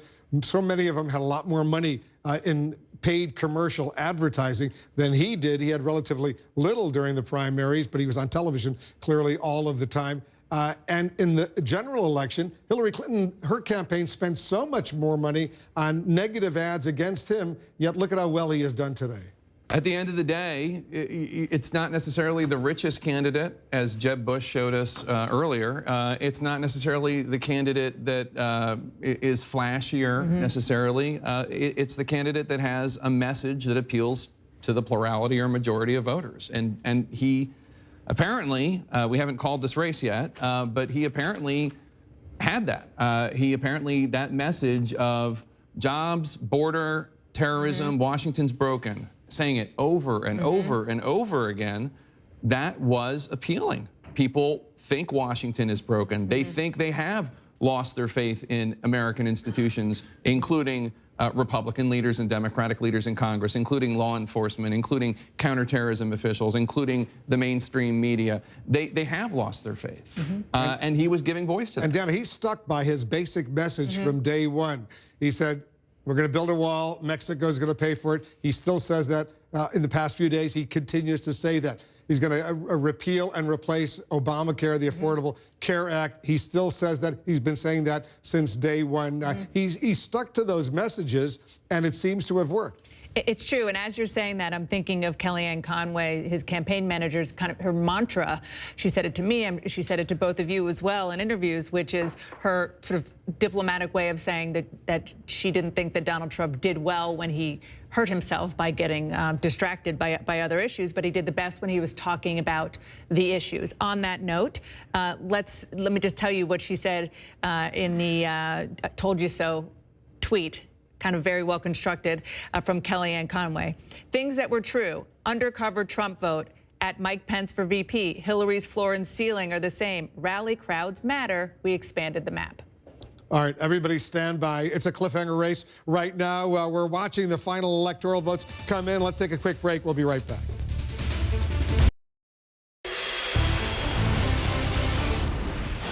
Let's update you now with a key race alert. Let's take a look at the remaining states where there are votes outstanding. In Michigan right now, 16 electoral votes, 85% of the vote is in. Donald Trump maintains a lead, more than 70,000 vote lead. You just saw it increase right there over Hillary Clinton. Michigan, Donald Trump is ahead. Wisconsin, he's ahead even more impressively. He's got an 85,000 vote lead over Hillary Clinton. 90% of the vote is in Wisconsin. 10 electoral votes at stake in that state. In Pennsylvania, Donald Trump is ahead with 97% of the vote in. He's ahead by almost 75,000 votes over Hillary Clinton. 20 electoral votes at stake in Pennsylvania. In Arizona, he's ahead as well. 11 electoral votes in Arizona. He's ahead by more than 67,000 votes in the state of Arizona over Hillary Clinton. Donald Trump doing well in all of those states. We're watching them very, very closely. There are more states we're watching. In New Hampshire right now, Hillary Clinton has expanded her lead. She's got a lead of almost 3,500 votes over Donald Trump right now with 87% of the vote in, 4 electoral votes in New Hampshire. Hillary Clinton on top. She's also on top in the state of Maine, another 4 electoral votes. She's up by almost 20,000 votes over Donald Trump. 88% of the vote is in Maine. In Minnesota, she's up by 44,000 votes. 40,000 votes, if you see right there, just changed. 88% of the vote is in. Hillary Clinton is leading Donald Trump in Minnesota with 10 electoral votes. Let's take a look at the Electoral College map right now. It's all important. Donald Trump has 247 Electoral College votes. Hillary Clinton has 215. You need 270. He's inching closer and closer to that. You see 247. You need 270. Let's go over to Jeff Zeleny right now. He's joining us from Clinton headquarters over there at the Javits Center in Manhattan. I still see a crowd behind you. What are you hearing over there, Jeff? Wolf, there is still a crowd behind me here at the Javits Center. As you can see, there's a little bit more activity right now, and they have turned off the election coverage really for the last several hours. This crowd here has been watching our coverage and others. Really a somber mood here. But I am told that campaign chairman John Podesta is on his way here to the Javits Center from the Peninsula Hotel where he has been with the Clintons. He is on his way here, Wolf, and he's going to be giving some type of an announcement, a message. I am told Secretary Clinton is not going to be coming here, at least not now at this moment. The Clinton campaign is still watching this handful of states that remain out there, Wolf, but I can tell you, optimism among all Democrats here, supporters here, has essentially faded.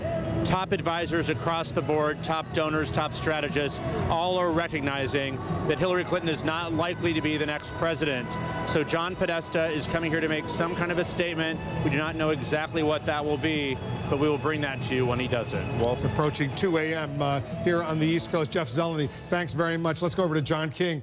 You're taking a closer look at these handful of states that are outstanding that will determine who the next president is. And you know, we currently have Donald Trump at 247. Pennsylvania would be 20. That would get him to 267. And so you're looking at the math right here, and you're trying to find, with 97% of the vote in, is there some way for Secretary Clinton to make that up? And I'll tell you, Wolf, this is just, you know, you want to give everybody the benefit of the doubt, and you keep going through here, 100% of the votes counted. You move out here to Allegheny County, 98% of the vote is counted. You're looking for places where, is it possible there could be some miracle comeback, or there's some big pile of votes that we yet to count? You know, this is more populated out here, the suburbs of Philadelphia, but that's, you know, 99%. 98% in Bucks County. Look how close it is. So even if you make up a little bit with what's left, and a lot of times you get to 99% and you don't get to 100 till the next day if there's just one precinct out or one issue somewhere. And so you're looking at that, and I just can't find them. I mean, I've been looking for hours trying to find more votes to see, is there any math out there? And if you go through the Trump vote in these counties, they're most of them at 100%. You might find a couple as you go through. There's one or two we found at 98 earlier when I was going through, but they're all coming in at 100% now. So you assume most of the Trump vote is counted, but guess what? So is most of the Clinton vote. And so you're looking at Pennsylvania.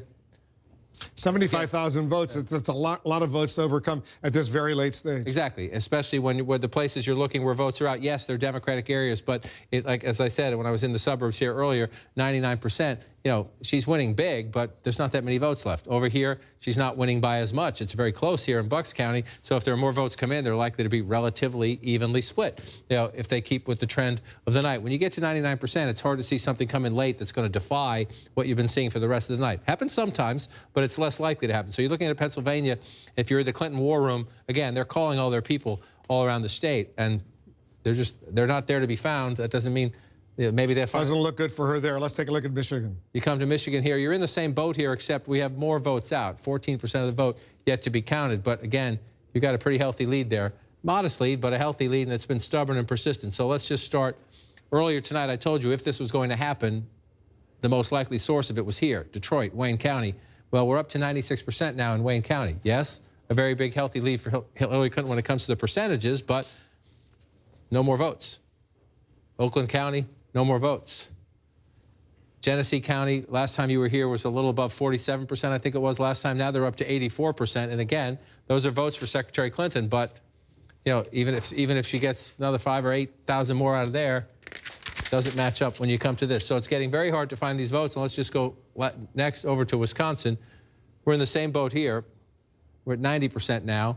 That's even 85,000 vote lead that Trump has. It's a healthier lead there. So you're looking Milwaukee's now up to 99%. This would have been your biggest chance to get votes, and we went from 87 to 99, and she made up a tiny bit, but not enough. The Clinton campaign has been telling us throughout the night, watch Dane County. Now, there are still 16% of the vote out here. It is conceivable when you get that, 16% of the precinct, so you could get a giant stack of votes, and she's winning this one overwhelmingly. So if you're looking at this map, you're thinking, okay, there it is, but you're placing a giant bet on one county, essentially, because when you go through the rest of this, most of it's in. 91% here, but again, look at the percentage of the population. You're talking about much fewer votes here. So if you're in the Clinton campaign war room, you're hoping against hope, you're hoping against math, really, at the moment, in the sense that when you pull back out here, with Donald Trump at 247, Hillary Clinton has to block him. She's leading in New Hampshire right now. But Donald Trump, if he gets 2 of those 3, it's game over. It's over. Let's go to Jim Acosta. He's over at Trump headquarters at the New York Hilton Hotel. What are you seeing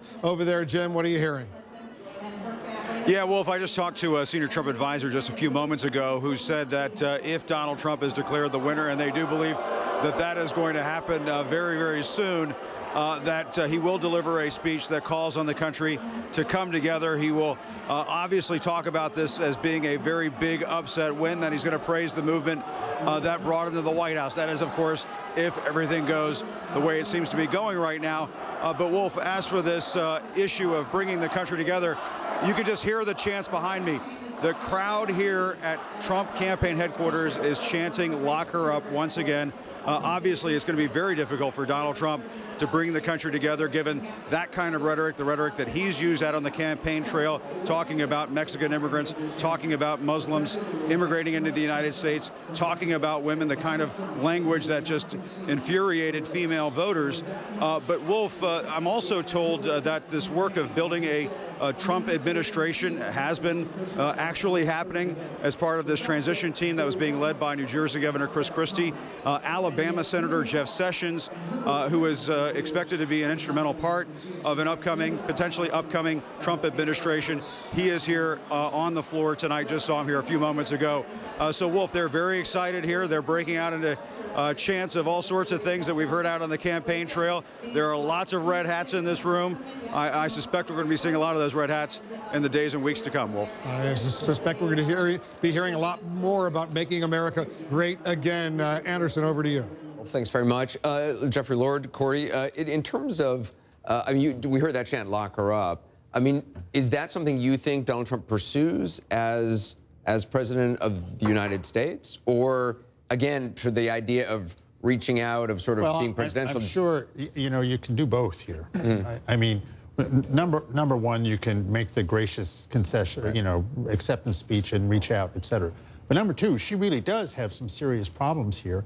I mean, I seem to recall Senator Al Franken telling, I think it was Jake the other day, that he wants, as a member of the Senate Judiciary Committee, he wants an investigation of the FBI. Sorry, here's John Podesta. Let's listen in at the Hillary Clinton event.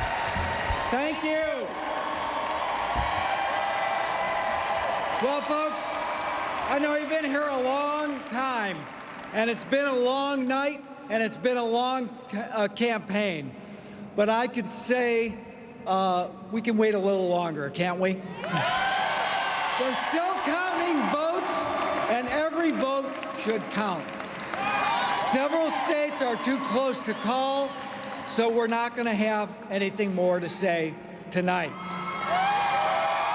So listen to me. Everybody should head home.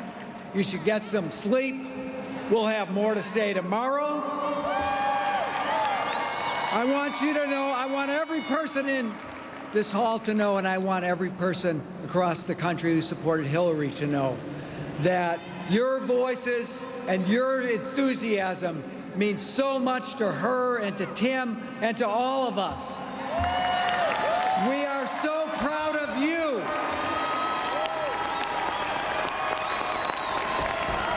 And we are so proud of her. She's done an amazing job, and she is not done yet.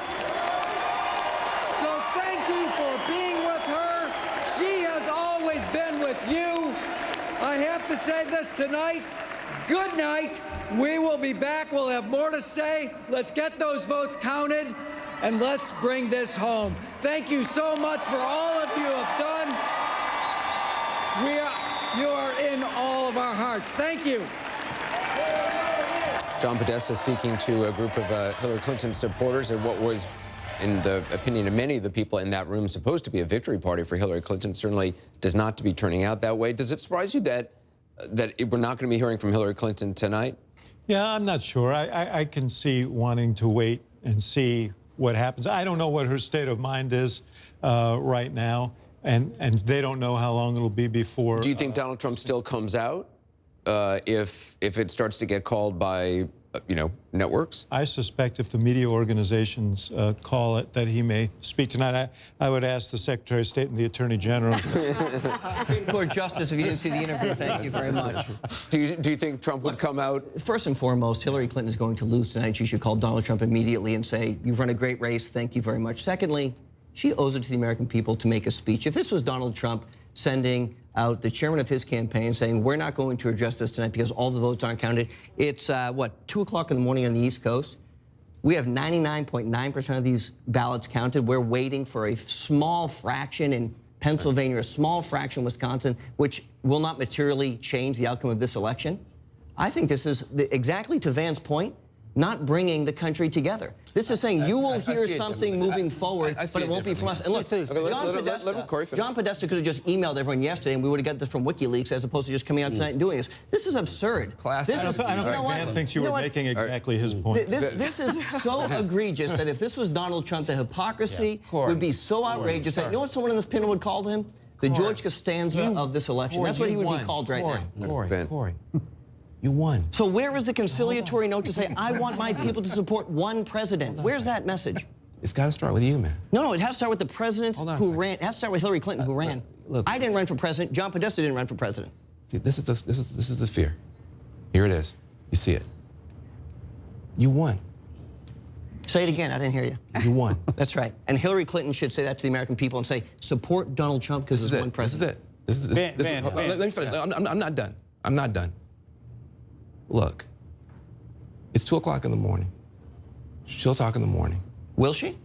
Let him finish. Corey, you're being a horrible person right now. Let me finish. If this was Donald Trump, the hypocrisy would be so outrageous right now. I want every parent at home. At 2 o'clock in the morning? I want every parent at home who's up right now, who's trying to figure out, who are up right now, trying to figure out how are we going to get through this, right? Where's the grace going to come from? Where's the understanding? Where's the empathy going to come from? It's going to have to come from ordinary people. Tomorrow at work, when we go and look at people who we don't agree with, this can't be the interaction. It's going to have to be ordinary people reaching out to each other. I'm going to say one more thing before I let a smarter person talk about smarter things.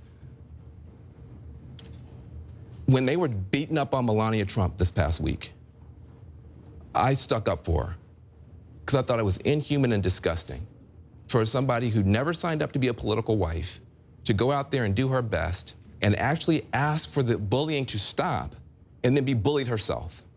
Because you gotta treat people like human beings. Tonight, Hillary Clinton's a human being.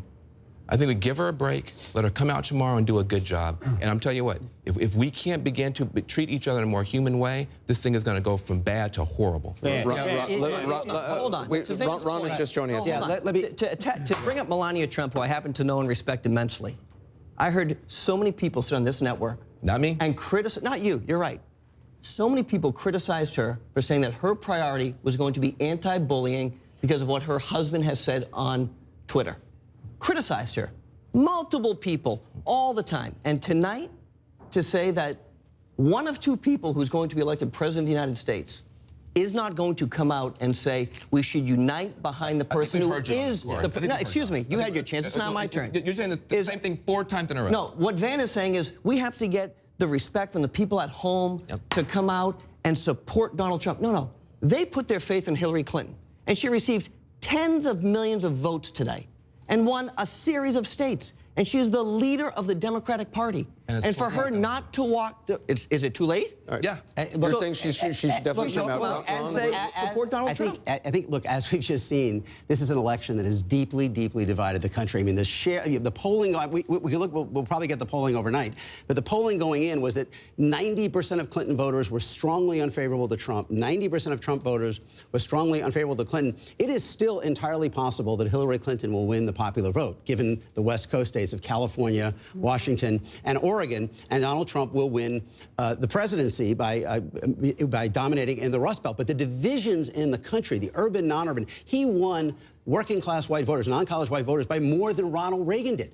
But the gap between the way they voted and the way the college-educated white voters was the biggest ever. So there are a lot of divides that are left after this election, and it is going, I agree, I think Hillary Clinton, if she is, and it looks like a very kind of thin, road, if she is the loser, she has to make a gesture to reach out. And I think what Donald Trump does as well, you've got to recognize that we are in a very unique situation where essentially half the country is not only disappointed, they are frightened by the outcome either way, and that is just under half the country, and that is a big development going forward. Do you know how many times we heard, will Donald Trump concede this race? Will he call into question? Right. You know what we're seeing tonight?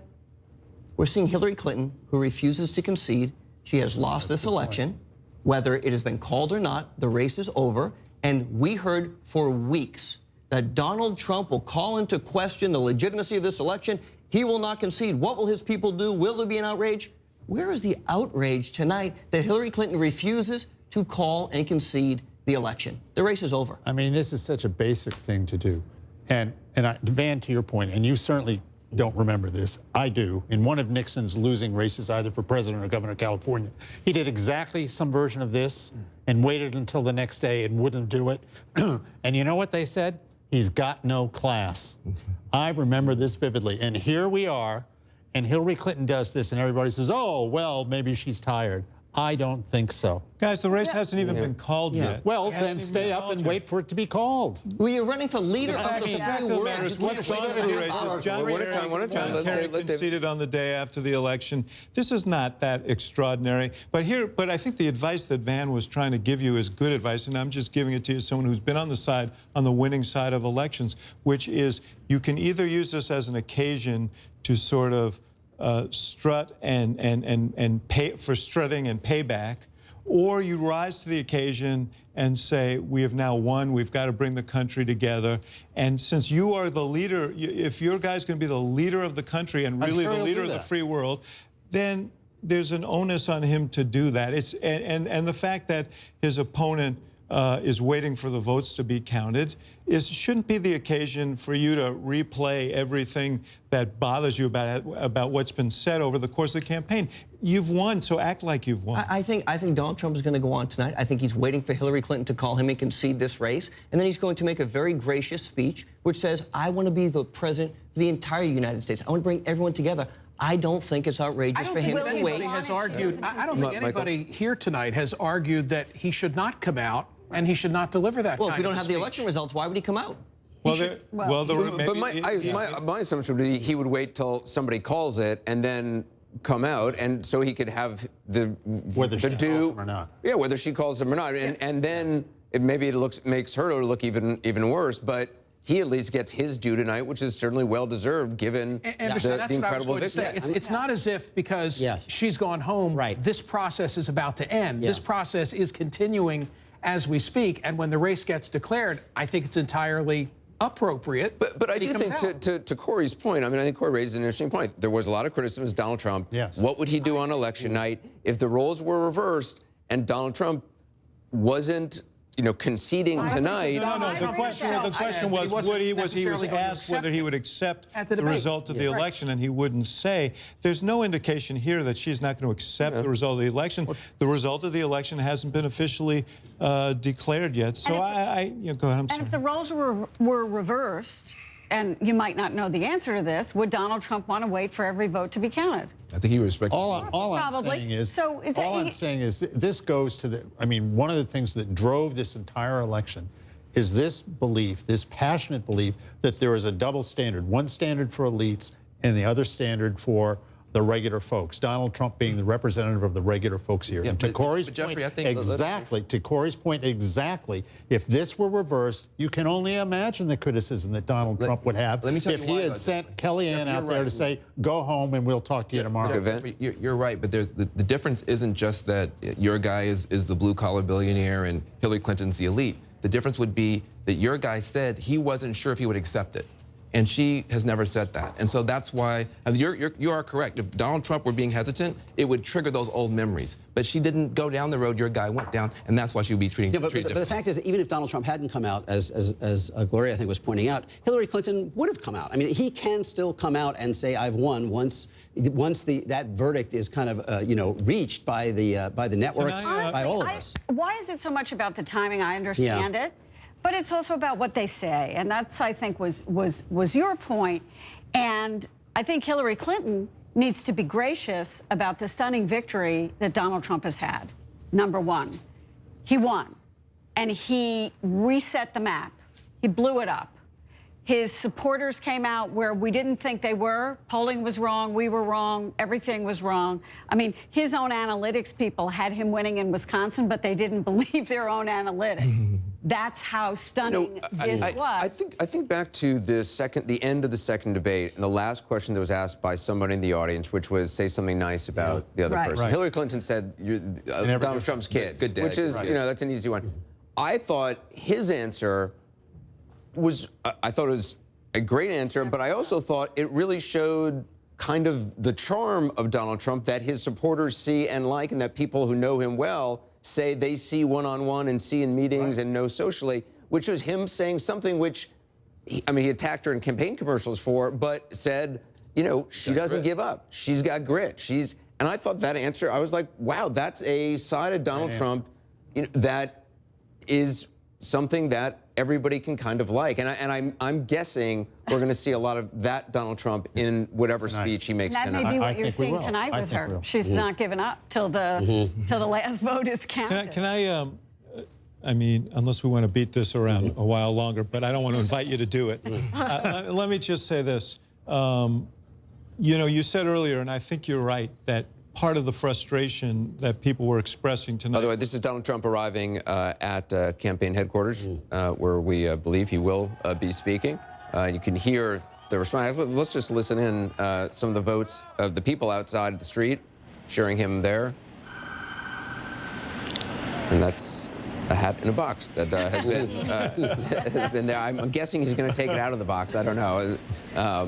But that is Donald Trump arriving.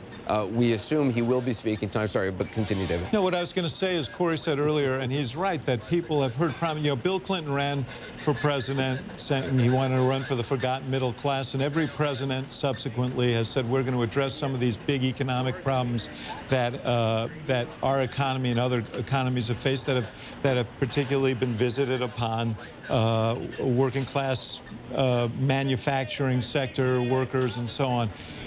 Donald Trump ran for. You said Donald Trump ran for office, speaking the truth. He's going to have to now carry through on those things. That's going to be very difficult. And if he doesn't, he's going to have the same reaction visited on him that other politicians. We just saw Chris Christie. We also saw former Mayor Rudy Giuliani, Donald Trump's entourage, his supporters, his family heading. I haven't gotten a glimpse of the candidate himself, but.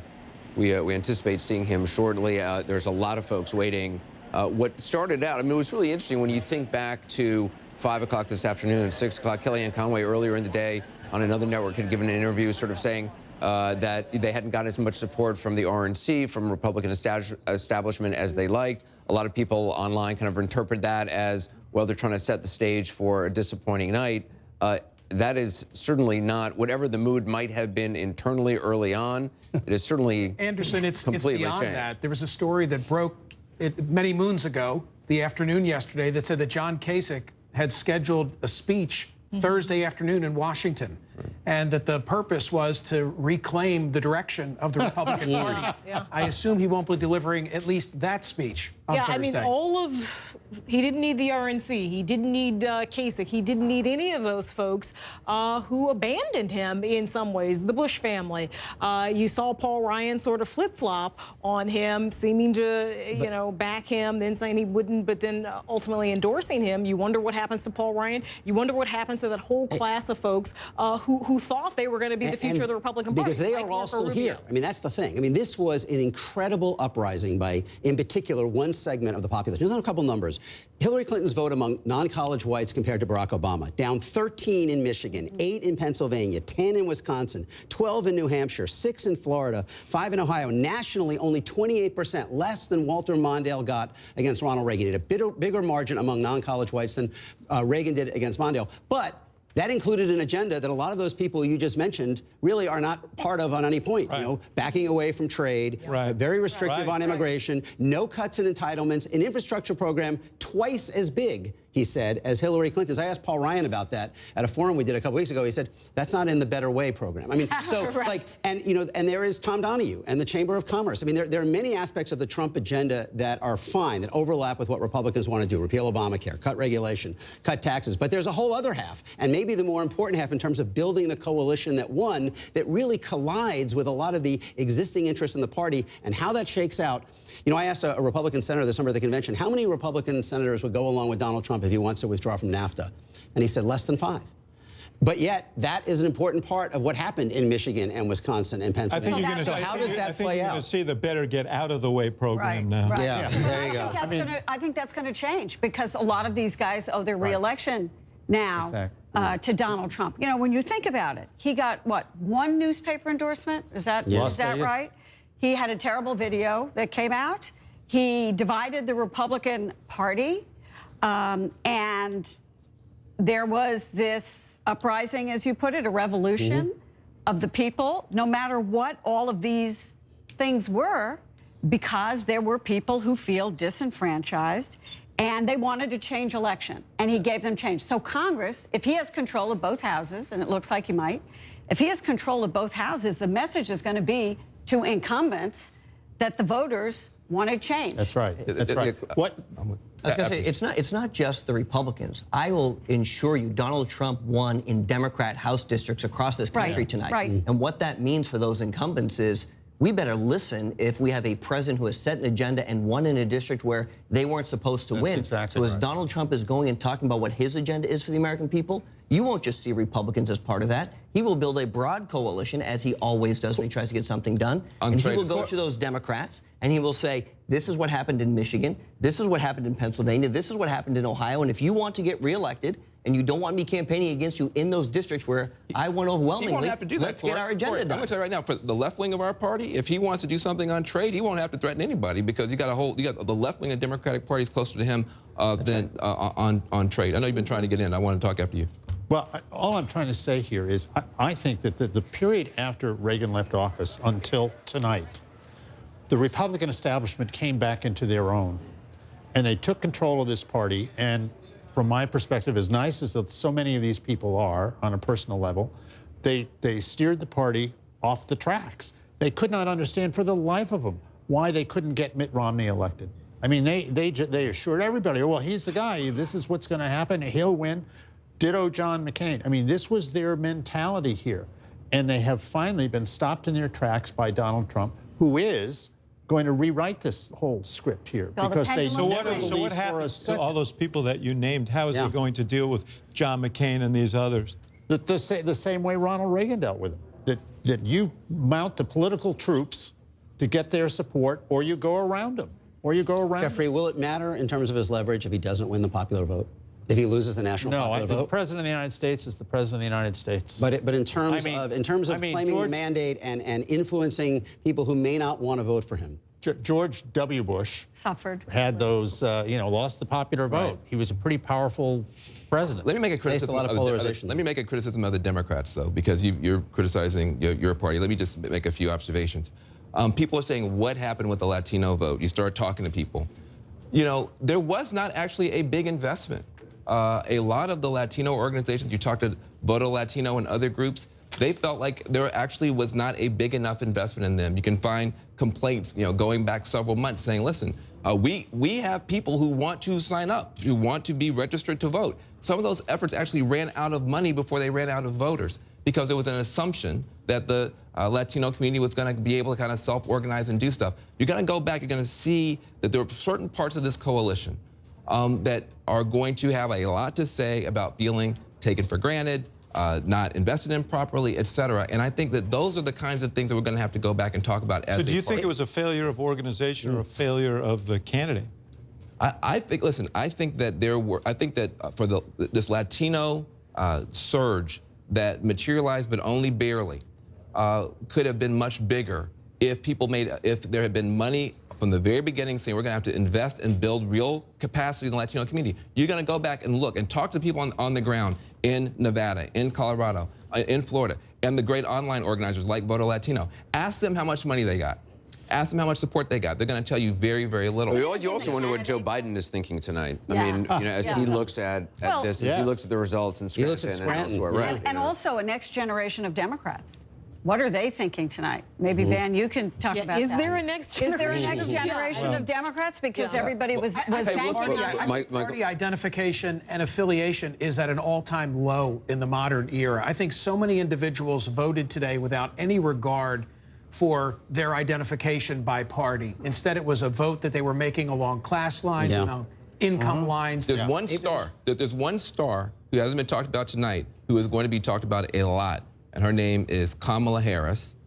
She just became the senator from, I would imagine, or she hasn't been declared. She will be declared the senator. I don't know. I'm sorry. I'm not trying to get in no trouble, but I bet that she will get declared the senator. She might be declared. She might get declared the senator from California. She is sharp as a whip. She is smart as a tack. She is an amazing force on her own, and she's going to wind up being a big deal. The question for you is: do you think that this is, given as disruptive a force as this, as Donald Trump has been, is there an opportunity for a realignment? Is there an independent or third-party candidate? I don't know, but we've been heading. Look, Trump accelerated the trends that we had. I mean, I wrote today. I thought that the nightmare scenario for Clinton was that Trump batters down her defenses in the Rust Belt before they have advanced far enough in the Sun Belt to replace those losses. I mean, so basically they were caught in between. They didn't get far enough there wasn't like a counter mobilization enough among minority voters, although the Latino thing will be disputed about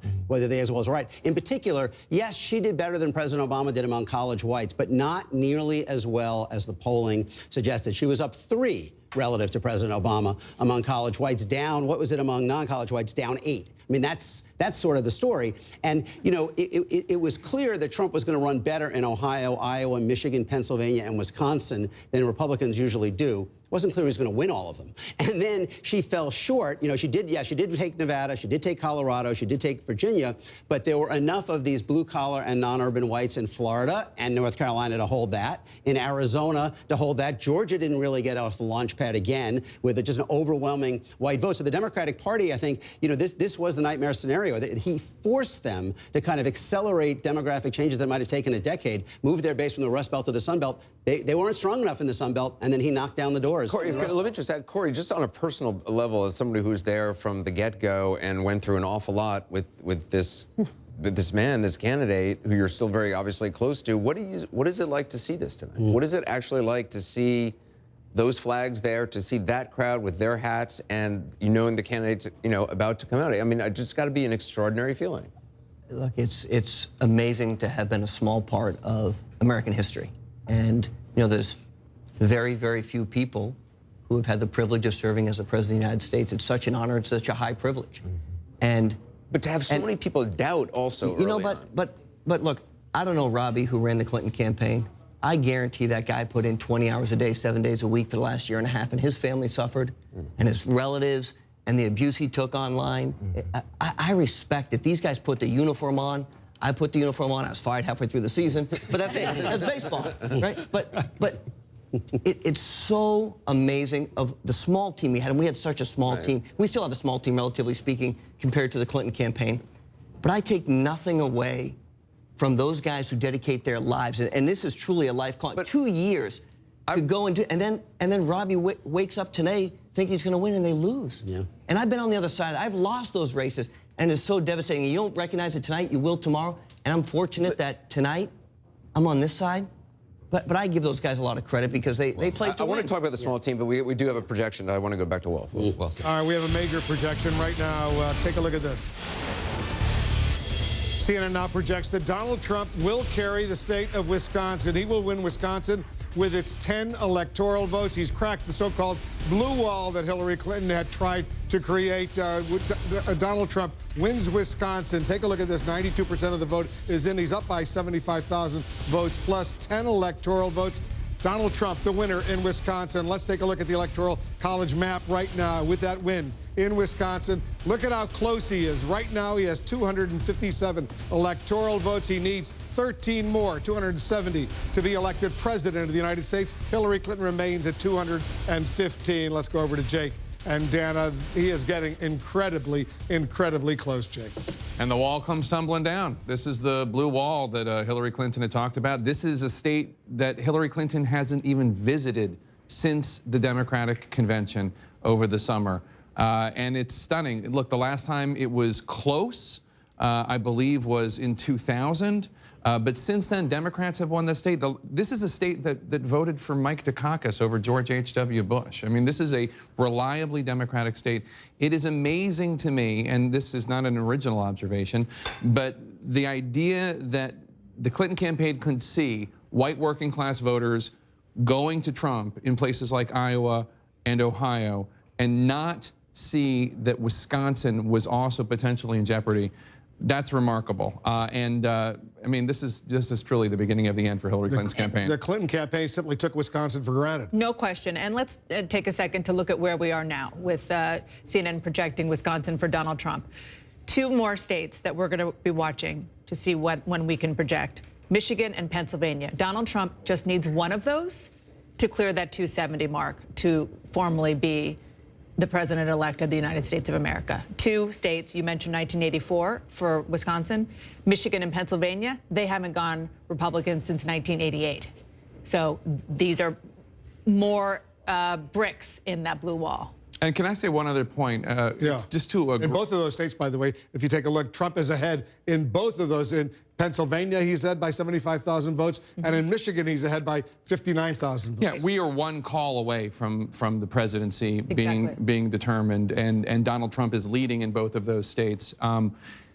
Corey Lewandowski is right. There was a lot of talk over the last month and a question at a presidential debate just for Donald Trump, not for Hillary Clinton, about whether or not he would accept the results of this election. And the idea that we are being told by one of the campaigns they're not going to have a comment when we are just one state projection away from there being a president-elect declared by the media is remarkable. And I agree with those who are saying if the tables were turned, if it were reversed, there would be a lot of outcry by people in the media and others about Donald Trump's behavior.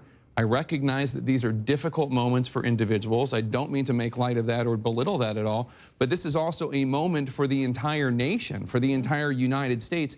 If Donald Trump ends up winning, which certainly could happen, the idea that the other candidate is not going to concede after that happens, while we're all still awake, it's only 2:30 in the morning, that's remarkable. And I have to say, there is a nation going on here. It's not just one candidate and her supporters. There is an entire United States of America. David Chalian, our political director, you're looking very closely at these remaining numbers, these outstanding numbers out there. Yeah, I mean, it's just, when you look across the board of why this blue wall seems to be teetering on a complete collapse here, you can see it in the trade issue. You can see it at the anger and dissatisfaction with government. You can see it on the white working class. This all came together in that region of the country where his message resonated and his voter profile showed up. This notion that America was on this inexorable fast path demographically away from where it was did not materialize. And this notion of the first woman president, David Chalian, of the United States, so many people thought that was almost certain, but the polls indicated that it probably was. Didn't happen. No, it didn't happen, and there will be a lot of going back and looking at the polls in this race and polling in general. There's no doubt about that. But to Jake's point about how the Clinton campaign saw these states, I can't stress enough. Wisconsin and Michigan, they were never considered battlegrounds by the Clinton campaign, ever. Throughout this entire process, until the final couple of days in Michigan, they considered that. That was on a different list for them. So this is clearly coming as a big surprise to them as well. A major blunder on the part of the Clinton, the Clinton campaign, Dana. No question. And to be fair, the Republicans didn't even realize how big of a wave they had on their hands. One that it seems, and we'll talk about this later, that Donald Trump seems to have coattails in the U.S. Senate and in the House of Representatives. Republicans are just, winning across the board and doing quite well. But I just want to concur with what you said, Jake, about the whole question of John Podesta coming out and saying, never mind, go home. We'll talk to you in the morning. I mean, that's just not how, I get she's human, just like you said. I completely understand. But I agree that if the tables were turned and if Donald Trump were waiting for one more state and he said, never mind, I'm not going to come out, or suggested that the phone call wouldn't be made to say, congratulations, Madam President-elect, if the tables were turned, it would be, the Democrats would be screaming from the rooftops. And this is different than 2000. You remember in 2004, it all came down to Ohio, and John Kerry did not come out and speak that night.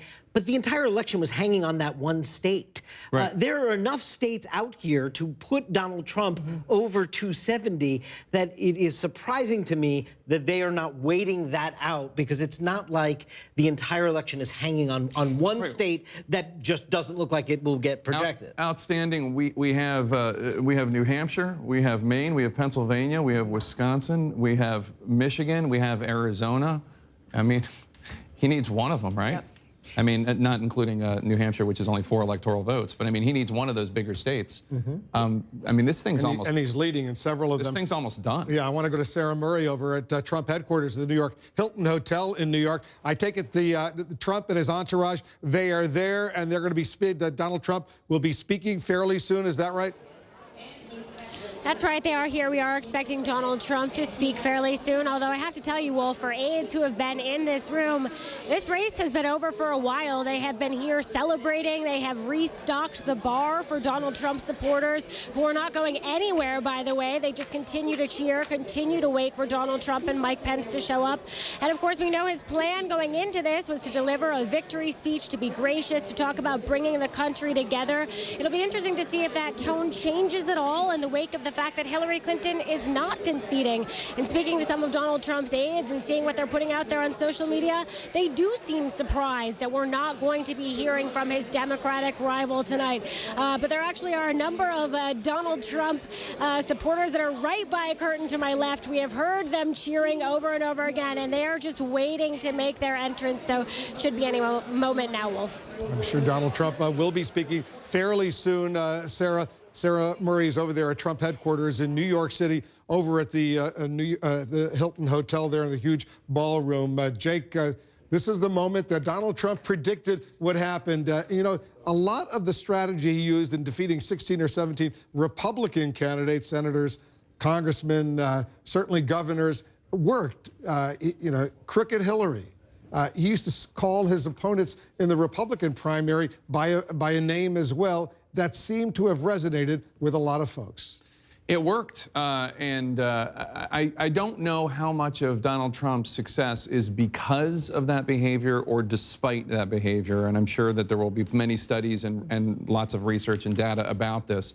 There are probably, without question, there are people who found that appealing, his most ardent, diehard supporters who yell things like... Little Marco, low energy Jeb, right. All of that.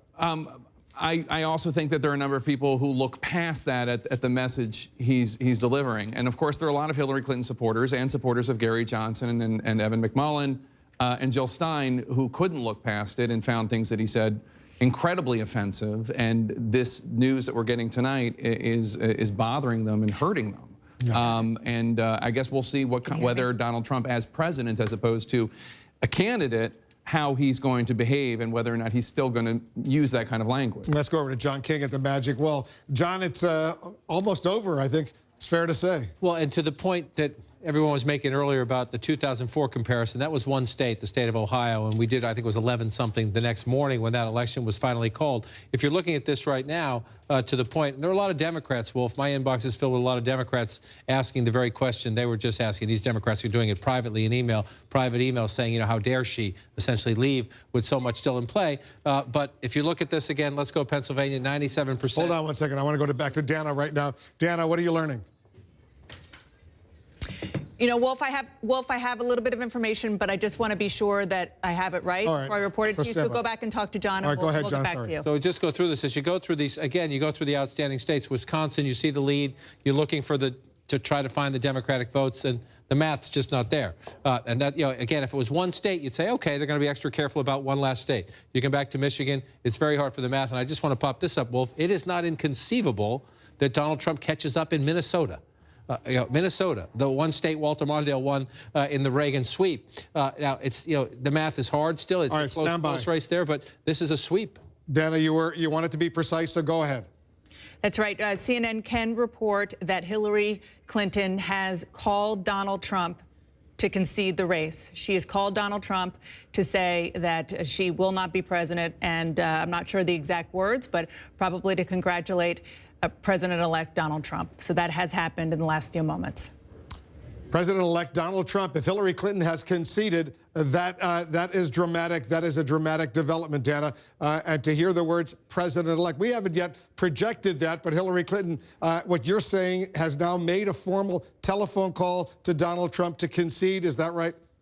That's correct. I'm talking to a source who was there for it and telling me that conversation did happen. Our Sam Feist is also hearing from a different source that conversation did happen. So Hillary Clinton has made it very clear to her opponent that she believes that he will be the next president of the United States and not her.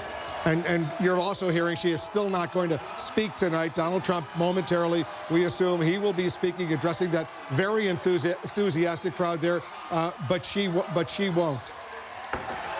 We don't have any indication that the plans that John Podesta, her campaign chairman, announced publicly are going to change, but it's pretty clear that phone call gave a green light to Donald Trump to make his speech. So if her aides, Jake, are telling her it's over, and she makes that phone call to Donald Trump congratulating him on winning the presidency, they've given up at this point, and Hillary Clinton has done what she thinks is the right thing. Well, they can look at the map and see the facts and the math. And the fact is that, as John King has been saying now for some time, if you look at Pennsylvania, there just are not the votes there for Hillary Clinton. It's impossible to think that she's going to win that state. And if Donald Trump wins that state, that's the enchilada. That's the whole ballgame. You know, it's at a moment that we want to make another major projection right now. And CNN projects that Donald Trump will win the state of Arizona with its 11 electoral votes. Donald Trump wins Arizona. 68% of the vote is in. He's got a nearly 80,000 vote lead. Donald Trump will carry Arizona. So let's take a look at the electoral map right now. You see Donald Trump. He has 268 electoral votes. He needs 2 more to become president of the United States, president-elect of the United States. She has 215. Take a look at that, 268 electoral votes, 268 votes for Donald Trump. Jim Acosta, you're over there at Donald Trump headquarters of the New York Hilton Hotel in New York. They're pretty excited right now. Wolf, it certainly feels like a victory party now. They are just jubilant here at Trump campaign headquarters. I just talked to a Trump campaign official a few moments ago and asked whether or not Donald Trump will address what John Podesta said over at the Javits Center here in Midtown Manhattan earlier this evening. And this official said, no, Donald Trump will address the American people. So we are waiting for that to happen any moment now. We understand he's in the building. And from talking to a number of Trump campaign officials, they are all responding with basically the same reaction. They're just as shocked as everybody else. Now, you'll probably talk to some people high up in the inner circle who will say, oh, no, we knew this all along. But I've talked to a number of senior Trump campaign officials down to the advanced staffers that we see out on the campaign trail on an everyday basis. They are shocked. They themselves cannot believe the upset that we're all witnessing, which is obviously one of the most stunning political upsets in recent American history.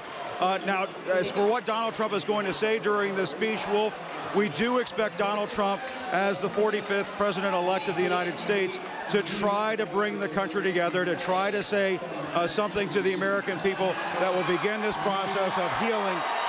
They're going up in cheers one more time, Wolf, because the word is spreading throughout this room. It's up on the screens that Donald Trump is about to become the next president-elect of the United States.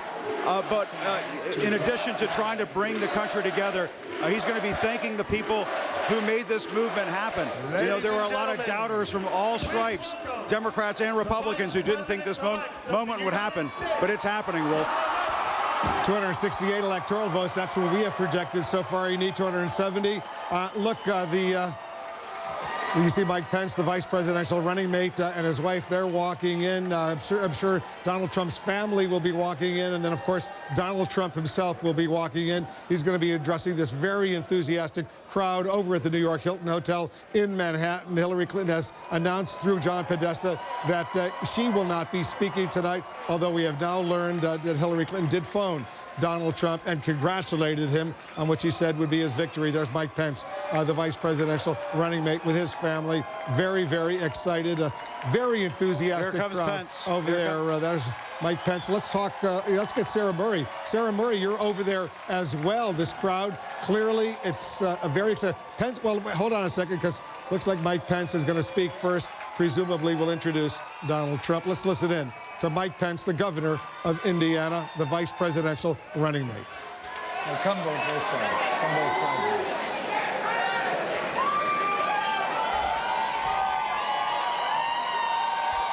This is a historic night.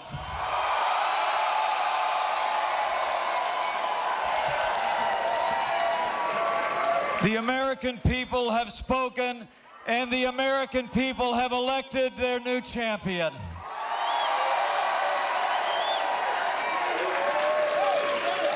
America has elected a new president, and it's almost hard for me to express the honor that I and my family feel that we will have the privilege to serve as your vice president of the United States of America.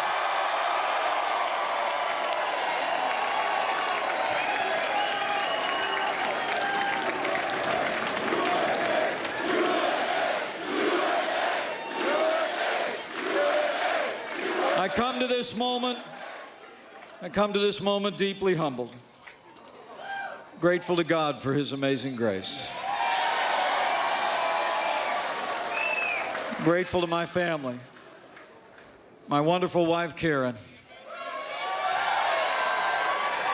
our son, Michael, and his fiancée, Sarah, our daughter, Audrey, far away, and our daughter, Charlotte. I could not be here without them. And I'm deeply grateful to the American people for placing their confidence in this team and giving us this opportunity to serve.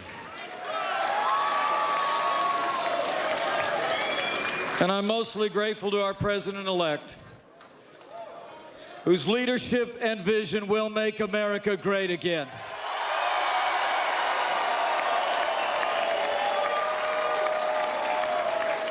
So let me say, it is my high honor and distinct privilege to introduce to you the President-elect of the United States of America, Donald Trump. Right now, a historic moment. We can now project the winner of the presidential race. CNN projects Donald Trump wins the presidency. The business tycoon and TV personality capping his improbable political journey with an astounding upset victory. Donald J. Trump will become the 45th president of the United States, defeating Hillary Clinton in a campaign unlike anything we've seen in our lifetime. Donald Trump wins the presidency of the United States, he is now going to be called President-elect Donald Trump. He's walking up right now. You see him right there. He's going to be speaking momentarily. He's got his wife there. History has been made. Jake, this is a moment a lot of people are going to remember.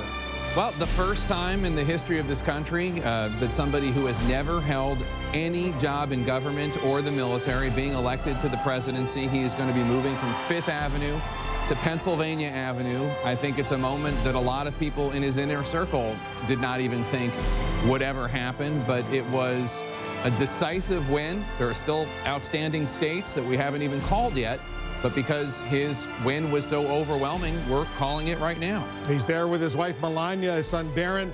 He's going up to the microphones. He's going to be having a victory speech. I assume he'll mention the phone call he received just a little while ago from Hillary Clinton, in which she conceded. She congratulated him on becoming president-elect of the United States. Dana, this is a moment few anticipated.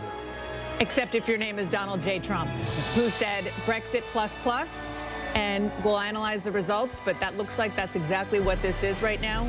So many things to look at and think about in what the new Trump-led world here in Washington is going to be like.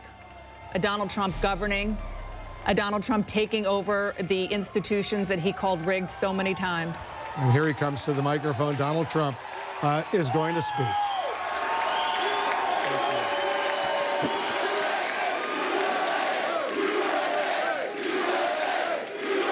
Thank you. Thank you very much, everybody. Sorry to keep you waiting. Complicated business. Complicated. Thank you very much.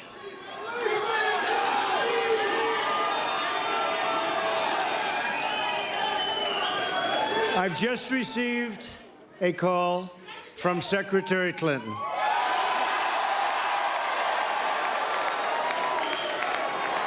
She congratulated us, it's about us, on our victory. And I congratulated her and her family on a very, very hard-fought campaign. I mean, she fought very hard.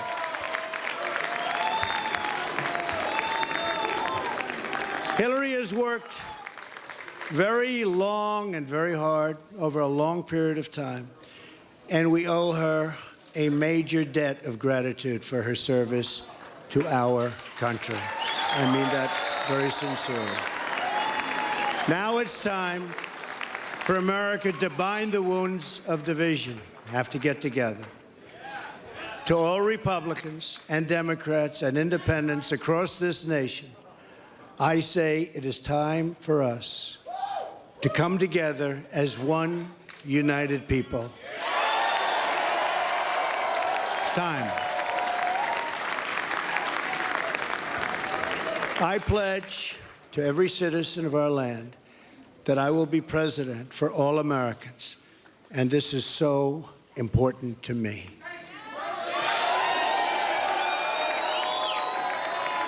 For those who have chosen not to support me in the past, of which there were a few people, I'm reaching out to you for your guidance and your help so that we can work together and unify our great country.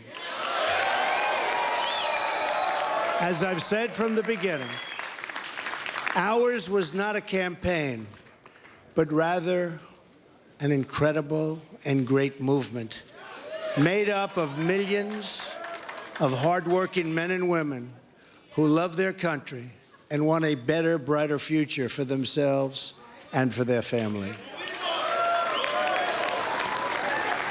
It's a movement comprised of Americans from all races, religions, backgrounds, and beliefs who want and expect our government to serve the people, and serve the people it will.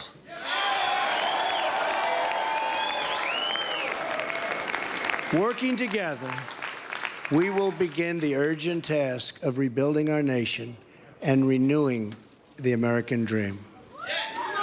I've spent my entire life in business looking at the untapped potential in projects and in people all over the world. That is now what I want to do for our country. Tremendous potential. I've gotten to know our country so well. Tremendous potential. It's going to be a beautiful thing. Every single American will have the opportunity to realize his or her fullest potential. The forgotten men and women of our country will be forgotten no longer.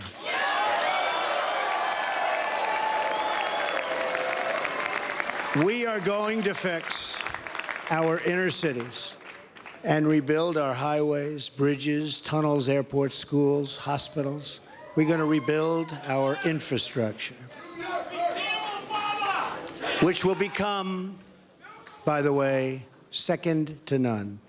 And we will put millions of our people to work as we rebuild it. We will also finally take care of our great veterans. We've been so loyal, and I've gotten to know so many over this 18-month journey.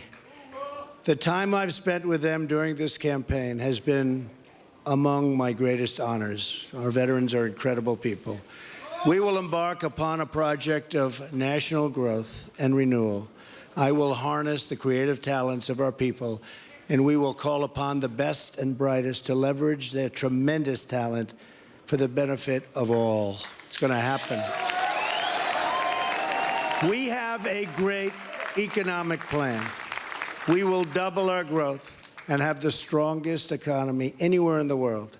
At the same time, we will get along with all other nations willing to get along with us. We will be. We'll have great relationships. We expect to have great relationships. No dream is too big. No challenge is too great. Nothing we want for our future is beyond our reach. America will no longer settle for anything less than the best. We must reclaim our country's destiny and dream big and bold and daring. We have to do that. We're going to dream of things for our country, and beautiful things and successful things once again. I want to tell the world community that while we will always put America's interests first, we will deal fairly with everyone, all people and all other nations. We will seek common ground, not hostility, partnership, not conflict. And now, I'd like to take this moment to thank some of the people who really helped me with this, what they are calling tonight, very, very historic victory. First, I want to thank my parents, who I know are looking down on me right now. Great people. I've learned so much from them. They were wonderful in every regard. I had truly great parents. I also want to thank my sisters, Marianne and Elizabeth, who are here with us tonight. And where are they? They're here someplace. They're very shy, actually.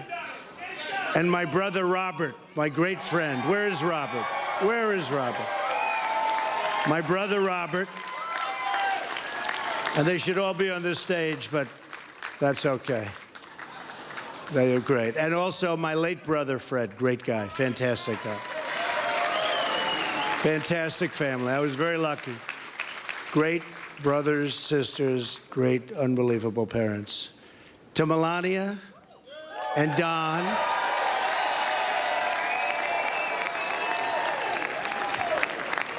And Ivanka. And Eric. And Tiffany. And Barron.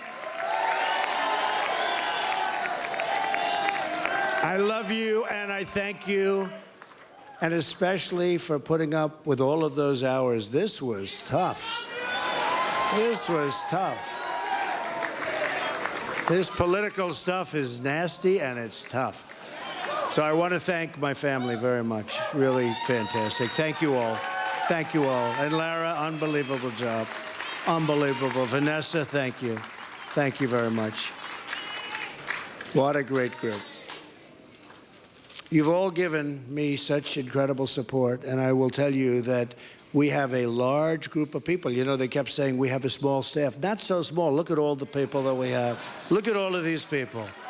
And Kellyanne, and Chris, and Rudy, and Steve, and David. We have got tremendously talented people up here, and I want to tell you, it's been very, very special. I want to give a very special thanks to our former mayor, Rudy Giuliani. Unbelievable. Unbelievable. He traveled with us, and he went through meetings. And see that, Rudy never changes. Where's Rudy? Where is he? Rudy. Governor Chris Christie, folks, was unbelievable.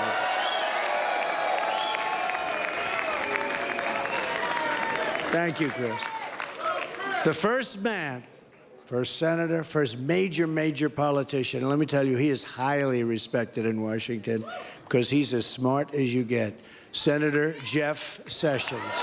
Where's Jeff?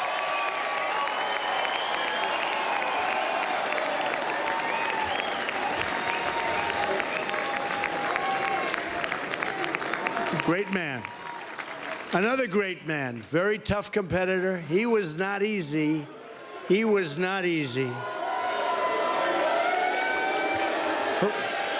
Who is that? Is that the mayor that showed up? Is that Rudy?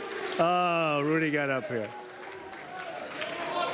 Another great man who has been really a friend to me, but I'll tell you, I got to know him as a competitor.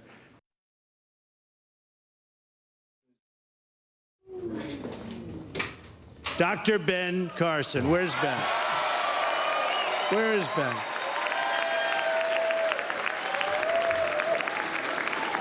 And by the way, Mike Huckabee is here someplace, and he is fantastic. Mike and his family, Sarah, thank you very much. General Mike Flynn. Where is Mike? And General Kellogg. We have over 200 generals and admirals that have endorsed our campaign, and they're special people, and it's really an honor. We have 22 Congressional Medal of Honor recipients. We have just tremendous people. A very special person who believed me, and you know, I'd read reports that I wasn't getting along with him. I never had a bad second with him. He's an unbelievable star. He is, that's right, how did you possibly guess? So let me tell you about Reince. And I've said this. I said, Reince, and I know it. I know it. Look at all those people over there. I know it. Reince is a superstar. But I said, they can't call you a superstar, Reince, unless we win. Because you can't be called a superstar like Secretariat. If Secretariat came in second, Secretariat would not have that big, beautiful bronze bus at the track at Belmont. But I'll tell you, Reince is really a star. And he is the hardest working guy. And in a certain way, I did this. Reince, come up here. Where is Reince? Get over here, Reince. Boy, oh boy, oh boy. It's about time you did this, Reince. Huh? My God. Yeah, say a few words. No, come here. Say something. Ladies and gentlemen, the next president of the United States, Donald Trump. Thank you. It's been an honor. God bless. Thank God. You bet. Amazing guy. Our partnership with the RNC was so important to the success and what we've done. So I also have to say I've gotten to know some incredible people, the Secret Service people. They're tough, and they're smart, and they're sharp, and I don't want to mess around with them, I can tell you. And when I want to go and wave to a big group of people and they rip me down and put me back down in the seat, but they are fantastic people, so I want to thank the Secret Service.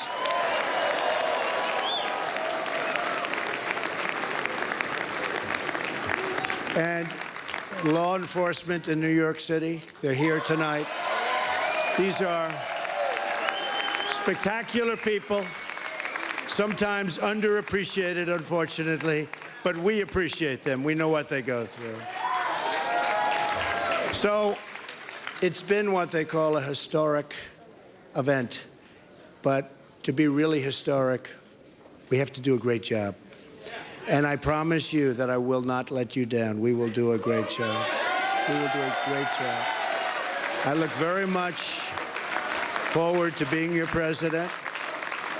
And hopefully at the end of 2 years or 3 years or 4 years, or maybe even 8 years, you will say, so many of you work so hard for us, but you will say that that was something that you were very proud to do, and I can thank you very much. And I can only say that while the campaign is over, our work on this movement is now really just beginning. We're going to get to work immediately for the American people. And we're going to be doing a job that hopefully you'll be so proud of your president. You'll be so proud. Again, it's my honor. It was an amazing evening. It's been an amazing 2-year period. And I love this country. Thank you. Thank you very much. Thank you. Thank you to Mike Pence. Thank you, everybody. Thank you, Mike. Congratulations, Mr. President. Thank you.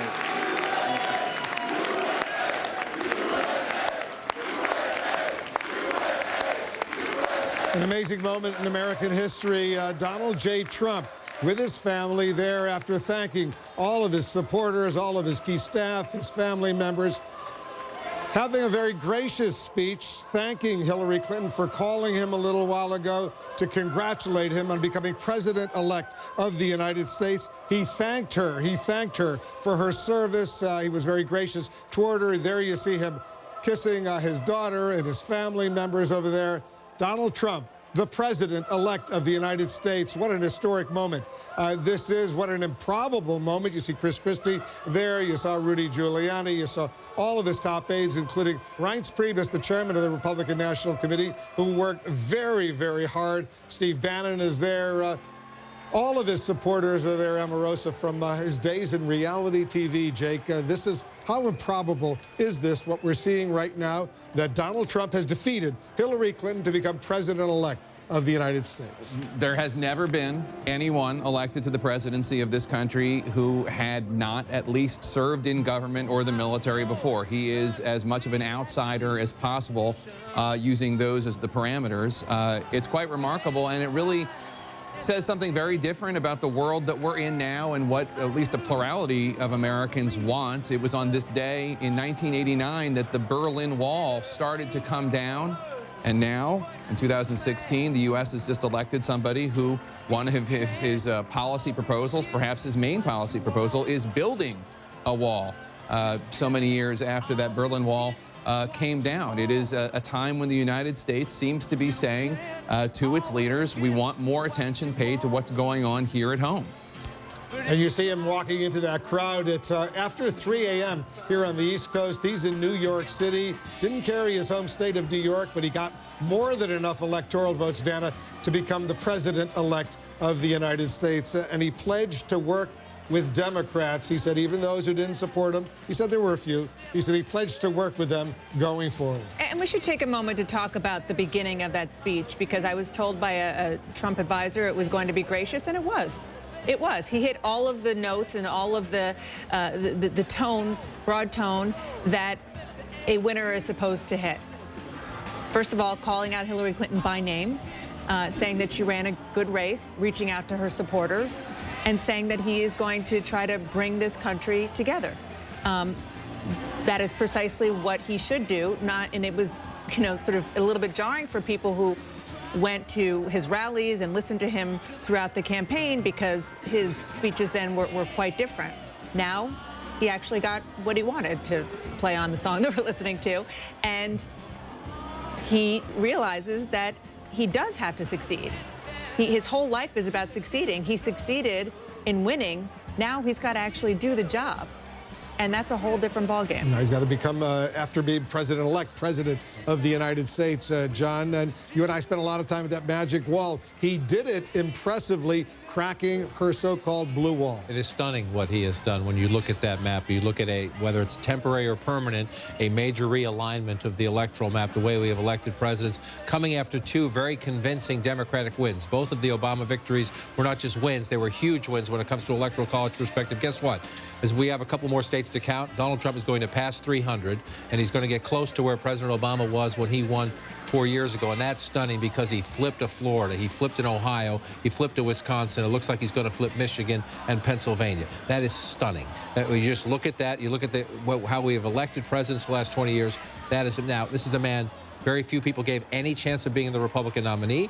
Then in the last several weeks, very few people gave any chance of being the president of the United States. His biggest challenge just started.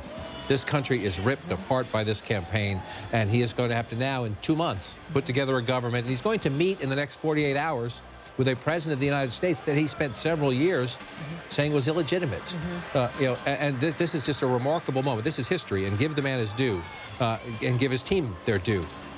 The real challenge starts now, uniting this country. But the speech, remember, he was saying days ago he would appoint a special prosecutor. He was very conciliatory about Hillary Clinton at the top of that speech. We'll see if this carries on and what his supporters demand from him. And we're talking about the challenges he faces. If you look at the exit polls, I don't want to spend too much time on this because he just won, but if you look at the exit polls, voters, a majority of voters, including voters who voted for him, still have very serious concerns about him. They don't think Hillary Clinton was honest and trustworthy. They also don't think he's honest and trustworthy. They don't think he's qualified. They don't think he has the temperament to be president. And they are concerned about what's going to happen now. So obviously, the qualities he has were considered superior to the qualities that Hillary Clinton has, but he still has work to do. David Chalian, this is a very impressive win. Not just a win, not a narrow win. This is a very impressive win. He has acquired, we're not even done counting potentially his electoral vote total. He's acquired more electoral votes than George W. Bush did in either one of his victories in 2000 or 2004. He's also going to inherit an entirely Republican Washington, a Republican House, a Republican Senate. He's going to name Antonin Scalia's replacement to the Supreme Court. This is going to be a town that is completely molded now. Donald Trump will have the wind at his back, huge victory, and have all the components of government. And Jake, I just want to put some numbers onto what you're saying, because I think it is so important. 61% of voters today said that he's not qualified to be president. 63% said he doesn't have the temperament to be president. His work is monumental, the task ahead of him. He will do it. He channeled the anger, the frustration. He gave voice to the need to change things in Washington. And he's been the vehicle for it, and he just soared to victory with it. And now he really does have this monumental task of piecing together, even as you noted, Jake, his own supporters who have doubts about him. And can I just say something a little bit perhaps counterintuitive? And I was just texting with a Republican strategist here who said that maybe the Freedom Caucus or the Tea Partiers, the Republicans in the House of Representatives that made it so difficult for the Speaker, then Speaker John Boehner, and now even Paul Ryan to do deals across the aisle, that they're kind of irrelevant now because they are part of the broader Republican Party. And so because of that, maybe if Donald Trump has it in him to do the deals, to negotiate across the aisle, as he says he's going to do, he has the kind of moral authority with those Republicans who wouldn't let their leaders before do it to actually get things done. It's going to be a Republican president and a Republican House and a Republican Senate. Correct. And Donald Trump says on day one, he will remove all those executive orders that President Obama signed. He will begin the process of replacing and repealing Obamacare. He's got an initiative that's going to begin right away. That meeting he's going to have with the President of the United States later this week could be awkward. Look, President Obama has been campaigning his heart out, saying over and over again, you don't want to elect this guy because he says he's going to undo all that we did. And he's right. That is what he said he's going to do. We'll see how quickly he tries. We'll see how hard it is. Look, Obamacare is a perfect example. You know, the reason Republicans couldn't repeal Obamacare is because there was a guy named Obama in the White House, and he wouldn't. There was, even if they got the votes, He he would would have vetoed any it. He legislation. would have vetoed it, and they didn't have the votes to overcome it. Donald Trump has a Republican Congress, but not, you know, the votes to overcome a filibuster, so he might not be able to do it either. All right, Anderson, over to you. Yeah, Wolf, a lot to talk about with our panel. David Axelrod, you know about transitions. There's a meeting with President Obama on Thursday with the President-elect Donald Trump, and then the transition. Right, and there's a lot of work to be done between now and then because it's a very complicated thing taking over the government. But first, let me say, having experienced this before, I remember being in a room when I heard Wolf Blitzer announce that Barack Obama had been elected president of the United States. It was an emotional moment. It's an incredible, surreal moment. I'm sure our friends over here are feeling that as well. And this is truly a historic event. Maybe, you know, I thought I was part of a historic event. This is certainly a historic event in its own right. The most surprising result perhaps we've ever had, at least in my lifetime. So let's just note that. Secondly, let's note that he did strike the right notes. He did strike the right notes, and I think that was a good first step. Van talked about this a little bit earlier. He did, I think, what he needed to do tonight, and now he has to build on that in a country that's deeply divided. So this issue of transition, I don't know exactly how far along Chris Christie was. You know, we started this transition relatively early because, first of all, because we had to, but secondly, as time went on, it became clearer and clearer that he was going to have to assume office. The advantage that Donald Trump will have is that we assumed office in the midst of an epic economic crisis and two raging wars with 180,000 troops overseas. He doesn't have that, and that will be helpful. But he still has to put people in place, and he has to give some thought to who those people are, because every appointment will send a signal as to whether this is going to be an administration that reaches out or an administration that doesn't. The transition is just a massive operation. It's really. I don't think people understand. It's almost a corporation unto itself. Right. To be able to pull this off, right, and you have so many political appointments to get in place, and any one of them, as you can see, could sometimes cause Well, problems. I mean, just realistically, how much of it is about rewarding those who came along on the journey with you, which has got to be, I assume, part of it, and how much of it is reaching out to people who maybe weren't with you, but governing? Well, it's going to be an interesting challenge because, particularly in foreign policy, so much of the Republican foreign policy establishment have said they are not going to work for Donald Trump. They wrote a letter opposing Donald Trump. He will have to, I think, build a and they don't agree with kind of the central tenets of his vision of how he interact with the world. So you are going to see, I think, particularly on the foreign policy side. I mean, there are a lot of domestic areas where Donald Trump is basically a Republican. I mean, he can find the same EPA director maybe that another Republican would. But in the State Department, who those people are could look very, very different than it was for another Republican. The old saying that personnel is policy will come into play here, and I'm sure he will find people who are. Well, I mean, he's had a General Flynn has been with him, you know, spoke at the convention. Obviously, he has an intelligence background that, you know, he likely will have a role. Senator Sessions is, you know, got a lot of experience in this as well. I mean, these people will come. I mean, let's begin. One thing I want to talk to what David was saying.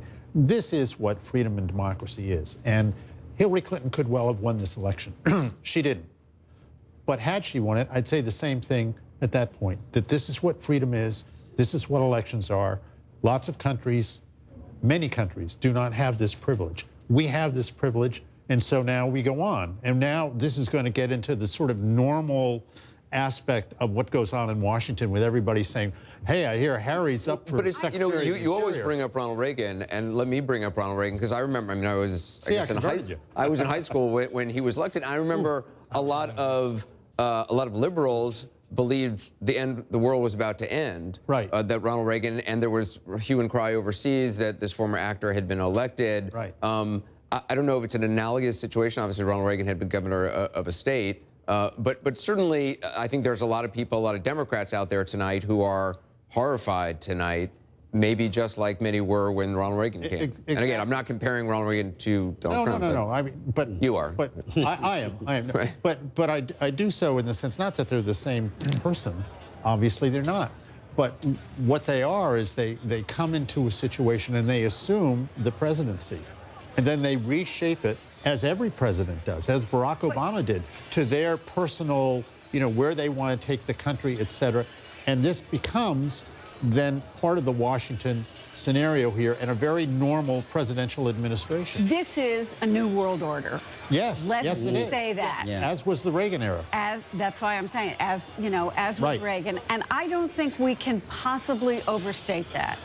Not only is Donald Trump different from the establishment Republicans we have seen over the years, but there is a new world order in the Congress. He will have control of the Congress in much the same way as Barack Obama came in as a different candidate with a completely different kind of coalition, and the pendulum swung one way, but he had control of the Congress when he came in, and he wanted to be a transformational president. And now you have somebody else coming in. The pendulum has swung the other way. He wants to be a transformational president. He's got control of the Congress.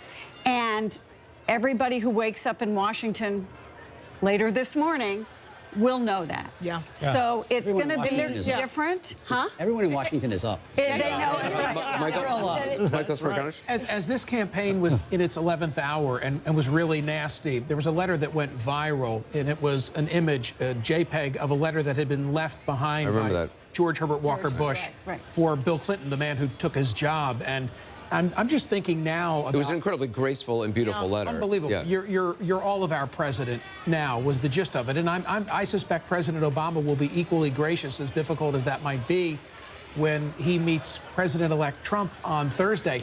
It also occurs to me that I'll bet Secretary Clinton wakes up in the morning wishing she had given that speech tonight, given the way this whole evening has just come together, and put it behind her. But now the onus is on her, because he was gracious and he did check all the boxes and say all the right things. She called at the outset. Yes, I know. I want to defend her. She called. That something had to be done if she wasn't going to speak in public. I'm glad for the country called. she did, was my point. Exactly. I think that was the right Can thing you to do. imagine she'll be gracious tomorrow or whenever she comes out and makes a speech? And she's got a lot of supporters who are disappointed and devastated and fearful, and I think she'll have to set a tone. She had at one point, I think, said that if she won and Donald Trump lost, she expected that he would, sort of not advise her, but be a helpful voice in terms of her transition. One of the things I want to say also about the transition team, I was texting back and forth with somebody who's on the transition team. He says they've been working, that it's a robust transition team, and they've been working for months on it. There's two questions, though. I mean, one, what does this do to President Obama's post-president plans, what his legacy, but also, is the era of the Clintons over? I mean, where do they go from here? Do they continue with the Clinton Foundation, which lots of questions have been raised about? Chelsea Clinton is also until a minute ago, they probably hadn't been thinking much about that. I don't think much planning had gone into that. I don't think this exigency was considered. As for President Obama, I mean, I think he too is probably right now thinking through this, and obviously this is a different end to his 8 years than he expected. As Paul Begala mentioned earlier, there is one of the things that was at play here is it is hard to win a third term of any one party, and that was probably a factor here. But I want to go back to something I said earlier, and build on something Gloria said.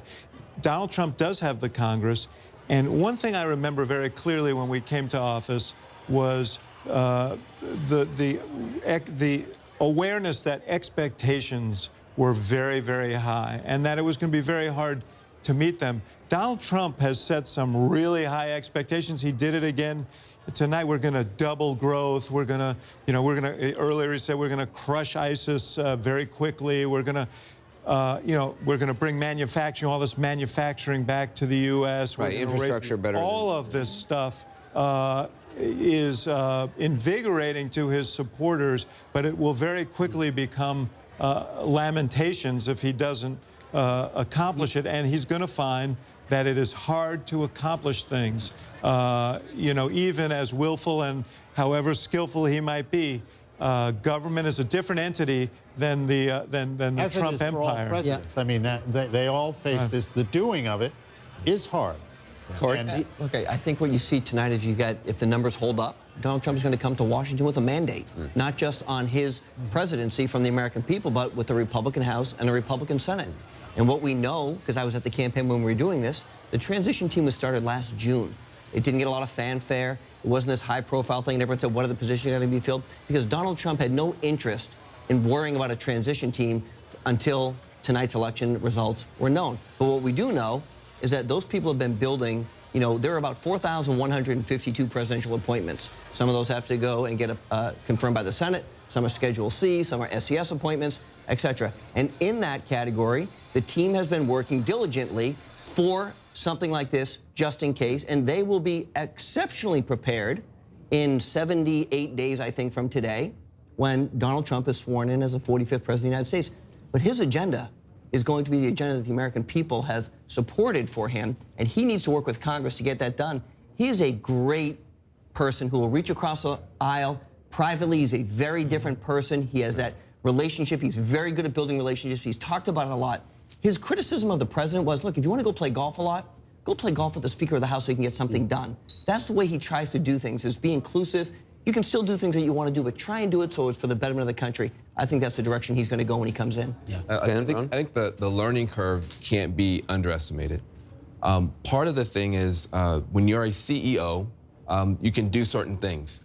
You can fire people. You can reorganize a corporate charter. You can't fire the House. You can't reorganize the Constitution. There's certain things that he is used to having and has to be used to having at his disposal. He will quickly find you don't have.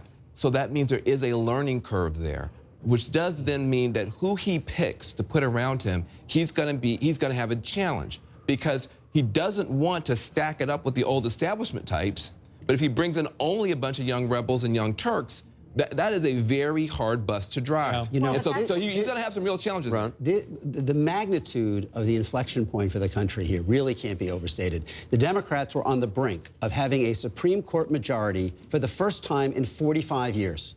And now Republicans will be able to name a fifth and appoint a fifth Supreme Court justice. This was the first time ever. Maybe more. And maybe more. And maybe more. This is the first time ever that we have seen a new entitlement program be opposed by the opposition party in 2 consecutive elections. Republicans ran against Social Security in 1936. By 1940, they were accepting it. Medicare, they accepted it. If Hillary Clinton had won, the odds were overwhelming that Obamacare would have been entrenched and would have become kind of a part of our safety net in the same way that Social Security and Medicare are. Now, they have very good odds of repealing it. I mean, through reconciliation, they will have an excellent chance to make that go away in very real ways. Maybe not all of it, but a lot of it. And then third, I mean, the kind of fundamental choice on fiscal, they will, through reconciliation, have the ability to pursue a major tax cut that will change the options going forward for the federal government. I mean, this is a big turning point at a moment when the Democrats had the opportunity to kind of consolidate a lot of what they want to do. Now, instead, we're going to go in a very different direction. You know, Ron, there's one more thing. What about immigration? Yeah.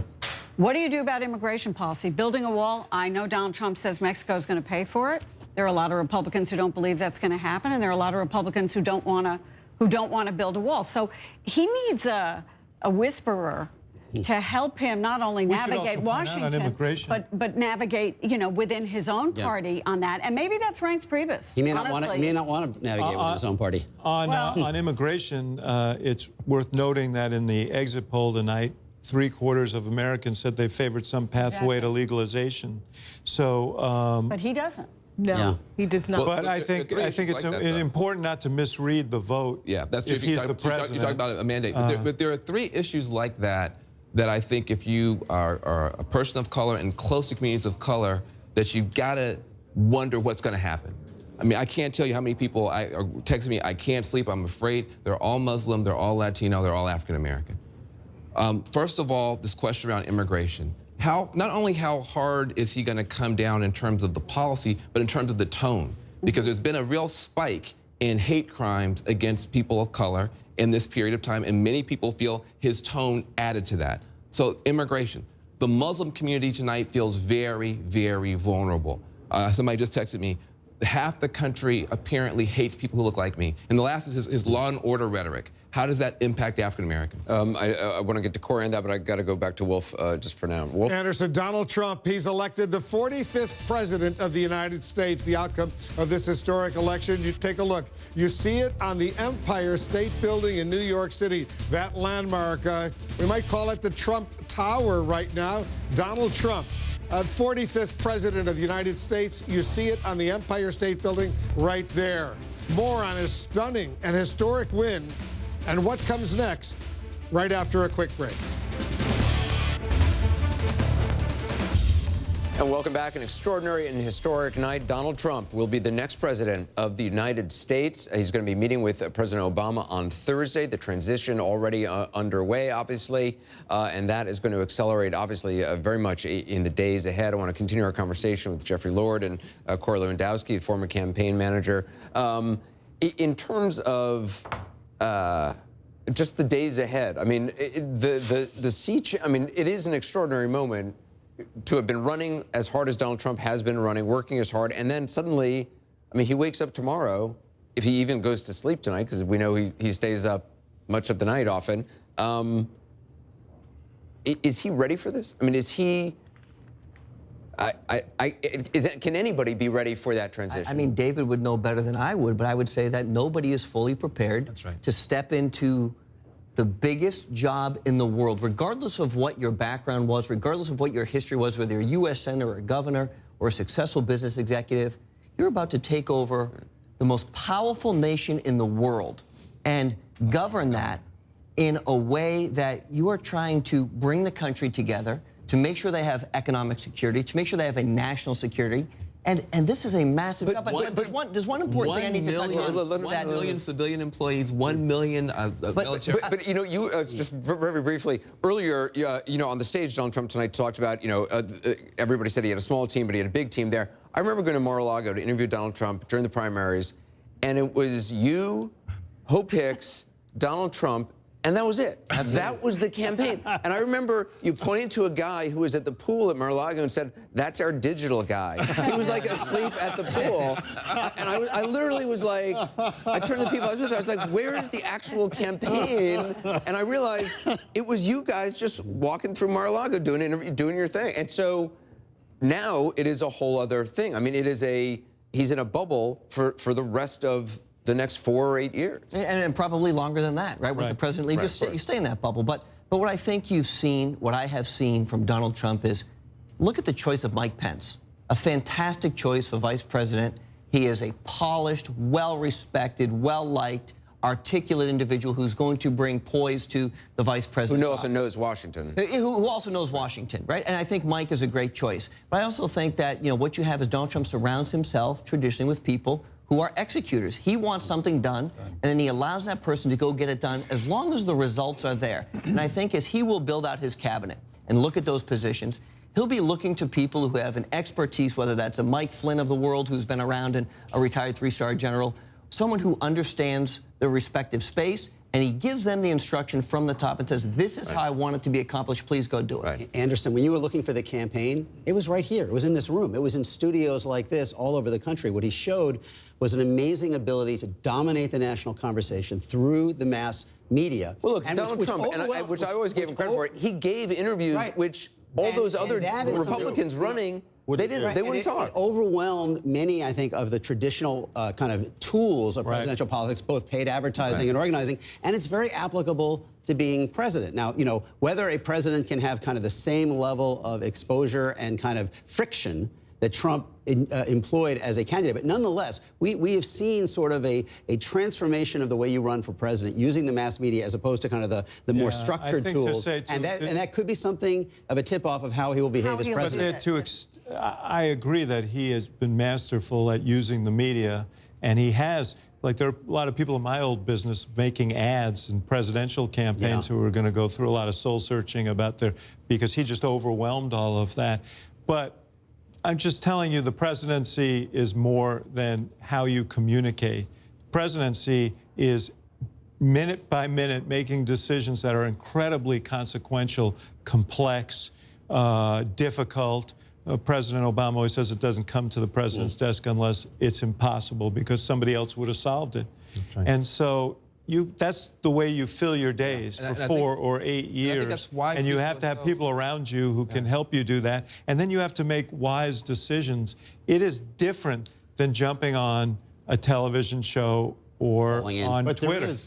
I remember when Ronald Reagan was elected, Jimmy Carter was the ultimate detail man. You know, I mean, some Democratic donor went in to see him on one occasion, and he was in the little office there off the Oval Office, and Carter gets up to greet him, and he's got the Air Force budget piled up here to his knee, and he says very proudly, "I've read every line of it."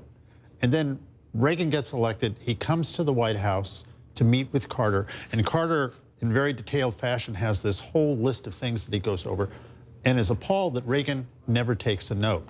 My point is that all of these presidents are stylistically different.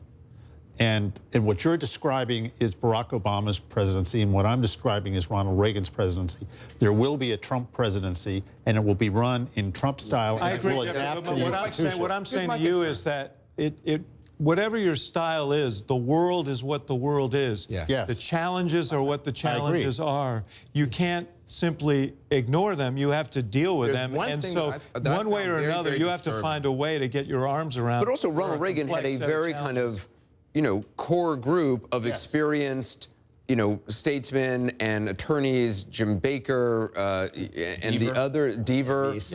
He had been governor of California for 2 terms, and he brought some of those. So he was sort of big pictures, and then leave the room, and maybe they worked out the details. I mean, I think Donald, just my opinion here, I think Donald Trump will have some variation of that. Look, part of what I noticed about Mr. Trump as a candidate was that he changed direction a lot.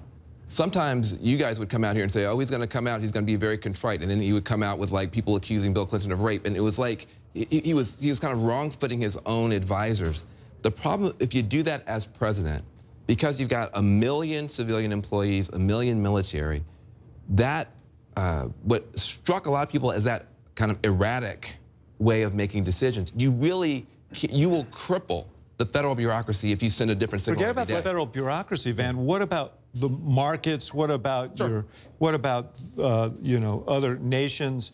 I say all the time that when presidents speak, they can send armies marching and markets tumbling. Exactly. And actually, markets are tumbling tonight because there's fear of lack of predictability. But David, that was the same markets that we saw tumble after Brexit, and guess what happened? 2 weeks later, they were back at their highest peaks. And so there was I'm there not a saying reaction to that? Corey, I'm just saying that. Well, I'm just amplifying on Van's point, which is you've got to be very careful about what you say as president, because what you say as president, just your words alone can have enormous impact. Here's my other question. I've never seen a politician run who reacts to public opinion more minutely than Donald Trump. And watches coverage. The polls. I mean, and incredibly.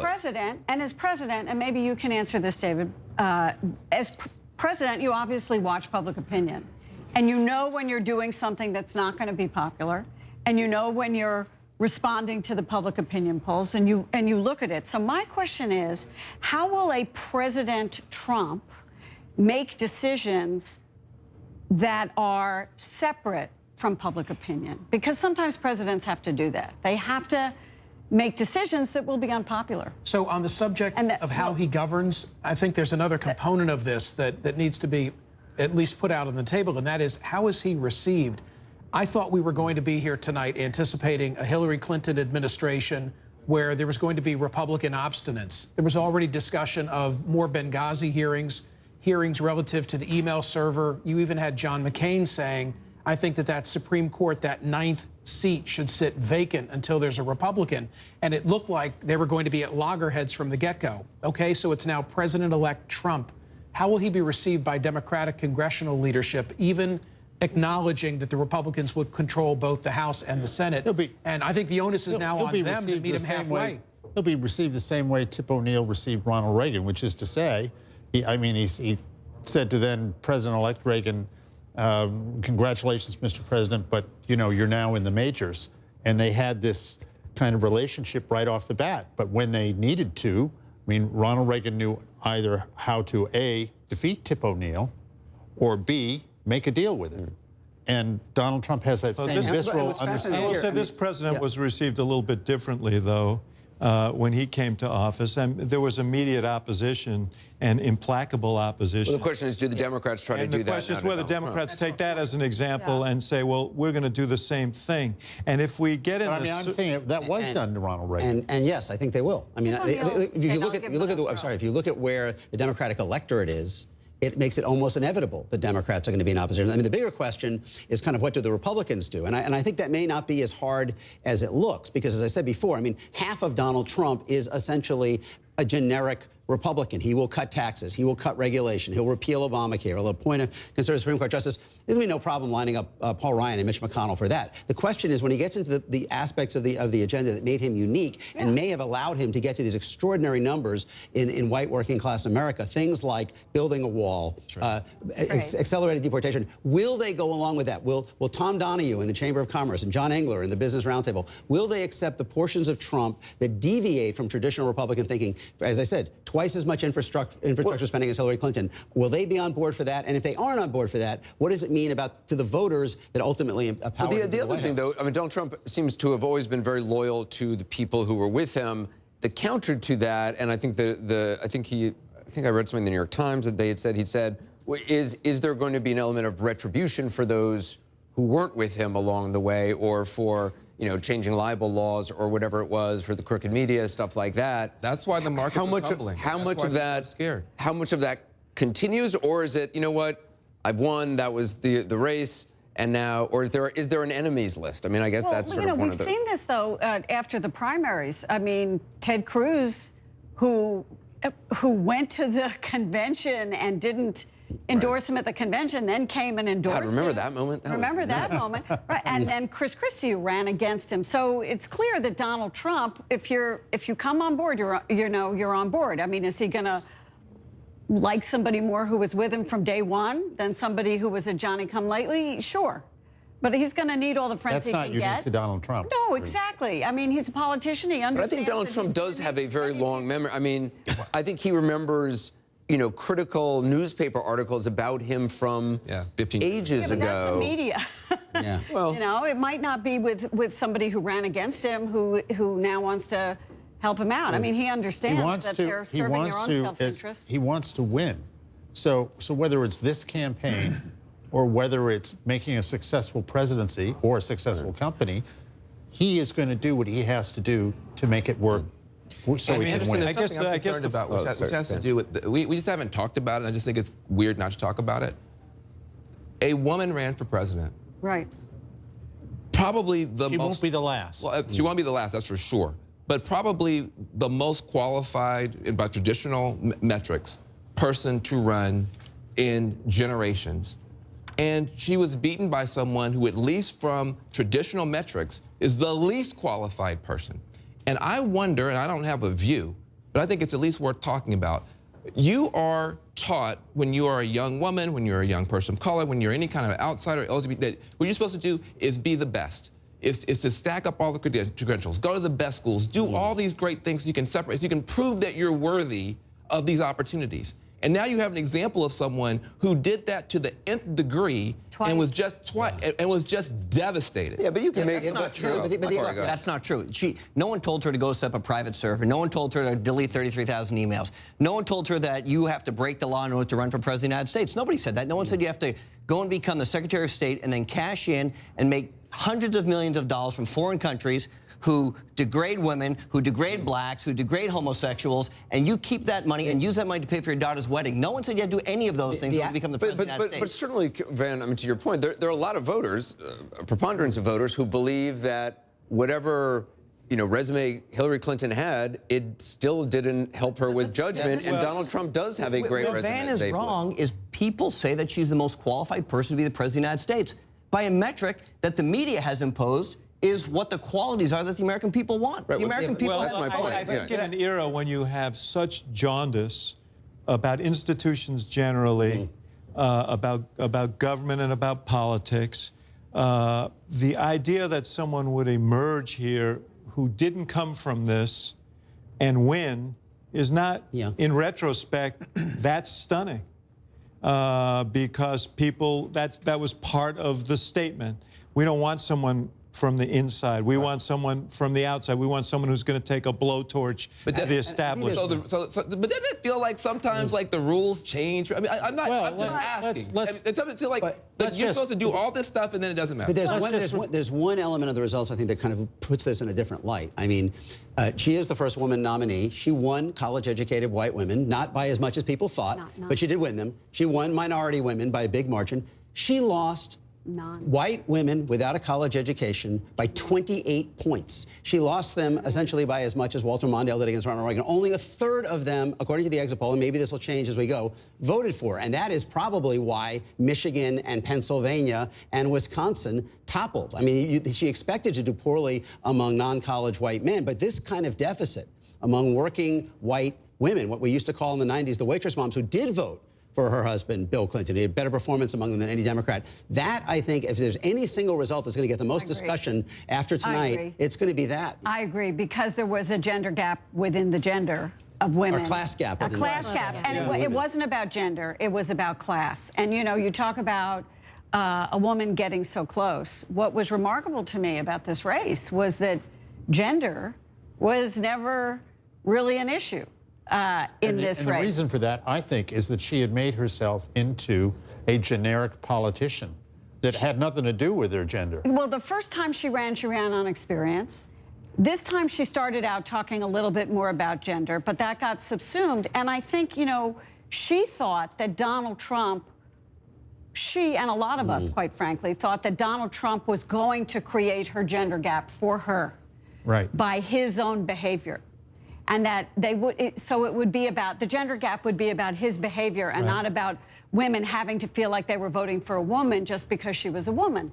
In the end, it turned out to be about class, the gap, not gender. The gap between the college and non-college white women was bigger than the gap between men and women. It was bigger. The class gap among white women was bigger than the gender gap. Wow. Exactly. So, I mean, that is just, and again, Bill Clinton won. He's the only Democrat in the last 30 years. He won most of those women. She lost them by as much as Walter Mondale. We have a lot more ahead, a lot more to talk about. We're going to take a short break on this historic night. We'll be right back.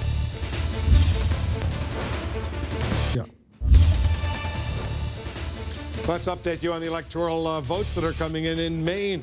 We now project Hillary Clinton will get 3 of the 4 electoral votes in Maine. Maine distributes its electoral votes according to congressional districts. Donald Trump will get 1. So now we have the number. Take a look at the Electoral College map. Donald Trump has 289 electoral votes right now, still a few outstanding. Hillary Clinton has 218. He's well over the 270 you need to be elected president of the United States. Let's take a look at the national popular vote right now. There it is. You can see Donald Trump is ahead by more than 500,000 votes. He's got 47.8% to 47.4%. Donald Trump has received almost 58 million votes, 300,000 votes for Hillary Clinton. So there you see it. The Donald Trump is still ahead in the popular vote. Just noting on Maine, Hillary Clinton gets 3 of the 4 electoral votes. Donald Trump will get 1 of those electoral votes. That's why he went up from 288 to 289, and she's gone from 218 to 219 in her number of electoral votes. Right there. So that's where you see what's going on in Maine, the popular vote. We've updated you on that as well. All right, now, Jake, let's talk a little bit about the markets right now. They seem to be calming down a bit. They do. They're down. Dow futures are down about 288 last time I checked. Perhaps it is because of the speech that Donald Trump gave, in which he talked about partnerships in the world and reached out, extended an olive branch to former Secretary of State Clinton. We should point out another update, just to remind our viewers that Hillary Clinton will be giving a speech in the morning. She has already conceded the race to Donald Trump. And tomorrow she will be talking to her supporters and followers, presumably to tell them to unite behind the next president. A couple other historical notes we should just note about Donald Trump. First of all, he is now the oldest person in this nation's history ever elected president, older than Ronald Reagan at 70 years old. We've said before he is the only person who has never before served in government or the military. There are 4 individuals before him, 4 presidents who had never held elective office before: Zachary Taylor, Ulysses S. Grant, Herbert Hoover, and Dwight Eisenhower. Taylor, Grant, and Ike had been generals, of course, and Herbert Hoover had been a Secretary of Commerce. And then now, America, your new First Lady, Melania Trump, she is the first foreign-born First Lady since Louisa Adams, who is the wife, or was the wife, of John Quincy Adams. Melania Trump joining that august small club of First Ladies born outside the United States. The new First Lady of the United States, Melania Trump. Dana, the Senate, the balance of power in the Senate, the Republicans stay in charge. That is the headline, that Republicans were defending 24 seats, and they did so successfully. They remain in charge of the U.S. Senate. Right now, the balance of power is, that we can call, is Republicans have 51, so they have a majority. And there are 2 remaining seats that we just haven't been able to call yet. One is New Hampshire, and the other is Louisiana, because there's going to be a runoff. So it's possible that at the end of the day, Democrats will have only picked up 1 seat.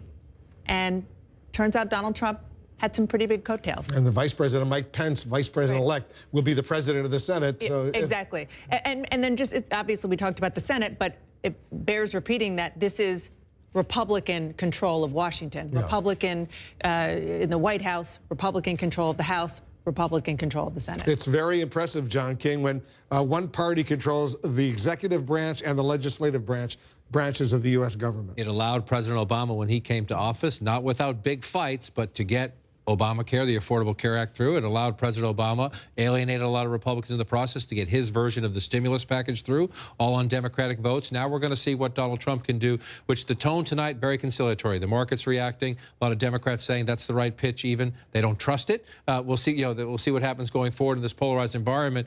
We were just looking during the break. It's possible, still possible, Hillary Clinton could win the popular vote as we count the votes in California. That will add a nugget to the debate in this polarized political environment. Now the big question is, with a Senate like that, Democrats will try to block it, but the Republicans can repeal the Affordable Care Act. They may have to go through budget maneuvers. You can't get 60 votes, do it in other legislative ways, but they can do that. As David noted earlier, there's a Supreme Court vacancy, Antonin Scalia's seat, on an evenly divided court. That is a huge deal. Donald Trump's going to fight with his own party on trade. The Republican establishment, including the Speaker of the House and Mitch McConnell, don't want to build a wall. And they don't think Mexico will pay for it. So what Donald Trump, what he takes from the campaign into governing now is going to be fascinating. And sometimes people change their mind. Bill Clinton ran against the dictators in Damascus, and the Bushes in Beijing had, with old Hafez Assad, and the Chinese had very productive relationships. So we'll see what happens. Sometimes you modify as you go, but this is a fascinating moment for Donald Trump. And you talked about how the Republicans control the executive branch of government and the legislative branch of government. We should point out the judicial branch of government, which is now basically a 4-4 tie with a Supreme Court vacancy.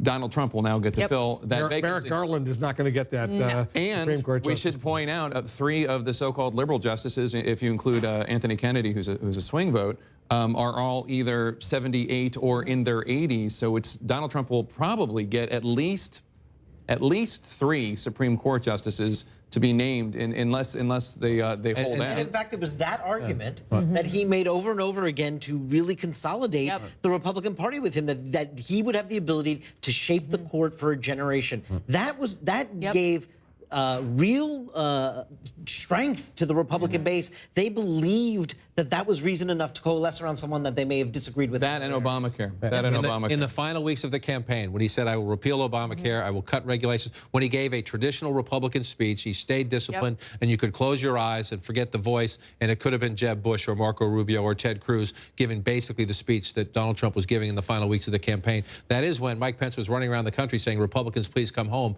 They did. It's interesting. Hillary Clinton tomorrow is going to have to give a speech she dreaded. She gave it, remember, 8+ years ago when she conceded to Barack Obama, who won the Democratic presidential nomination at that time. She conceded, spoke about the glass ceiling. She's going to have to do the same thing this time. Donald Trump was extremely gracious and said he wanted to heal the country. And whether or not he is successful will begin with what kind of speech Hillary Clinton gives as the person who did not win, and how when she tells her supporters that they need to get behind the new president-elect. He thanked her. He was very gracious for her service to the country over all of these years. Our election coverage is going to continue nonstop right now. Chris Cuomo and Allison Camerado, they are going to be joining us on New Day. Remember, this has been a truly historic night. Donald Trump, elected president of the United States. This is CNN Breaking News.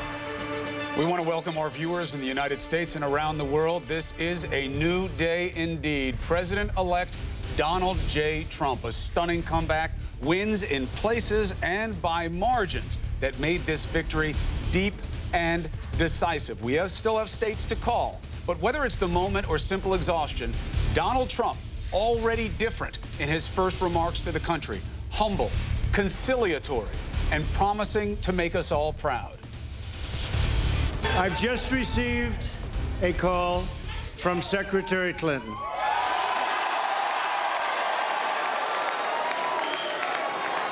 She congratulated us, it's about us, on our victory. And I congratulated her and her family on a very, very hard-fought campaign. I mean, she fought very hard. Donald Trump's rival, Hillary Clinton, conceding the race last night. She will speak later this morning, we're told. At this hour, there are still several states that are too close to call. Republicans, though, will maintain control of the U.S. Senate and House of Representatives. Markets around the world are in turmoil at this hour over Trump's astonishing victory. We have this incredible and historic moment covered the way only CNN can. So let's begin with John Berman to break down all of the numbers. John. Good morning, Allison. This is where things stand. A little after 4 a.m. on the East Coast. Donald Trump will be the 45th president of the United States. As of right now, he has already won 289 electoral votes. We have 3 states still remaining to call: Michigan, Minnesota, and also New Hampshire. I want to show you Maine. Maine also, we just did call Maine, but one interesting detail about the state of Maine: Donald Trump will win 1 electoral vote in the state of Maine, the first Republican to win an electoral vote in New England since the year 2000. That's because Maine gives some electoral votes based on congressional districts. Some other information we want to give you right now. Donald Trump, as of now, Hillary Clinton is at 218 electoral votes, 29 states for Trump, including historic wins in Wisconsin and Pennsylvania. He turned those states from blue to red. It's historic. You know, no Republican has won Pennsylvania since 1988. No Republican has won Wisconsin since Ronald Reagan. Clinton didn't even go there after the convention. Now, Hillary Clinton did win some states, including California and Virginia, bringing her total to 19, dramatically fewer than expected. One of the big surprises Allison brought up just a little while ago, Donald Trump, he had coattails. The Republicans, they will keep control of the Senate, at least 51 Senate seats. That means they don't even need Mike Pence to break a tie if that need should arise. As for the House of Representatives, as of right now, this is where the balance of power stands there. Republicans easily maintain control with at least 235 seats. So the key here to remember, guys, is that Donald Trump was able to bring Republicans into power, even Republicans who didn't necessarily support him. Some of these numbers will change throughout the morning. We will keep you posted. Guys? All right, John, thank you very much for all of that. About 1 hour ago, Donald Trump gave a victory speech. He reached out to Hillary Clinton and her supporters. Here's a little of what he had to say. I've just received a call from Secretary Clinton.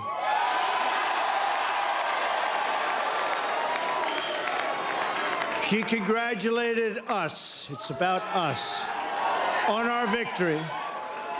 And I congratulated her and her family on a very, very hard-fought campaign. I mean, she fought very hard.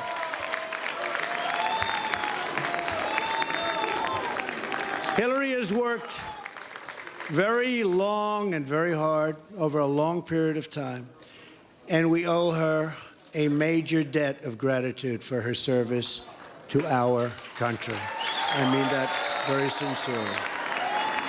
Now it's time for America to bind the wounds of division. We have to get together. to all Republicans and Democrats and independents across this nation, I say it is time for us to come together as one united people. It's time. I pledge to every citizen of our land that I will be president for all Americans, and this is so important to me.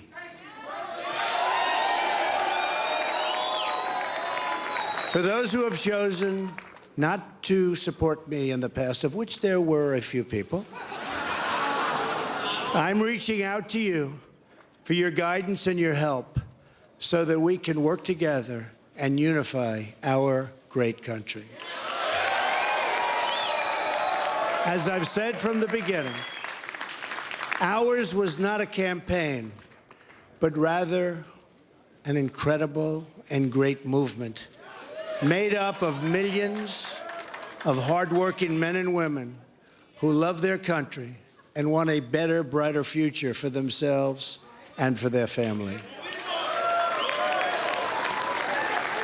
It's a movement comprised of Americans from all races, religions, backgrounds, and beliefs who want and expect our government to serve the people, and serve the people it will.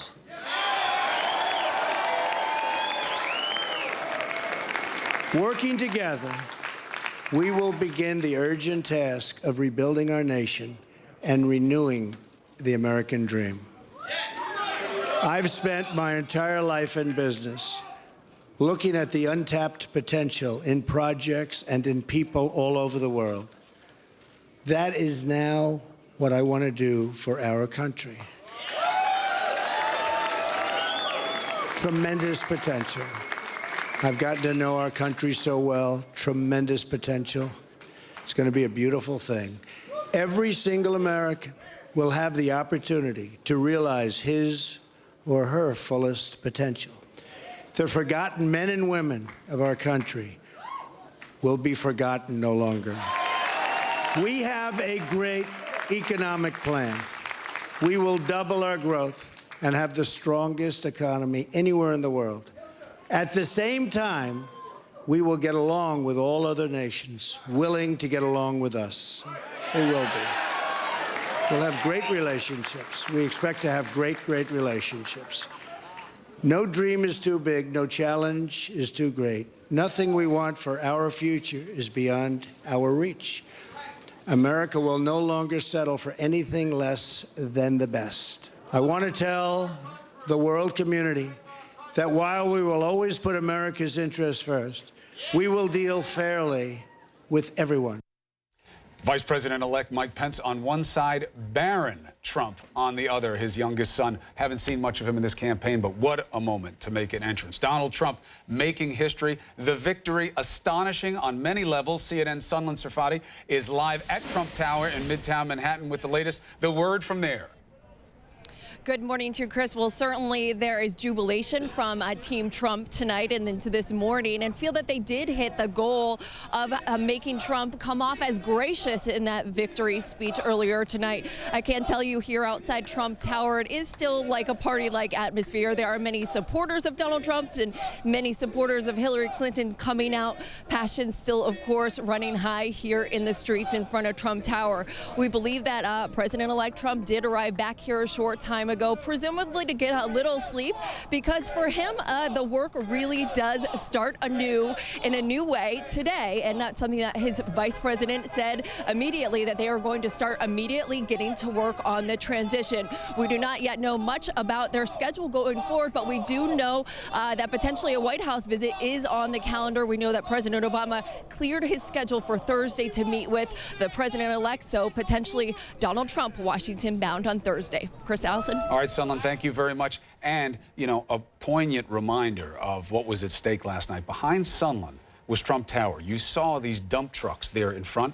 They were filled with sand. This was a precautionary measure done in case there was a, God forbid, a horrible reaction. We have not seen that. And in fact, from President-elect Trump, we've seen a new and opposite tone. Conciliatory, reaching out, saying that he will make us all proud. Now, his opponent, Hillary Clinton, conceded on the phone. We are told she will not speak until later this morning. CNN's Phil Mattingly joining us now for the latest.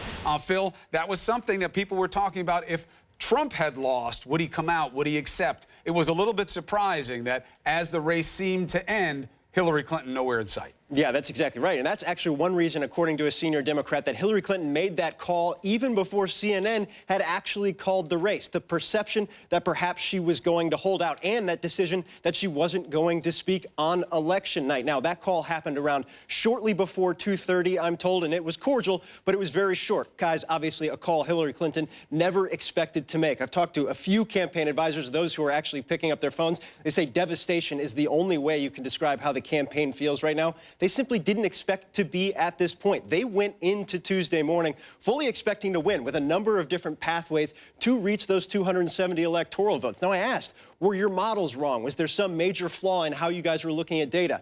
They wouldn't concede that, but they made very clear the electorate simply didn't match up with the reality that they thought they were working with going into the day. Now, you did mention Hillary Clinton will speak this morning. We don't know when or exactly where yet, but I'm told from one senior aide that she is expected to strike a gracious tone. One of the things she's going to focus on is something we actually started to hear a lot of, guys, at the very end of the campaign, that the country needs to heal. It has been an extraordinarily divisive 16, 17, 18 months, and even though this was not the result she wanted, clearly not the result she or anybody on her team expected, it's the result that is reality, and now she's going to have to talk about moving on to the next step. Guys?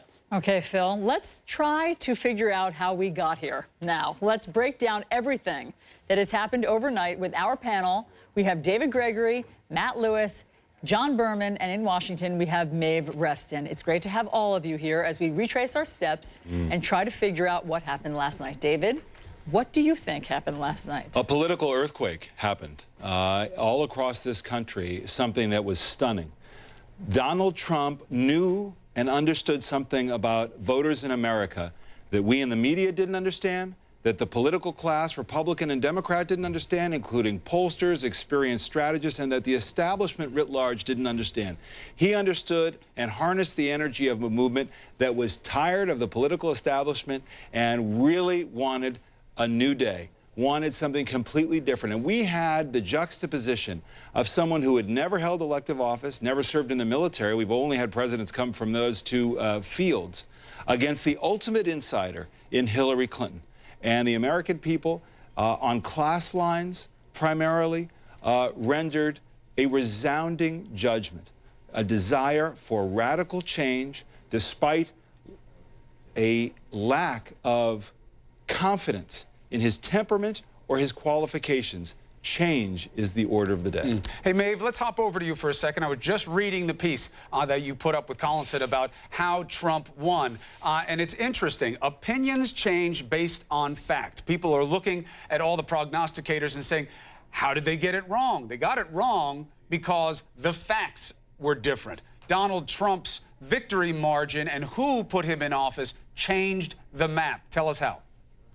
Well, that blue wall that we've been talking about for all these weeks that was supposed to be what was going to, protect Clinton and protect her victory, he changed the map. He did all of these things that he told us he was going to do. He made that argument over and over again that there was this, secret army of Trump voters out there that was not being reflected in the polls. And all of that came true last night. It's just really amazing, for many weeks before this election, he was out there talking about how this was going to be Brexit plus and Brexit times 10, and he was going to shock the nation. And he did by moving into those Rust Belt states and turning states like Wisconsin and Michigan that until this weekend were not even really on the Clinton campaign's radar as battleground states. It's really just a stunning development. Matt, to your psychic credit, yesterday you were on our air and you had your own sort of idea of how it was going to go and polls and numbers that you had crunched, and you gave Donald Trump North Carolina and Florida, two things that other pundits were not doing. You also had Clinton winning. You had Clinton winning, so okay. Before I mean, you're not Christian. Before his breast swells too much with pride. Right. Okay, but those were the pivotal states. Those were, at that time last night, hours ago, those were the moments when Clinton's camp started gasping. Let's put up those numbers. Let's look at those, because let's look at how what the polls said. The polls of polls. In other words, all of the polls crunched together. Let's start here with Florida. The poll of polls, well, they saw it even, but he won. Right. So I had Hillary winning a very narrow victory. I think I gave her 274 electoral votes. I thought Trump would win Florida and North Carolina. I did not think Trump could go win Wisconsin or Pennsylvania. And, you know, I'm sort of cursed. I have this encumbrance of actually having followed politics and seen Republicans time after time go into Pennsylvania, and it's fool's gold. They always end up losing it. I think somebody like Donald Trump, in a way, it's a blessing. He saw things from a perspective that he wasn't sort of burdened by following politics as closely. And so that sometimes gives you a fresh perspective. But clearly, I think we are now at the beginning stages of a reordering. I think that the Republican Party is going to be the party of working class whites in the Rust Belt in places like Pennsylvania and Ohio and Wisconsin. And in the short term, I think that's a good thing if you care about winning elections. I still am concerned about the long-term ramifications, because I think you end up losing Arizona and Nevada and you know, the sort of Sunbelt states. Well, President-elect Trump made an interesting point. He said, for this to be truly historic as a win, we have to do a great job. There is a burden of the mandate of change, which is you actually have to do something. And when we look at why he won, you have two angles you look at, right, as a surveyor, as a pollster: width and depth. Here, they saw where he'd get his support, but they did not get how deep it would be. And these are people, John, that you were tracking all over the country who want to see something real from their government. You know, people say, what happened? The answer is it all happened, right? I mean, this was a political realignment. You talk about the Rust Belt. Donald Trump won white voters that voted for Barack Obama. Let's put those numbers up. Okay. Michigan, that's Wisconsin. A good point. No, that's a great point, because it's not just the missing white voters who weren't voting in the past. It's a lot of people who voted for Obama. Put the numbers and now up. They're voting for Trump. Michigan and Wisconsin, so just so we can get a sense of this, because this was seen as fairy dust when we used to touch these buttons on the wall. And then you see Michigan, you know, very tight right now. We haven't called Michigan. We haven't called Michigan right now. It is very tight. We have called Wisconsin. It's a 26,000 vote margin. Wisconsin, Michigan, very, very close. Pennsylvania. I will say one thing about Florida and also North Carolina. Even had Hillary Clinton won Florida and North Carolina, she still would have lost the race now. Because he ran the table there. Lynn, listen to what Trump said, what President-elect Trump said in his acceptance speech.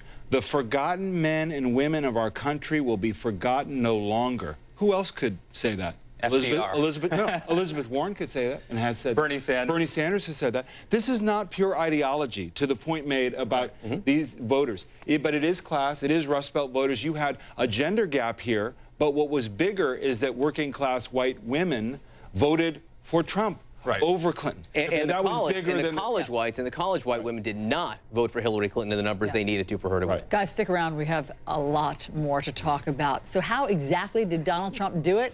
The exit polls tell some of these stories, but they certainly tell which issues mattered most to voters. Find out next.